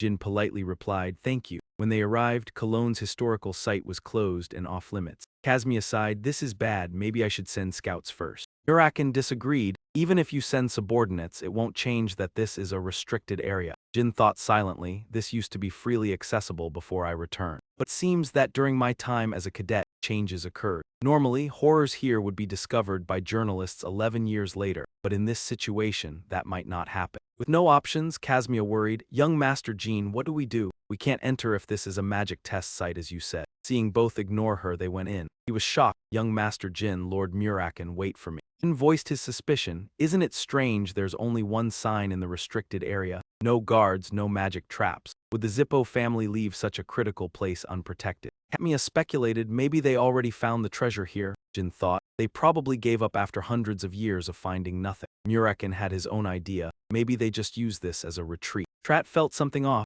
Muraken stopped them. Wait, stop. His eyes scanned the source of the noise. Over there, people were moving stones. Muraken recognized them as locals. The troublesome one over there. Casmia looked toward the site and guessed, silver hair. Is he a pureblood Zippo? He confirmed, yes, seeing how he drinks in daylight, he must be Muron. Jyn knew of him. Muron was infamous among the Mage Tower fanatics. Rather than being known as Keoliak's sixth son, he was notorious as a mad mage for his eccentric personality. He shared with the team he's a pureblood Zippo but has no bodyguards. Casmia replied, he owns Zippo's 7th Mage Tower. He's an 8-star mage and has many items. Confidence is expected. Muraken, radiating aggression, said, so after cutting off his head, I just need to get everyone out, right? That's why I brought this bug along. Jyn extinguished this urge. No. Our opponent is a pureblood Zippo. Since we already killed Andron Zippo, it'll be a big deal. Even if we kill Muron, we still need a reason for the Zippo family not to intervene. There was a strange rustling from the nearby bushes. A branch gently swayed and Dino gradually emerged from the foliage. He was unaware of their presence and stepped cautiously.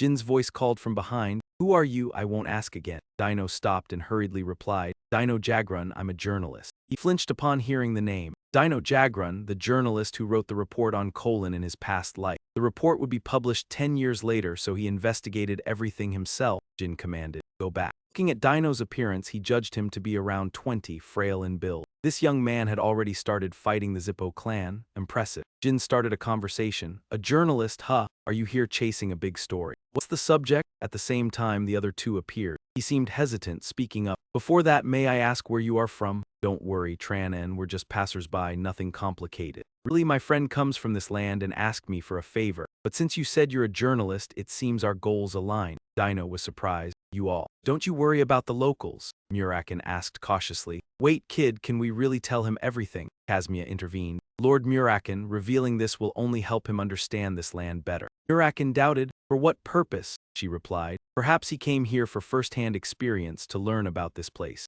Lord Jyn will cooperate to help him gather evidence and understand the reasons behind the Zippo clan's attack. Likely already gathered a lot of information on that matter. Dino, after a moment's thought, pulled a notebook from his pocket and handed it to Jyn. Please take a look at this. He carefully flipped through each page, reading every line. January 3, 1976, 3 locals went missing. I suspect Muraken dragged them to the basement. January 5, 1976, the locals I previously contacted also disappeared. I have interviewed other locals. Said Muraken used some magic on poetry. I can't erase the look in her eyes. Jyn immediately realized, even the locals' diary, you're in danger. Do you know what the Zippo clan would do if they found this notebook? Dino's voice was calm. It's fine, I've already approached Muraken. A few days ago he was drunk, and when I asked a few questions I realized he has no bodyguards. He doesn't need you to get answers from me. Killing me would be far easier. He returned the notebook. Understood. Then Dino Jagran, may I ask a favor? On Mural's side he was still annoyed. Those old fools dared, just because I joked a bit, they sent me to this cursed place.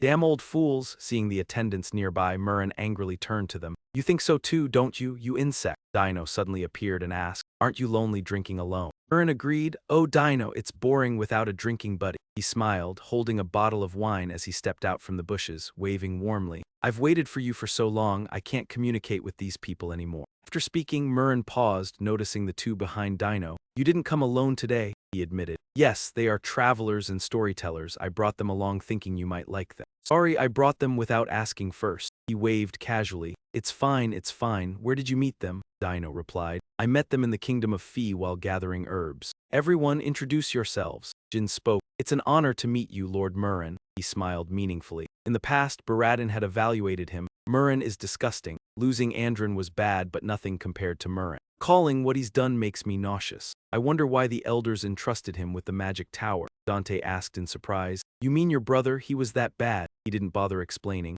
A naive person like you can't imagine it. Anyway, Jyn, we and the Black Clan will inevitably clash. If you meet Muraken, don't hold back, otherwise you'll suffer. Muraken asked with interest. Right, will you tell me about your journey? Jyn replied dutifully. As Dino mentioned, we've gone through many interesting experiences. Muraken was intrigued. You've experienced a lot. He denied. No, compared to Lord Zippo's mission, it's nothing. Muraken called Dino Jagran, he respectfully replied. Yes, always, Muraken remarked. The first time I met you was 2 weeks ago, right? I've been curious about you, like just thinking about it. A journalist daring to enter the forbidden area of the Zippo clan, I was like, who is this freak? Dino was astonished. I apologize. He clapped Dino on the shoulder and explained. No, I don't blame you, you just caught my attention. Dino, why are you investigating the locals here? Jyn and Muraken immediately became alert. Muraken continued. You've been wandering around while I was away. My goodness, I have so much to handle with these careless people. Dino, my genius. Muraken mocked. Dino Jagran, you don't know, people like you have already been erased by me. You weren't aware of that, were you? He smiled cruelly.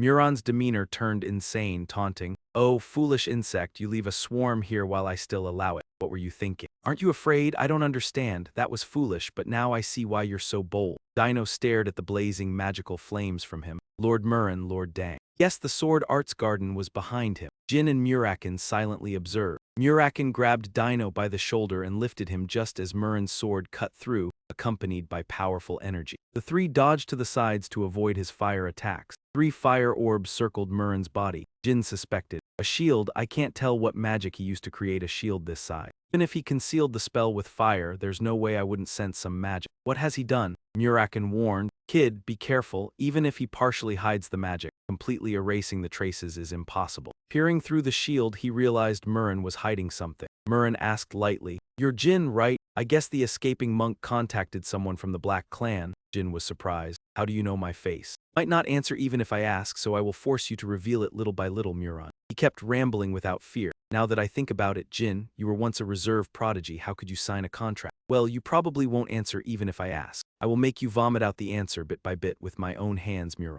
Personally, you annoy me. You're just too composed with that crude laugh and voice. It makes me frustrated, Muraken said indifferently. Right, sorry about that. Now let's begin. Waves of ice magic shot toward Jyn. Bent down to dodge the incoming spells, then awkwardly tilted to the side. The magic, identical in nature, aimed at Dino and Muraken. He gritted his teeth. enduring the cruelty of his opponent. As the magic continued to strike the innocent civilians, Muraken could no longer hold back in overwhelming pain. 5 punches filled with muscles and his anger were unleashed. One punch struck the ground, causing an explosion that shattered the force. Muraken ordered Dino, "You, that guy, you're free now, move everyone back and get them out of here." Dino urgently directed the crying civilians, "Hurry, everyone." He froze when he saw them mumbling without being able to speak. A voice full of fury rang out, "Murren, you bastard." Tears rolled down his face. "You're such a damned bastard, how dare you do this? What have you done to everyone? A bastard like you should go to hell." Muraken was extremely pleased. "That's right, Dino, that's the face I wanted to see. Always wondered what your face would look like when you found out. I like your expression." Narration: Dino failed to recognize his own position. Creature skilled only in espionage and tail-wagging obedience had saved those weaker than himself. Every word from him struck directly at Dino's pride. Dialogue: "Foolish Dino, you don't know your place. A sycophant who knows nothing but spying and tail-wagging, do you feel proud saving those weaker than you? Look, Dino, the reason these vermin have become what they are is because of you, all thanks to your mercy." Narration: Muraken unleashed 5 punches that left the opponent defenseless. Murren's eyes were full of shock as the blows fell like meteors. Dialogue: "I cannot hide my delight seeing that expression." Murren's eyes widen in shock. The punches fall like meteors. He declares it, worthy as he is. "You can stop your nonsense, we will kill him now." Narration: Jyn and Muraken combined forces, determined to subdue the arrogant one, while Katmia observed the battle and realized the dark energy's power sent the opponent flying. Dialogue: "Even though he was off guard, I didn't expect him to be thrown like that." Narration: He discovered that this was neither magic nor aura, but something gnawing at his mana like darkness, revealing a serious problem. Dialogue: "Darkness, impossible dark energy, then Jyn, that name is." Narration: Sodrit once again sided with the black-clad people, shattering his expectations. Jyn watched cautiously and quickly located Muraken, and Lord Casmia. Dialogue: "So Sodrit has sided with the black-clad people again, he has broken my prediction." Narration: Sharp ice shards fell from above. Jyn realized the opponent had hidden his energy to mislead. Dialogue: "Damn it, why didn't I notice?" He concealed his energy to keep using magic as a distraction. Narration: Muraken acknowledged Jin's quick thinking while warning that now it would be hard for the vermin to survive. Dialogue: "You are quick-witted, Jyn. I had secretly prepared this move. How humiliating. But now it will be very hard for you vermin to survive." Narration: Jyn and Muraken's coordination made Murren serious. He summoned guiding magic to intercept the ice spells. Dark energy surged forward and Murren's staff radiated formidable power. Dialogue: "No." Narration: Energy converged on Jyn and Murren resolved to use full power, unaware that Jyn had appeared behind him. Dialogue: "I will use my full power to deal with you." Narration: When Murren turned around, a dark shield pierced down, shocking him. Dialogue: "What? Another trick, you bastard. Stay away from me." Narration: A powerful spell traversed the space. Jyn realized all magic could erase his mana, recognizing it as Sodrit's dark energy. Dialogue: "No matter what magic I use, it can wipe out all my mana. This is Sodrit's dark energy." Narration: Mulan formed a formation, a giant chain wrapping around Jyn, proudly holding his opponent. Dialogue: "Got you." Narration: Jyn broke the chain. Muraken felt tense, thinking the extraction point would shine thanks to Jyn. Dialogue: "You make me a little anxious. It would feel wonderful to take your life thanks to you." Narration: Exhausted, he realized it was all a magical trap. Counterattacking would deplete his stamina. Jyn signaled and Muraken and Lord Casmia agreed to the plan. Dialogue: "Lord Casmia, I understand." Narration: Muraken ordered rapid movement, but the magic's range reached everywhere in sight. No place was safe. Dialogue: "Useless. With all my sincerity, every nook and cranny, not a single safe spot exists." Narration: The ground erupted beneath them. Jyn slipped through thick ice, calmly assessing the situation. Dialogue: "Let's enjoy this." Narration: A red magical barrier blocked sight. Jyn realized this was corrosive land, forcing a direct confrontation. Dialogue: "This is corrosive land. Even a slight touch could turn one into nourishment for the ground." Narration: Jyn drew his sword for a duel. Dark energy attacked Muraken's blazing red power, but he remained calm and deflected the opponent's force. Dialogue: "No." Narration: Jyn pondered Muraken's control over multiple spells and suspected he was hiding an artifact. Dialogue: "How can he control so many spells? Is he hiding an artifact somewhere?" Narration: Muraken avoided the fire pillars without touching the corrosive ground and destroyed Jin's pillars. This showed his knowledge of magic. Dialogue: "Impossible, Jyn, you are a magic swordsman." Narration: Muraken realized Jyn should have concealed his abilities and acknowledged him as a magic swordsman while staying alert to trickery. Dialogue: "Shouldn't you have hidden that?" "Fine, very well. You can do this because you are a magic swordsman. Now I'm certain." cunning bastard, but you've made things more troublesome. Narration: Muraken warned that if Jyn had mana, he would use stronger mana to suppress him. He understood the symptoms of mana shock and risk to internal organs. Dialogue: if you also possess mana, I will crush you with stronger mana. Narration: in a mage battle, those with lower mana are prone to shock, and the black-clad people have no mana, so shock is impossible. Dialogue: no. Narration: despite being weak, they had to use magic. Muraken aimed spells at Jyn but realized his opponent had mana, so combat was unnecessary. Dialogue: I don't need to waste time fighting. Narration: Jyn smirked as Muraken closed in, holding a dark orb radiating immense power. Dialogue: what are you thinking, closing the distance on me? Narration: he sank into the darkness before him, sensing unusual dark energy. The intense light blinded him. Dialogue: no. Narration: Jyn slashed the dark energy toward Muraken. The opponent's staff trembled and generated counterforce. Dialogue: no. Narration: he remained unharmed, his cloak fluttering. Muraken was surprised by the power of light and dark. Dialogue: I didn't anticipate this, the power of light and dark. Have you become the protagonist of a novel or something? Narration: seeing his injured hand, Jyn realized the opponent's reaction speed and perception were more like a monster than a mage, even if his mana was weaker than Andren's. Dialogue: no. Narration: Muraken continued to provoke. Jyn silently considered battle experience and the possibility that his opponent was hiding further secrets. Dialogue: now what should I do? Continue fighting. Muraken showed signs of calculation and he began to observe his surroundings. A sinister laugh echoed, surprising Jyn. Muraken suddenly vanished, but his voice still lingered. Jyn, you think I'm a madman and don't want to cooperate, but I see we are the same Jyn and the cunning Chen Yitu of the enemy. Are you trying to stall with your rambling words? If so, how boring. He laughed maniacally. You want to kill me? Sorry, but that's difficult because my demon minions are still protecting me. Let's see, 1, 2, or maybe they'll come to 3, right? Muraken was counting the number of survivors. Sorry, but that's difficult. My demon minions are still protecting me. Let's see, 1, 2, or maybe they'll come to 3, right? Muraken was counting the number of survivors. Jyn reminded him, don't get too excited. What exactly do you want to say? Muraken replied. Yes, so you're a bit interested, right, Jyn? People like us do whatever it takes to achieve our goals. You realize that too, don't you? Muraken continued, my magic control is even higher than the 8th star. Is that even possible? Look, he shot a burst of energy forward. The innocent civilians died and he remained arrogant. How dare those blessed by the Zippo clan, that reporter and those pests. Now I can use them as weapons to amplify my mana. Oh, we're not done talking yet. These people may look like corpses, but in fact, a few of them are still breathing. Since they're still alive, they can help me replenish my mana. Now Jyn, do you want to take my life? Then you need to eliminate these first. Amid the wreckage, there are indeed some still trying to stand. Muraken eagerly said, I told you we're the same kind of people doing anything to achieve our goals. Now let's quickly finish them off and fight again, Jyn. The surviving girl, Latika, bluntly said. He's lying. She's Latika trying to convince Jyn that everything he said is a lie. There's no mana amplification. After torturing us, he found a way to use the relic. Jyn asked in surprise.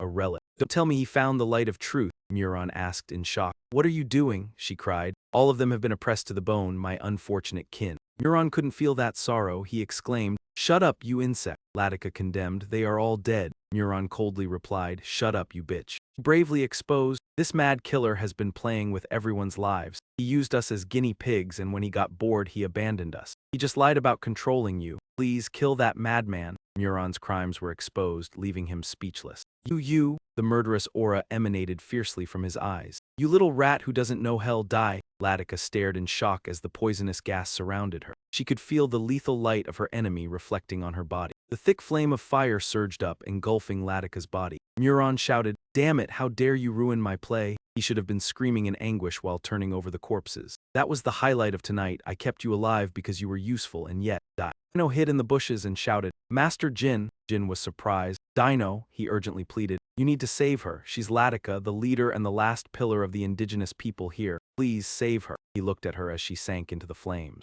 Jyn recognized the Zippo clan's secret technique, the demon eye of blue fire, something he had heard of before. In the past, Valeria had revealed, Jyn, have you ever heard of blue fire? It's a secret technique. Called the demon eye of blue fire, it can only be used by the Zippo clan. As long as you look into the demon eye, blue fire will appear, and it will never stop burning, even if you try to escape. But in the end, it will still consume you. Jyn asked curiously, How can I fight a fire like that? She hinted, Burn it. Use a fire hotter than blue fire to burn it. Blue fire burned in reverse. Muraken was surprised. Jyn has a plan, a hotter fire. Jyn successfully rescued Latika, then used an even stronger blue fire to block it. Well, this should be enough. He stood dumbfounded, finally managing to say one sentence. Test master. He knew that the chosen ones would become the greatest mages of the generation, but the one chosen was just an ordinary swordsman, and a commoner at that, a title he would never dare dream of. How dare you steal it? Latika was extremely shocked by the scene before her. She felt, it's no longer hot, surely just now my whole body was engulfed in flames, but why aren't there any burns? It's as if this fire is protecting me.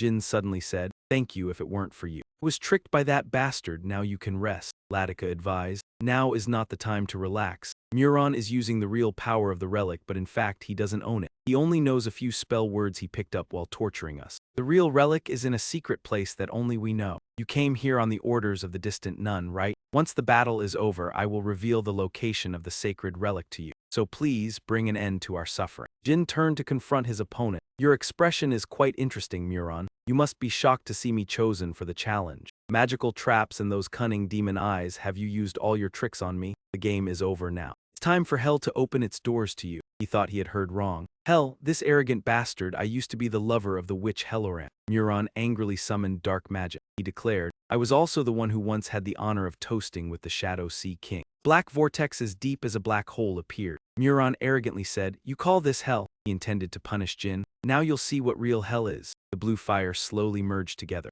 Muraken launched a blow, and the waves of blue fire overwhelmed his dark aura. Muraken gritted his teeth and endured. Is this the suppression of flame? Jyn stared in surprise as Tess spat out blue fire. Jyn wondered, is Tess angry? Is it because of that spell? He felt something fierce erupt behind him. It turned out that Muraken had returned. Jyn worried, Muraken, where are the locals? Muraken reported, I've evacuated them. That spell was the proprietary incantation of the Demon King organ. So while Tess is still intervening, you must quickly stop it. He gathered shadow weapons around his sword and unleashed them with all his might. Shadow weapons densely gathered in Muraken's palms, and he threw them straight at the enemy. Muraken had to endure 2 attacks simultaneously. Muraken ordered, Kid, step onto the shadow weapons and run. Cut the spatial door. Jyn followed the series of instructions, and upon seeing the results, he was stunned. He spat out a mouthful of blood. Damn, this is terrible. The mana backlash concentrated all at once. I can't maintain the challenge much longer. Muraken's side immediately sensed that something was wrong. Sneered, his voice dark and ominous.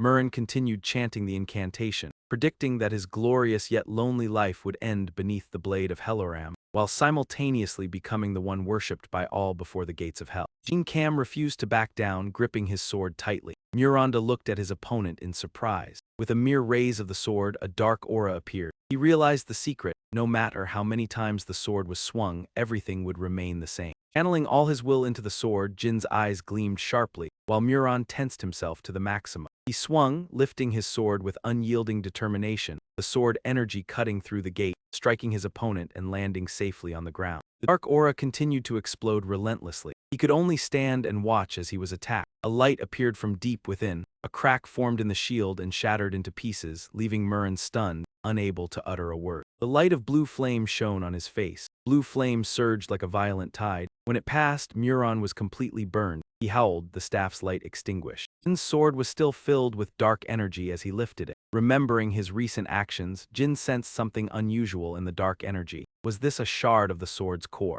Muraken trembled, trying to rise, the tip of the staff flickering with fading light. Jyn remained cautious as Muraken struggled to lift the staff but failed, his body collapsing to the ground in pieces. Jyn sighed in relief, exhausted. Muraken and Latika were worried. Jyn collapsed unconscious, calling out, but no one responded. Voices whispered in his ear. The magical staff of the Zippo Tower Lord had a special function due to the small rune at its tip. Someone waves the staff, the rune activates and sends a distress signal to the magical tower. Another person spoke up. So you mean we can't afford to slack off even for a moment, right? Jyn woke up to see him sitting properly beside him. Jyn was surprised. Muraken, he replied. You're awake, kid. Now that you're up, drink this. Muraken poured the powdered medicine directly into his mouth. Jyn froze. What is this? He sprang up. Seeing the black liquid, Jyn was shocked. What is this? He explained. You almost died from mana shock. You just swallowed a unicorn horn. This is a special medicine, extremely effective against mana shock. You could feel it. I do feel much better. The mana has calmed, but the dark energy and aura are still tangled.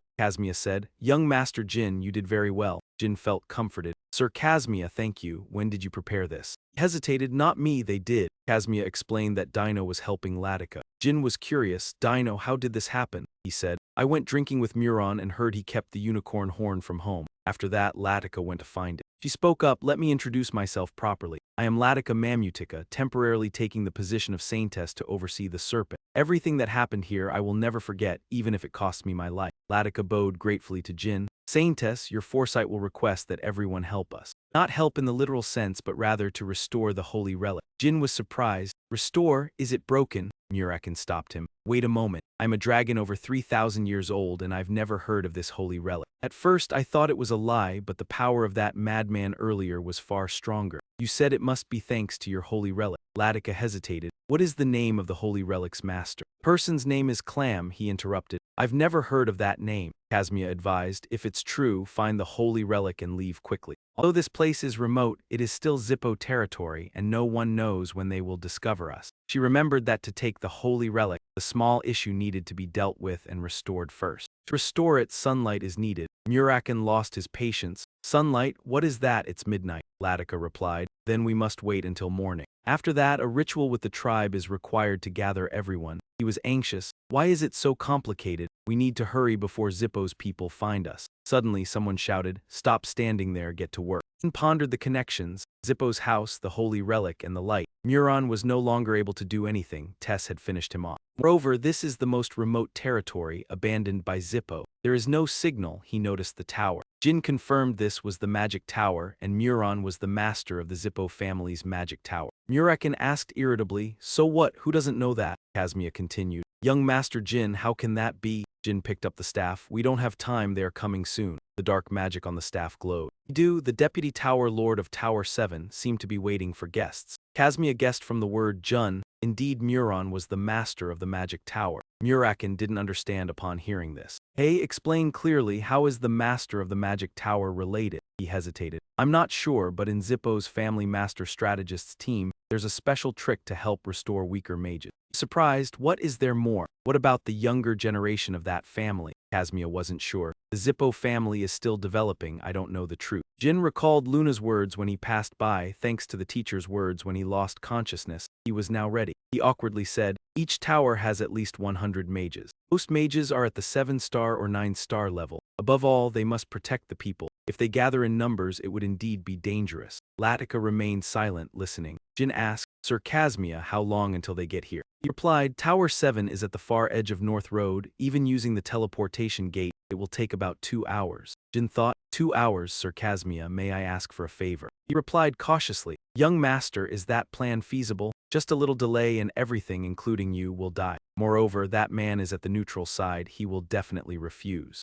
Jyn said there's no need to worry about that. Even if they're offended, they won't refuse. Time is running out, Casmia. He will agree. I understand. I can do it, no matter the cost. Jyn reassured him, of course. The group entered a cave. Looking at the box in the center, Muraken asked, is this enough? Latika replied, thank you so much. Now what do we do next? She looked around, studied everyone's expressions, then spoke to the people. We will begin the ceremony, redo what failed. He worried, wondering if we'll be impressive enough. Jyn cleared his throat softly. Muraken glanced back, looked pale and said, I've overdone it again. He was not pleased, adding, you're crazy kid who calls the enemy's subordinates after killing him. In my time, losing once meant no one would cover for you. Jyn replied, I even called Sister Luna, and Kashmir already went to fetch him. Muraken objected, that's different, we're trying to protect the world, but will Kashmir arrive in time? He was confident because he used the teleportation portal that day. It'll be fine. He disagreed, if he's late, we'll be in trouble. At this moment, Midor's group flew to the rendezvous on Crimson Dragons.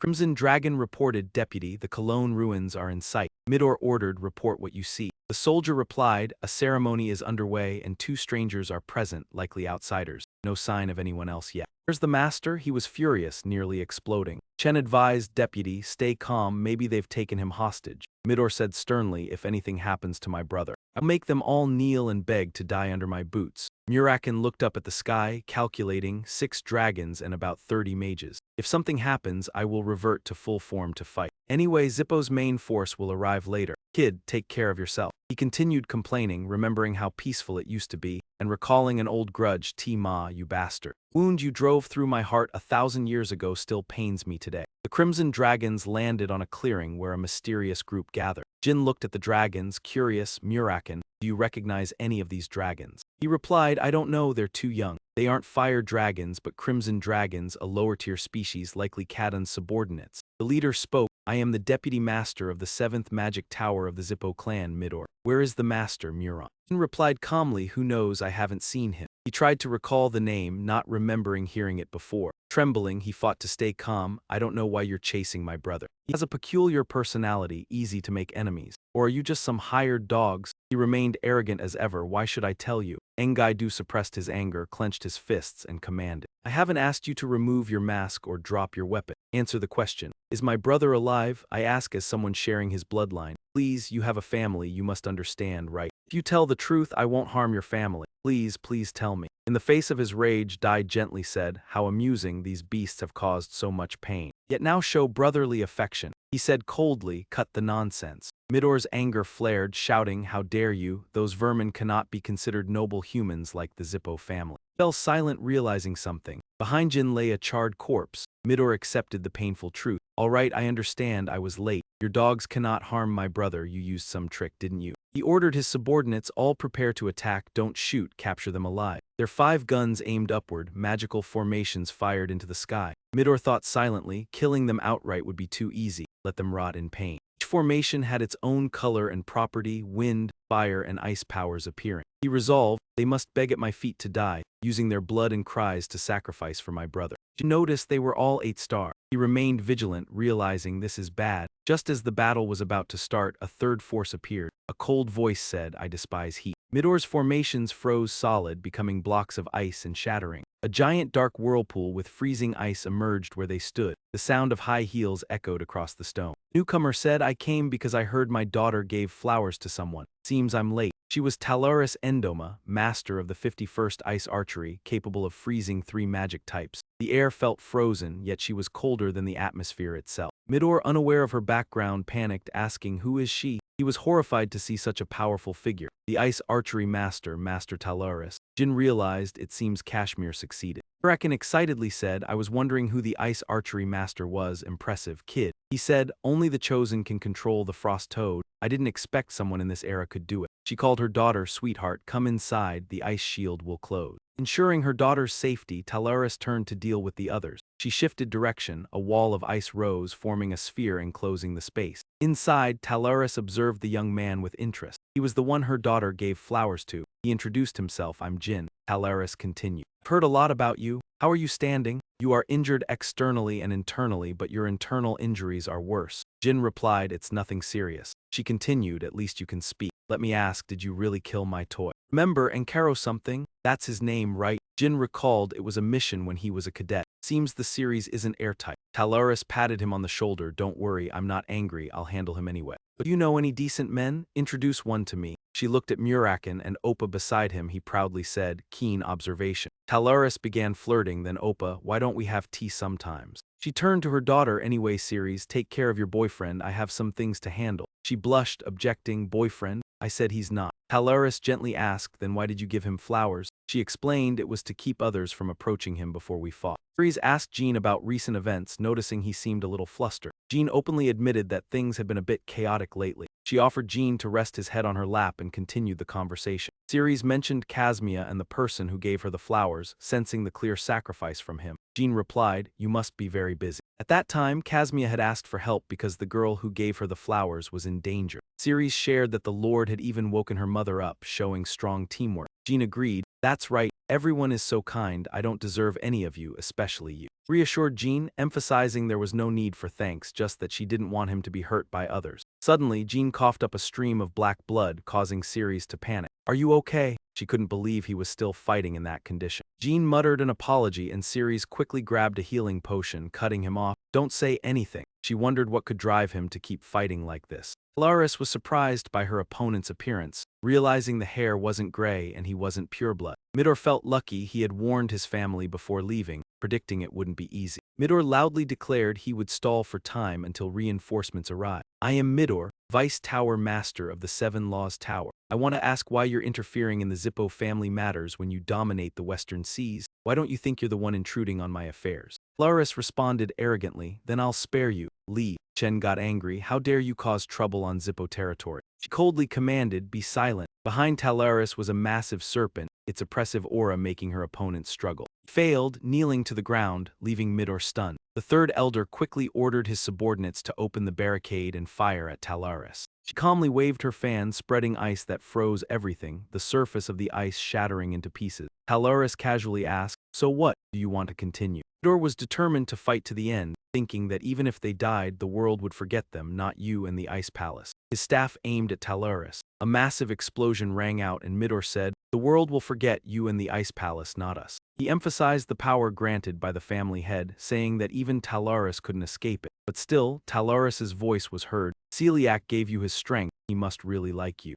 He swung her sword at Midor, so, I will teach you. Midor realized he had provoked an opponent he shouldn't have touched. Talaris was determined to teach him a lesson, the cold wind from her fan following the strike of her sword. Midor was dazed, unsure how to react as the wind and the force from Talaris rushed toward him. His subordinates were frozen, blood splattered, their bodies severed. Midor couldn't react in time as Talaris closed in. Oh, come on, why the sudden surprise? He turned in fear, noticing his arm had disappeared. Midor's arm was involuntarily frozen and shattered. He screamed in pain and Talaris reminded him, this is why mages are such a problem. Your enemy is standing right before you. How dare you look away? Talaris pointed out Midor's arrogance and foolishness, stressing that this was something no warrior should ever do. Midor, terrified, sat down, blaming himself. How can the difference in strength be this huge? It's my fault. He realized that even if reinforcements arrived, they would be useless against Talaris. A formation began to activate beneath Midor, freezing him in place, unable to keep up with the developments. She stood silent before the sudden appearance of a tall, golden pillar of light. All that remained on the ground was black smoke.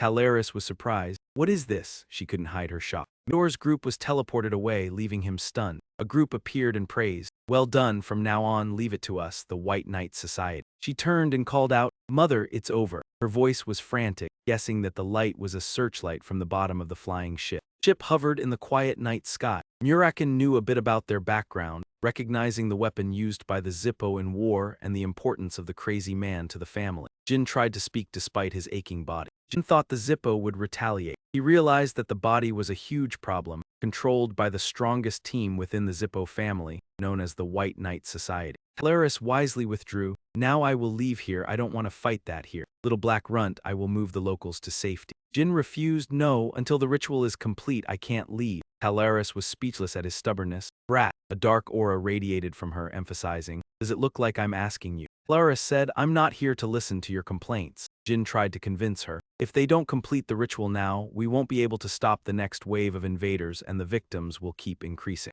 Jyn begged for help, stressing that the suffering would continue without support. Talaris was shaken but allowed one last chance to finish everything and retreat. After the matter was over, there would be a meeting with his parents. Meanwhile, Latika continued to pray devoutly with the people. Jyn called out, Latika. She was surprised, and he delivered the bad news, asking how to speed up the ritual since the Zippo were preparing to attack. Latika requested, please go. We know what that light in the sky is, we can't put you in more danger. Until we find the holy artifact, we cannot afford to die. The only ones who have helped us all this time are you, thank you so much. Jyn placed his hand on Latika's shoulder, saying, I still haven't helped you, so I can't give up. I'll ask again, is there no other way? Latika, helpless, realized that if Sister Leasa were here, it might be possible, but for now, there was no other way. Ceres wondered if Leasa was dead, but she denied it, insisting that she was in ticket. Ceres had taken precautions and felt secure. The ice toad began to move, and Ceres reminded everyone to keep going. If she was still alive, they could bring her here no matter where she was.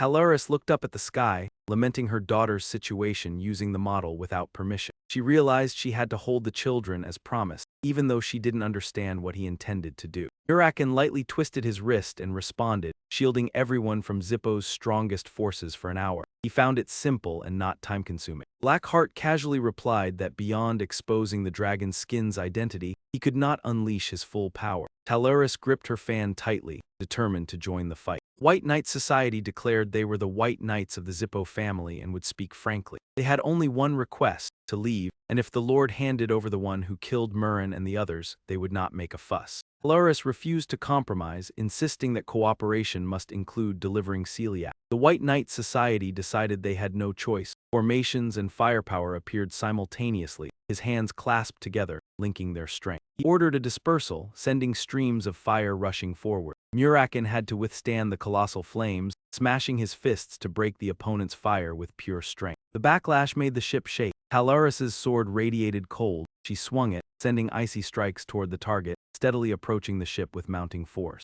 White Knight Society remained calm and ready. One member summoned a divine formation with his hands, covering the entire ship with gun seals. The formation activated just in time before the enemy charged, and the commander ordered preparation for the shockwave while holding the line. He watched Muraken curiously, standing before the Icebow Master. He countered without weapons and without mana, making it difficult for the opponent. The commander ordered the family to prepare the war cannon. Coming right now, who is it? Saintess said she would explain on the way, but Leasa interrupted, insisting she was ready and urged them to leave immediately. Halaris still tried to restrain the enemy. Icy blasts launched at the target as the White Knight Society attacked while defending. Crazy fire rained on Muraken's position. He braced himself to protect the area. As he shattered the attack with a punch, Muraken remarked, "You're strong too." He glanced downward, noticing something wrong. Muraken was shocked to see his hands turn to ice. Halaris revealed that the gift from the ice artisan was still effective. He tested the power of his frozen fists and felt exhilarated. "I can't feel my hands, but this works." Muraken's steps grew firmer as he turned into ice. He was strong enough to lift a boulder, his cold gaze scanning the ship, and the boulder flew straight.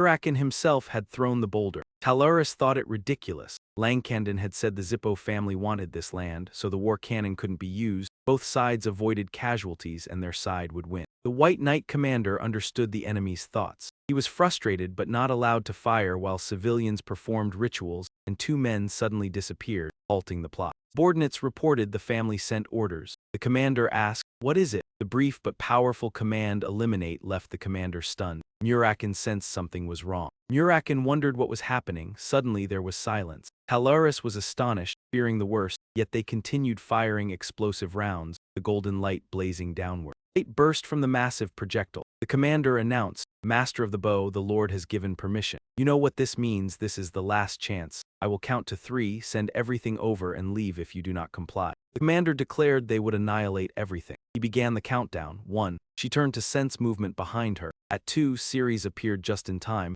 Halaris's face showed panic. The Jyn group arriving were stunned. At 3, the commander ordered. Fire 3, the destructive projectile struck the land, terrorizing all as smoke and fire filled the air. Alone, Talaris stepped into the battlefield. The fan in Talaris's hand radiated a chilling aura. With one sweep, a fierce ice path surged forward to intercept the projectile. Her gaze remained firmly ahead. The projectile continued to strike, the icy blade cutting through the flames, defying death. The clash of ice and fire shook the heavens and earth, shards raining like meteors. Ground at the impact exploded, horrifying someone at the shards. Ceres explained that the ice's unique attribute froze everything it touched. Jyn began to enter the fray, the Saintess, aim at the tip and do not move. Dark energy erupted from Jyn, charging straight into the battlefield like a death spear tearing space. Ceres observed from afar, eyes cold, tracking every movement. Jin's sword radiated terrifying pressure. Every swing of his sword was like a death net, shattering falling debris. In the sky, meteor-like fragments were destroyed one by one.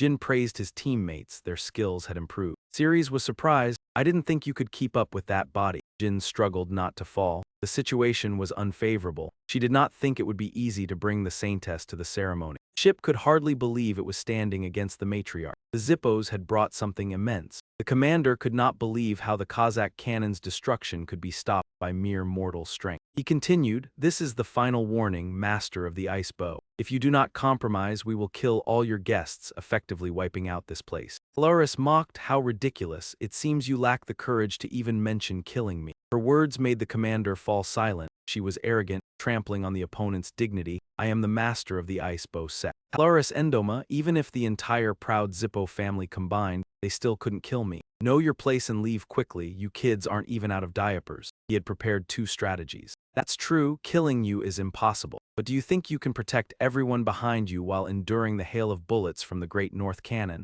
We only have to bear a little humiliation, but you will carry the defeat of failing to protect your guests." Halaris turned and asked, "Daughter, the woman you just took away, she must be the one needed for the ritual here." Should I just bring her there? Jyn answered in her stead, if she can, we will win. She had a new plan. All right, then my daughter, listen carefully. I will block their attack, and you all focus on getting that woman to the shrine. The ice bow sect or the zippos, one of us will suffer shame after today. Commander immediately gave the order, load the cannon quickly. Today we will wipe these colonists off the earth. Jyn suggested, Miss Ceres, please protect the Saintess. She is worried. What about you? You have your own plan. I'll clear the way for Ceres. Astonished, what? Just you alone? You saw it earlier. How do you plan to handle all the debris coming at you alone? You'll die. Jyn knew that but remained determined. I've come this far thanks to many people. If I don't put my life on the line now, I won't be able to bear the weight of the choice I make. His words silenced the other two. The people kept calling, Saintess, Saintess, please run, Saintess. If the Zippos find our location, it will certainly do something to her, Saintess. If you die, it will be a disaster. And even the mission entrusted to us by Clam, everything will fall apart. Please go somewhere they can't find you. Saintess, please survive and help us by finding a savior for the tribe. Go find the Saintess quickly. The White Knight Society is threatening them. Damn pests, tell me where the Saintess is before I burn you alive. The people gritted their teeth, enduring the intense flames surrounding them, refusing to betray their location. That made Lao Sa feel ashamed. I told everyone this was the best we could do, but in the end, abandoning them and running away was my choice. Hiding on a small island, gradually losing her divine power, praying to the gods but they would never respond, simply waiting for a savior to come. All of that was my choice, Saintess. In front of her, Jyn swore to protect this land until his last breath. Even if we must die, you must make it there, do you understand? Please put your life on the line. That moment moved Lao Sa. Her voice was soft but resolute, I understand. At that moment, the White Knight Society successfully condensed their fire shots. The commander's voice rang out like thunder, fire. Jyn immediately took position, ready to face the enemy. Ceres stood firmly before Lao Sa, her cold gaze never leaving the battlefield. Halaris swung her sword. A sharp, sweeping arc cut through the air, leaving a cold trail in the sky. But the enemy's firepower poured down, bringing a sea of flames straight toward the battlefield. Jyn felt the ground shake beneath his feet. His legs momentarily buckled, but he reminded himself, don't think, just move. Just need to believe in one thing. I must believe that each slash from my sword will be as powerful as the first. Dark energy from Jyn formed a solid black wall, standing firm against the incoming debris. He turned back, his voice decisive, reminding the two women, keep going, I'll block them. Jyn's eyes followed the falling fire shots like rain. Muraken's voice boomed, watch this. He landed a freezing punch straight into a piece of debris. Muraken glanced back, voice warning, they're coming at us like ants, get ready. Commander's voice rang out like a death order, fire. Talaris gritted her teeth in anger. The sea of flames covered the sky, falling like the end of the world. The firepower blanketed the air, shooting down. Muraken shouted, don't stop, keep running. The debris shot straight at their target, but they still fought desperately to break through. Clear the way for the two women to escape. Right behind Ceres, fire shots closed in, but Jyn blocked them in time. Muraken turned to Kenjin, you're fighting pretty well, kid. He watched the barrage of fire with excitement at this rate. But suddenly, Muraken's expression darkened, his gaze fixed on one spot. In an instant, a piece of fire debris pierced straight through Jyn's stomach. Ceres froze, her heart raced when she saw this. She shouted in panic, Jyn. The sea of flames was about to engulf him. Jyn thought to himself, I've come this far thanks to the help of many. If I don't put my life on the line now, I won't be able to bear the weight of the choice I've made. Lao Sa began to weaken, her breath ragged in the desperate escape. A hand suddenly reached from behind, supporting her. It was Ceres. Without hesitation, she lifted Lao Sa onto her shoulder, rushing forward while gritting her teeth and cursing, damn it. With every strike Ceres made, she poured out her anger and worry, accompanied by a yell filled with pain, you stupid fool, why did you go this far? She shouted, why? But suddenly a burst of firepower swept across, grazing Ceres' arm. Before she could stabilize herself, her legs were hit by the fire shot, her strength drained away. She couldn't hold Lao Sa anymore. With her last bit of strength, Ceres pushed Lao Sa forward. Lao Sa cried out in panic, her voice shaky with fear, Miss Ceres. In the midst of the sharp pain, she still tried to remind her, don't look back, don't let our efforts be in vain. Keep running. It was both a command and a plea. Lao Sa's heart weighed heavy with the choice. She knew she had to go. In that moment, Lao Sa couldn't bear to watch her comrades fighting desperately, willing to sacrifice themselves for her. It forced her to pick herself up and move forward. Damn, I won't wait for a response anymore. I've wasted too much time realizing nothing can change by just praying. Now I've made my decision. The fire shots continued to ravage the land. In a daze, Jyn heard a distant, urgent voice, hurry, wake up. Yet he still couldn't wake up. For the second time, someone's voice rang out, clearer and more frantic, Jyn. His eyes felt heavy, finally opening. Before him was a hellish scene with boiling lava, rising heat, burning intensely. Ceres had collapsed in the battlefield, her hair disheveled, covered in dust and blood. Breath faint, Talaris sat motionless, clutching her daughter tightly in her arms as if trying to hold onto the last bit of warmth. From all directions, White Knight Society members were closing in. At that moment, Jyn was nothing more than a soul, frozen before this sight. What is this? The oppressive heat from above struck down, he froze and his heart seemed to stop. Muraken had been reduced to his true form, a giant, battered and breathing heavily. In the painful state of his comrade, he was shocked. Muraken. He couldn't recognize who it was. A huge dragon, several times larger than normal, covered in bright red, the guardian dragon of Celiac. Kadun, the Zippo family must be very determined, huh? He sadly couldn't believe it. Could it be we've lost? Jyn looked down at his unconscious body, a painful question echoing in his mind. Perhaps he was wondering when everything had gone wrong. Should he have prevented Muron's death? Or maybe he was wrong not to help these people escape. But neither was true. Perhaps from the start he shouldn't have helped them at all. Regret flooded his mind, didn't it? He denied it. No, that was my choice. I do not regret. What angers me is that even in death I am weak and useless. Because of me others suffered, because I was too weak and foolish. A voice responded, I understand. And do not forget those feelings. Sharp claws began to sprout from Jin's fingers. His soul was enveloped in a radiant light. Jyn was surprised to find himself in an unfamiliar place. A voice appeared. I am Clam, the one who sealed myself in the mirror with Sodrit's help. I've been waiting for you, Sodrit's chosen toy. Jin's soul panicked, not understanding. Wait, what do you mean? Clam answered seriously. The 1,000-year false contract. Time is short. After today's events, you have realized the path you must take and the pain of those you couldn't protect. He clenched his fists, trying to suppress the rising anger. I have nothing more to say. It's all over. What meaning does it have? Voice replied, it has no meaning. Nothing has meaning. Keep talking. Outside, Jin's soul continued moving. He returned to his body. Instantly, Jyn sat up, stifling the pain. Damn, how many times have I woken up? Jyn suddenly realized something. Wait, I'm awake. Ceres approached and asked. Huh, you just woke up. He looked at her, surprised to see her unharmed before him. Ceres said calmly, judging by that shocked look, you must value your life a lot, huh? Confused, Muraken raised his hand. He applied the hand rule, lightly tapping Jyn, scolding. Kid, why were you lying there unconscious? I thought you were dead. Jyn called in surprise, Muraken, I thought you were attacked by Kadun. He looked puzzled. Kadun, why are you mentioning that bastard who got attacked? That guy should have backed off the moment he saw me. Talaris stepped forward. Finally, you're awake. Honestly, I don't even understand why you did that. But who would have thought you made a god descend to the mortal realm? Jyn asked, bewildered. A god? What do you mean? Muraken realized from his expression. Did you act unconsciously? The young woman allowed the god to enter her body. Not just any ordinary god. As soon as he descended, he killed all those Z girls. I don't know exactly what he did, but the White Knights are all down now.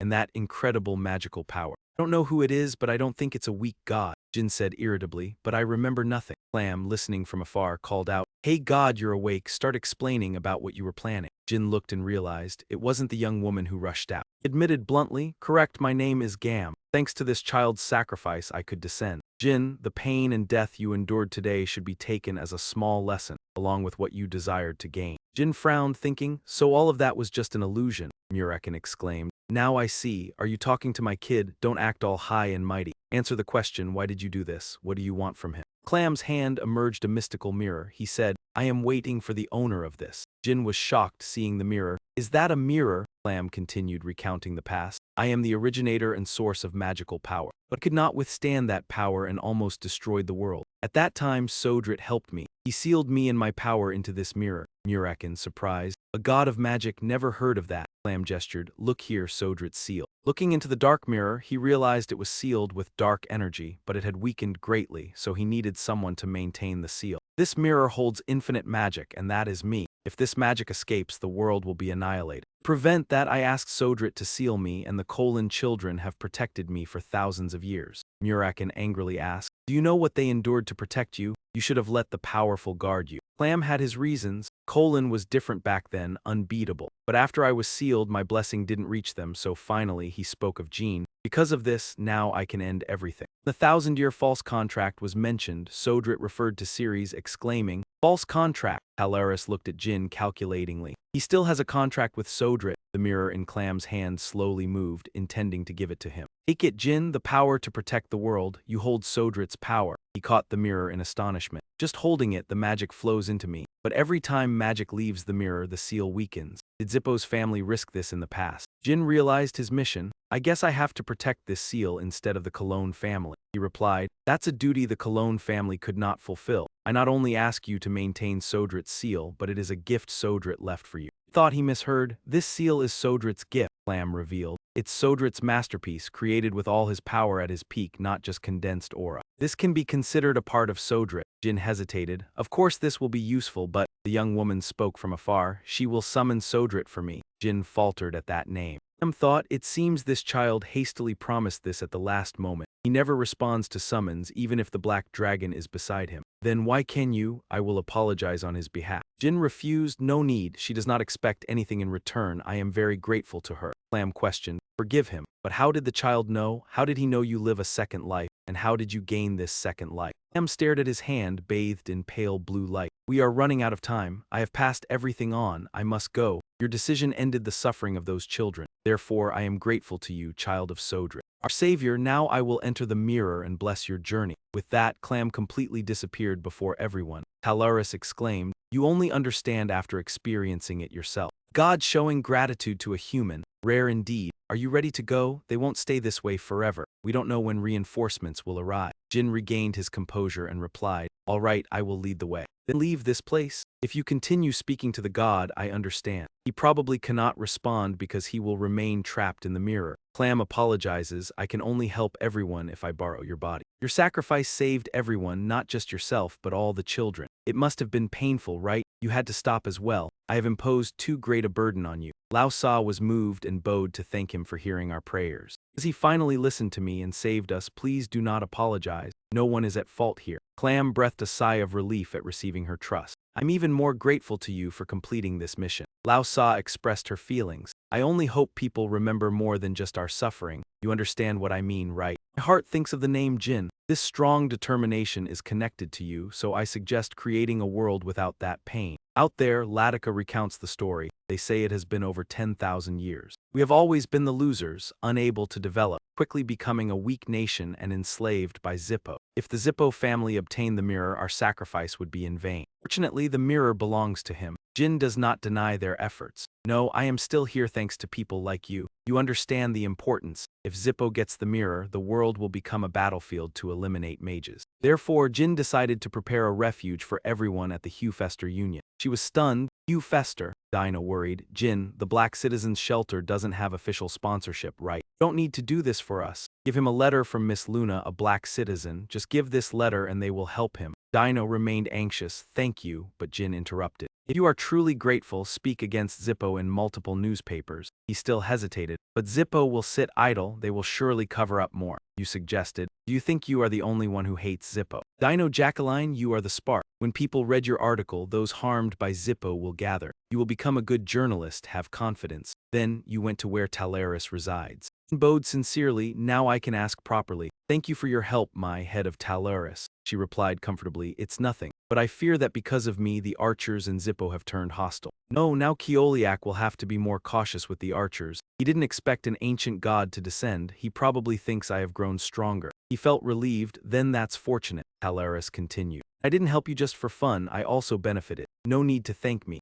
Jyn asked, do you want any compensation? She smiled. Compensation? I suppose I should request the boy, Sodrith's contract wielder and the magic sword, right? Jyn was surprised by the request. Talaris thought, I expected him to say this, so how much should I take? She decided with a smile. Let it slide this time, since I also gained some important information. Dear, do you want this? Ceres blushed. Why ask me, mother? Jyn was shocked. Huh, you really let it go. He bowed. Thank you, head of Talaris. Talaris replied, then let's go, we've been out for a while. Ceres gently said, next time we meet we will decide. No one owes anyone, that's fair. Her mother laughed. You're still young, cannot speak honestly. Ceres was embarrassed by Talaris's humor. Mother, why were you like that yesterday? She bid Jyn farewell and disappeared. Then we're leaving, bye-bye. Karen was cooking a pot of soup, boiling furiously. Someone approached from behind. They greeted, long time no see, Karen. He was surprised. Why are you here suddenly? It turns out to be Talaris, I'll be frank. She asked, do you want my daughter to marry your youngest son? Luna had received a letter from Jyn. I see, so these are the events that happened. You fought alongside the White Knights and the master of the 7th Magic Tower.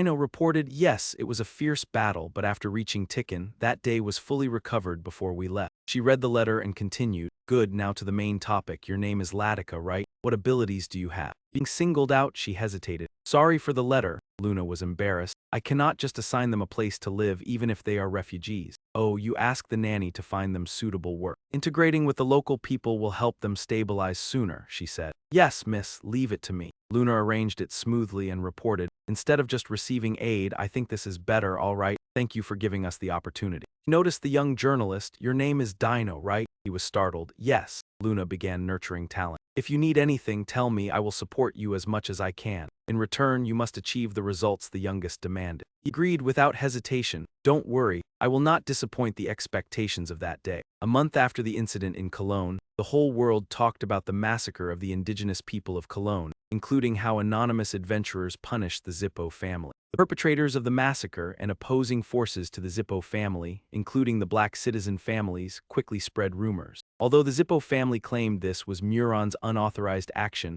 part of Kazakh was found at the scene, showing that the Zippo family was deeply involved. Ufester allies were enraged, while the Magic Lutero League tried to cover it up. The Emperor of the Burman Tun Empire declared Zippo innocent, gradually calming public outrage. As a result, the Kandon family, who revealed this situation, gained fame among the people, and Burman now received support from the Zippo family, whose reputation declined due to losing honor and status. Dino continued writing. Therefore, Zippo remained silent for a while from the death of the second commander to the Cologne massacre. This was a huge shock to them, including young Master Jyn and Miss Luna. I thought all the black citizen families were warriors, but I was wrong. And another surprise, he was stunned at the pile of letters on the desk. Do you see this? They are all money and support letters sent to us. Dino was speechless. Oh my, all of this. Reported, after being abandoned for hundreds of years, now many people are paying attention to us. Instead of just complaining, we are now silently praying for young Master Jyn until the anonymous adventurer can be revealed as young Master Jyn. One day, he will become the standard bearer, elevate the status of the Black Clan, and soon bury the Zippo family.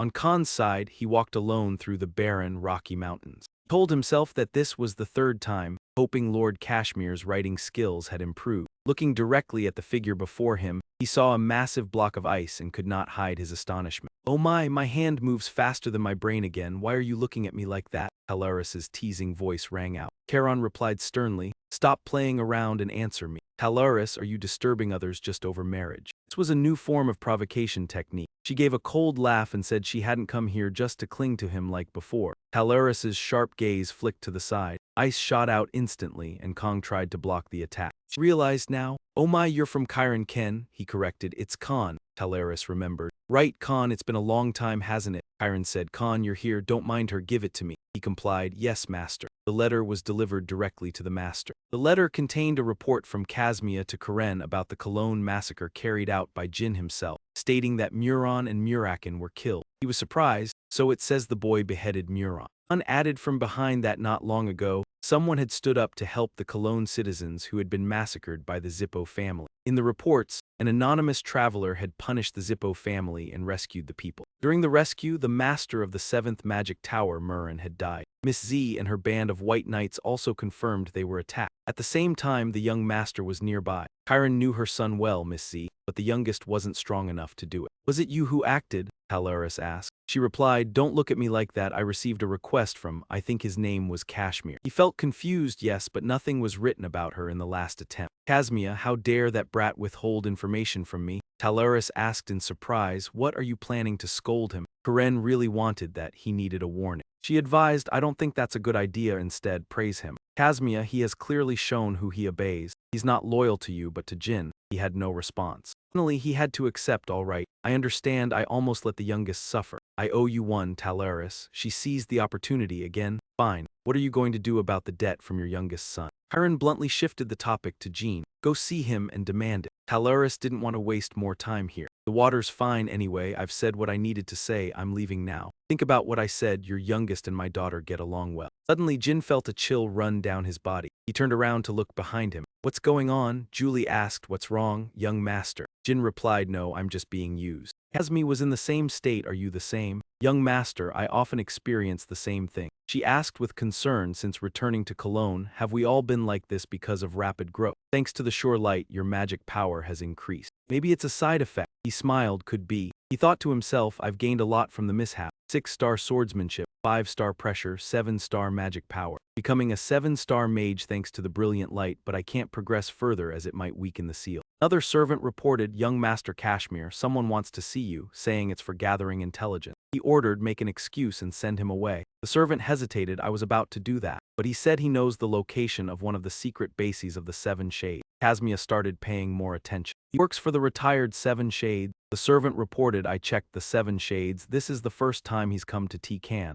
and yet he knows their secrets." He was angry, that bastard. "Where is he?" Kashmir received the response, "I asked him to wait at the entrance." Jyn stood up in surprise, looking out the window. "He knows the secrets of the Seven Shades? Who could it be?" His eyes showed astonishment. Kashmir beside him said, "I've already shown young master the ridiculous scene. I can't believe we were discovered by someone even the Seven Shades guards didn't know." Jyn was stunned. "That person is..." He sighed, "really sharp. He looks like a conman. Z, you have a grudge against Z, that bastard who has stabbed me in the back multiple times. Calling back then, I wanted to crush him, but I spared him because he had a son. Looking at him now, there must be something wrong." Z stood before Z, kneeling, and spoke, "I don't know him. Tell me, how do you know our location?" He introduced himself, "I am Z, running an intelligence shop in Akin." He recognized Akin. "You're from Tet Sin." Z admitted, "Yes, I got the information from them. For Akin to stop tyranny, we plan to break from within." "That's right," Kashmir confirmed. "Sure, this was done by young Master Jyn before coming here." He coldly looked at him. He reminded, "Answer me, how do you know our location? The outcome for you depends on your answer." He revealed, "For an intelligence agent, confidentiality is the most important. If I haven't been accepted, I can't tell you."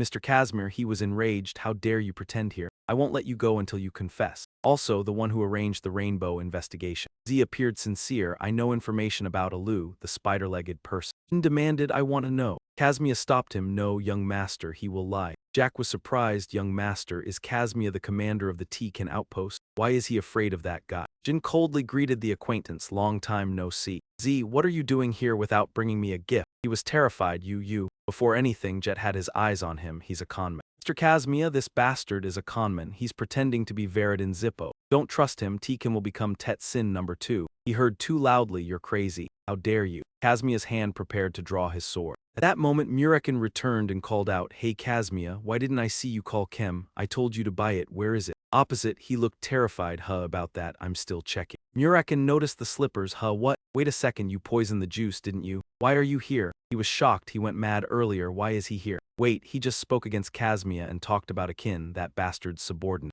Caesar realized the highest-ranking person is. He risked bowing his head. "Oh my, sorry, I didn't recognize you." Jyn understood the opponent very well. Z is like this. He didn't beat around the bush. "No problem, just say it directly, everything about Alu, the spider-legged person." He confessed. His real name is Takan Marius, a former cadet of the Black Canaan household. Jyn pondered. Black Canaan's cadet Marius. Julie whispered, "The young master's Taemun Marius, the younger sister's name. That's her surname." Seemed to have guessed part of it. Alu, the spider-legged person from the Delki kingdom, part of the Hugh Fester Power Alliance. With a commoner identity, he passed the cadet exam of the Black Canaan household. Z revealed his name back then was Takan Marius, Alu's real name, but it was erased. Jyn needed confirmation. Julie understood, replying, "Yes, young master. Taemun's younger sister also comes from the Delki kingdom." He asked further, when did he take the exam? He reported, in 1766, 20 years ago, the cold sword edge Kashmir placed against the neck of the spider-legged person. 20 years ago, the Delki kingdom was in a civil war. The people evacuated due to the war. How did he take the exam?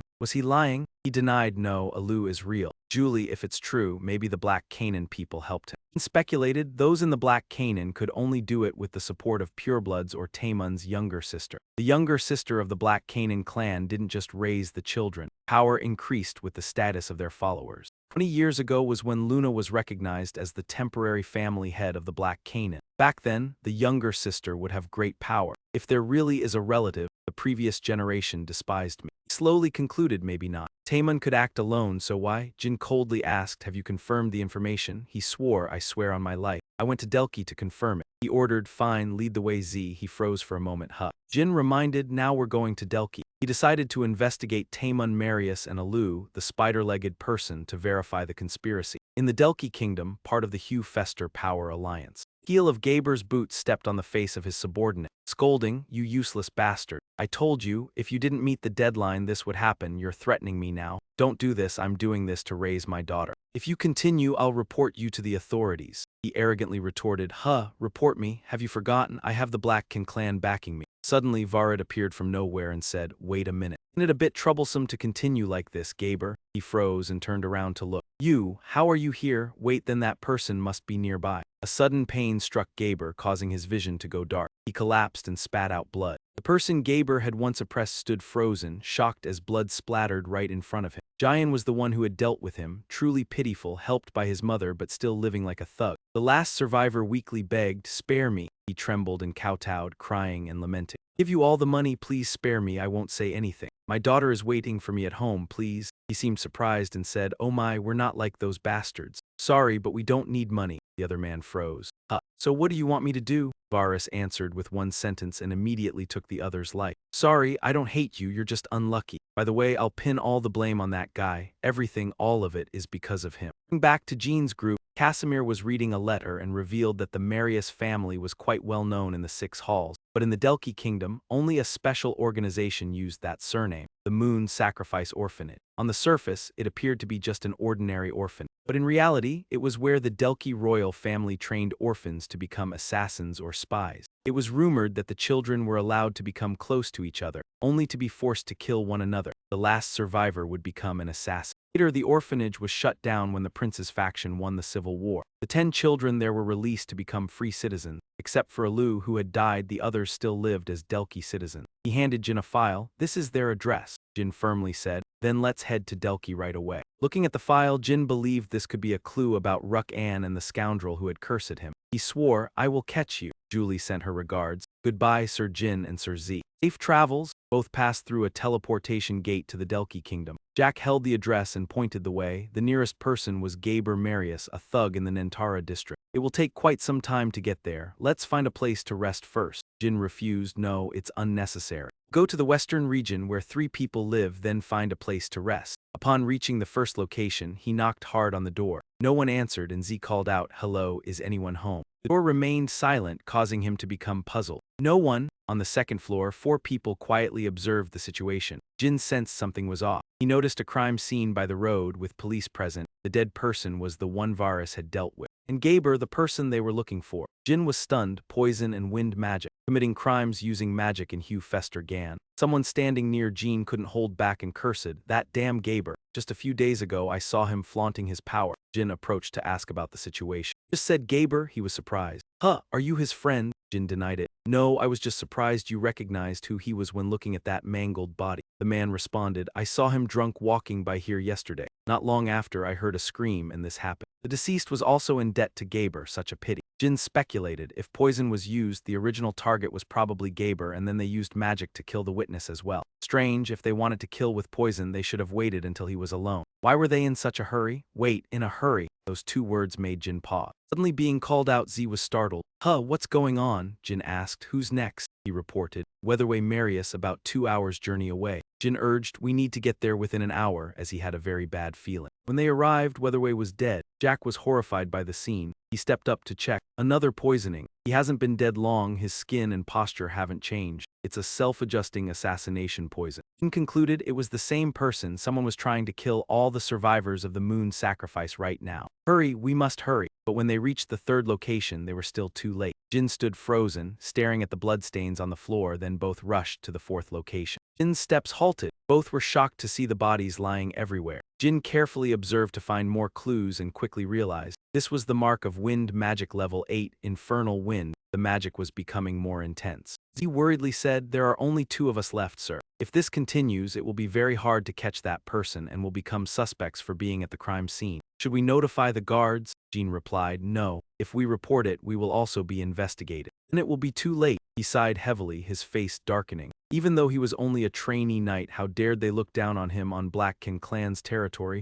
"Those bastards, I will catch them at all costs." On Vorit's side, he was reviewing the list. "Let's see, next up is..." Then he stopped. I'm surprised, the last one already. This is worse than I thought. You guys were trained just like us, right? Why are they so weak?" Eugen arrogantly replied, "Not everyone is trained the same way, Vorit. We are the chosen ones, of course. We're different from those defective products." They stopped at the final location and he murmured, "All right, let's finish this." With each heavy strike, the wooden door splintered. In the blink of an eye, it shattered into pieces. Eugen furrowed his brow and peered inside. They had arrived too late. The room was empty. He was surprised Oh my didn't expect this. The person they had saved safely, Jyn anxiously asked, "Are all the people from the moon sacrifice dead?" Jyn confirmed, "Yes. Someone is beating us to it and killing them all." The order of the attack started from the spatial gate and gradually moved outward. "That's why we're always one step behind them. We have no choice but to go to your place the farthest if we want to save your daughter," he said in despair. "I'm sorry, but this might be in vain." Although they were older, they had survived extremely harsh training. Only 2 people could kill them so easily, Veridin and Jyn, completely at another level. Jyn was shocked. "Aren't there only 10 survivors?" Jyn denied it. "No, there were 12 survivors from the moon sacrifice and the 2 people chasing us are among them. They are monsters trained by that person." As soon as he finished speaking, he was struck by a hidden force from behind. He immediately spun around, horrified, calling, "Zen Marius." He quickly hugged his daughter before collapsing. Veridin calmly stepped forward. "Oh, I thought I'd lost the trail. Zen, you really? How did you know we were coming to visit you? When did this happen to you?" he asked unwillingly. "Veridin, Jyn, why are you doing this?" Jyn coldly replied, "Sorry, but there's no time to explain. We've been up since early morning." A lightning bolt suddenly struck where they stood, causing Veridin to step back in surprise. He wondered if it was the thunder of a mage. Jyn spoke, asking if they were Veridin and Jyn. Responded with interest, "I'm still curious about who messed up my plans. Nice to meet you." He silently observed them, thinking he would find out who ordered the disturbance on private land. In his heart, the dark god assessed them, noticing they didn't try to hide their identity.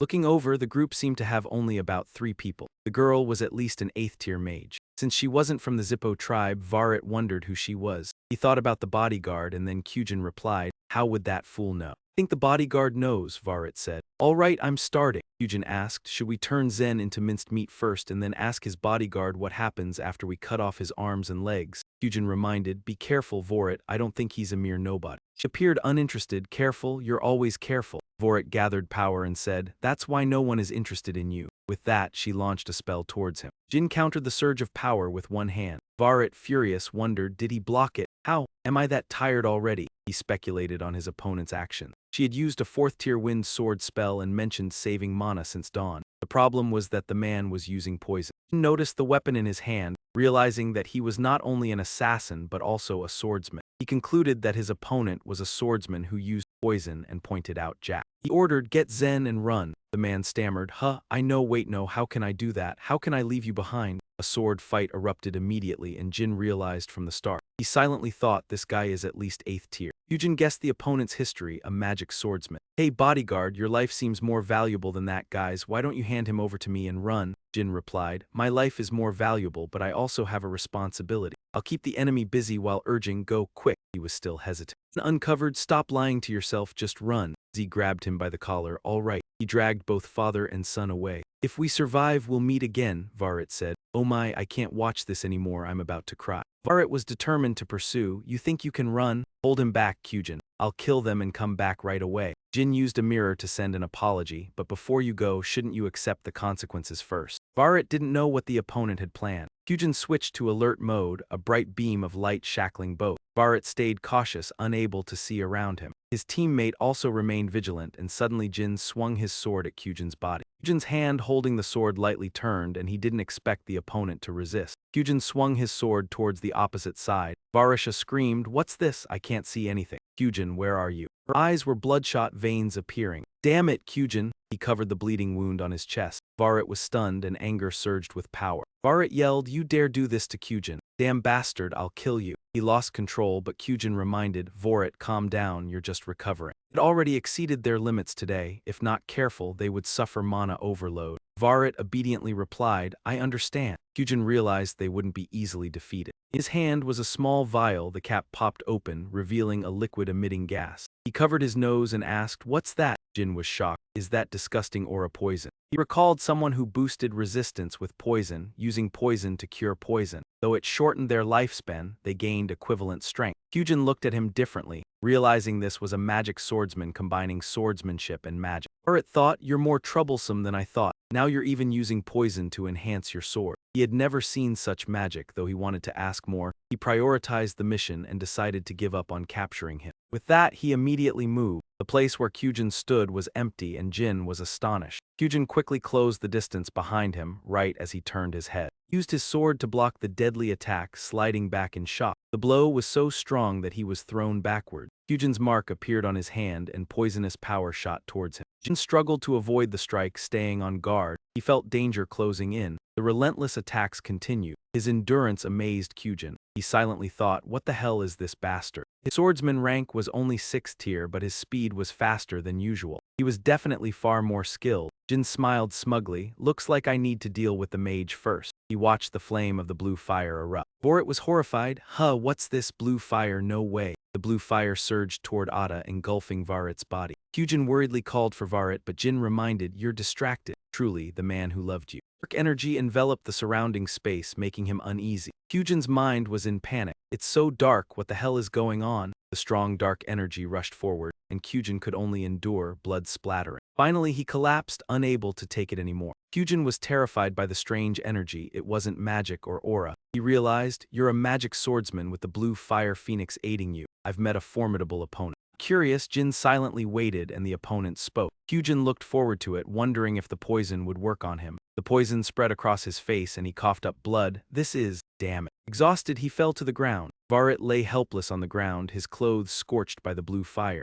Jyn tried but couldn't get up, gritting his teeth, holding the pain in, telling himself to stay calm or he would die. Jyn tightened the hilt of his sword, using it to push himself up. Hu Jiang held his sword firmly, staring at his opponent. Both were exhausted. A voice from behind shouted, found them. Prince, I've located them. The soldiers followed orders, archers preparing to fire. Commander Leica shouted, knights, follow me. I am the third Prince Delki Leikata Delki, everyone drop your weapons. Jyn silently thought Z had called them after. Kyujin picked up Varit and said he would come back to find him again, warning him not to think he could live safely. Seeing them run away, Leica ordered not to lose track of them and instructed the pursuit to capture them. Only 2 people remained. He asked about Jin's background. Hey, who are you? Leica approached and patted him on the shoulder, asking, are you with them? Jin's body began to slump and he immediately noticed, calling out, where's the healer? Need to treat him quickly. Jin's consciousness began to fade and he told himself he couldn't pass out now, even though his vision started to go dark. After being treated, Jyn woke up and Leica sat beside him, asking, you're awake, he introduced. This is my mansion.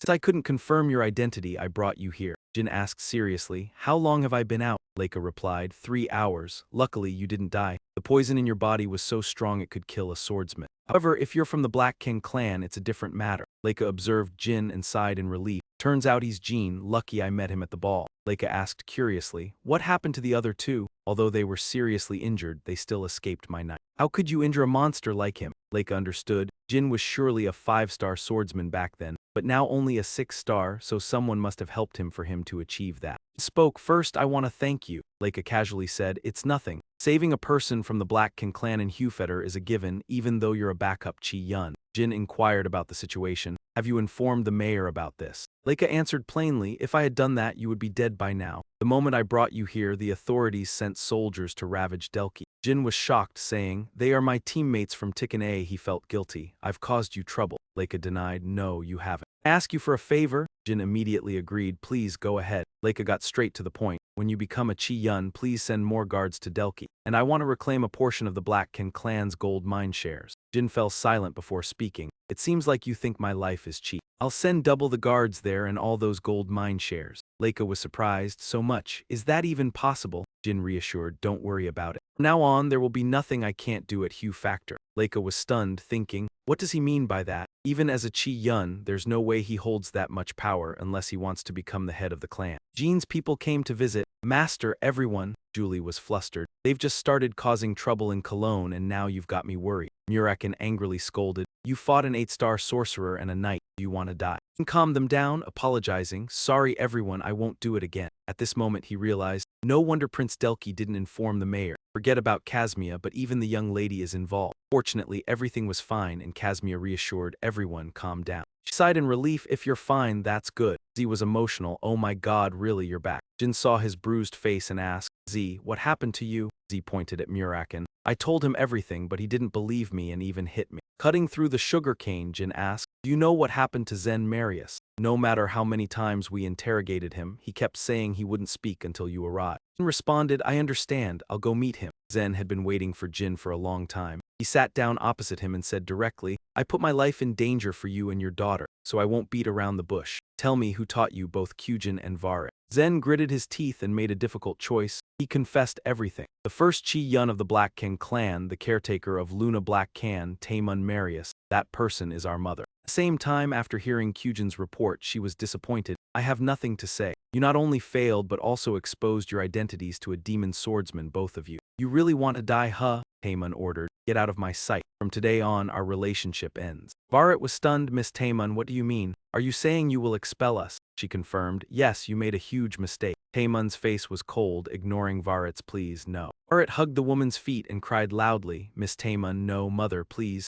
We won't make mistakes again. There won't be a next time. Please don't expel us, please. She kicked Varit away and walked out. Don't come after me anymore. Kyujin hugged his poor, crying little sister, calling for their mother. Tai Muon heard him and sent his final message. I hope you take care of yourself. Kyujin accepted the fact that he had been abandoned. She didn't say another word and the door was open. Tai Muon left the wooden house at the edge of the forest, thinking, that demon swordsman must be young Master Jyn. The dark energy is just like what I heard from him. He must have found a clue about me and will soon come with the young lady. Even if they know the truth, it's fine. The young lady can't kill me. What's more important now is the information about young Master Jyn. He has dark energy and uses magic, and that person doesn't even know about this. The hunting dogs are not completely useless. Zen, on the other side, anxiously asked, did you meet Taken? Jin understood. Taken, you mean Alu, the spider-legged one. I killed him. He was shocked. What? Jin suspected. Taken, or Alu Tran, the spider-legged one, used to lead a mafia organization. Before I killed him, he said the one who ordered him to kill me was that person. Was it Tai Muon? Zen sadly replied. 15 years ago, Taken said this when he left Delki. Taemun, mother had made a deal with someone high up in the Black King clan. If anything goes wrong, my siblings and I will be in danger, so we have to be careful. Jin inquired further, did you hear exactly what it was about? Unfortunately, the answer Jin received was, no, a Black King clan member is Taemun's superior. After asking, Jin stood up, ready to leave. I have to go. Kazmia was curious. Where to? He mentioned a familiar name, to meet Sister Luna. She was now asking Latika, are you comfortable here? Latika answered gratefully, very comfortable. Thank you, Luna, for your concern. These days, everyone has found work, but as for us, we finally live like humans. Luna was satisfied. Oh, if my younger sibling heard this, they'd be so happy. Suddenly, she looked toward the door and saw Jin's figure. Luna was surprised. That's my younger sibling. He was drenched in the pouring rain. Luna laughed when she heard Jin's report. Luna didn't believe. She trained orphan children into vicious assassins and even ordered them to kill her brother. That's the nanny of her sisters. Why would she do that to you? It must be fake news. She's traveling. You'll visit next time.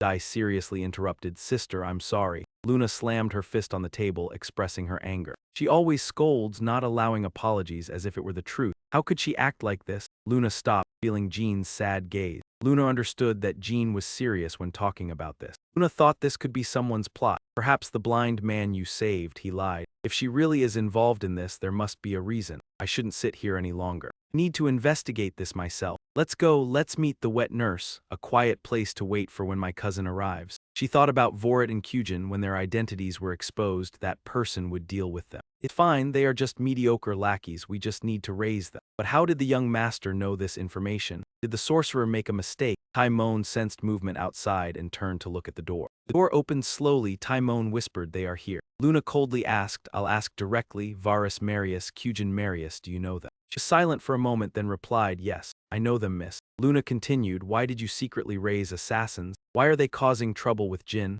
Taimon pleaded, please let me explain. It wasn't my order. I was also shocked when I found out my hounds were involved with young Master Jyn. That's why I am sitting here waiting for you. Luna looked at her. Do you think you will be forgiven for just that reason? You raised assassins without my permission. You must be punished. Please send me to the family court. I will confess fully there. Luna couldn't believe it. Are you avoiding responsibility? How could you do this? You're no longer the person I once knew. I can't understand your actions now. You can't explain clearly. Miss, I'm sorry for hiding this from you, but the reason I raised my subordinates was to survive. Luna was surprised. How is that? You pushed the problem onto me. Don't you know how many enemies you have in your family? Oh, I know, we face danger every day. Luna was surprised. What are you saying? Who dares to touch my people? Taimon successfully led the conversation, just as I thought. Miss doesn't know. The servants in the mansion change constantly in less than a year, right? You know why? Even the guards and servants, no one stays longer than a year, some only a month. Have you ever wondered why? They were all killed by your siblings, the ones you hold dear.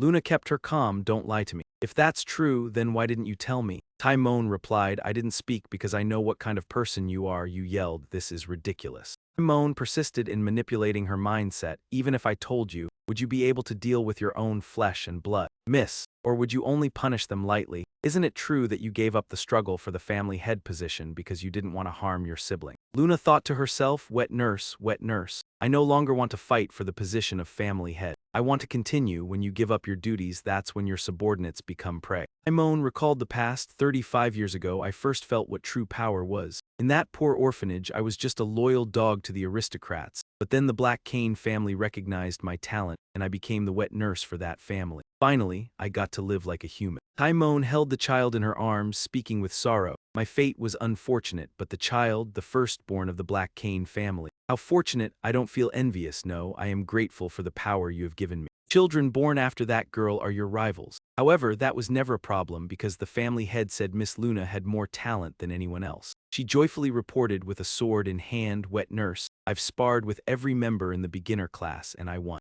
Joshua and Xancha teamed up against me, but I still won. She gently praised, very impressive, miss, keep pushing forward. Luna replied with frustration, but I don't like fighting, even though I am good at it. Timon continued the story. I used to worry about Mrs. Naivety, but then I realized my worry was pointless. Luna grew older, she became ruthless towards everyone. Don't appear in front of me again, Joshua, or I won't hesitate. Luna could openly dump food on someone else's head. Go away, looking at you is ruining my appetite. She even ordered, wash the trash, lick my feet for the rest of your life, that would suit you better. Her voice was slightly sad. Time passed. When she turned 13, I no longer saw any innocence in her, only majesty. Time went on, then one day, Timon heard Luna pour her heart out. Wet nurse, I feel exhausted. Mother, father, my brothers, and all the family members. Now I just want to stop. I don't want to become family head this way. She hurriedly advised, no, miss, to become the family head, there is no other way. Luna replied, then I give up. I don't need it. For the family, but having to kill those in the family. It's not a reasonable answer. I must achieve something to help the family and not have to kill my own kin. I will become the sword that protects this family. Timon lost in thought. When Mrs. Easier days were over, that was also when my revenge ended. The sacrifice and suffering I endured for the past 12 years, I had planned to make Miss the family head and use her to help me take revenge. However, she was like a whale swimming out of mythology, and I was just a hungry fisherman watching. At that time, Timon knelt to express her loyalty. I will follow you, miss. That day, Luna had a new dream. She tearfully said, wet nurse, thank you for supporting me. She quietly said, but my dream has already shattered. Soon after, her siblings realized she had changed, and they started hunting. The brutal and inhumane things they did, even someone who had carried out countless assassination missions like me couldn't bear it. Timon decided, I can't let Miss know about this. If not, she would blame herself. I am her wet nurse, I must handle this myself. But how? Yes, I will raise loyal dogs. Like what I went through, I will choose useful orphan children. One day, she was caught. But in the end, Timon Marius, the guide and top assassin of the sacrificial priest, was caught. The one who captured her spoke, I'll get straight to the point. Want your submission and loyalty. If you accept, I will give you everything you want. Timon remained unfazed. Ha, kill me then. He coldly said, listen first, you're always smiling. I understand the emotions hidden behind that smile. Timon, you once longed for freedom and despised that ignorant princess. Come to me and I will grant you true freedom. She trembled as she continued recounting that day. Fishermen still waited for the giant whale and finally heard the sound of salvation. At that moment, Tai Muon wondered how the young lady would react if she knew the truth. All she could do now was speak. Forgive me, young lady, I had hoped that even if I died, you would remain unaware. Regardless of the reason, the truth is I secretly trained soldiers and had them point their swords at young Master Jyn. Even without giving direct orders, that was still a capital crime. I must pay for this mistake, so I reported the entire incident to the main household. When the knights entered, Jyn was shocked to realize the executioner of the family, Taemun, had already taken the lead. She left a message. Then we shall meet again at the judgment court. Jin Bai Chen, it seems she has someone backing her. I don't know who, but to have enough power to save her in the family court is not something anyone could manage. Taemun could not reveal the person. You remain silent again. I only have young Lady Luna. Even facing execution, I consider that merely misfortune. You spoke too much for someone about to die. For a pawn like her, would someone who does as he pleases save her? He fell silent. Finally, I wish to take my leave. If you have nothing more to say, I will go first. She understood that he could go far not just by luck, indeed. That person may have abandoned me, but with the information I hold about him, I could save my life if used in negotiation. The knight whispered, Taemun Marius, he sent her a message in 3 words, well done. The sword lunged but was blocked. 2 other knights hesitated. Luna calmly descended the stairs, her voice low. How dare a single escort knight plan to kill my caretaker? Bastards, have you forgotten who I am? Aura froze the 2 men. Jyn realized what had happened. Taemun, the family executioner, would not oppose her. They were merely minions disguised as knights. Threats were useless. They were death-bound soldiers, taking others with them even in death. Seeing them charge, Jyn acted to defend, coldly eyeing the remaining knight ready to fight. Jyn charged without hesitation. The knight moved incredibly fast. Luna's blade struck, hitting its target. Smoke and dust filled the floor as Taemun stared in shock. The knight had breached to finish her. Luna struck with a swing. He tightened his weapon, spun to counter, but failed. The knight stammered, "What?" With broken dagger in hand and her wrist gripped by Luna, she immobilized the knight. Taemun knelt, the danger averted. Jyn casually said, "I was right. Taemun Marius, your master never intended to save you." Luna's face darkened as she questioned the knight. "If you wish to die, answer my question." Her eyes widened at what she saw. Removing the mask, the knight's face was twisted, coagulated blood dripping from his mouth. Anyone could tell. Poison, he destroyed himself before interrogation. Luna, enraged, threw the corpse down. "That damned wretch." Jyn turned to the remaining target. "Stop pretending to be mute. Reveal everything, caretaker Taemun." Luna looked at the person she trusted, disappointed. Even after being tasked to investigate those targeting Jyn, how could she betray me like this? "Why did you do this to me?" "Why?" The caretaker, Taemun, sneered, blood at the corner of her mouth. She said, "I knew this would happen, but it seems I've truly aged. I never expected to fall to such an obvious assassination strike." Luna, shocked, rushed to support Taemun, caretaker. She spat blood, "Young lady." Luna worried, "No, don't speak, the poison will spread." Taemun chuckled, "This poison was given to me by Kyujin, quite the trick. Now it's too late. Yes, this is karma." She could not bear to see her childhood companion depart. "No, caretaker, this is not what I want." Luna sobbed, "Please, caretaker. I wanted to silently think. I do not want to die, only to plead for the young lady's forgiveness to live on. I want to stay by her side longer." As everything went awry, it was not the young lady that appeared in my mind, but vengeance. It was when things began to go wrong. In her final moments, she must act for the young lady. Taemun decided to reveal. "Young lady and young master Jyn, please listen carefully to what I am about to say." She tried to warn, "Stop speaking. Caretaker, more blood will flow." She murmured, "Even if I speak now, it will not erase this sin, but I must tell you both. 15 years ago, the sorcerer placed a curse on young master. He was already renowned then, so you will soon find him. And the one who gave me the poison, that person is," she worried, "caretaker." "I understand." "Stop," she continued. "The one who ordered harm against young master was Joshua Jungkanden, second in line of the Jungkanden family. Young master Joshua knew the young heir's strength and the contract back then. Taemun was nearly exhausted. Luna, desperate, saw her spit blood, caretaker. In her final moments, Taemun was full of regret. "I am sorry, young lady, for harming you. I should have spoken sooner.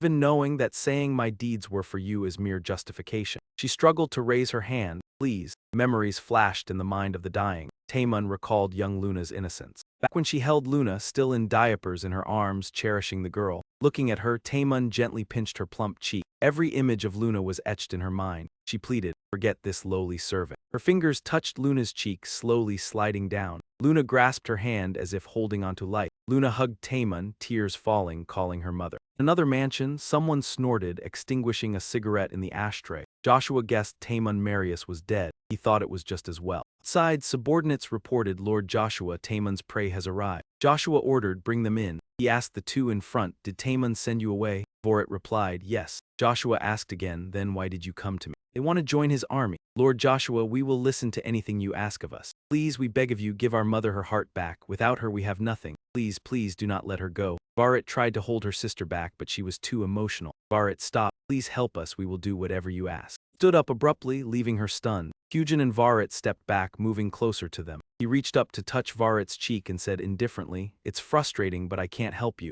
I think you haven't heard me. I'm in a hurry and must send you away. It's not that she didn't love you, it's because she wanted to save you. She was killed by an anonymous swordmaster. Taemun said she was in danger and asked me for help, so I sent 5 knights to rescue her. Those knights also died along with Taemun." Vorit slammed her head to the ground, pleading, "Who was that swordmaster?" She seethed with hatred, muttering, "I will kill you, kill you, kill you." In the end, he blamed Jyn. He had a pact with Sodrit, no further information and no clue where he came from or who he worked for. Vorit was furious, her blood boiling. "I will find him. I will avenge my mother with my own life." He stood up, regret clear in his expression. "I understand how you feel, but now is not the time. He will target you soon. Must take advantage of this opportunity. Can you trust me and wait? Because I also owe him." Kyujin's eyes were filled with hatred. Both of them knelt at once. "Thank you, Lord Joshua, we will follow your orders." He scorned them inwardly, thinking, There is no blood relation, yet they want to avenge her. How ridiculous. She raised these hunting dogs well. I must thank Uncle for killing Taemun and giving me this gift. There was a report from outside, urgent news for Lord Joshua. He agreed, come in. After hearing the news, Joshua coldly said, is that so? Hyujin looked up, asking, Lord, is something wrong? He replied, something unfortunate has happened. You can go back, I will arrange accommodations for you. Wait for my orders. They offered, we can help you. He refused, no need, it's just a family matter. Outside the villa, his guards were under attack. One of them blocked the way. What is going on? First ranked, even if you're first ranked, you still. Luna shouted, shut up, answer my question. She was furious, wanting to find the mastermind who was standing behind them, Ruthua. Guard threatened, step back immediately, you're defying family law. Luna squeezed his neck tightly. Family law, don't mention that in front of me. This is the order of the first rank, do your job. And I will do mine. She stomped heavily on the stone floor. Her pressure filled the air, everything seemed to move in slow motion. Luna increased her strength, rendering the guards immobile. The invisible power pushed them back, causing them to fall to the ground. Luna coldly asked, done, then move out of the way, I'm losing my patience. Only then did Joshua appear. You're here, but why didn't you warn me first? Were you in such a hurry? Your expression is quite dark, sister. She looked disdainfully at his guards. You're pathetic, Ruthua, you're so scared of me that you have to hide behind these black knights. He remained indifferent. Sister, don't talk so menacingly, looks like you've had a rough time. Yes, if you're feeling fine, just tell me, I'll listen, I'm family.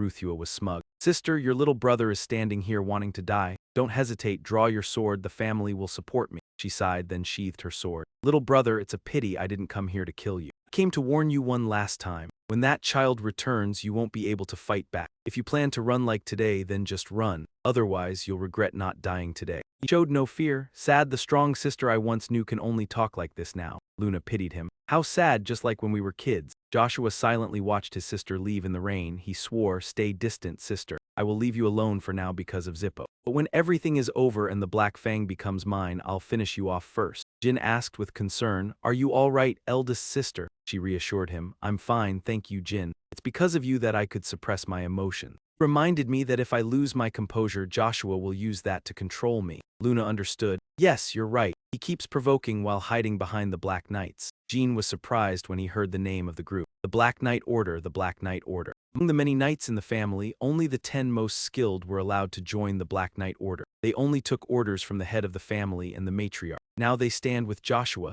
Damn, I don't know how he convinced father, but clearly, the Black Knight Order is now on his side. Taemun was carefully buried. Jyn looked at her grave. Such a terrible poison, I can't believe even the corpse was dissolved. Luna felt heartbroken. I couldn't even bury our caretaker properly. I can't believe those close to her had to endure this poison too. So, it's understandable that she betrayed those who cherished her. Jyn replied, no, that's not it, it's all your fault. If you had made her feel secure, this wouldn't have happened from the start. You predicted it, even if she betrayed you, Taemun was still her true family. As for Joshua, your brother, now he is your mortal enemy. Now, who can comfort Luna's heart? Luna opened up. Since I was young, I hated the infighting between siblings. No, I was afraid. I feared the hatred and hostility between blood relatives in the past. I feared that I and my siblings would repeat that history. Yes, that's why I became the sword protecting the family, and thanks to me, none of us had to die. Yes, I thought I had done that, but how foolish I was. Now I understand, I was just running away from fighting, and this is the price for that cowardice. From now on, there will be no sword protecting the family. Jyn suspiciously asked, second sister. She swung her sword powerfully. Luna drove the sword forcefully into the ground. At this moment I declare, if anyone dares to target you, I will behead them. If you want, I'll destroy anything that dares to stop you. From now on, my sword belongs to you.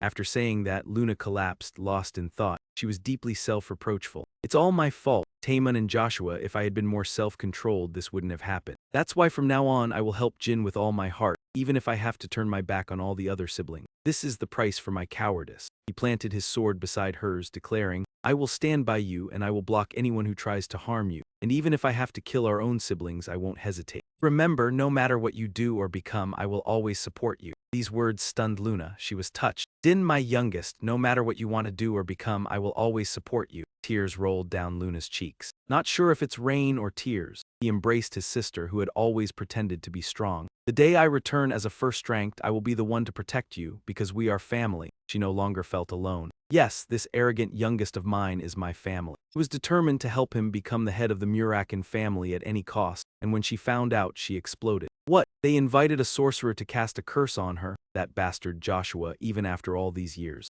This was still unheard of since the era of Tema. Gentle Julie had to curse. I'm still in shock, Joshua. Sorry, I spoke out of turn in front of you. He stomped his foot in anger. It's fine, Strawberry. If he didn't release his anger, it would only fester. Repeat after me, you dog, you useless dog. She hesitated. Strawberry. Muraken exhaled, relieved. Julie was curious, and more importantly, why would the useless dog want to harm you? Jyn replied, there are many reasons. The main one is, even though I have a contract with Sodrit, he remains calm. She realized he would even break the arena rules to harm you, but in the main house, he did nothing. Be calm and wait, we'll soon uncover the reason. In his mind, if his hypothesis was correct, he was targeting my contract. Considering what happened with Enya and the possibility of stealing contracts from the Zippo divine family, even Joshua couldn't be too close to the Zippo family. There were other ways to steal a contract. Casimir stepped forward. Young Master Jyn, I've located the person you requested. He took the documents Casimir handed him. Is it done? Casimir confirmed. Yes, he's a fairly renowned sorcerer, currently retired in the Mentador province of the Eastern Continent. Since joining the Zippo Advanced Magic Academy, he has always used the alias Amit.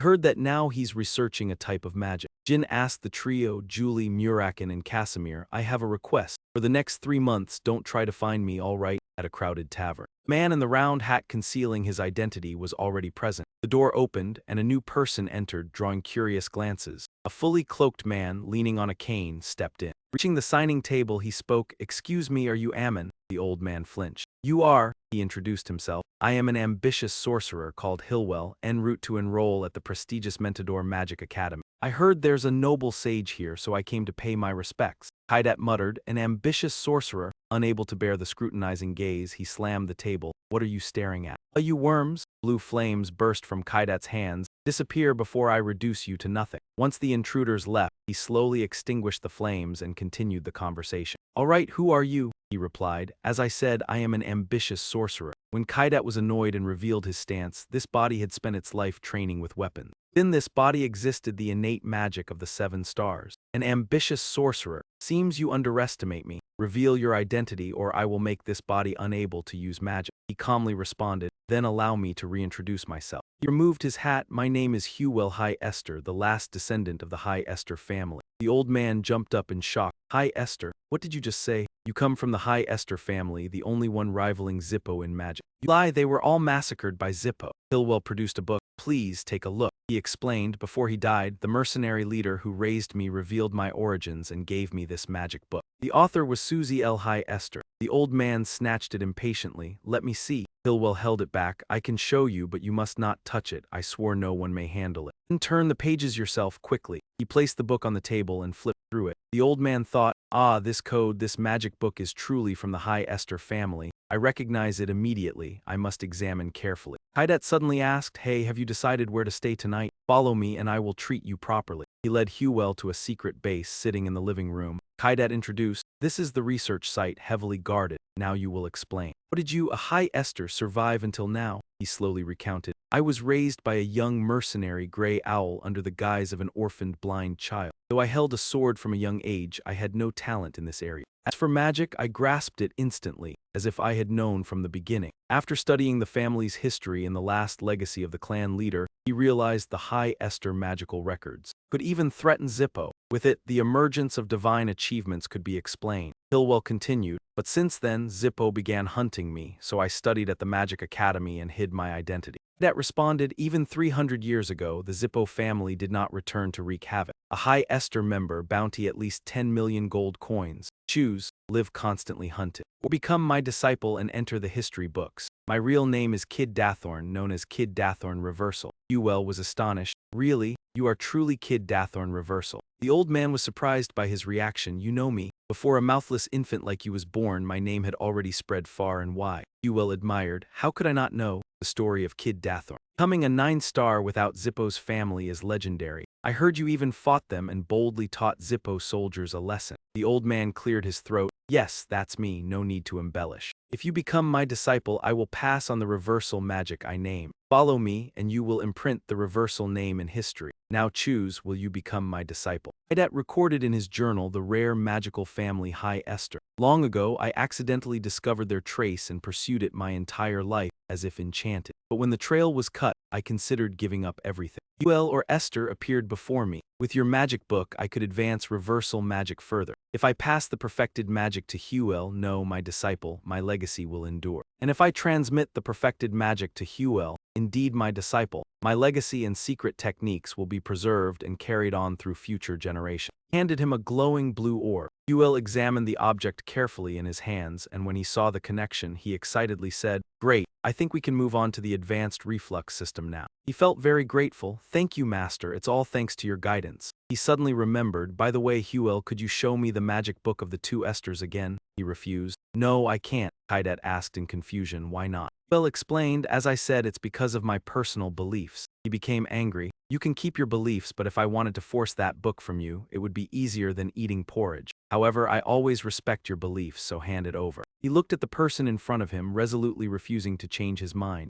Seeing this, Cadet relented. "Ah, sorry, I misspoke, forget what I just said." Huel suggested, "Then how about this? Master, let's share our beliefs with each other." Cadet was surprised. "Belief, how could that be?" Suggested that his master should also entrust something as precious as life to him. "Hand over the reflux book to me." Cadet was shaken by the request. Huel said calmly but firmly, "Then I will." Cadet quickly agreed. He agreed but reminded him, "You must wait. The reflux book is stored in the Vankela castle. I have to go get it myself, do you understand?" Huel replied, "Yes, master. While waiting, I will study the advanced reflux system." He thought to himself, the reflux book was the essence of magic, meant to be passed on before he left this world. What he had seen of the magic from the two Esters now seemed irrelevant. If he had mastered the magic of the two Esters, he would have already surpassed the Zippo family. Cadet told his disciple, "Then wait here, Huel, I will return soon." He left with ambition, believing that if he had it, he would be remembered forever. Cadet didn't know that Huel was behind him, suddenly letting out a cold laugh. There was a call. "Hey, Huel." He turned. "You're here, master." Cadet asked, "Have you read the advanced reflux magic system?" Huel demonstrated, "Yes, this power feels so natural, as if I've always known it." He secretly rejoiced, thinking this child was a genius. "Well done, here is what you wanted." He received the book. "Thank you, master, I'll take it right away." Cadet advised, "It will take time to decipher it, but that's not important." He said, "You can read the reflux book as much as you want." Huel was pleased. "I'm not yet at the level to fully understand the deeper meaning of your masterpiece. Master, I'm already satisfied that you trust me enough to give it to me." He reminded, "If you want, now that you've started learning the advanced reflux system, we should practice with living creatures. What do you think, Huel? Would you like to try with some insects?" He was surprised. "I've heard about these insects. Doesn't reflux not work against non-human opponents?" Cadet dodged the question. "Ah, Huel, I'm not talking about that. I'm talking about the insects in the town, they look like us." Huel listened silently as Cadet continued. "Those creatures, living and flying, are perfect for training. When I was young, I used them for practical training. They can't use magic, but their exteriors are similar." He came up with an idea. "Master, I have a request. Before we train, please use reflux directly on me. It will be more effective to feel it on my own body." Cadet was excited. "You make me proud." Reminded, "If you hastily kill them, some knights from the capital will come. So be careful, what I'm showing you is the mild reflux. With this magic power, it can steal magic from the opponent and activate reflux." He began absorbing magic. "Now I'll absorb your magic, focus and feel it." But he felt something was off. Why wasn't the reflux effective? Could Huel have broken through the 7th star? He thought to himself, "No, this isn't that level, his power is even higher." At this point, Cadet realized that the power facing him was higher than the 9-star level. He counterattacked, spitting blood and collapsing, unable to accept it. Huel pulled an item from his chest. "Master, look, this is the substance called sheep. It contains endless amounts of magic. Thanks to this, even after enduring your reflux, I am still unharmed." He explained, in fact, if the Zippo family had it, they would have exploited it and brought suffering. Huel rummaged through his pants pocket, taking out a vial and pouring it over his head. His appearance changed. A shocking reversal. This person was Jyn, he coldly said. He continued, "Because of you, I intended to live the rest of my life in pain. A story from 15 years ago. Do you remember the child you cursed at the Thunder Arena? My name is Jyn, and I've come back from hell to kill you today." He trembled. It can't be, it's impossible, even a mercenary. I need to verify this is real." He confirmed, "That's right, it's the story of the survivor from the two Esther family." He still seemed not to understand the source of it. He emphasized, "It's been 44 years. After enduring enough contempt, humiliation, and even surviving death, it took 44 years for me to get here." He continued, "Don't regret it too much, the reflux book you've devoted your whole life to. I'll make good use of it, and you won't regret it. The reflux magic that is said to be created by you, but actually belongs to the two Esther family, right?" He was shocked. "How do you know?" he declared. I will let the whole world know this is the magic of the two Esthers. All your achievements will disappear. Just wait, you'll die in disappointment. Cadet countered, no, that's not possible, I'll be remembered forever. He glared as if he was about to explode. Blood splattered. He warned, the demands and curses you made started everything. You should be grateful that I'm letting you leave in peace. He calmly drew his sword, but every slash he made on the wall left inscriptions. You won't die peacefully, Jyn Grey.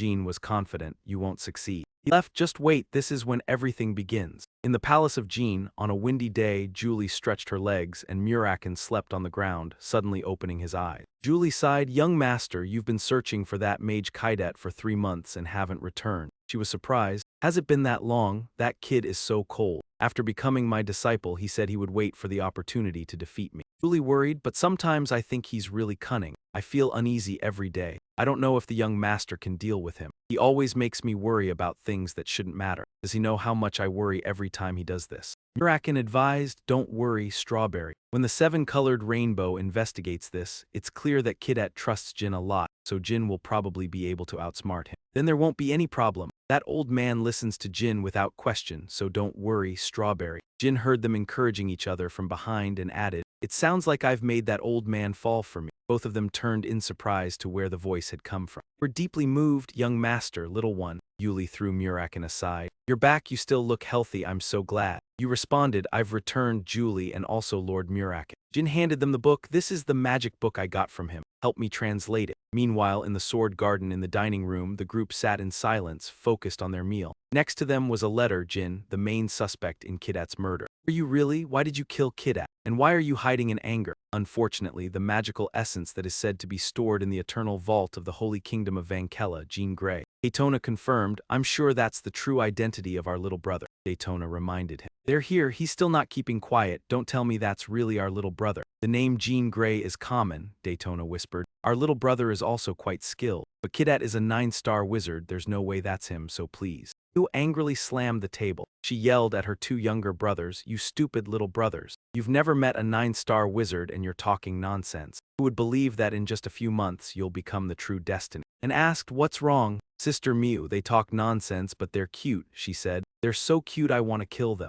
Mary reminded, everyone shut up, you're interrupting the meal. Someone spoke up, sister, aren't we allowed to talk about this? She coldly replied, I told you to be quiet. Mew pouted, why didn't you say anything when the 2 brothers Tona spoke but now you're telling me to be quiet? First ordered, that's enough Mew, if you keep talking I'll. Rutshua, sitting at the head, spoke up. All right, that's enough, it's been a long time since we all ate together, don't get angry. I also think our little brother might have killed Kidet. Mew was shocked, what, even you big brother? He continued. Of course little brother couldn't have done it alone. If the child named Iona helped him, it would be possible. Mary's gaze became sharp. Ancha silently listened to their argument. Diffuse slammed his hand on the table, expressing his anger. He was frustrated. That's enough, big brother. You're leaving Jean's room like that, and you're even dragging Iona into this. I'm sick of these schemes, Mary continued. Big brother, can you take responsibility for your words about Iona helping the youngest? He feigned innocence. That's just speculation, no need to take responsibility for it. A 9-star sorcerer has died, but the cause of death hasn't been revealed. This is a rare occurrence, something only an organization like the Anonymous could have done. The Anonymous Guild is the leading assassin organization in the world. It's been a while since Iona joined at their command. I think so, he replied. The youngest wants to draw everyone's attention, so he made a deal with the Anonymous Guild. Feeling abandoned by her family, Iona had helped Jyn to pull the youngest to her side.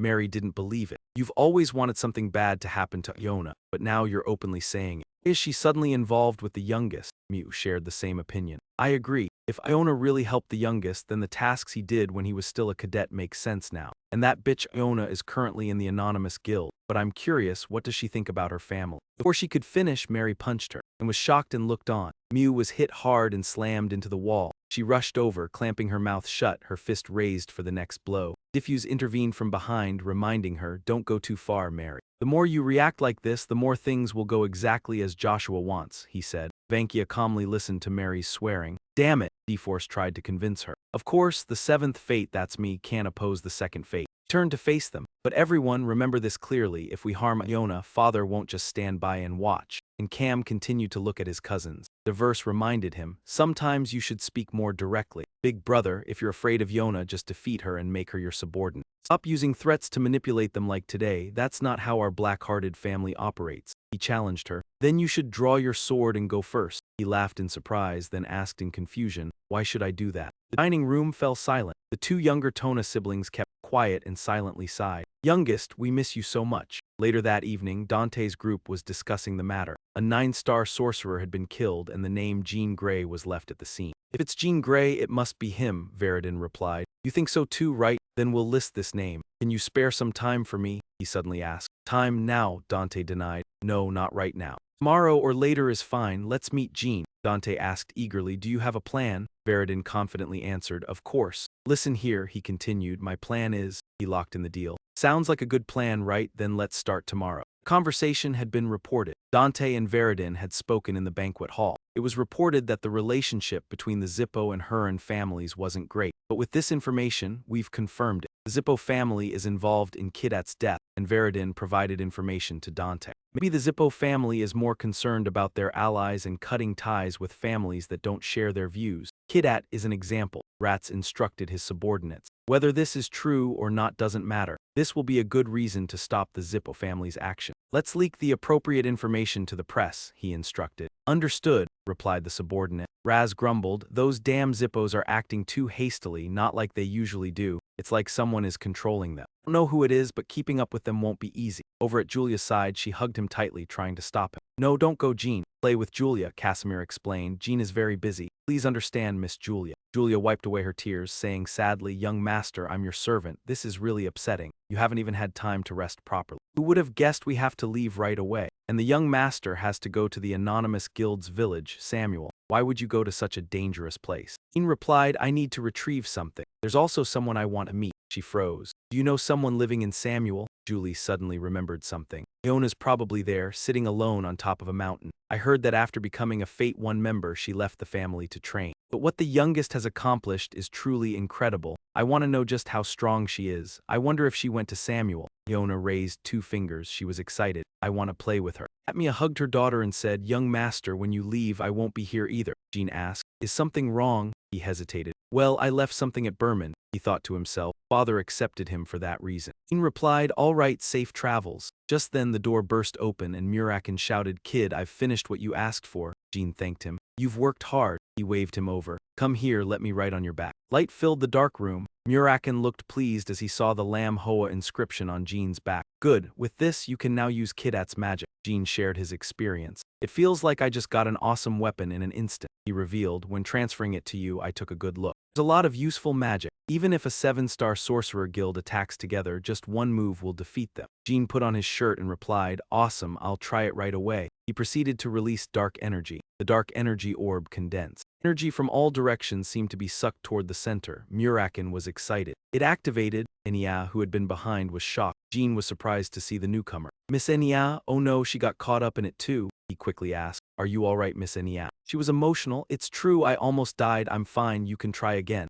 Enya exaggerated, kneeling and begging. He turned to the person beside him. You're here, Miss Quicken. She was carrying her sister, who was limp on her shoulder, muttering. It seems like Enya has been bothering you. She's always like this in the mornings. It's my fault. When she wakes up, I'll apologize. Jean replied casually, it's fine, she likes it. Also, I heard you're heading to Samuel. You can't hide it, she must already know. Quicken teased, actually, Samuel is the land that trains assassins for the anonymous guild. Travelers can't freely move around because they might be assassinated. Right now, you can withstand attacks from a few cadets, but the longer you stay in Samuel, the stronger your opponents will get. In the end, the most brutal assassins with the most power will target you. Jean replied, I understand, I didn't know about this before. She continued, I can't guarantee that you or even your sister will survive a real assassin from the anonymous guild. Oh, take this. Jean looked surprised at the object in her hand. This is, Quicken introduced. It's a treasure of the anonymous guild. If you get ambushed and can't handle it, just show them this. You'll survive. Jean felt warmth in his heart. Thank you, Miss Quicken.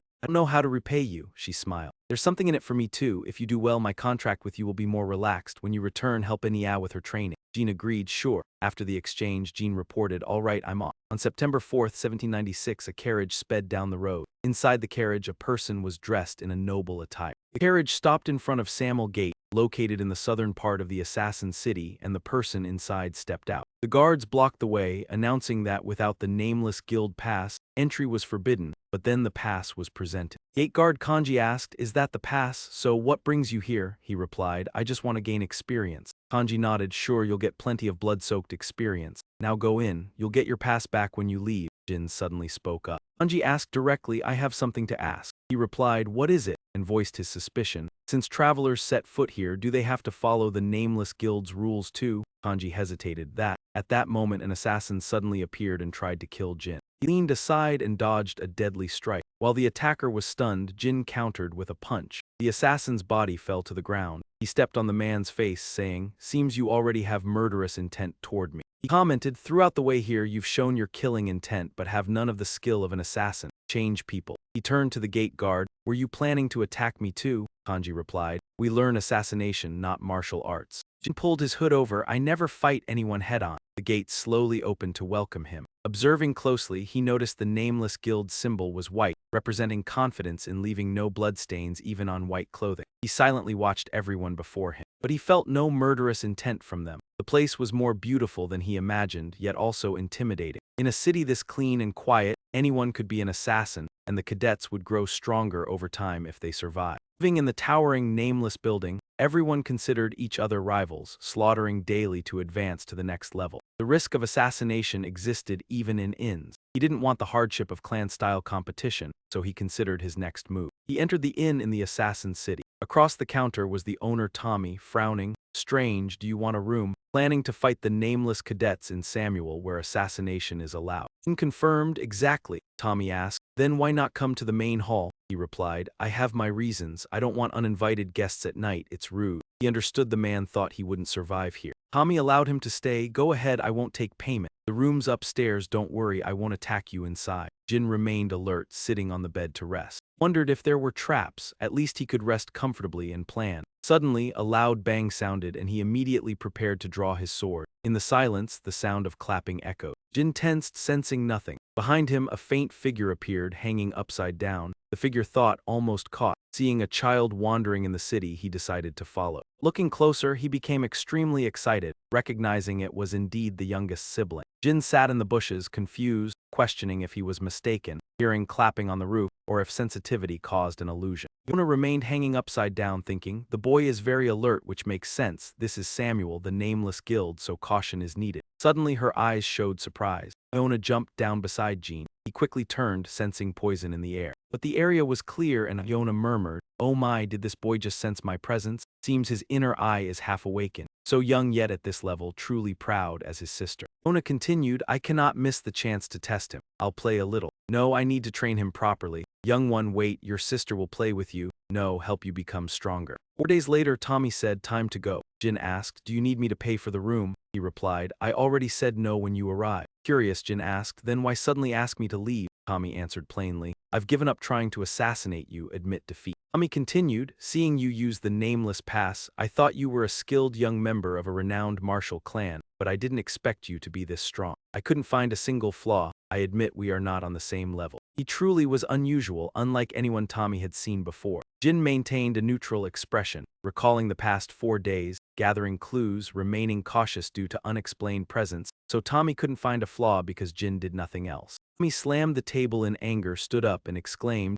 not being able to assassinate the traveler is a major flaw. I have an upcoming promotion test, tried skipping it, wanted you gone. But recently I've made no progress thanks to you, I've learned something. He added, so I'll give you advice. When facing assassins, treat them like mages or tricksters, always stay alert. The moment you leave this house, that's who you face. Good luck. Jyn sincerely thanked him. Farewell, he thought. The advice echoed as he stepped out, sensing something suspicious. Looking at the ground, he wondered about traps, who set them, recalling Tommy's words, treat assassins like mages or tricksters. At that moment, an assassin on the roof tried to strike Jyn, but he blocked with his sword. The rooftop assassin vanished, sneering, bastard. You think a shadow moves without sensing the intent. Footsteps hit the ground. Now he had to face the entire assassin guild. They manipulated strings, immediately triggering traps. He froze, realizing the floor traps had been lifted. Jyn gripped his sword, ready to attack. The sharp blade sliced through the traps. He was stunned by the predicament. The sword seemed like a magnet caught by the traps. A voice rang out, "That sword is useless." They all attacked simultaneously, but Jyn shattered them. They couldn't believe it, one staring in disbelief. Dark energy surged from his hand. The assassin begged, "Wait, I surrender." The wall behind Tommy exploded, dust clearing to reveal some traps on the ground. Seeing Jyn standing triumphant, Tommy was shocked. "What is this?" A small pouch was thrown toward him. It contained bronze and gold coins. Jyn stated firmly, "Take it, I don't like owing others." Tommy was surprised. "Strange, didn't expect you to handle high-level cadets like this." Jyn sheathed his sword, turned and left, bidding farewell. This time he truly left. Just outside, an arrow flew toward him and he slashed it apart. Jyn muttered in annoyance, "From traps to arrows, who made this? How dull." Jyn looked up, stunned by the scene as arrows rained down like a storm. He had to dodge each one, the ground exploding beneath him. He moved quickly, unaware of how many were targeting him. The situation was unpredictable, but instead of fleeing, he decided to rise higher to locate the enemy. The Assassin Guild wouldn't let him, surrounding him quickly. One attacker struck from behind, and Jyn immediately turned to counter. Simple sword strikes sent them flying. Jyn landed safely while the assassins fell. He didn't stop, swinging his sword toward his target as arrows continued to fall behind him. He exclaimed, "Damn it. There are so many of them?" Yona observed from above, eyes gleaming with interest. "Truly, my younger brother adapts faster than I thought. The past 4 days of probing him were worth it. This is good, he'll grow stronger. If this continues, his mind will open completely. But he's weaker than I expected. If he dies here, I'll regret it. Still, dying during training is normal." She continued, smiling. "Survive, little brother." Arrows pierced the walls and several assassins fell. The ground was littered with bodies and arrows. Jyn grabbed his cloak and let it fly in the wind. He realized they were highly organized, following one person's command. Whoever that was, he would find them and take revenge. Jyn didn't know his clever sister was hiding nearby. He noticed a piece of paper hovering in the air, quickly grabbed it and read. He laughed, finding things easier than he had expected. He assumed the one controlling the assassins was a top-tier assassin of the Nameless Guild, but it turned out to be Yona. The paper read, "Let's play again tonight." Jyn chuckled to himself. "Even better, an opportunity to claim what I want. There's too much poison I can't handle, even with the clan's strong immunity." Jyn recalled an example of Kyujin's poison, a highly powerful assassin. "What I need is antidote wine. Only top assassins can possess it. Even though Yona has poison-resistant body, she still needs the antidote wine. I must get it before the enemy does.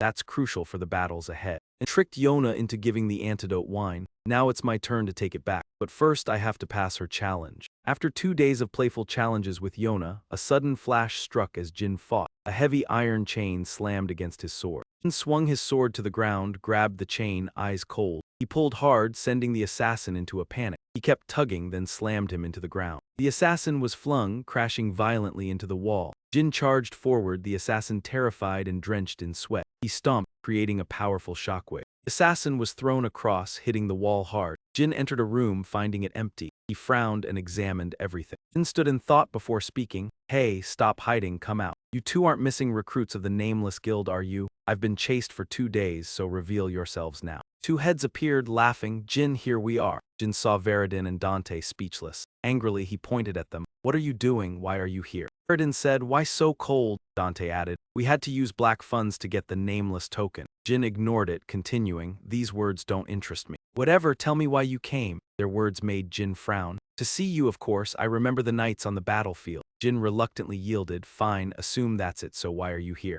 Hesitated. "We used all our resources to get the Nameless token, now we have to find you." Jyn thought, "These two are reckless and now need help." He replied, "All right, I'll feed you too." "Really?" they asked. Jyn continued, "Of course, but nothing is free, you must earn it." Suddenly, an assassin charged in, Dante readying his sword. So it begins. Sword sliced toward the newcomer. Jyn stood aside, watching his hired do at work. Blue flames flared around him. Dante asked, "Is this enough?" From above, the house they stood in had a large hole. Yona curiously asked, "What are these kids doing?" Someone nearby asked, "What's wrong, Yona?" She turned and saw the Owl Lord. "You are the 85th Nameless Owl King." Yona replied, "Listen, even if it's you, we can't let this happen again. Do you know how many young recruits have been destroyed?" She ignored it. "That doesn't matter now." "Owl Lord, I was playing with my little brother when those bastards came to interfere." The Owl Lord was surprised. "Who dares disturb Yona?" She pointed. "There, look." The Owl Lord's eyes widened, realizing the person was Yona's younger brother. Yona leapt down. "I'll handle this myself." But the Owl Lord grabbed her collar.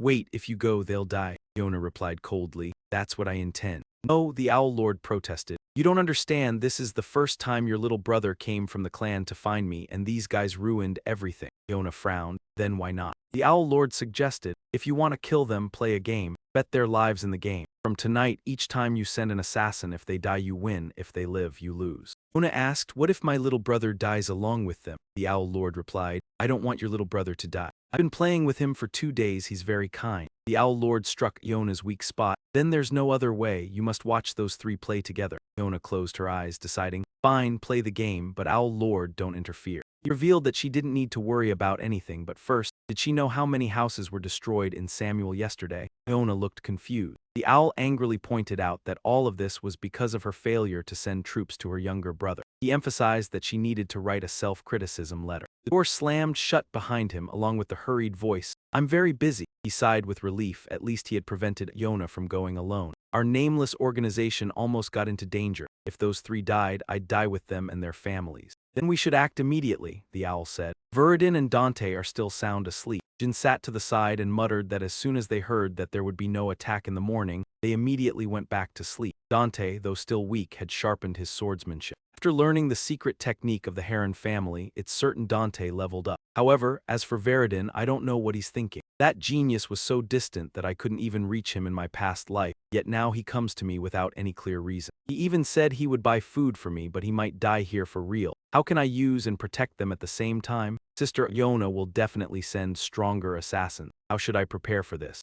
Then the owl approached Jyn. He was surprised that the man appeared without making any noise. Jyn thought, he's the best assassin of the nameless, huh? He wondered, apart from Sister Yona, why weren't other assassins challenging themselves? Jyn greeted him first. The youngest son of the Blackkin family greets the 85th nameless king. The owl immediately recognized him. You don't seem afraid, this courage will be useful to you. He added, Chiron is getting old, yet there's a gem like you. You recognized me without adjusting your posture, which is a bit much. Jyn explained, I'm afraid someone will take my life, so I have to show courage, because the Blackkin family never bows to death. Assessed, you're quite a brat. Jyn wondered, why is he here? A king doesn't come without a reason. Is this related to Sister Yona? The owl coldly reminded him, in Samuel, even Chiron has to speak carefully. How dare a scoundrel like you mention Yona? Jyn felt his throat tight. That bastard, you caused the chaos and now you're arrogant just because you have Yona backing you up. He was surprised. I just mentioned Sister Yona, but he reacted so strongly. Why is that? Jyn knelt at the owl's feet. Great mercy, even if you take my life it won't ease your anger. But for Chiron's sake I will let it go this time.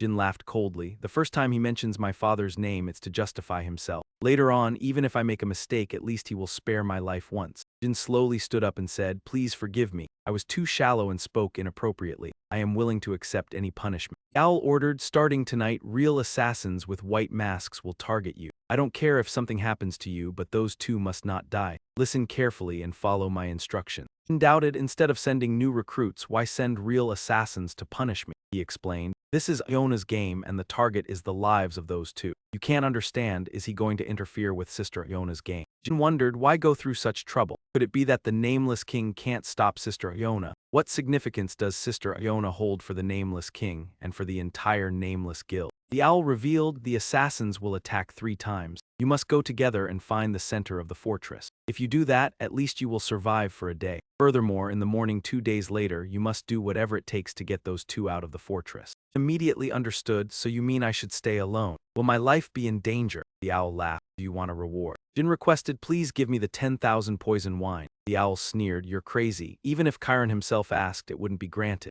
Jyn shrugged, if that's the case, fine. It will be the equivalent of my life, but remember to save the 2 future clan leaders lying there. Jyn promised, I will keep my word. Owl secretly reminded him, I will give you one last piece of advice. If we want, we can kill anyone in this world. But do you know why we don't use this power recklessly? Jyn answered, because the stronger the weapon, the more dangerous it becomes in the hands of others. And if used recklessly, it will become a greater trouble for oneself. The owl doubted, if you know this, why did you mention Yona? He suddenly realized, could it be that this bastard doesn't know the relationship between Yona and me? Jyn really just wanted to ask about the reason for his visit related to Yona, but the owl got angry and accidentally threatened him. The owl cleared his throat. All right, your answer was good. Then I'll see you in 3 days, the owl said and disappeared in a puff of smoke. Jyn thought, he's already gone. He pondered for a while, since Jyn has decided to play the game with the other guy, I need to get them back home. Jyn said, I'm sorry, but I have no reason to follow your orders, Mr. Owl. The three of them ran with all their might until the dusk gradually descended. Jyn gave a serious order. Listen up, from now on, we'll be targeted by real assassins, not recruits. You two need to focus. Dante doubted, Brother Jyn, even if the enemy is strong, we haven't seen anyone yet. Why are we in such a hurry? Veridin behind agreed. Yes, it's barely evening. Jyn explained, when I fought the recruits, I could feel their presence as soon as the sun set. But right now, I secretly think I don't feel anything at all. Jyn continued, actually, it's not that I don't feel anything. I don't feel their presence, but I can sense that something is approaching. This feeling is like being hunted by a hunter. I know the difference between recruits and assassins. Yona sat on the owl's shoulder to observe. No wonder he's the youngest, acting already, she commented. The owl wasn't pleased with her decision. You're sending a high-level assassin first. Are you really going to kill your own brother? Yona denied. Of course not. The owl reminded her, your brother is quite quick-witted and he's already running. But when they start attacking, he will die before he can do anything. He thought to himself, if that happens, the two behind him will also die. Yona wasn't worried, that won't happen. Yona continued, your brother's mind's eye has opened halfway. The owl was shocked. What? He's so young but already has a mind's eye, Yona explained. He seems to be moving purely on instinct, but it's not like that. I'm sure he felt something, even if just a little, she added. Observing Jyn's every move, the owl had to admit, you're right. Yona's eyes showed satisfaction. I felt an immense sense of pride. He thought to himself that this was the first time he had seen Yona react this way. His name is Jyn, right? Perhaps I should have some expectations for him. On his side, things were starting to get difficult. A group of assassins suddenly appeared, shouting stop. Before the trio, dust and smoke swirled as they arrived. Jyn froze, staring at the thick smoke ahead. Sensing danger, he quickly turned and pushed his two friends back. Veridin exclaimed in shock, Jyn, what are you doing? No sooner had the words left his mouth than hidden blades flew toward them. He swiftly pulled his teammates away and dodged the attacks. Countless hidden blades embedded themselves into the wall. From the smoke, the first assassin emerged. He tried to stab Jyn with a dagger, but Jyn sensed it immediately. The assassin's eyes faltered. His dagger was blocked by Jyn's scabbard. He was stunned. Could Jyn truly sense his presence? Behind him, Jyn's two companions quickly cast spells to assist. The assassin's head instantly froze into a block of ice. Dante cheered from the side. Well done, Veridin. All right, let him go now. Jyn's voice was serious. We don't have time. Indeed, as he said, cracks began appearing in the ice on the assassin's head, then it shattered into pieces. The assassin was unharmed. Sharp spikes appeared on his hand. The assassin lunged at his target. Jyn stepped forward to block him and warned his team, if we stay here too long, the ambushing assassins will arrive. We don't have time to fight them one by one. Dante immediately understood. Got it, let's run to the target location. Veridin remained arrogant. The nameless guild isn't as strong as rumors say. You call yourselves assassins but can't even catch me. Even Jyn questioned their behavior. Strange, why are they keeping their distance instead of chasing us? Don't tell me an ambushing assassin has appeared. Jyn flinched as a blade pressed against his face. He quickly leaned back to avoid it, his sword continuing to serve its purpose. A sharp strike hit the assassin. At the same time, hidden blades flew again and Veridin was restrained by another assassin. He anxiously called out, I didn't expect this to happen. Jyn shouted, stop the nonsense, get ready and use your strongest spell. Veridin laughed, all right, let's do this. Help me hold them off for 10 more minutes. Veridin's staff radiated a brilliant energy. Flames surged upward, the spell was ready. I need to focus to cast this spell, he announced. It's called Annihilation of 10,000 Flames, Unified Form. Assassin panicked, that spell is terrifying, we're doomed. Jyn was shocked. Annihilation of 10,000 Flames? Has he really learned it? That's Leon Zippo's magic, the one who earned the title of Spell Queen 200 years ago. This was a spell Leon Zippo only used once in her life. Veridin called out from behind, Jyn, help me, an assassin is charging with a dagger. Jyn quickly used his unsheathed sword as a shield against the enemy. Observing the assassin in front of him, Jyn was suspicious. Just one? Impossible, where are the others? As Jyn feared, they had surrounded his group. He quickly called Dante. Dante's muscles tensed as he activated the High Rand's secret technique. The assassin froze at the spectacular sight. Dante's imperial sword and dragon sword armor formed a colossal cocoon, sweeping away the assassin. One assassin's sword broke under the force. Gale-like winds cut through them like blades. Jyn calmly faced his opponent. The assassin frowned suspiciously and glanced left. Jyn's strike slashed down decisively. He still pondered Dante's technique. I've never seen that sword skill before. Did he use mana to create it? A secret technique that can defend and counterattack. Since the last encounter, he's obviously trained hard. Not just Dante, Veridin has become much stronger too.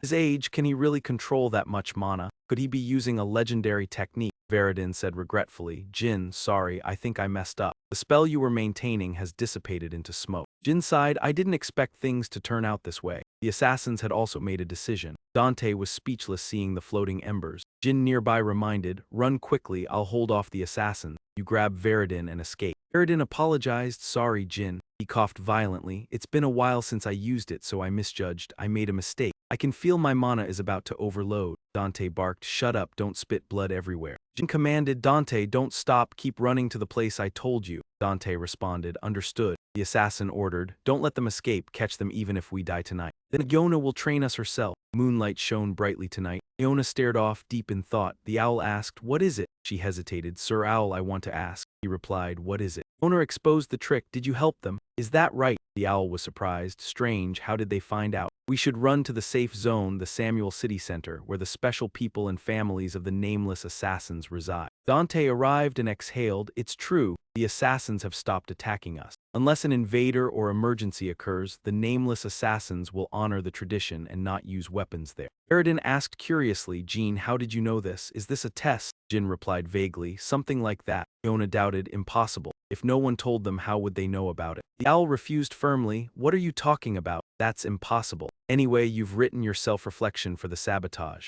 Yona sneered, you're lying blatantly, you broke your promise, didn't you? She decided, then, next it's my turn. The owl, ruler of the nameless and the strongest assassin organization, valued Yona even more than a daughter. She possessed unparalleled talent unmatched by any assassin. She had earned many nicknames like Born to be an Assassin and Assassin God of the World. Few who had witnessed the dormant power within her said so. A sword soaked in chaos, Yona spoke grimly. As I said, I will fight them myself. You broke your promise, so you must not interfere. The owl did not object. Understood, knowing well he could no longer stop her. I can only hope that Jyn will help Hurin and Zippo escape from this place in the next life. The sun is setting, and Yona reminded him, look, Owl Lord, it's getting dark. It's time for the two who came with my youngest to die. Will you go with me? The Owl Lord calculated carefully. He was smart enough to follow my orders, understanding the severity of the situation. I felt uneasy knowing he had to face Iona. With no other choice, he agreed, all right, let's go. The Owl Lord clung to a sliver of hope, thinking Iona might show mercy because of her affection for her youngest. From the start, I could have prevented all of this. If he had listened to me,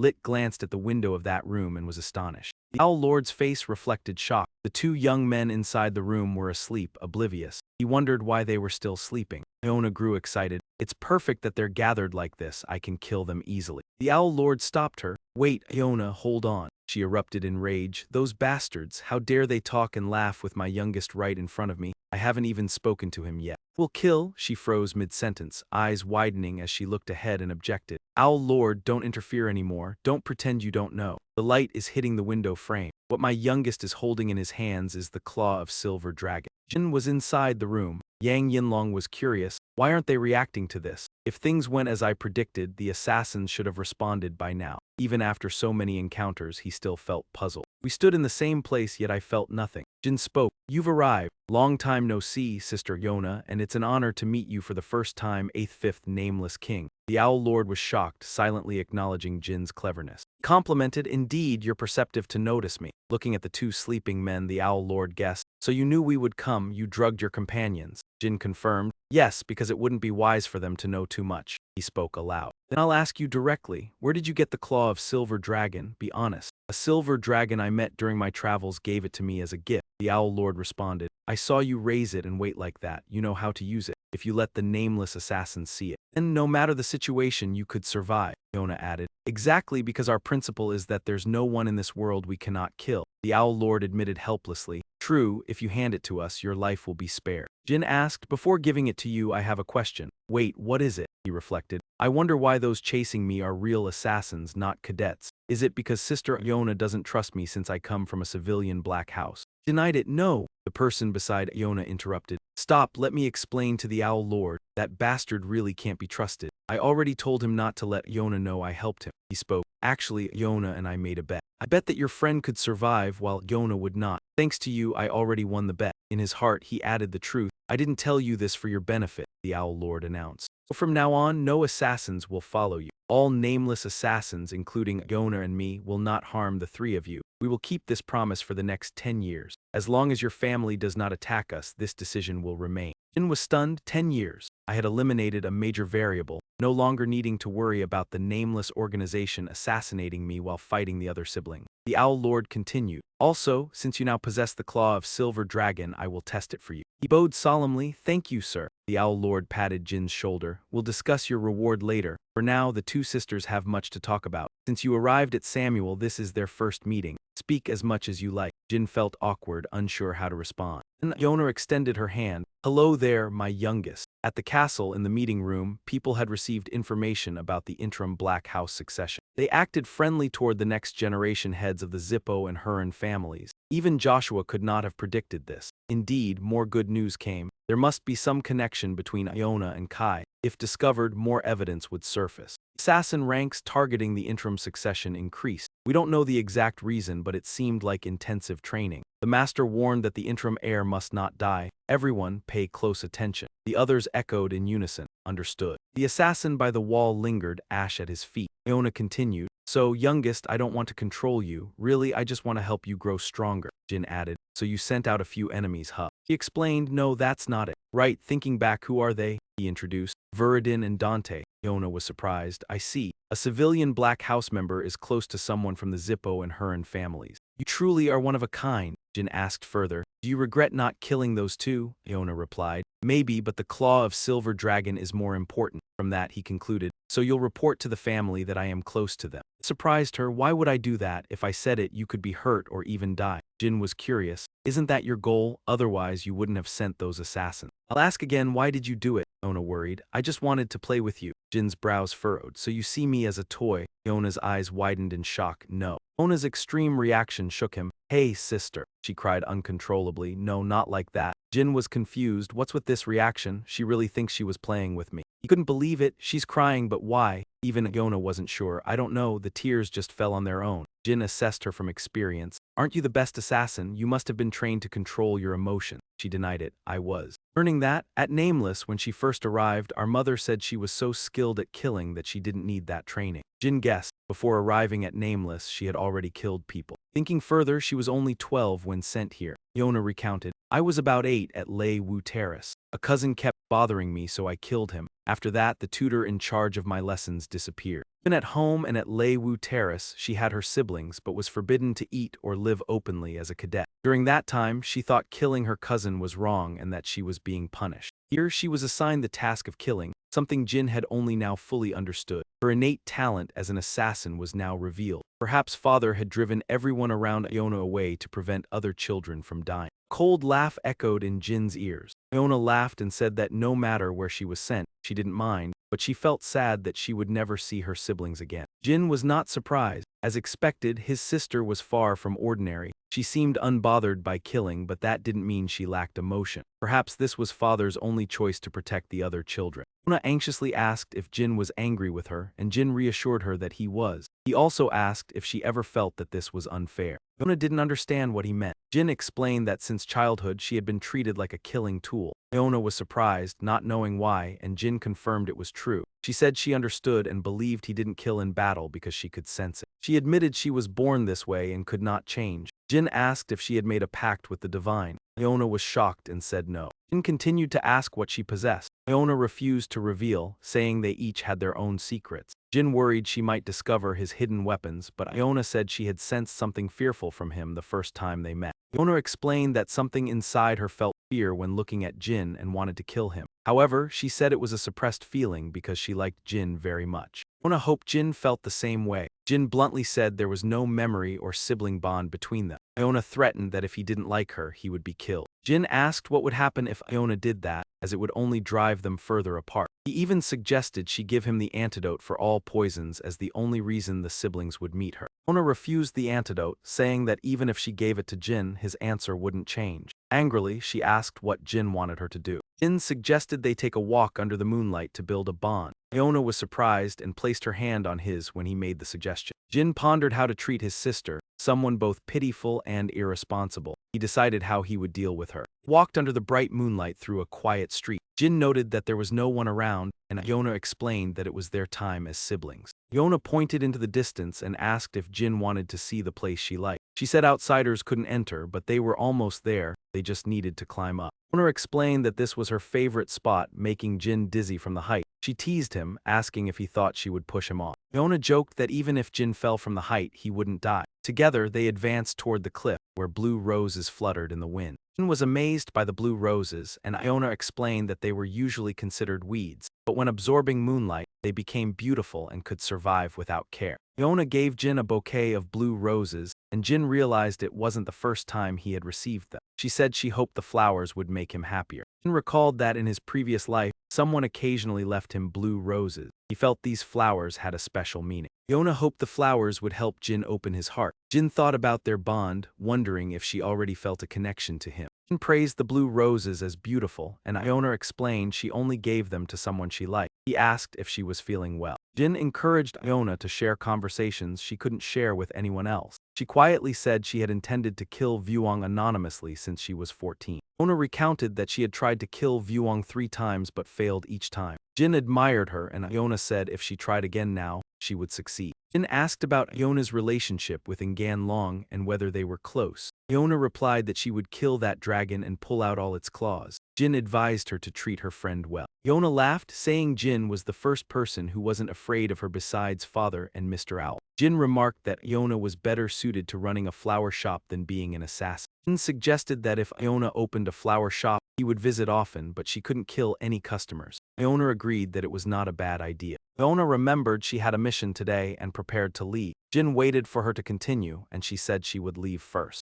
Iona said goodbye to Jyn and promised to see him later. She quickly rushed down, making Jyn exhale in relief. Jyn sought out Mr. Owl and was recognized. He asked if Jyn had finished talking with Iona, and Jyn apologized for arriving late. Owl extinguished the cigarette and announced that all of your requests had been prepared. Although you did not follow his advice, both future clan leaders were still alive, and he had obtained a claw from the silver dragon. Everything went smoothly, so he agreed to fulfill your request. You were surprised, not expecting him to boast like that. He was displeased and reminded you not to think that just because you were close to Iona, you could act arrogantly. Jyn calmly replied, I might be a bit disrespectful, but I want to be closer to you. I believe that both of us want the same thing. At least for 5 years, I can stop Iona from returning to the clan during that time. I will find a legitimate reason to delay it. The owl asked for your assurance and challenged your ability to take responsibility. You immediately agreed, of course. He asked, so what's the reason? Jyn fell silent and prepared to think carefully. Finally, you dared to express your thoughts. She is very suitable to be a florist, as you know. A person as emotional as her cannot be an assassin. She simply has a talent for killing more than others.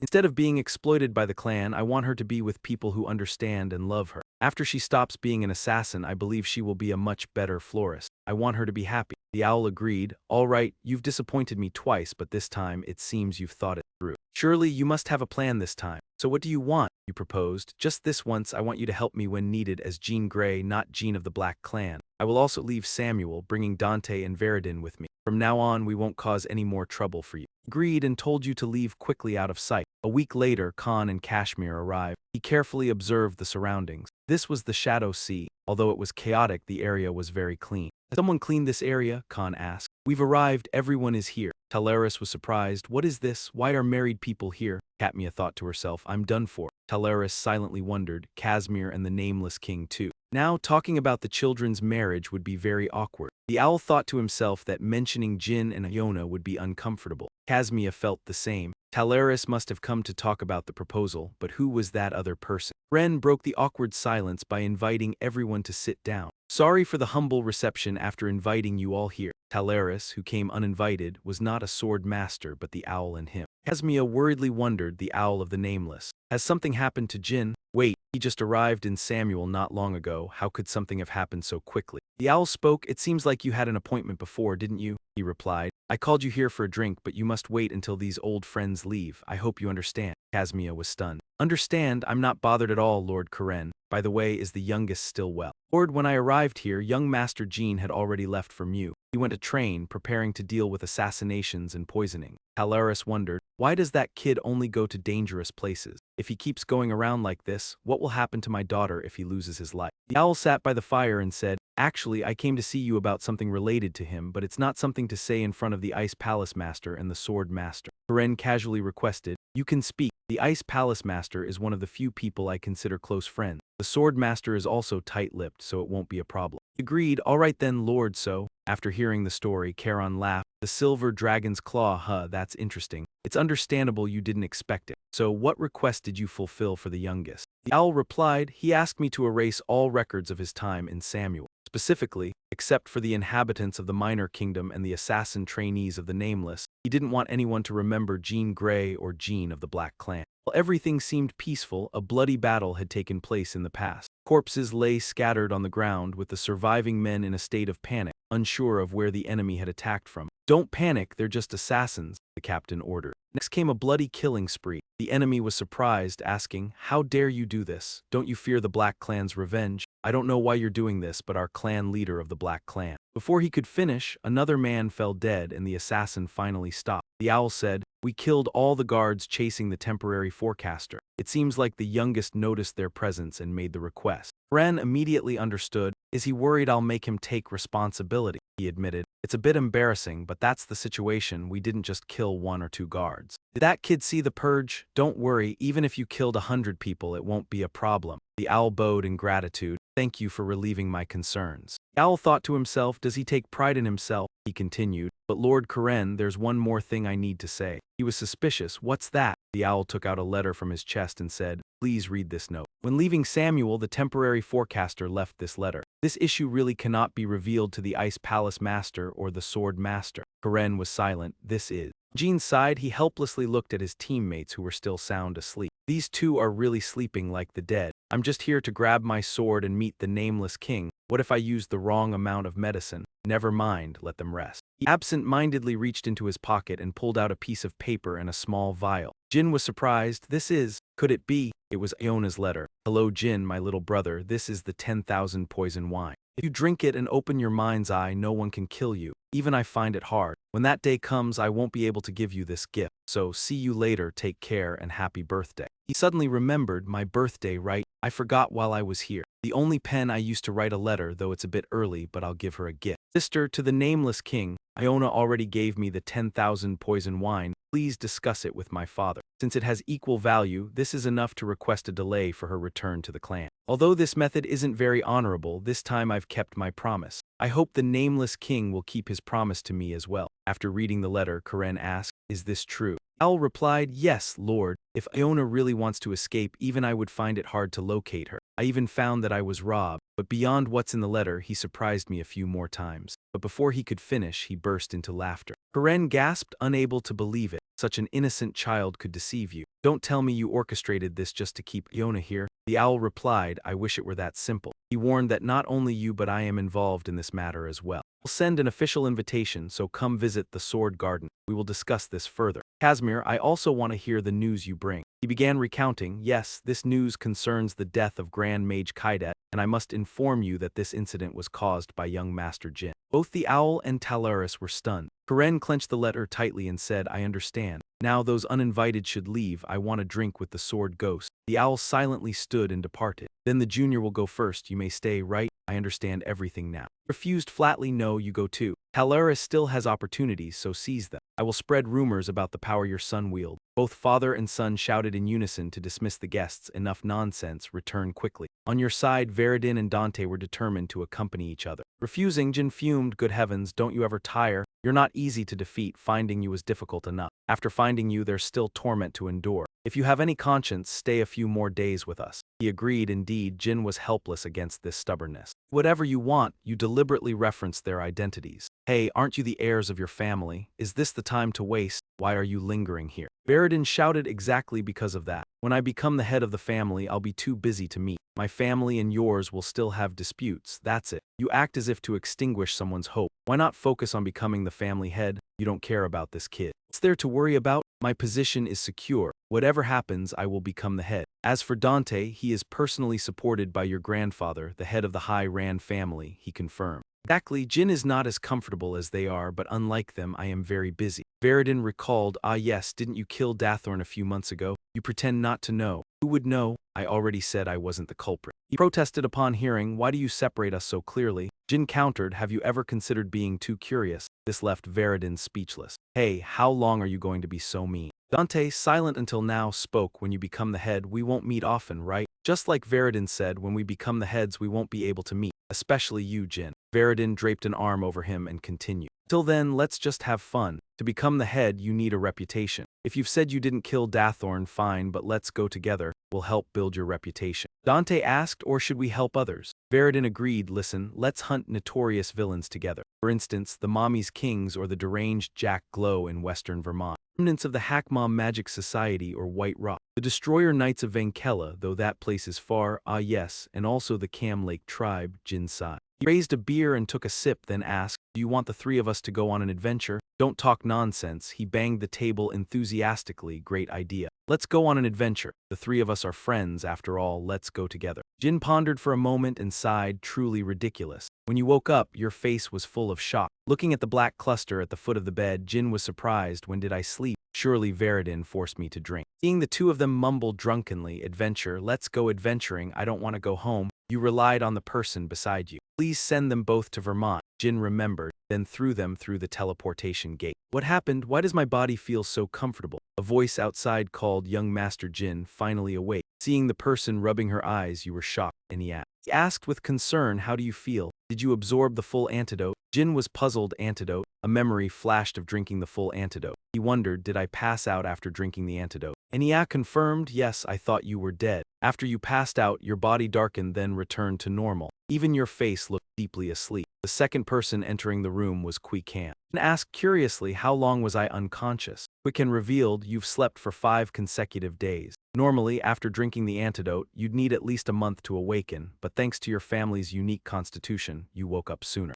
Exhaled in relief, thank goodness I woke up early. She replied, consider it a few days of rest. Jyn asked, did anything happen while I slept? Quikan casually said, nothing special. Only that Casmia left briefly and then returned. Enya added, Julie also went away for a bit, summoned by the family, so she used a teleportation gate to the Black Clan this morning. She said she'll return soon, nothing major likely happened. Alright then, I'll inform everyone that you're awake. A steaming purple bowl was placed in front of Jyn. He asked suspiciously, do you want me to drink this? Muraken urged, it's nothing strange, just a celebration for the boy waking up healthy. Drink quickly. Jyn reluctantly lifted the bowl and drank. The taste was disgusting. He grimaced, what is this? Muraken asked eagerly, how do you feel? Jyn touched his abdomen. Slightly hot here, but that's all. Hey, what is this? He replied gently, just some poison I told that bastard to buy from the black market. It's extremely lethal. Anyone below the 7th star dies from a single sip. He couldn't contain his anger, scolding, why let someone who just woke up drink this? Quikan interjected, Muraken's poison is foolish. But thanks to that, I realized something. The antidote has been fully absorbed. Congratulations, no poison can kill you instantly now.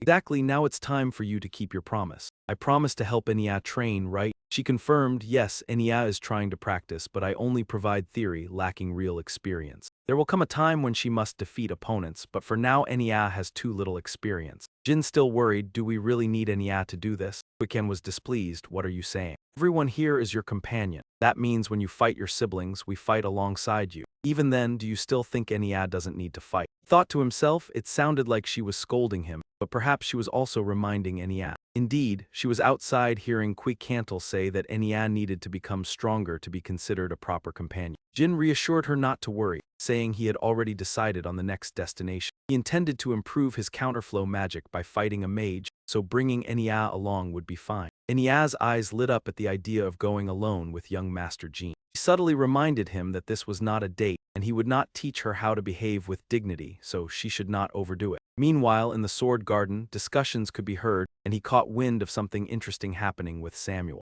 Ren asked Joshua if he had any explanation to offer. She said she would ask him again, since it was because of him that Yona had to postpone returning to the family. Joshua replied that he was acting only for the benefit of the family. At that moment, Karen grabbed her iron glove and struck him straight in the face. Joshua's cheek turned purple and Karen asked what he was doing. Her face darkened as she ordered, "Straighten your back, Joshua." He obediently pressed his hands against the table for support, straightening his spine. Joshua displayed the proper bearing of a Canaan family member. Chiron continued with a flurry of slaps to his face. Joshua's cheek began to swell. Julie and the small cat outside the door quietly witnessed everything. Kren ordered, "Take off the black iron armor, you are no longer worthy to wear it." Joshua, humiliated, unbuttoned it and placed the armor on the table. Its owner was no longer worthy. She continued teaching the family's second cycle lesson but was defeated by the youngest member. It was supposed to be a backup cycle and he had already warned him and the others. Karen asked, "What did I say?" Joshua knew the answer well, Yona. He repeated his previous warning, forbidding anyone from touching Yona.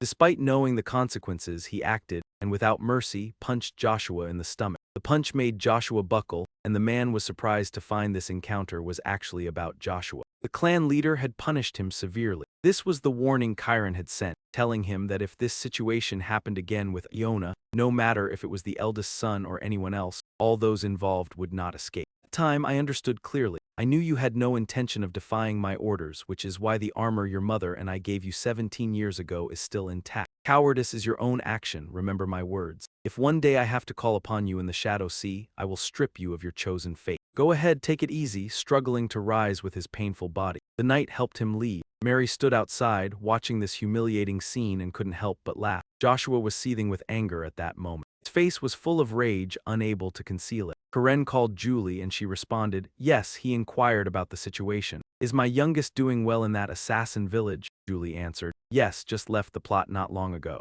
Jyn had taken the immortality potion from there and was resting." Karen handed her the gold armor and ordered her to recount everything that happened today. "That's why I called you here." She bowed to receive the order. "I will tell him everything for the sake of the Dark Lands, for the sake of the young master." Hearing this, Jyn was surprised. The nameless king was there too. "Wait, what's more important is, did father punish him himself?" Julie reenacted. "The final blow was a body blow, that's right, it was brutal but really satisfying. Can't believe it, right? The young master will have to reflect for a while, and he has received that black gold armor." Young master, Jyn had an impression of this. 30 years ago, the legendary blacksmith Pickle Minch created this peerless armor, a trophy brought back by Uncle Z after the victory against the 5th demon tower of the Zippo clan. He appeared passionate. "That was a test." She was surprised. "A test?" Jyn responded. "My father wanted me to be different from Joshua as the alternate chosen one. I need to return to the armor nearly destroyed when fighting those strong opponents. Not only that, I am sure it's also a warning to Lord Ku. Don't use Yona to negotiate with me again. If my father is not satisfied, he can do anything that Lord Ku cannot stop. This is something all chosen ones must pay attention to. I'm probably on my father's warning list too," Julie exclaimed. "Oh my, so everything the clan leader does is intentional." He was curious, why did he go this far? Does he feel guilty for his poor daughter? Remembering Yona's words, "Everyone has their own secrets, right?" "Is there more Yona hasn't told us?" Julie interrupted Jyn's thoughts. "By the way, I heard you've decided on your next destination," he confirmed. "I plan to go somewhere with magic. I want to eliminate the rebels of the Dark Magic Association. Do you know about them?" The group was defeated and thought to be completely wiped out 200 years ago. He admitted, "Yes. Although they don't have many members left, the group still exists. Enya will help us. This is a good opportunity for me to test the new counterflow magic I've just learned." Julie was hesitant, but that place is strange. Later, Jyn's group arrived in the southern part of his territory. Enya disguised herself with a bushy beard and hood, exclaiming, "This place reminds me of old memories. I never thought I would return to Burma. What should we do now?" Jyn raised his hand to stop her, pulling her into a narrow alley. Pressed against the wall by him, Enya was surprised. "You, young master, why are you suddenly?" Jyn reminded her, "Have you forgotten why we came here?" "Remember clearly, don't use my real name, understand?" She blushed with embarrassment, unable to speak. Enya knelt down, replying, "Yes," her face flushed from their close distance. Jyn called out in surprise, "Enya, you know about the Dark Magic Association, an organization that reached its peak 200 years ago. True to its name, this organization worships magic from the dark world, and at the height of its power, their influence over the entire continent struck fear into everyone. It was Ryan Zippo who disbanded this organization. The first and last time, that woman used the annihilation of 10,000 flames, demon shock, and unity to kill the leader of the Dark Magic Association. Ryan Zippo was the one who signed the previous contract with Sodrit, and in his past life, Sodrit wanted to follow in her footsteps. The opponent once instructed, After you become stronger, go meet Mage Ryan, but only if you can pass the trial she left behind. Enya spoke. Young, ah no, brother, the remnants of the Dark Magic Association are all evil. After hearing the rumors, it seems they are kidnapping children, which makes one wonder if this is really Burman. Perhaps the reason everyone here has such a gloomy expression is because of them. Jyn explained. Actually, it's probably because of those nobles. You live in the capital, so you must know that no country has better law enforcement than Burman. Though they can handle criminals quickly, they deliberately ignore organized crimes. She didn't understand why. He replied, both the criminals and the victims want to exploit the nobles' way of thinking. The reason I think Burman hasn't wiped out the Dark Magic Association is to give the mages from the Academy a chance to act. Enya was curious. The Academy? So does this mean the Academy is on its way here? Jyn hinted, it's possible, but those old men are known to be lazy, so it will still be some time before they. It was the mages from the Academy. Two luxurious carriages rolled along the road, drawing admiration. The mages from the Academy, the capital, has finally sent mages. The wheels slowly stopped and people got off the carriages. In front of them was a group of people waiting. The citizens were excited. It's the mages. The capital has finally sent mages. Jyn mingled into the crowd, thinking to himself, they're acting faster than I expected. I need to stay as far away from them as possible. Everyone was jubilant. They're here to eliminate those scoundrels from the Dark Magic Association. They're finished now. Hooray, he considered. Anyone from the Academy is extremely arrogant, so if I get involved with them like in the past, things will get complicated. Amidst the shouts of long live the Academy, Jyn coldly spoke. They will all die. They can't eliminate the Dark Magic Association. The two moved to a restaurant, looking at the delicious food on the table. Enya emphatically exclaimed. Goodness, we can't afford to eat such expensive food, can we? Jyn reminded. Enya, nearly all my companions are as rich as I am. She was embarrassed, but I'm not rich, he instructed. Between the Central Bank of Tikkun, the Iron Dragon Bank of the mainland, and the Eternal Vault of Van Kila. Choose one and open a personal bank account. I'll give you some pocket money. Enya was deeply moved. Thank you, young master, you're so cool, she remembered. But what did you mean earlier, that all the Academy students will die? Replied nonchalantly, just what it says. All those students are too young and weak, Enya questioned. But those mages have been trained to a high level. Surely they're all 4-star mages, so dealing with the remnants shouldn't be an issue. Jyn remained calm, as the members of the Dark Magic Association were seasoned veterans with vast experience in wicked deeds, while the cadets lacked real combat experience. According to the report from the 7-colored rainbow, currently the association has about 50 members with an average rank of 4 stars. We only see about 30 cadets. While both sides have high-level mages, the Dark Magic Association still has a clear advantage. The voices in my ears were driving me crazy. It turned out some students were gossiping, and hearing the praises of the local lord made me lose my appetite. Seeing him rub his hands together while begging, coupled with his pig-like face, was truly disgusting. Kalma continued, it doesn't matter, the elders say the food here is delicious. Hey owner, do you recognize them? You can tell just by looking that they're cadets from the Academy. Let's go, Austin, it's not good for them to notice us. Noticing Enya's silence, Jyn asked with suspicion, Austin, is this the name you used to disguise yourself? Looking at Enya's face full of hatred, he was stunned. Austin, were you bullied by them in the past? The old memories surged in her mind. To Anya, they were beasts in human form. He pulled her back to the present and called out, Austin. Jill vaguely guessed, could it be them? Enya hesitated. I mean, sir. Yes, they are the ones who bullied me when I was at the Academy. Anger surged in his chest. Those bastards. That's even more reason for us to avoid drawing attention. Jyn called out, Hey, Pascal, in a commanding tone. Who are you? Why are you looking at us like that? You two don't look like servants. Answer me, why are you so wary of us? Don't tell me you're from the Dark Magic Association. He responded, why do you want to know? Kalma behind him chuckled. Pascal slowly stood up and said, You commoner, how dare you? Fine, I admit I was rude, I'll ask more politely. He aimed his staff at Jyn. Which organization do you belong to? So slow in answering? Answer now or I'll drag you both out for interrogation. The owner, sensing the tension, quickly intervened. Oh dear, please calm down, they're just travelers and rather than fighting here, let's take it outside. A staff strike landed squarely on the innkeeper's chest. How dare he interrupt me? The Southern Territory has no manners in hospitality. Today, I will punish these uncouth people. Jyn clenched his fist and delivered a powerful uppercut to the arrogant man. Abel and his teammates shouted, Hey, what are you doing?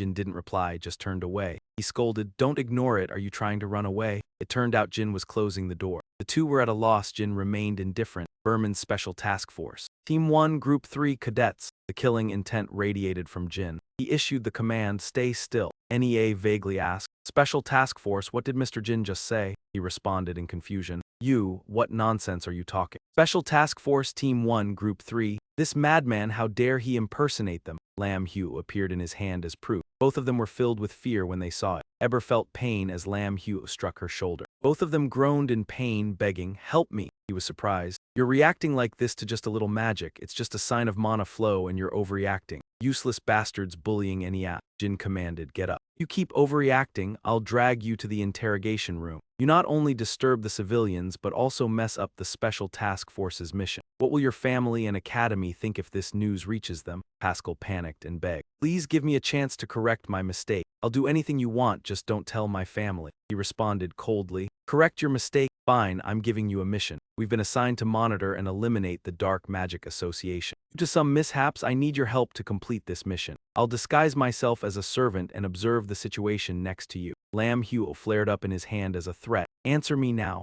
The three of them, frightened, quickly agreed. "Yes, sir." Jyn let them go. "All right, pack up and return to base." "Hey, Austin," hearing him call, Enya was dazed. "What?" He came over and asked. "How was my performance?" "Go ahead, it's your turn now, Miss Enya." His handsome looks and actions made the young girl's heart flutter. Enya began to focus on the three men and shouted, "Are these bastards still not awake? Hurry up and move it. We're busy, hurry up and apologize to the innkeeper, then clean up." They obediently followed. "We apologize, sir." Jyn handed the innkeeper a bag of money. "This should be enough, right?" He was touched. "Yes, I haven't had any customers today." 5 days later, on October 22, 1796, Orton gathered everyone and ordered, "We begin the full-scale extermination mission now. The cadets must understand and follow the commands of the leading mage of each team." Only then did they follow the orders. One of them whispered, "I heard they have a 7-star mage, is it really okay?" Another one replied, "It's just remnants of a fallen organization, right? If anything happens, Mr. Orton will handle it." He blended into the crowd, estimating that nearly 50 enemies were hiding in the forest, yet they were still taking their time. The situation wasn't looking good, no traces had been found. The Dark Magic Association must be very confident. As usual, scouts were sent to check the enemy's strength. A shout rang out, "We're being ambushed." The Oros rushed out of the forest. He shouted to calm them, "Don't panic. Team 1, use magic to attack. Team 2, set up a barrier. Mages, start preparing formation." Oros was brought down by magic. One by one they fell. Orton was curious. "Have they tamed the Oros? They're so weak, is that all? The Dark Magic Association is no big deal. Let's take a break here." Jyn was shocked. Is he crazy? "Take a break here?" He sent Pascal, Cadet Chip. "Tell him we can't stop here, it's an easy ambush point." He nervously asked, "What should I tell him?"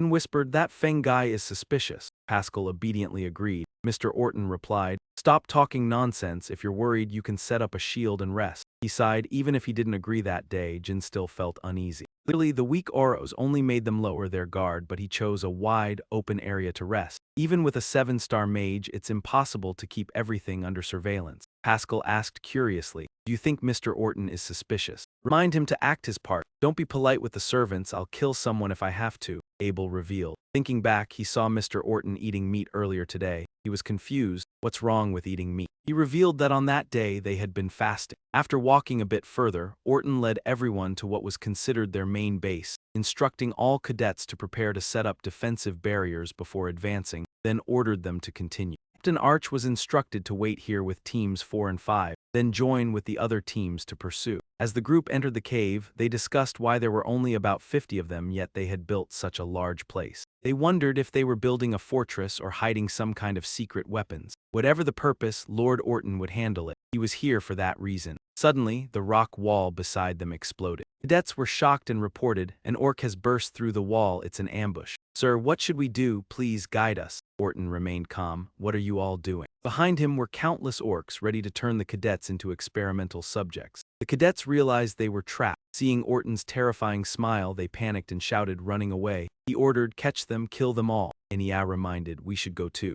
People from the academy acted foolishly, not even recognizing their own instructor. But the skill of the new sculptor was truly impressive. At the top of the cave, a brilliant blue light circle appeared. Power shone down on Orton's panicked face. He exclaimed, "What? This can't be. Could it be?" Jyn warned his teammates, "Hey Enya, things are going to get tough from here. Stay close to me." He refused to accept defeat, and the jet of Kidathon surged forth. Blue flames engulfed Pascal, who was overwhelmed by the backlash. Blue flames swirled around Jyn, growing stronger. The vortex of backlash maintained its presence in the air. Ground was littered with corpses, and Jyn muttered there were still some survivors. Their levels were very high. Orton and John were still trying to recover while Ryuong struggled, veins bulging on his head. He angrily asked, You're a disciple of Kitathon Yu? How can you use the backlash? You complimented him, you noticed the backlash, you've got an eye for it. Ryuong was dissatisfied, you ambushed us so you're getting cocky, huh? Don't play games, I can tell you're just a 7-star. My name is Ranj, I'm sure you've heard of me. I'm not someone a 7-star like you can judge. Dai realized he had gone too far and spoke up. I've heard about your half-brother, skilled in earth magic. This artificial cave must be your work, it's amazing.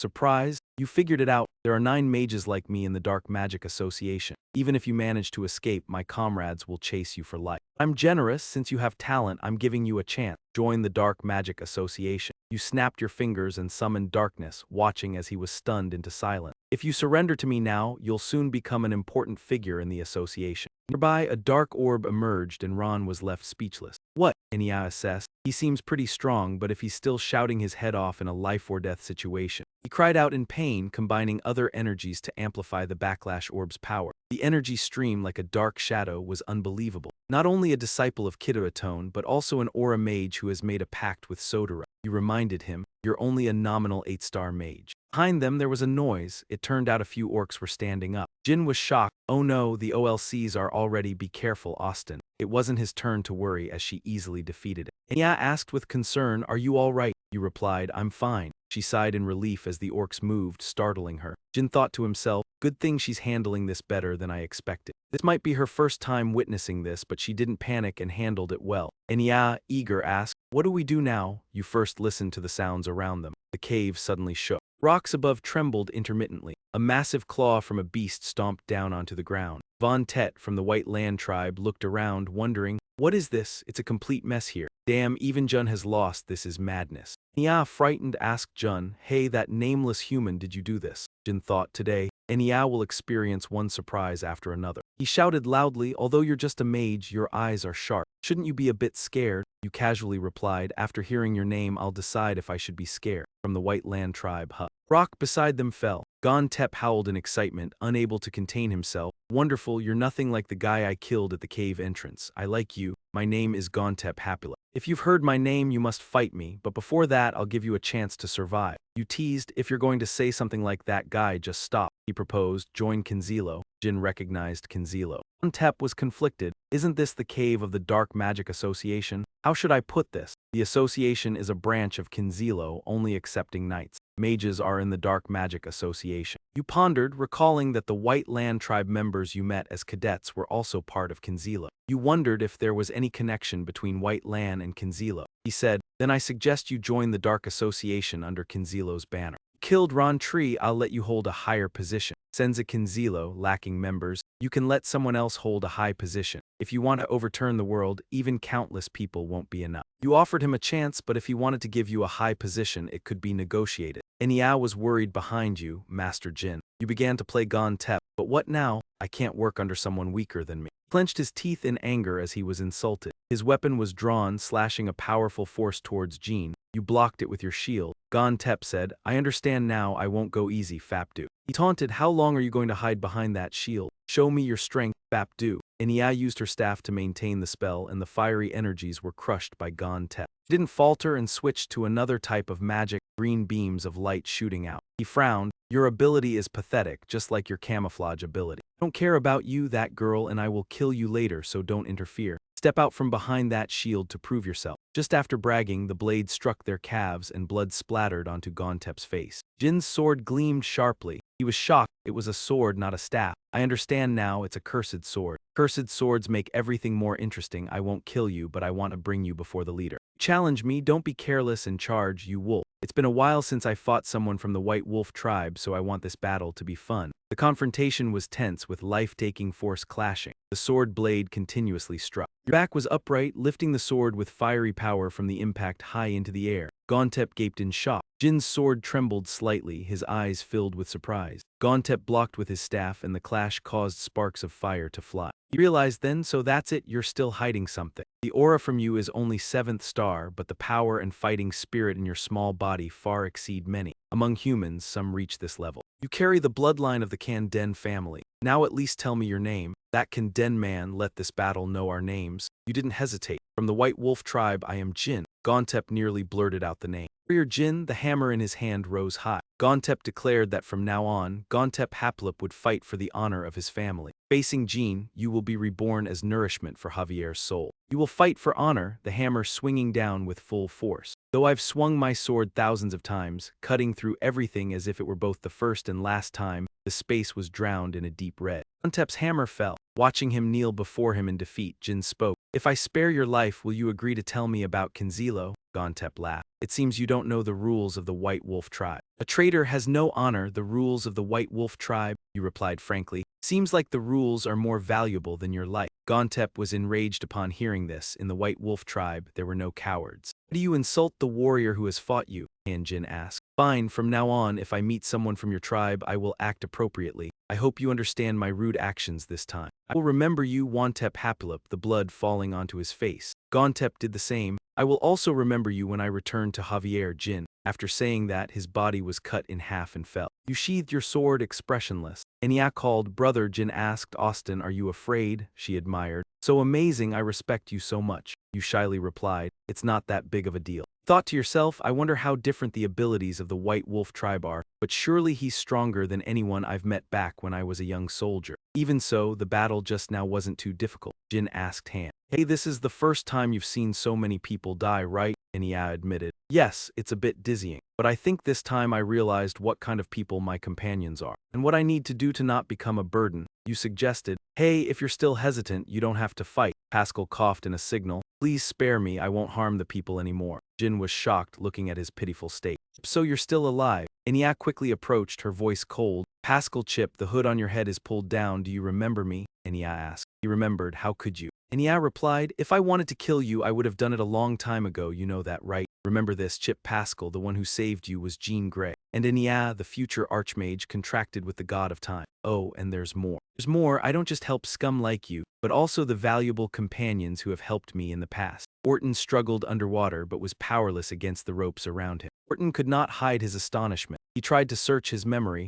I remember tricking those bastards from the academy into the cave. Finally, Orton remembered the most important thing. A reflection hovered above his head. Orton asked the person in front of him, are you a disciple of Kid Dat Hong? Seems like there's a misunderstanding. Kid Dat Hong is with us. Why are you ambushing? He held a small knife, intrigued, and said, ambushing, then suddenly stood up, leaving Orton stunned. The opponent scorned, I thought you were capable, turns out you're just a coward hiding in a weak country. A man who wants to use academy cadets as experiments shouldn't talk like that. The serial killer with 2 horns, Motto Becker. He sneered, I don't know how you recognized me, but you're wrong. If you touch a single finger, the guild will not. Before he could finish, Orton's mouth was covered. The person raised the knife. You talk too much. The blade was only centimeters from his eye. In Orton's eyes, there was only horror. The other coldly said, you just need to answer my question, slowly while experiencing the pain. Of those you have killed. In the crowded living room, Alicia's voice rang out. According to rumors, the headquarters of the Dark Magic Guild is here. Casmia jolted, repeating the name. Oterium U Muraka anxiously asked, isn't that the capital city of Vankella? She confirmed, yes, it's the old capital about 500 years ago. While you were asleep, the Vankella kingdom changed its capital. He was surprised. Why? What happened? Quicken revealed. They were invaded by the demon tribe.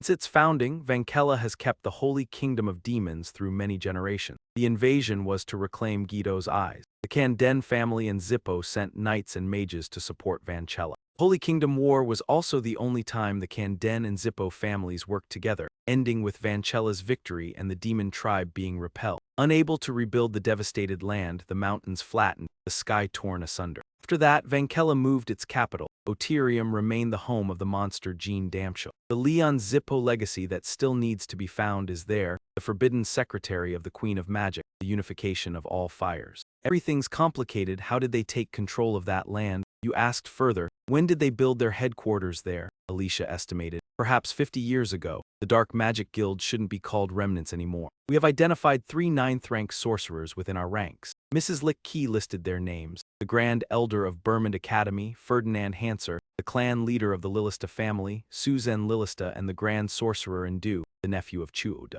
Mir exclaimed in frustration, this is insane. I can't believe that so many 9th-rank sorcerers have gathered. Jyn easily guessed the outcome. If the Dark Magic Association is this strong, we can't do anything to Kinzilo. He thought to himself, now I understand why my family, Zippo and Berman just stood by when Kinzilo committed his crimes in the past life. There are too many prominent figures involved. We can't just meddle with them. Alicia revealed more unbelievable information. Senza Kinzilo is now in possession of a shapeshifter, someone who turned Motto Becker into Orton Melson. His name is Bubba Gustin. He waited a long time before mentioning him. He suddenly remembered and said, hold on, Bubba Gustin. Wasn't that the name I came across when investigating Bisco Iviliano? He admitted, that's right. Muraken doubted. Are you sure he fully shapeshifted? Or was it just a disguise? He responded. He didn't change himself, it was someone else. Cantio was surprised. This is the first time I've heard of a shapeshifter. I thought shapeshifting was only possible for our kind. Alicia added. Even Motto Becker didn't know the details of this. After taking a sleeping potion and waking up, his appearance changed,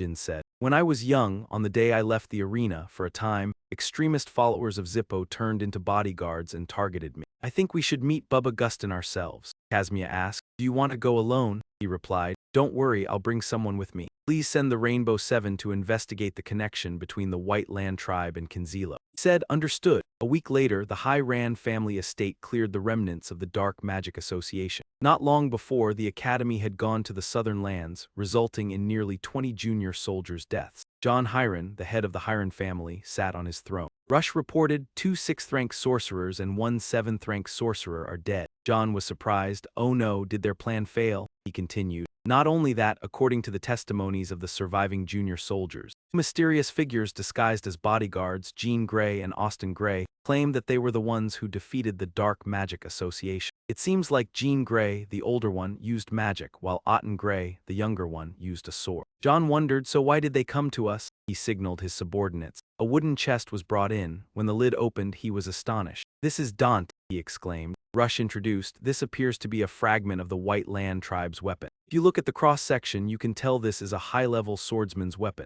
Young Master Dante Hiran, do you recognize anything? He laughed, surprising Rush. Young Master, Dante's swordsmanship is indeed excellent, but the boy couldn't have made such a clean cut. Only an 8th-rank knight could do something like that, he explained. You've heard it, I haven't reached that level yet, so your trip here was in vain. Rush excused himself, understood, thank you for your cooperation, we'll take our leave now. Dante thought to himself, Jyn, are you already this strong? Now I have something to discuss with Veridin. Rush remained suspicious about Otten Grey, small in stature with a loud voice and advanced swordsmanship. Estimated age is between 10 and 20. The only person who could cleanly cut the White Land Tribe's axes at this age is Dante Hiran. He's hiding his abilities. He ordered, monitor Dante Hiran's movements outside the family. The teleportation gate to the Kingdom of Hun, an announcement echoed. The teleportation gate will open soon. Please take a seat and wait in your designated area. Jyn sat reading a book in the waiting area when someone came over to ask, could you move your bag to the side? He immediately complied, still lost in thought. I heard that Bubba Gustin's workshop is located in the public domain of Ron. I've wanted to find that guy for a long time, but I never had a valid reason. Investigating the Dark Magic Association gives me the perfect opportunity. Woman sitting next to Jyn leaned on her hand and stared blankly. Gradually, the focus shifted to him. Jyn observed the scene in front of him. Is that Bubba's workshop? I'm late because I had to stop by other workshops to avoid arousing Kinzilo's suspicion. The other workshop owner said he's the best of the sculpting geniuses. Isn't he just a shapeshifter? Beneath the statue was a plaque reading, Art is an explosion. Jyn thought, a sculpting genius, should I blow it up? Punched the door hard and the noise echoed. Bubba angrily opened the door and yelled, stop, stop, who's the bastard? Seeing the outsider, he was surprised. Huh, Jyn greeted, long time no see, Bubba Gust. He felt a bit awkward. Ah, you salted me earlier. Jyn curiously asked, how dare you come here? He brushed the salt off his clothes and reminded, it's rude to salt someone else, I'm just here as a guest today. Bubba became enraged again, guessed my ass, I won't entertain someone like you. Jyn reminded him of the past. Didn't I save you? Is this how you treat your benefactor? Bubba was stunned. Harm a benefactor? Do you know if my siblings heard the nonsense you said at the party, you would have been killed on the spot? Bubba angrily raised his fist, shouting loudly. Jyn threw a punch, knocking him down. Jyn warned, I'm being polite here. The person inside stepped out and asked, Bubba, is everything all right outside? Bubba replied. He temporarily lost his words. Both said, Young Master Jyn, Brother Bisco. Bubba curiously asked, what brings you here? Young Master Jyn, aren't you a backup candidate now? Bubba grabbed his pants leg and pleaded, Sir Bisco, please kill him. He's humiliated me too much at the party and now he's here causing a scene. Bisco felt uncomfortable. This filthy pig, it's so obvious. Bisco refused. Sorry, Bubba. I don't know what happened, but young Master Jyn isn't someone who would act like this without reason. Couldn't believe it? Why, yes, I did attack him first, but he deserved it. Jyn stepped aside. I'll apologize. I came here for you to make a bust for me, but now you've put me in a tough spot. Bisco asked directly, I see you want a bust, but it's strange you're apologizing just for this. You're nothing like the young Master Jyn I know. He admitted, yes, actually, I came with another ulterior motive. The person I want to meet is Bubba, it's you. Bisco guessed me? Don't tell me you plan to challenge me under the name of the backup candidate. Jyn was surprised. He knew right away. He continued, it's embarrassing, but yes, I can't go to the Ibriano house without an invitation with my current status. So I came here to meet Bubba, who is currently with you. Bisco disagreed. I refuse, I'm here to rest. He replied rudely, young Master Jyn, you try to convince me. But just then, a strand of light spun by. Bisco turned away in disappointment, wondering how anyone could face him without reacting to a sudden attack. Jyn thought to himself, that was dangerous, but luckily he managed to counter. He said nothing more. Understood, I'll be going now. Bubba shouted from behind. Do you think being from the Kanan family gives you the right to everything? Know your place or you'll be killed before you even become a prodigy. Didn't let him speak further, immediately thrusting his sword toward him. Bisco stood behind, nearly horrified young Master Jyn. Bubba panicked with the sword at his throat. Mr. Bisco, I admit I was rude and arrogant, Jyn blurted out. But insulting the Kanan name is another matter. Would you just stand by while Ibriano is humiliated in front of you? He stammered, I wouldn't. Then I have no choice but to stop you, young Master Jyn. Do it, young Master Jyn, you might die. He showed no mercy. Even if I die, I will protect the Kanan name. He realized he wasn't joking. Damn it, I should have shut Bubba's mouth sooner. I want to kill this pig right here, but I need his abilities to finish the task. So Bisco gave the order. Count to 3, Bubba. In the meantime, put down your gun and apologize. It's already 2, why should I? What did I do? He couldn't listen anymore, his face darkened as he issued the command. Kneel, Bubba. He was horrified by the demand. Finally, Bubba obeyed, kneeling. I'm sorry. Jyn made it clear, if not for Bisco, you'd be dead after apologizing. That's what happens when you dare insult the Kanan name. Mr. Disco, your subordinate was very rude. If you like, you may strike me until satisfied. He sighed helplessly. It's fine, your actions were not wrong, young master. Please leave now. He departed immediately after. Goodbye. Bubba remained angry behind. Why did he come here, that bastard? Bisco thought silently.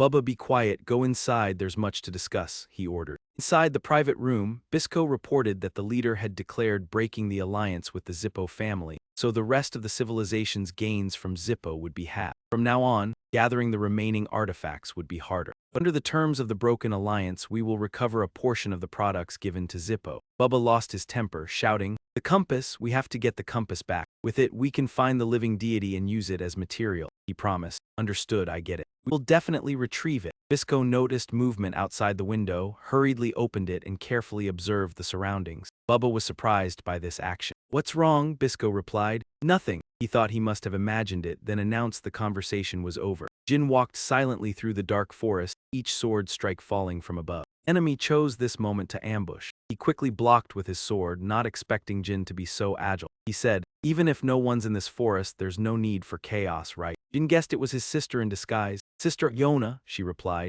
Seems your plan went smoothly. Since you asked, of course I had to help. It was difficult to pretend not to know you. Removing the fiery red wig, Yona smiled. Little brother. The cat messenger had previously sought her out. Handed her a letter. Here's your letter. Reading it, Iona was delighted. It's from Jyn, she announced. I'll be going out in a few days. You plan to go without hindrance. If Karen sees you with your brother, he'll be dead. So the cat messenger gave Iona a thick wig. Don't get caught, be careful on your way. Jyn's letter read, Sister Iona, I intend to meet a sculptor named Augustine Bapp. Need information on him. Whether he mutters to himself or speaks to others, it's fine. Gather information from him. Returning to the wooden house, Jyn marveled. Kinzilo ended the alliance with the Zippo clan. Impressive, sister. In such a short time, she found more information than even the Kanan family's special records. With this news, I can figure out what they intend. Thank you, Sister Iona, she hesitated. But that fat, despicable guy, you mean Bubba, she replied. Yes, him, seems he's the same type as you. I didn't understand. Same type of person, what does that mean? Iona kept the secret. That I can't tell you yet. Little brother, you also have a secret. You'll show her your secret, my secret. You mean this? Fiery red aura gathered like a storm, radiating throughout her body. Memories flashed through Iona's mind. In the dark, silent room, someone had fallen, blood on their back. She embraced Jyn, the aura bursting with a scream. No, you're terrified, the aura is overwhelming. Does she react to aura? She trembled. Whatever happens later, don't use that power in front of her again. Jyn said gently, yes, I'm sorry. Yona was curious. Did you show me that? I thought you'd hide it until you became a prodigy. He explained. You never gave me a reason to trust you, and you weren't the sister I could rely on. I thought the same, planned to hide this power until you gave me the blue rose. Yona was amazed. Jyn confessed. To me, the blue rose brings great comfort in hardship and is a symbol of trust. That's enough for me. So from now on, I won't hide anything from you. She hesitated. But if you react like just now, he reassured her. Don't worry, I'll become strong enough that no matter what we do, you won't be able to kill me. She laughed. You're boasting again, so now you'll play with me. Remembering Karen's grim expression giving orders. Never exploit Yona again. He forced a smile. All right then, let's play, sister. At the same time, Karen inquired about their activities over the past 2 days. Khan reported, Miss, seems she's just playing around. Investigate further, did the youngest request Iona's help? He replied. Confirmed by guards, no, sir, the clan leader directly warned him so he wouldn't dare act. Kren understood him well, that boy fears nothing. The cat messenger was nearly killed by Iona several times, even Luna avoided him. The youngest is truly interesting. Khan presented another letter. Here, a letter from Kazmia. The content surprised him. The youngest defeated Gontep Hapilip, a warrior of the White Orchid tribe. Hapilip, it's been a long time since I heard that name, he wondered. You know him? Of course, Charon knows Hapilip's leader, White Orchid tribe, once challenged me. He is a formidable opponent that is hard to forget. When he faced me, he endured for 5 hours. The Hapilip warriors possess abilities far superior to the average member of the White Wolf clan. For the youngest, this victory holds great significance. It seems that Jyn might have mistakenly mentioned something about slashing with Gontep's hammers when he was younger. Maybe it's just a habit of his. He thought to himself, but it wasn't just a habit. It perfectly matched what had been documented. Incantation, sword, and divine weapon, the shining sword, a secret technique that hasn't been used in over 1,000 years. This is also the sword technique of Lord Tema, the first clan leader of the family. Could the boy really become a swordmaster stronger than myself? I would love to fight with the boy once at Tikin, Kashmir's estate. In the living room, he was surprised when he heard Jin's account, as not only were the Zippo and Kinzilo families allies, but there were also other astonishing facts. You say that the reason for the dissolution of the alliance was because the demon god stone of Andron Zippo was broken, right? That image appeared in his mind. Jyn answered yes, and the one who created the replica of the demon god stone was Bubba. He used the material of the deceased gods and the remnants of an ancient civilization,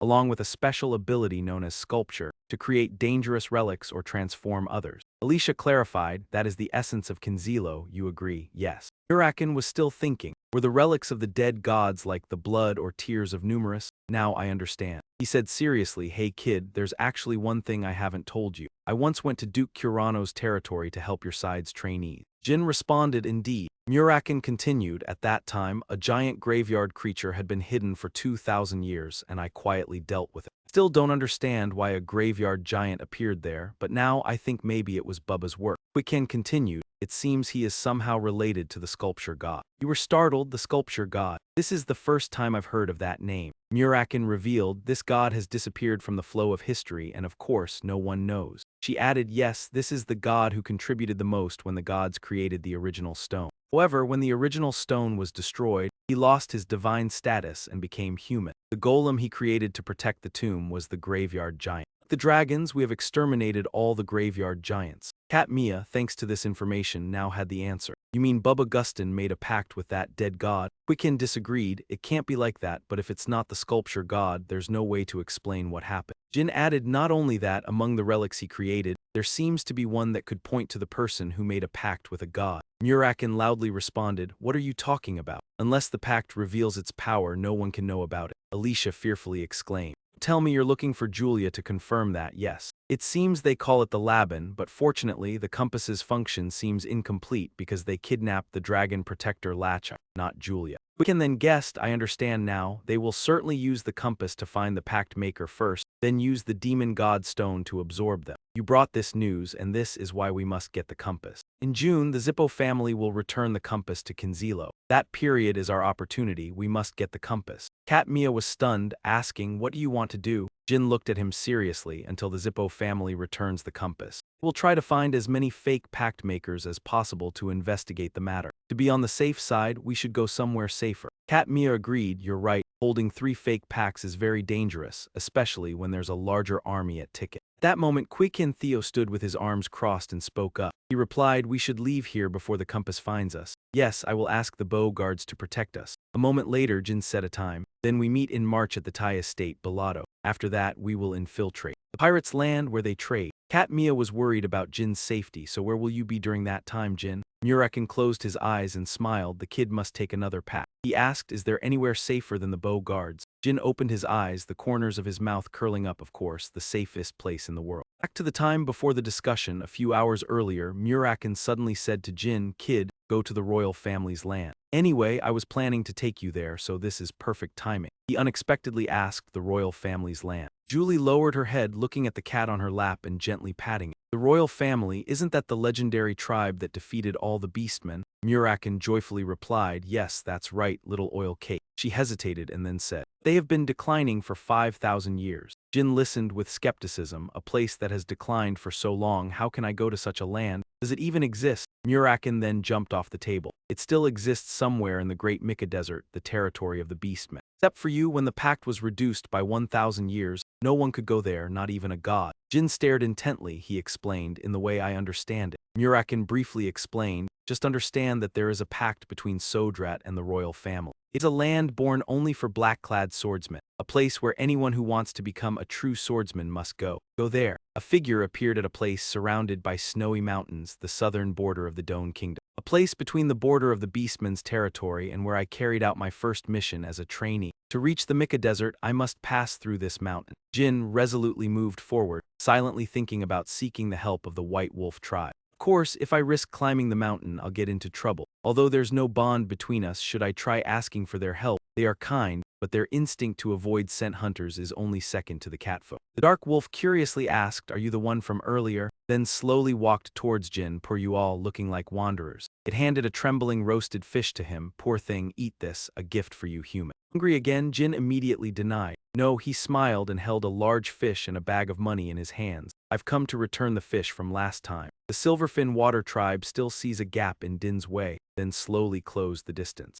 They all took the large fish he gave and happily tossed the fish in the air as if celebrating. A long while after leaving that place, Jyn spoke up and asked, is there a path that only you guys use to get there? The dark fire led him unexpectedly. The Mika Desert, where is that? Jyn looked down at the one accompanying him. I've heard of it, I plan to go see. At this moment, it seriously reminded him, that place, if you go, you'll die. If it were me, I wouldn't go. Jyn shook his head, accepting the good intentions. Thank you for worrying, but I can't just keep hiding. Dark flame quickly lit the way, guiding them to a large cave. Inside the cave, a clear waterfall flowed down. He asked if they had dug the cave, but it shook its head, saying that Mew had done it. The two approached the waterfall and it pointed, signaling to take water. They walked through the market and arrived at the desert. He used a flask to collect water. After a while, they reached another cave that sparkled with golden light. Jyn quickly passed by several members of the Tau Phut tribe and thought to himself that this was the first time meeting the Golden Dust tribe. Haka appeared from somewhere. Angrily, he said, hey, what are you doing? Why bring this here? We agreed this path was for us alone.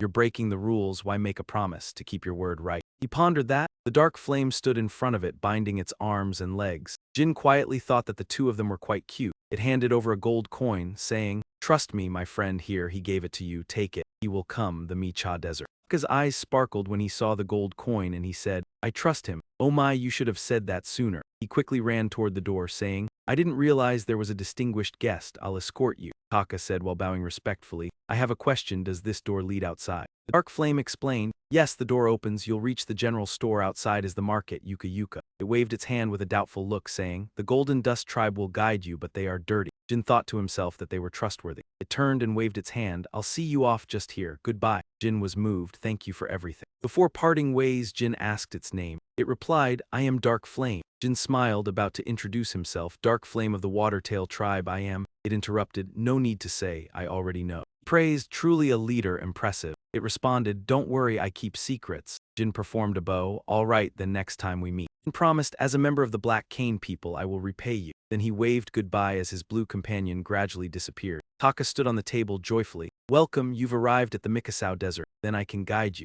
Jyn handed over the gold coin. I can go by myself, thank you for opening the door. Taka bowed solemnly. The next time he pulled the cloth covering his face, thinking about the trustworthiness of this place. The noisy market appeared and Jyn said, "Please come in, my goal is." Jyn arrived at the Mitra Desert to find a trustworthy guide looking at the cold-faced man and asking, "Did you find it?" The shopkeeper was silent. In front of him was the Ming Meng Desert, the entrance to the Great Mitra Desert. Two members of the Chuka tribe led the way. Jyn laughed. "Ha ha, thanks, with your help I got here quickly and safely." He continued down the road ahead, the land of the royal family, where the sword light had been passed down for generations, thinking to himself that if he died here, no one would ever find him. Jyn walked across the vast Mitra Desert, an area surrounding the center of the monster land. Since ancient times, this place had gold, civilization, and resources, a place where explorers once sought to conquer. Even the native monsters couldn't find this underground world, and crossing the Mi-Cha Desert meant certain death. This was the farthest place on the continent. No one had ever survived after stepping foot here. He steadfastly looked ahead. He recalled the story Butterfly told him of the guardians of the sword images, the Myung Wang tribe who 5,000 years ago were a mythical race that kept peace for the monsters during the Golden Age. Jyn was shocked. What? They disappeared in just one night. Nos, sitting across from him, said, "Yes, they were very arrogant. They didn't believe in the god's power, so they made the mistake of challenging the divine being." Butterfly asked, "You've seen the power of the demon stone, right?" Jyn replied, "Yes." Butterfly continued, "Even a fake primordial stone is that powerful. The power of the primordial stone created by the gods can wipe them out in a day." Jin's eyes trembled. "That's impossible." Butterfly continued, "But not all gods turn their backs. One god had pity on them." Julie spoke up. "That god is Sodrit." Muraken affectionately rubbed against her. "Exactly, you understand quite well." Then she looked at Jyn. "Sodrit saved a few Myung Wang people and made a pact with them." Jyn didn't know what the pact was. Besides them, no one could learn to use the sword images. An image of a confident swordsman appeared. Tema also learned from them. Tema was a member of the Black Cane people. He sank into chaotic thoughts. Even though he was the first patriarch of the Black Cane people, little record of him still existed. The Zippo tribe erased all records. He was the founder of the clan and a great hero. He didn't even have a tombstone in the swordsmanship yard. Returning to reality, the desert surrounded him. If he encountered the Myung Wang tribe, he might hear stories about the first patriarch. Night fell, and Jyn sat by the fire. One day had passed. Sunny House only had one person left moving forward. He ate to fill his stomach. 2 days passed. The hot wind blew against Jyn, and he felt the desert air all over his body. Surely, fighting a strong opponent would be easier.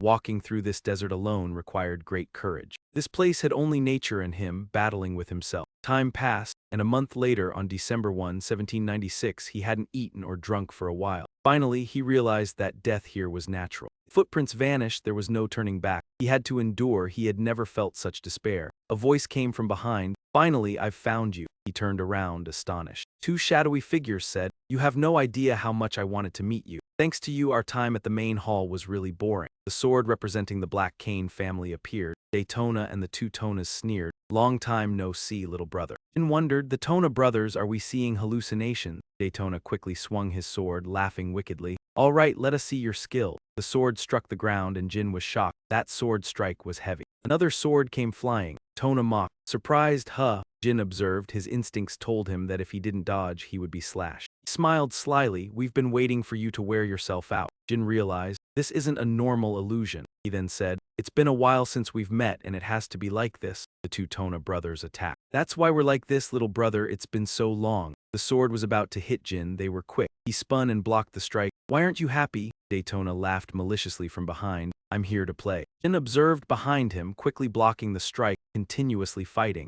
They coordinated well, covering each other's weaknesses. He lowered the sword into the sand and quickly struck Daytona's hand. A white sword lunged toward Jyn and his brothers. He didn't turn his head, raising his hand to cut. The flexible white blade coiled around Jin's sword and yanked him downward. It lacked any real force. Jyn recalled past events and wondered if they were truly that strong. He felt frustrated. Even though the two were weak, he still had to respect them. He had longed for this moment, burning with desire to defeat them both. A sandstorm rose from Jin's powerful sword techniques. The two Tana brothers lay sprawled in the sand as Jyn slowly approached, sword in hand. "But why?" Daytona spoke. "Little brother." Panicked, begging for mercy. Daytona said, "Wait, I'm sorry." Daytona also pleaded, "Spare us this time." Jyn hesitated, wondering, "Am I hesitating?" Memories kept replaying in his mind. "Little brother, are you all right?" he demanded. "Why are you doing this? Father promised to spare you." Jyn looked down coldly, questioning whether he wanted a different relationship than in his previous life, but he needed to act if he wanted a better outcome. Jyn prepared to lift his sword while Daytona cursed. "You bastard!" Daytona shouted angrily. "How dare you claim to be our brother, scoundrel!" Jyn didn't hesitate and swung his sword down. "We have become the erased." Jin thought. The sun slowly set over the desert, disappearing. Jin muttered blankly, disappear. His lips were dry and parched. Looking at the two who had stopped breathing, he wondered, why haven't they disappeared? He sat there, his gaze cold. A full day passed, yet his brothers had not vanished. His hand touched the mounds of sand. Perhaps they are. Jin planted his sword, slowly turning his back and leaving the two graves behind. As Jin departed, a gentle step approached. The figure said, indeed, killing one's own blood is an unforgettable pain, but do you realize how many brothers would suffer if you hadn't done it? You made a wise choice choosing such a child, the figure continued. Jin sat in the shadows, sword resting against a rock. Suddenly, a scorpion stung his foot. He crushed and chewed it, thinking, without poison resistance, this would be dangerous. Jin felt his eyes dark and weary. He thought of Yona and his other siblings. I wonder if they're all right, he pondered, then coughed. His water flask was empty, lips parched. Jin threw the flask aside and walked quickly, feeling hollow. December 11, 1796, Jin wondered. How long has it been? Then repeated. I don't know, I just keep walking, but for what? Jin knelt. Did I come here only to kill my siblings? Someone approached, holding a staff and water, standing against the sun. Clean hands offered the water. Jin instantly grabbed the person, turned, and pressed his sword to their neck. Jin cautiously asked, who are you? The woman smiled. First time you met me, you greeted me with a sword. You haven't changed. Jin was startled. That voice, it can't be. She removed her hat. Back then, your skills were nothing compared to now. Who are you? Jin asked, shocked. She smiled gently. Greetings, my disciple. Jin recalled memories from his previous life. Valeria, the sole heir of the High Esther family, a 7-star mage and my master. She was the first to recognize my talent. She helped me survive and was a savior, a trustworthy companion. Jin remembered first meeting his master after being expelled by the High Esther family. He was shaken, eyes wide open. That was a past life, Jin thought. I haven't met her in this one. He looked around, feeling strange. How? The entire Riva family before me? When did I even arrive here?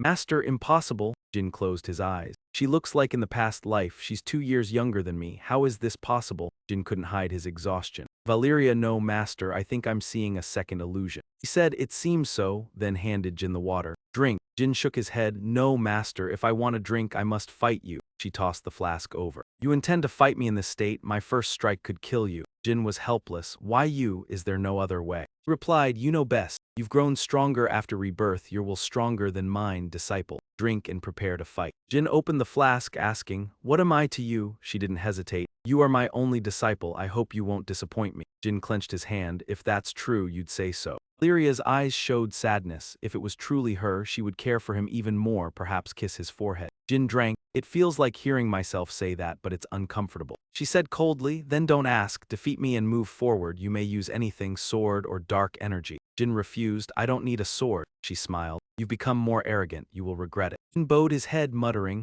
I would regret more if I used a sword to defeat you. You are the one who taught me magic. Valeria raised her staff, channeling a surge of power. I like this reckless spirit of yours. Be careful, my disciple, Valeria warned. Lightning streaked into the forest. Jin stared in astonishment. It's searching for me. He blocked it, wondering, does she really want to kill me? Having fought my master over 100 times and never won, Jin thought. Each time my master never intended to kill me. Valeria praised, you dodged well. Jin analyzed, each spear contains 7-star magical power. He thought with the current mana his master couldn't keep using them. She noticed his thought. Finally, you're serious. Up your sword, Valeria said, or you'll die. Jin quickly used his power. Death or not, the battle will decide. Valeria coldly, so you found a new master. Jin raised his sword, ready to face her. No, I haven't found anyone else. My master is still the one I seek, Jin thought. Jin responded that he had nothing left to say. He realized she was deliberately saying those words to hurt him. Indeed, she was the type of person who would do such things. Once she decided to kill someone, she would stop at nothing. Jin confidently told her that she wouldn't be disappointed, even though he had not yet absorbed mana from an ordinary thunder tree. The only way was the heavenly reversal, and he needed to buy more time. He promised to fight the way his master had taught him. He had to hold on. She was satisfied and looked forward to that. He had to move quickly to destroy the magic circle. He needed 3 minutes to complete the heavenly reversal. Even though his master would be a step ahead, he was still his disciple. His master would make the next attack. He had to act fast, as Valeria was standing within the magic circle. Dai was surprised when he was thrown out, unable to believe that the magic circle could extend this far. His legs were tightly bound by a chain. She couldn't possibly have enough mana to maintain both the magic circle and the 5 spears at once. He screamed in pain as he realized everything. It turned out that only one of the 5 spears contained mana.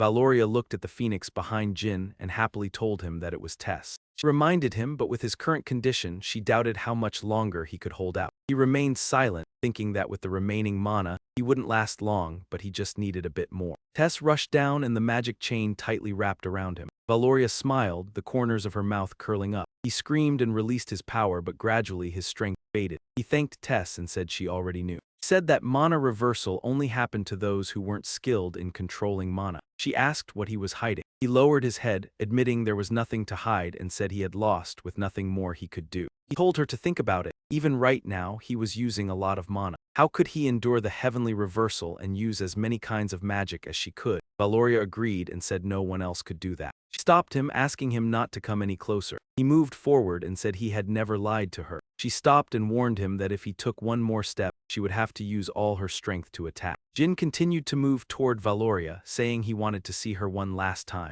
Valoria, angry, demanded that he stop and warned him that if he endured that force, there would only be one chance. The veins in his neck stood out as the reversal orb formed. Reverse current was merely a tool to find the true spear. The spears charged toward Jyn, but he quickly moved forward to avoid the continuous attacks. His power surged immediately. The only spear containing mana appeared. Valoria continued to attack ruthlessly. He grabbed the magical dagger and charged toward Valoria, quickly launching himself. She widened her eyes in surprise as he explained that the reason he hadn't used Bradamante was because of this final attack. The reason was this final attack.